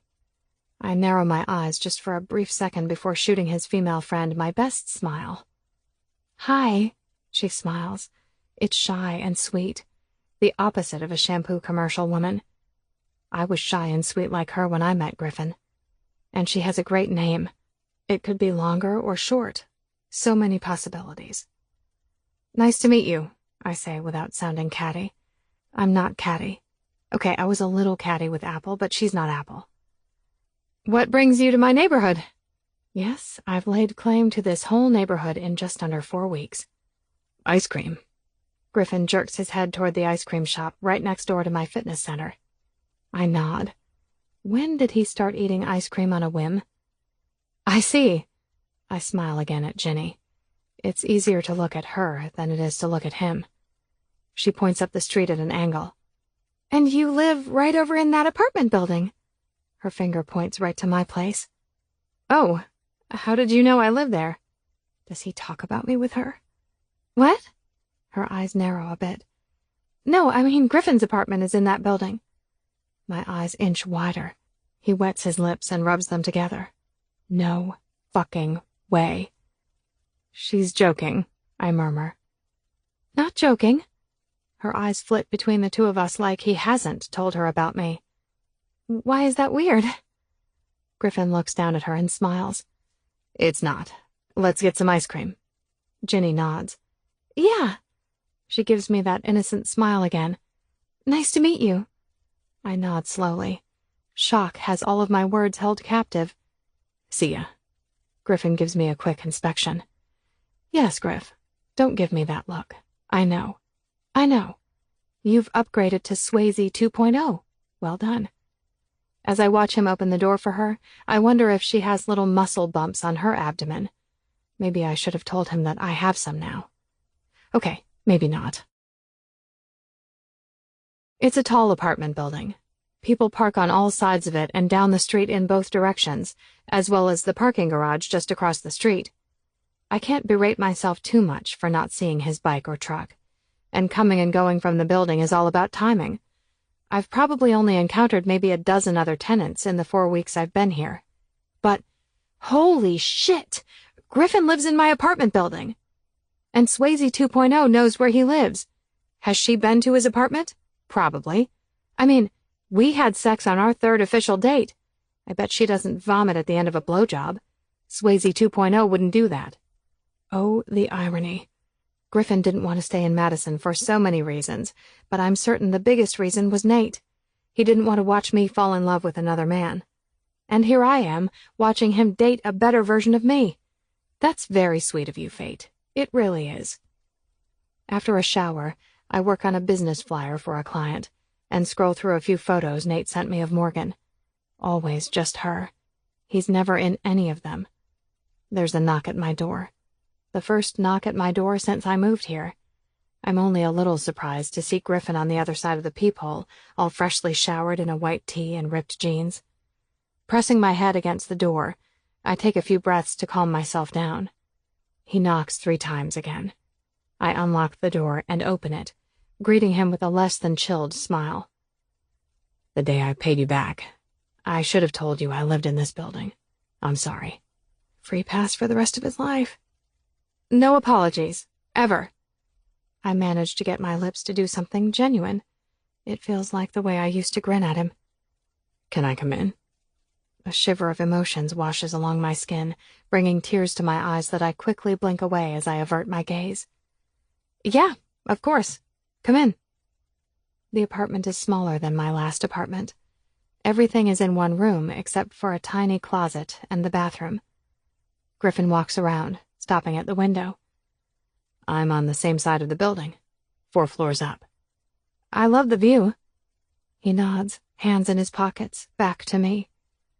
What are the chances that I see you at the grocery store on the day I forgot my wallet? What are the chances that I see you on the day that I had my first date since you? What are the fucking chances? He faces me, leaning up against the window ledge. I don't react. I'm not sure what the answers are to his questions.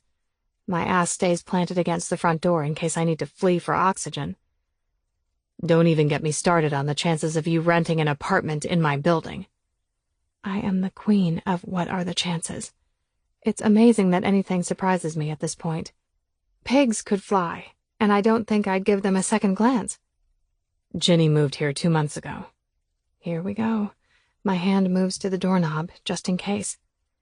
She's my boss's niece.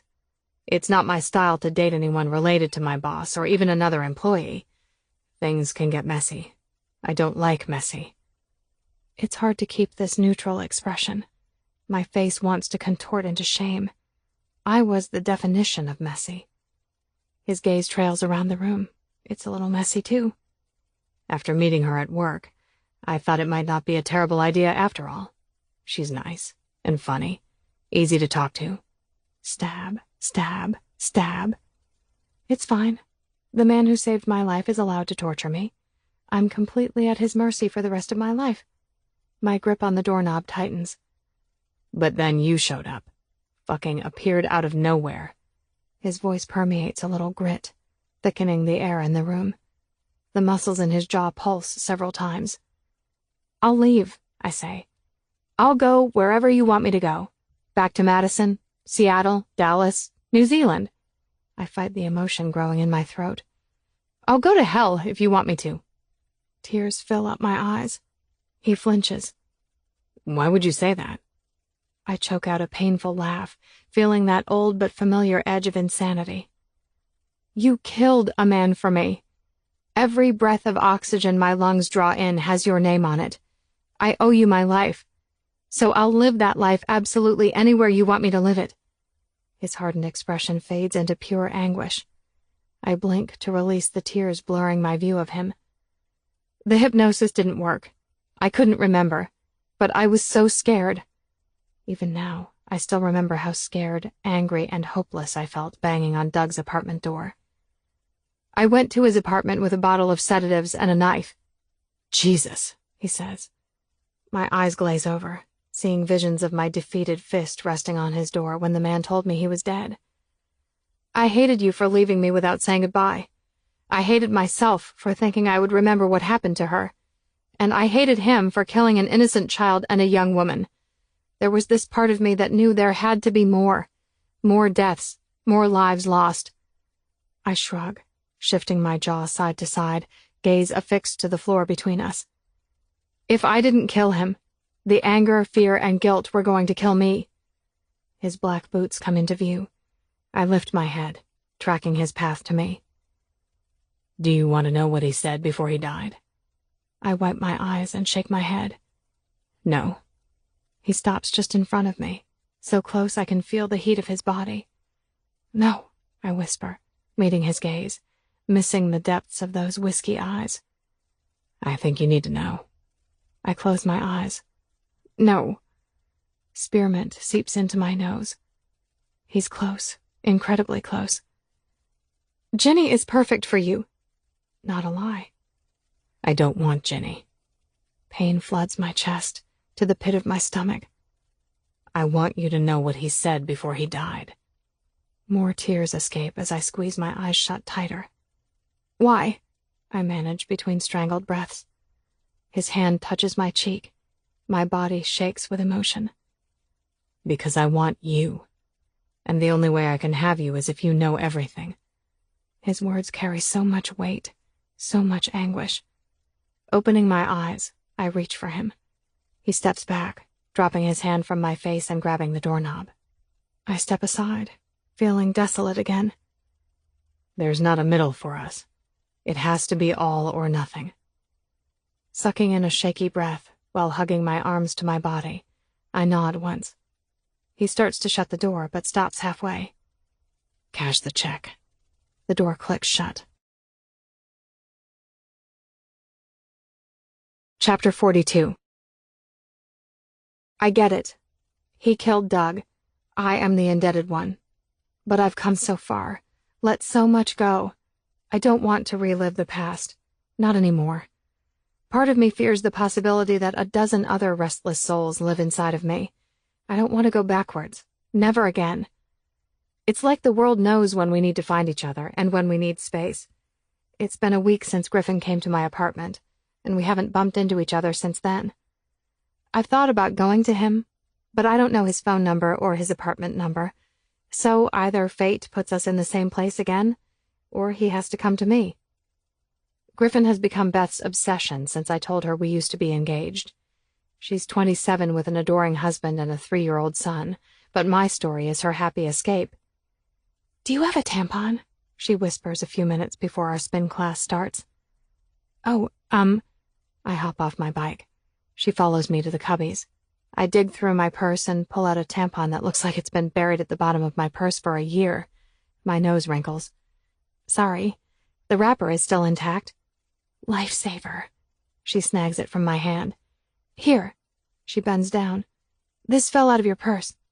I take the envelope. Thanks. She scurries off to the ladies' room. Shit. I was supposed to cash Griffin's check. I slide my finger across the seal of the envelope, opening it.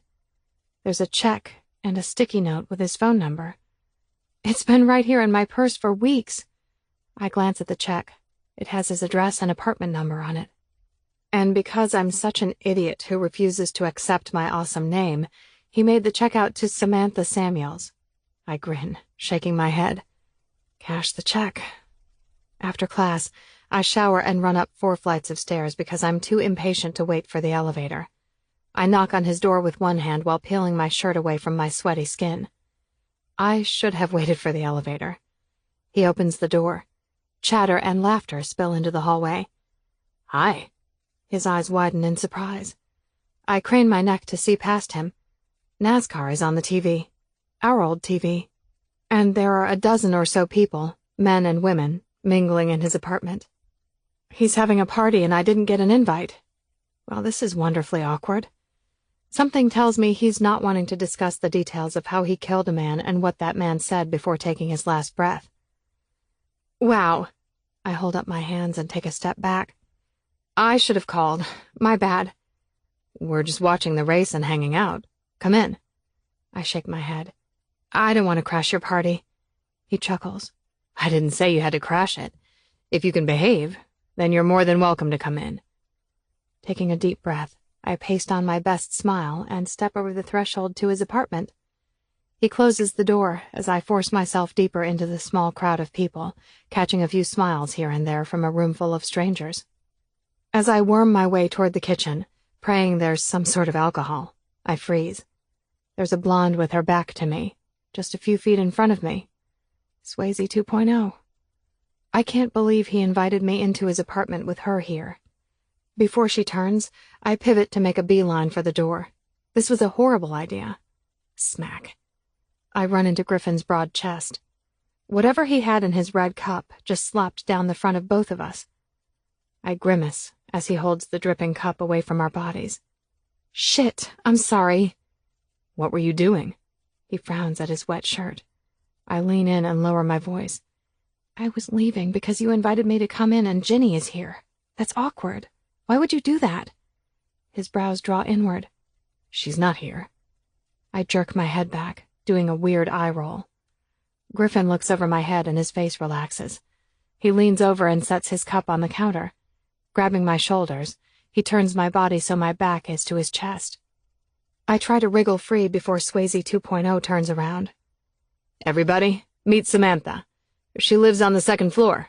New girl. Be nice. She's easily spooked. Blonde girl turns, and she's not Ginny. Hey, Samantha, everyone replies in choppy unison. You could fry an egg on my face. I'm so flushed with embarrassment.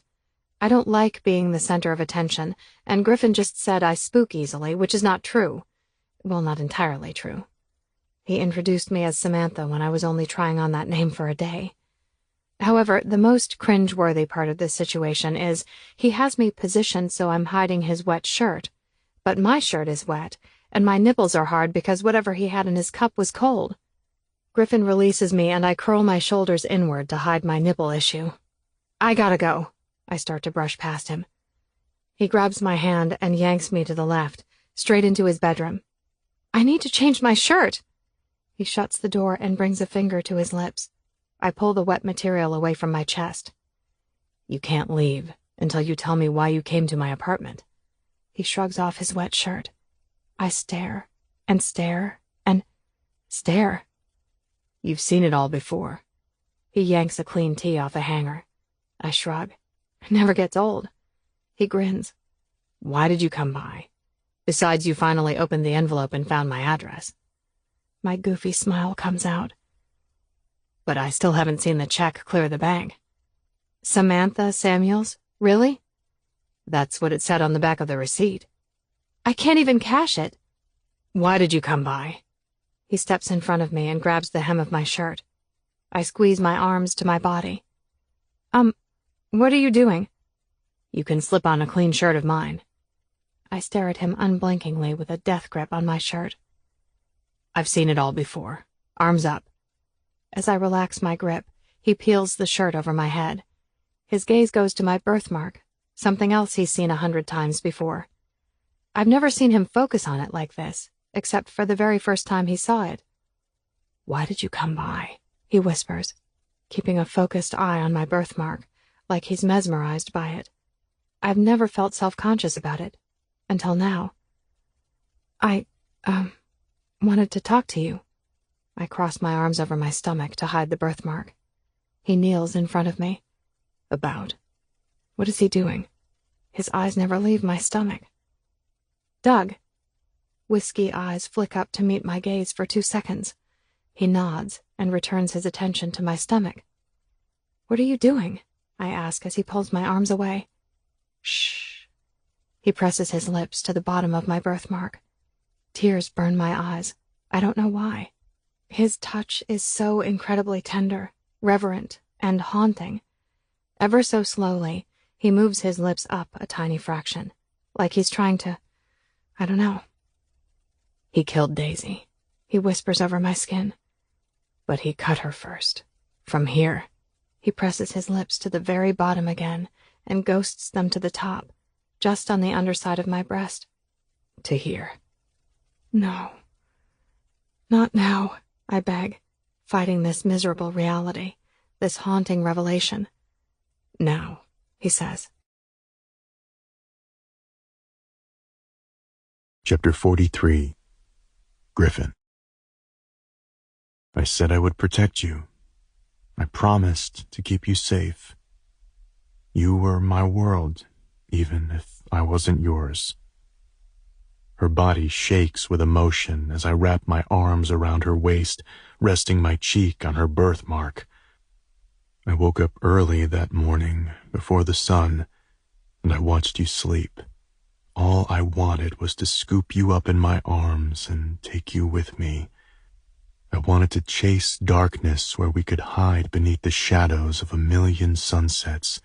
If you could transcend time, why couldn't we stop it? Why couldn't our love be immortal? Griff, she weeps. I don't want to hurt her. I want to love her. But I took another life, and mine will never be the same. For us to love, for us to live, this has to be our burden to bear. I take it to my grave. She takes it to hers, and we both leave it behind in this life. We have no stones unturned between us. We have to be all or nothing.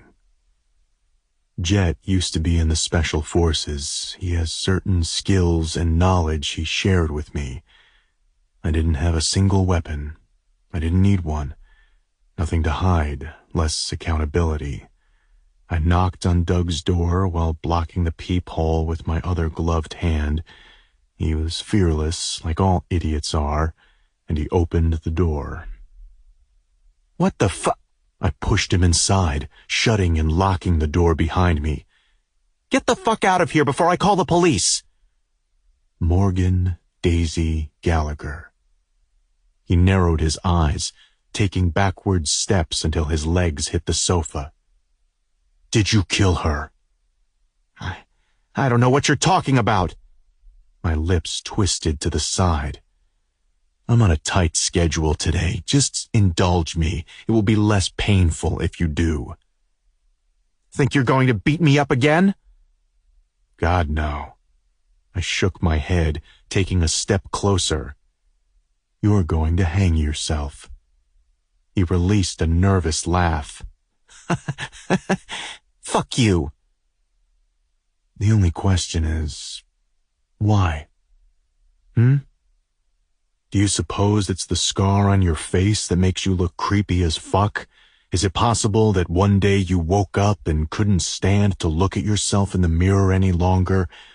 Maybe out of sheer anger and self-destructive insanity, you cut open that scar, a cleansing of your past, your sins, and then you hung yourself. I stepped closer. He fell back into the sofa. What do you want? Is this about my accident-prone neighbor? I shook my head. I want to know about Morgan Daisy Gallagher. I want to know about that scar on your face.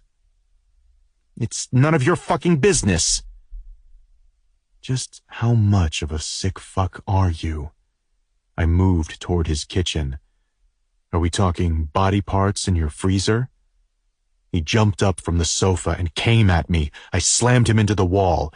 Not hard enough to leave a mark, just hard enough to restrain him and maneuver him where I wanted him, where my hold on him controlled all oxygen to his brain.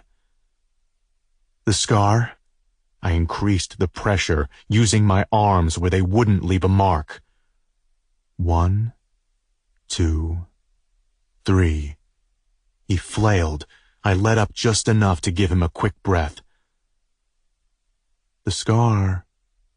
1, 2, 3. I let up.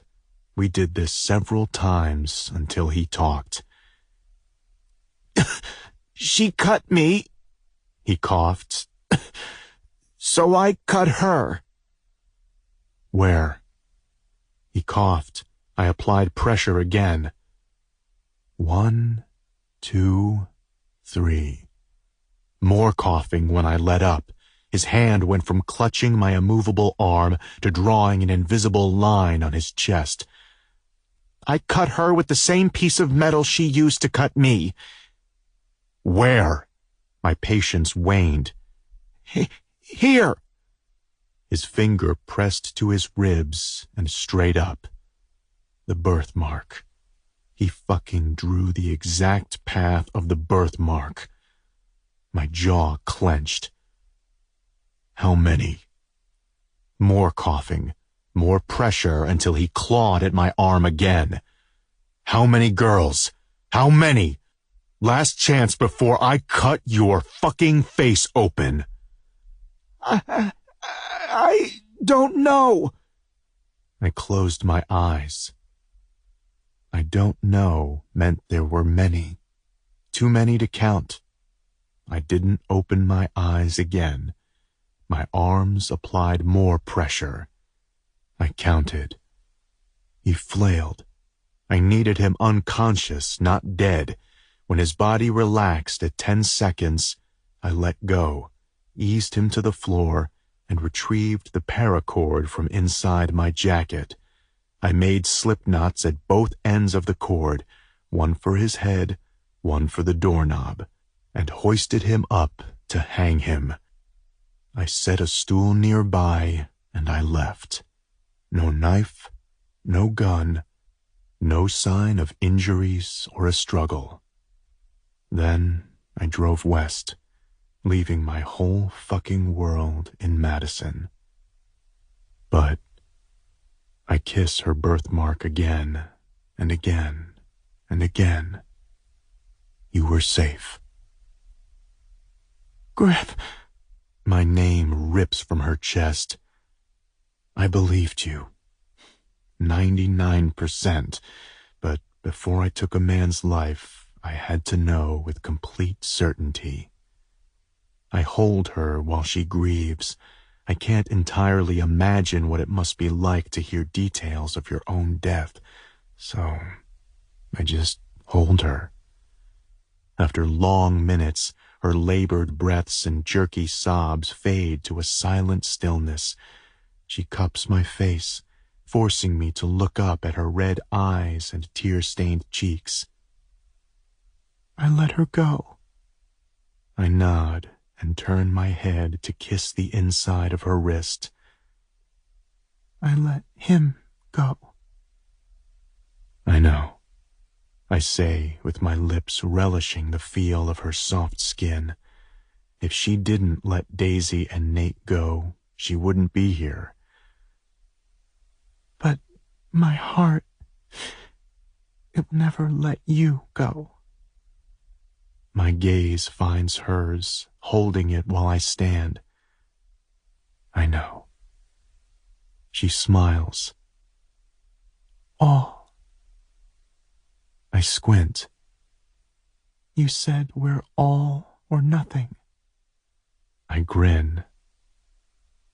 All. Then I grab her a clean shirt and slip it over her head.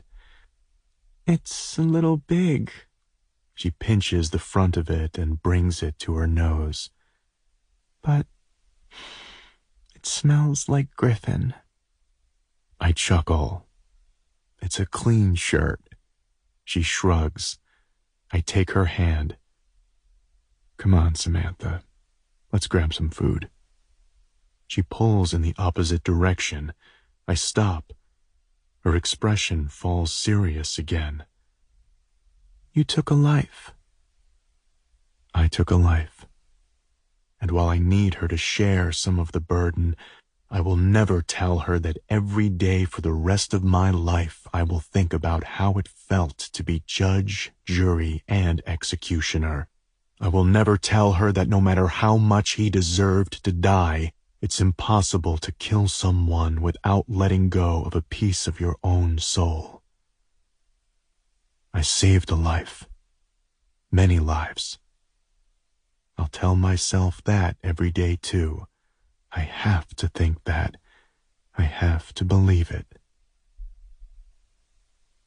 How many? How many do you think he killed? I shrug.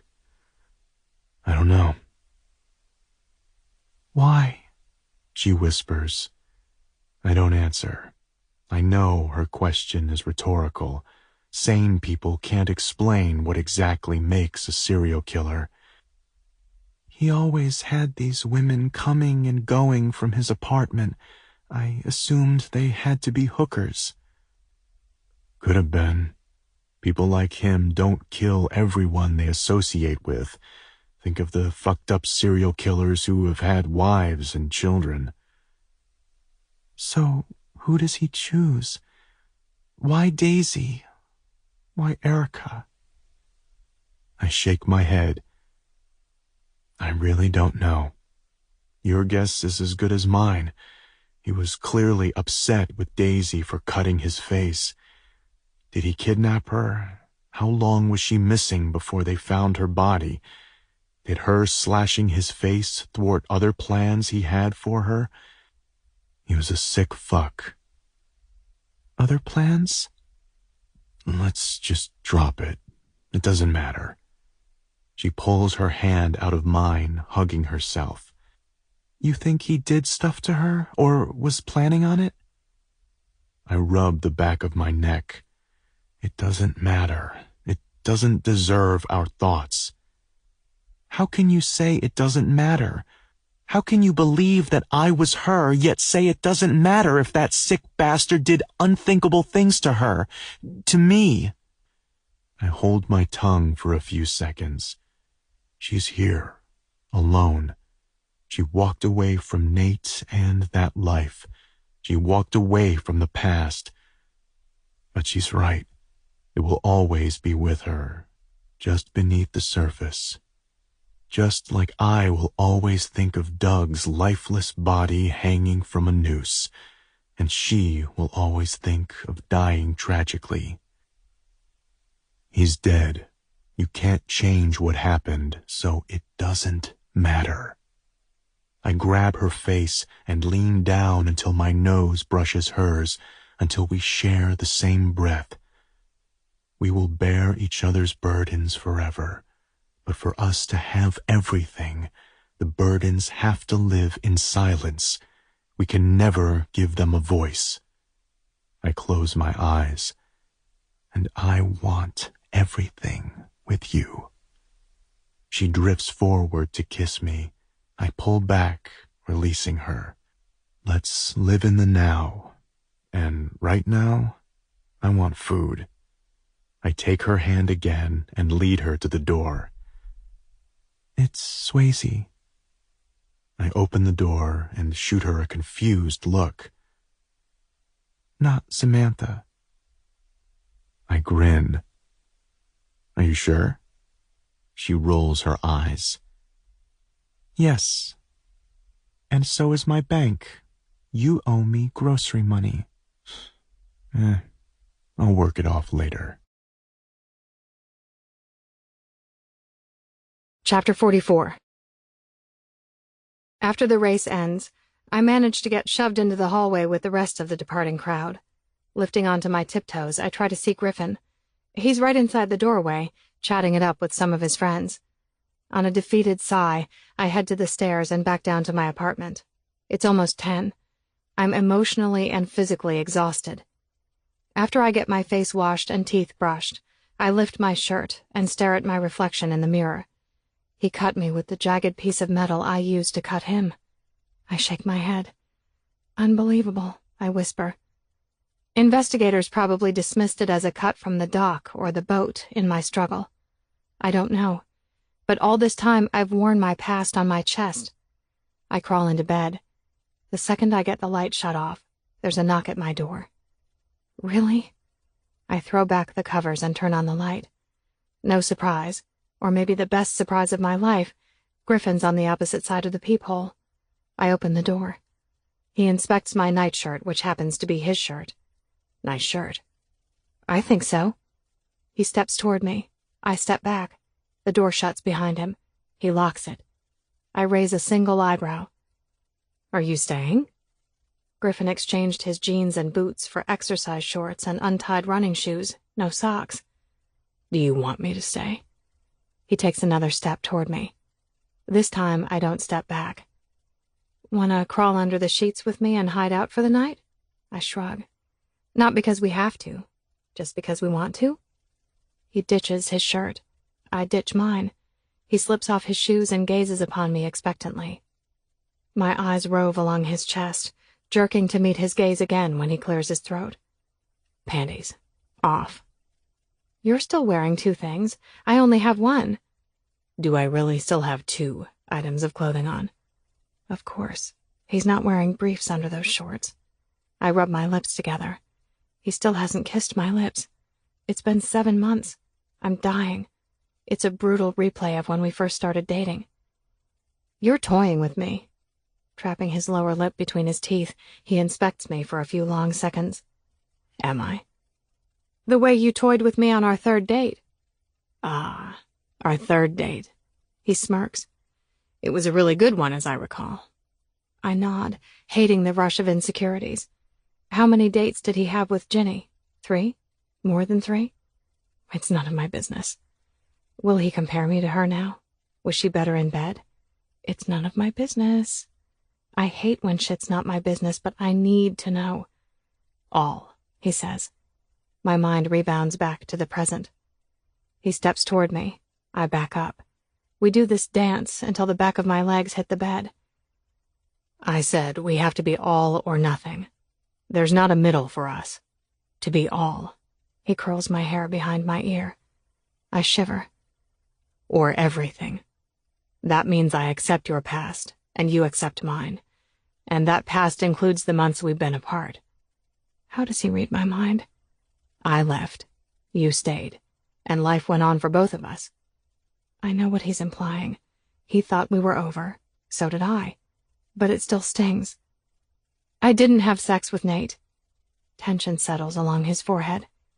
You don't have to tell me that. His fingers ghost up my arm. I need you to know. I already knew. You... My jaw unhinges and I scoff in disbelief as I sit on the end of the bed, grabbing a blanket to hold over my bared chest. How could you know? Were you in touch with Nate behind my back? Is this what he meant when he said you told him to keep an eye on me? Is this how he knew you were the one who killed Doug? Griffin pushes a heavy breath out of his nose. Before I left town, I paid him a visit. Yes, I told him to keep an eye on you. I told him to take care of you. And then I told him you were safe. You told him you killed Doug. Because he knew. That's how I knew. Griffin nods. What did he say? You told him you killed a man. He could have turned you in. You could have been arrested for murder. Griffin shakes his head.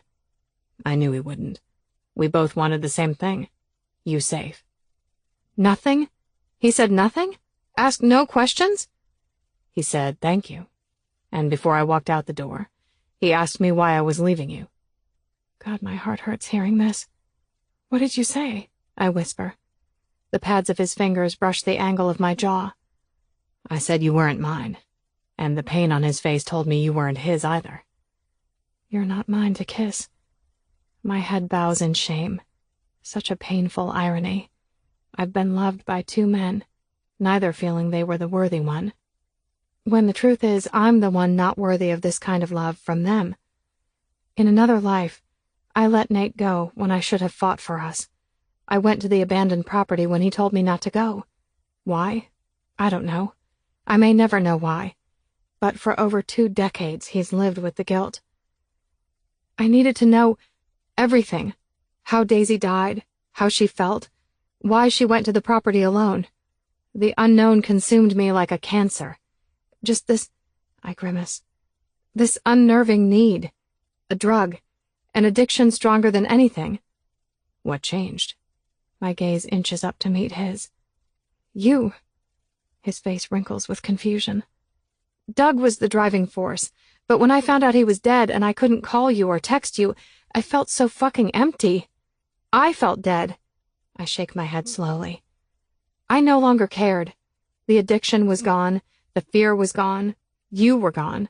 So I just stopped. I stopped seeing Dr. Albright.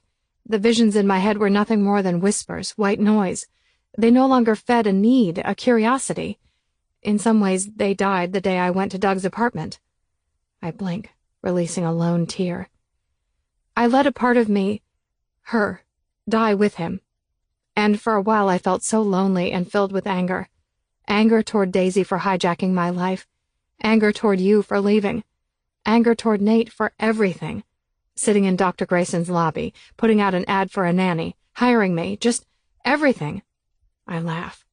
I was so angry. But there was Morgan. She was the innocent one, and my love for her is incredible. So after a while I thought, okay, life, is this where I'm supposed to be? Here with Nate and Morgan? My gaze shifts to the side, trying to figure out how to explain how I got from there to here. And what was the answer?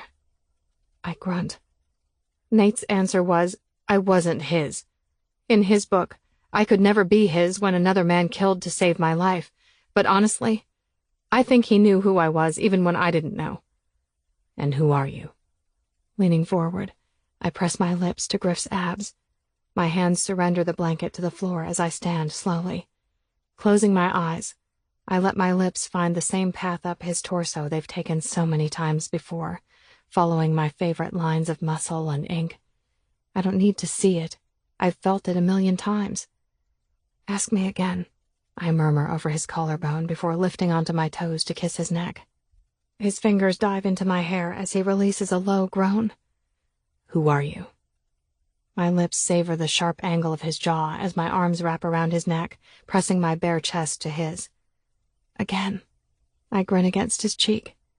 He fists my hair with one hand while his other hand slides down my back, grabbing a handful of my ass. I grunt from the sting of his firm grip.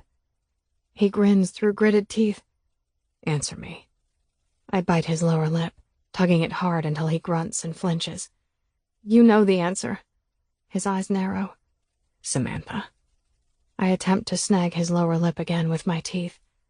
He pulls back, increasing the pressure of his grip on my ass. Swayze. I shake my head. Our gazes lock, and the playfulness dies. I hope he sees that I'm laying myself open for him because of who I am. Please see me. Who? Tears fill my eyes. I need him to see it. I need him to say it. I need him to believe it. Griff. My lips whisper over his. His eyes redden a bit when I glance up, keeping my lips hovering over his. He swallows hard. Mine. That one syllable breaks into two. You're mine. Yours. He kisses me. It's closure, a promise, an affirmation. In this lifetime, my heart, my soul belongs to Griffin. He lowers me to the bed. I haven't had sex since December. I hope I remember how this works. His words slay me, almost as much as that grin. I didn't ask, it wasn't my business. But when a man loves a woman like Griffin loves me, he leaves no room for doubt or insecurity. He towers over me on his hands and knees, and I feel protected, safe, and loved. Griffins are mythical creatures, half eagle, half lion. They are believed to be loyal and protective of treasures and priceless possessions. What were the chances of finding a grocery store guy and a griffin? Well done, fate. Well done. Chapter 45. Griffin. It's been a year to the day since I got my second chance. I didn't fuck it up. It was on a trip back home to visit our family in Madison. My parents planned dinner on the deck, yard games, and soaking up the end of summer before Swayze started her first official year as a full-time third-grade teacher. Don't get sidetracked. Your mom only needs 3 things, and protein powder is not one of them. Swayze gave me a playful nudge with the basket. I narrowed my eyes at her, but my grin jumped in and ruined my scowl. We grabbed strawberries, hamburger buns, and lemonade. I took a fake phone call as we went through checkout lane number 3. She loaded the items onto the conveyor belt. I handed her some cash and said a few okays and uh-huhs to absolutely no one. When she took a step forward after the person in front of us finished paying, I winked at the cashier. The cashier winked at someone over in customer service. While Swayze zoned into her phone, I pulled out a ring, the ring, and got down on one knee. The person at customer service spoke over the loudspeaker, reading off a sheet of paper I gave them the day before. "Attention shoppers, there is a man down on one knee in checkout 3. Swayze's head snapped up at the checkout number on the register light, and then her attention landed on me, holding out the ring. The customer service person continued. Epic proposal alert. I repeat, epic proposal alert. Griffin Calloway is about to ask Swayze Opal Samuels to marry him. Swayze turned fire engine red, maybe from the loudspeaker, maybe from the fact that I gave away her whole name. Yes, Opal, after her grandma, as if Swayze wasn't awesome enough. Her words, not mine. Initials SOS. Will she say yes? Let's wait and see. The speaker paused. Will you marry me, Swayze? I want it all, and I want it with you. She stood there with one hand over her mouth and the other hand over her chest, and then the thing I couldn't plan just happened. One of the shoppers in line behind us started chanting, Say yes, say yes, and everyone else joined in. So fucking perfect. I don't think she could have spoken had she wanted to, but she nodded.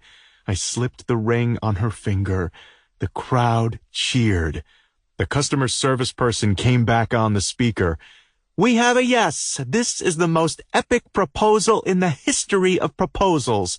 Nothing botched up about this, ladies and gentlemen. Congratulations, Griffin and Swayze. I stood. She threw her arms around me. Did I nail it this time? Will this be the proposal you tell our kids and grandkids? I murmured in her ear. She still couldn't speak, so she just nodded a half-dozen times. I have something for you. It's actually a gift from your groom, Mom says. I turn, smoothing my hands over the rich, silky white fabric of my wedding gown. Griffin got me a gift? I deflate a little. I didn't get him anything. She adjusts my delicate diamond drop necklace. But your makeup is perfect. We're 15 minutes away from you walking down the aisle. I need you to hold it together. Why would I not hold it together? Just... She shoves a wad of tissues in my hand. Do your best. I'm going to get ready to be seated. I laugh. You can't be seated until you walk me down the aisle. She smiles and opens the door to the room. Someone else has been requested to give you away. I lean to the side to see into the hall. In walks a little 2-year-old angel in a red dress with tiny white flowers around the neck. I clench the tissues in my hand. Sorry, Mom. I'm going to need them. It's been over a year since I've seen her, except in photos. Morgan!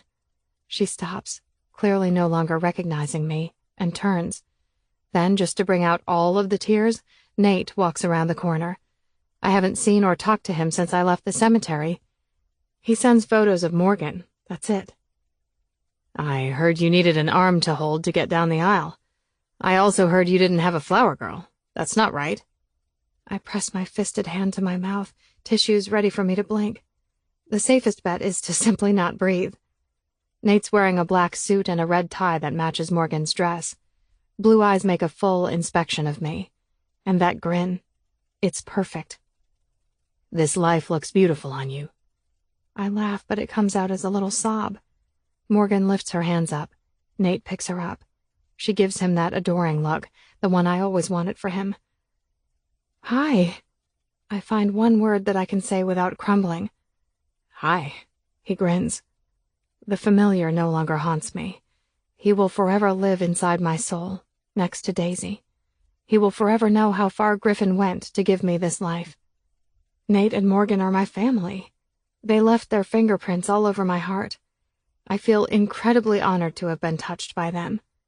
Tell me you're even half as happy as you look. In this lifetime, I grin. I'm certain no man has ever made me as happy as Griffin. Nate nods. I don't see anything but true love for me, for my life. Thank you. I step closer and stretch up to kiss Morgan's cheek, and then Nate's cheek. For what? He asks. For not letting me be yours. Nate's lips pull into a tiny grin. I knew you deserved a real boyfriend. A real boyfriend. I can't predict the future, and I don't want to, but I'm certain those 3 words will tie us together for eternity. So we're leaving tomorrow, he says. Disney? He laughs. No, the world. Now I laugh. That's a bit broad. Is that what your airline tickets say? When Jenna was pregnant with Morgan, we agreed that we would pause our careers and take her around the world. Let her learn from experience. Be a citizen of the world. Cultural immersion. Whoa, so you're... He nods. Taking Morgan to experience life. My smile feels like it could crack my face. I'm speechless, and really proud of you for doing this without Jenna. It feels right. He kisses Morgan's head, which prompts her to hug his neck like she's conditioned to give back every bit of love he gives her, times 100. Ready? The wedding coordinator peeks in the room, holding a little basket full of red and white petals for Morgan in one hand, and my all-red flower bouquet in her other hand. I turn and make one last inspection in the mirror, glancing up to see Nate's reflection and his huge grin. After fixing my eye makeup and lipstick, I turn. He offers his arm. Griffin asked you to do this? Really? Yes. Grocery store guy, I love you to the infinite depths of my heart. The intimate gathering waits in the sanctuary at sunset. Candles. A harpist and a flutist. Griffin's sisters walk down the aisle in their black dresses, holding all white bouquets. Next is Morgan. She walks surprisingly slow, distracted by everyone staring at her, but Nate's parents are in the front row, coaxing her to complete her trip. She does, and that brings tears to my eyes, but I blink them away. The processional begins and everyone stands, bringing tears to my eyes, but I blink them away. There he is, my groom. He looks sinful in that tux, but it's the way he's looking at me that is something beyond beautiful, beyond words. Nate walks me down the aisle and kisses me on the hand like a true gentleman before giving me away. Tears sting my eyes, but I blink them away. I glance at Nate's parents and my mom. More tears threaten my makeup. I blink them away and hand Haley my bouquet. Griffin and I face each other, holding hands. Before the minister starts speaking, Griff leans forward and whispers in my ear, I can't wait to hear about your day, Sways. Tears spill over. He pulls a handkerchief from his jacket and blots my cheeks. There's an audible "aw" from a few friends and family. I'm sure they're wondering what he whispered in my ear. I mouth, I love you, grocery store guy. There are vows, rings exchanged, more tears, and the introduction of Mr. and Mrs. Griffin Calloway. There's a reception filled with good food, even better friends, and the very best family. The DJ announces it's time for the first dance. Griffin wanted to choose the song, and he wanted it to be a surprise. I just know it's going to be something from Dirty Dancing, and we're going to have our first official fight as husband and wife before we leave the reception. Don't give me that look, Mrs. Grocery Store Guy Calloway, he says, taking my hand and leading me to the dance floor. He pulls me into his arms and presses his lips to my ear. Let's make a lifetime of memories. And then the music starts. Boxes by the Goo Goo Dolls. Every single word touches me to depths I'm not sure Griffin ever imagined when he picked out this song. Finish me off, Griffin says, shrugging off his jacket and removing his tie, standing before me in the middle of a ridiculously expensive hotel suite. I give him a curious look. He grins. You've already taken my breath away 1,000,000 times today. Now here I am, just as I said I would be, standing here in awe of the fact that the kindest, most beautiful woman ever said yes to me. Stepping closer, he kisses me slowly while his hands take their time unbuttoning and unzipping my dress.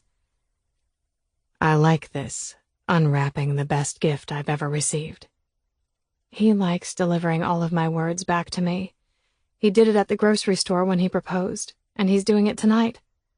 His breath hitches when my dress pulls at my feet, leaving me in nothing but a white satin and lace thong, high heels, and my single diamond necklace. Dead, he whispers. You just took my very last breath. My fingers fumble with the buttons to his shirt.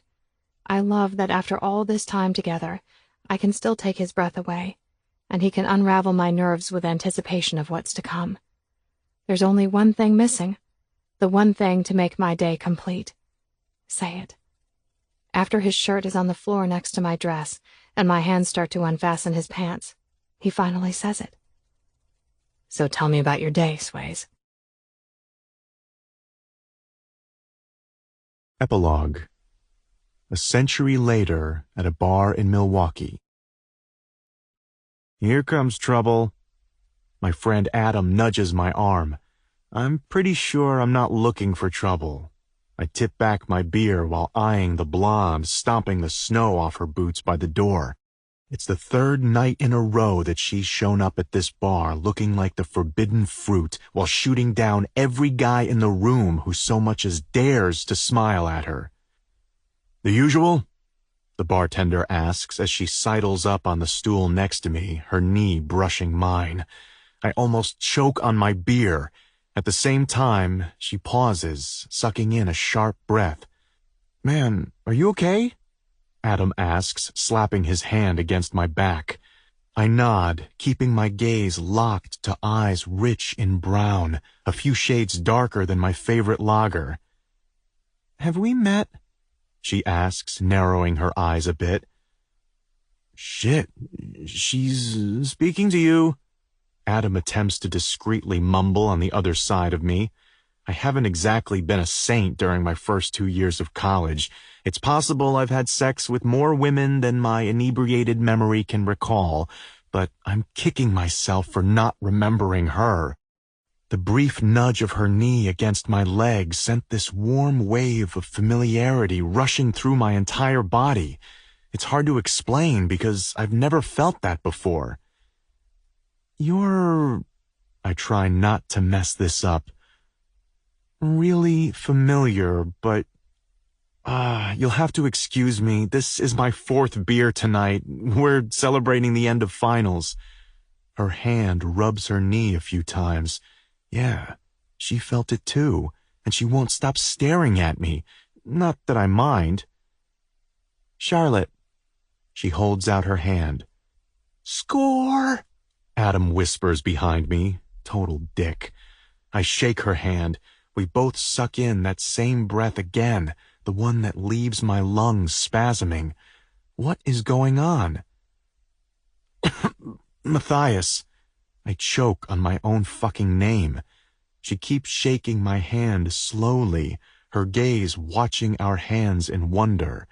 Adam continues to nudge my back, making rude comments. His already ugly nose is about to catch my fist.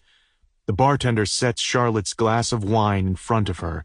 She slides her hand out of mine, slowly, until it's just our fingertips touching for a few extra seconds before the connection is broken. When she turns to take a sip of her wine, I swear she whispers, Wow. Wow is right. What the hell was that? After Adam gets tired of staring at my back, he gives me a quick, later man. I shift my body, giving my full attention to Charlotte and her messy blonde hair and deep lager eyes. So, tell me about yourself, Charlotte. Part of me expects the same fuck off that she's given every guy for the past 3 nights. Instead, she shifts her body toward mine, scissoring our legs together to make the tight space work. A million what-in-the-world sparks shoot through my body, and I can see from the excitement on her face that she feels it too. She wants to touch me. It's like we need to touch each other. What the hell? I dumped my boyfriend last week, 4th guy I've dumped in 2 months. They're always too this or not enough that. You know what I mean? Like the girls that think they're so pretty that they can't stop checking themselves out in every single window or mirror. Or the girls that are so insecure that they won't even look you in the eye. Or, my favorite, the ones that have 10 layers of makeup on their face and every time they smile, parts of it crack. Too self-absorbed, too insecure, too fake. Yes!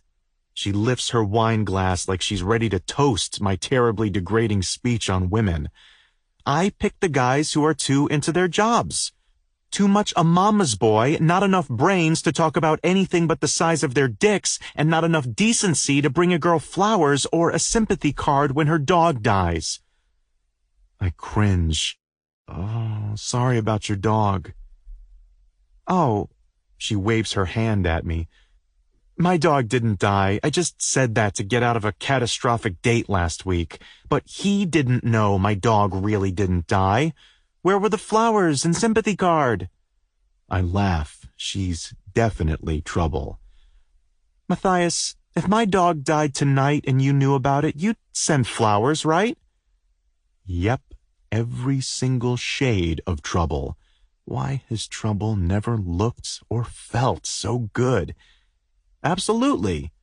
Her lips twist. You know what I need? I grab my beer, tipping back the last 2 gulps before slamming it onto the bar harder than I intend to. I think I do. And fuck me, déjà vu. I know what she's going to say before she says it, because she said it before and I've heard it before. At the same time, we say, a real boyfriend. I think a part of you will be mine to love in every life. This has been Epic, the Transcend Duet, Book 2, written by Julie Ann, narrated by Andy Arndt and Stephen Dexter. Copyright 2018 by Julie Ann. Production copyright 2018 by Julie Ann. Production coordination by Lyric Audiobooks. Andy Arndt and Stephen Dexter are members of SAG-AFTRA. To keep up with the latest releases and for more information, visit julieann.com.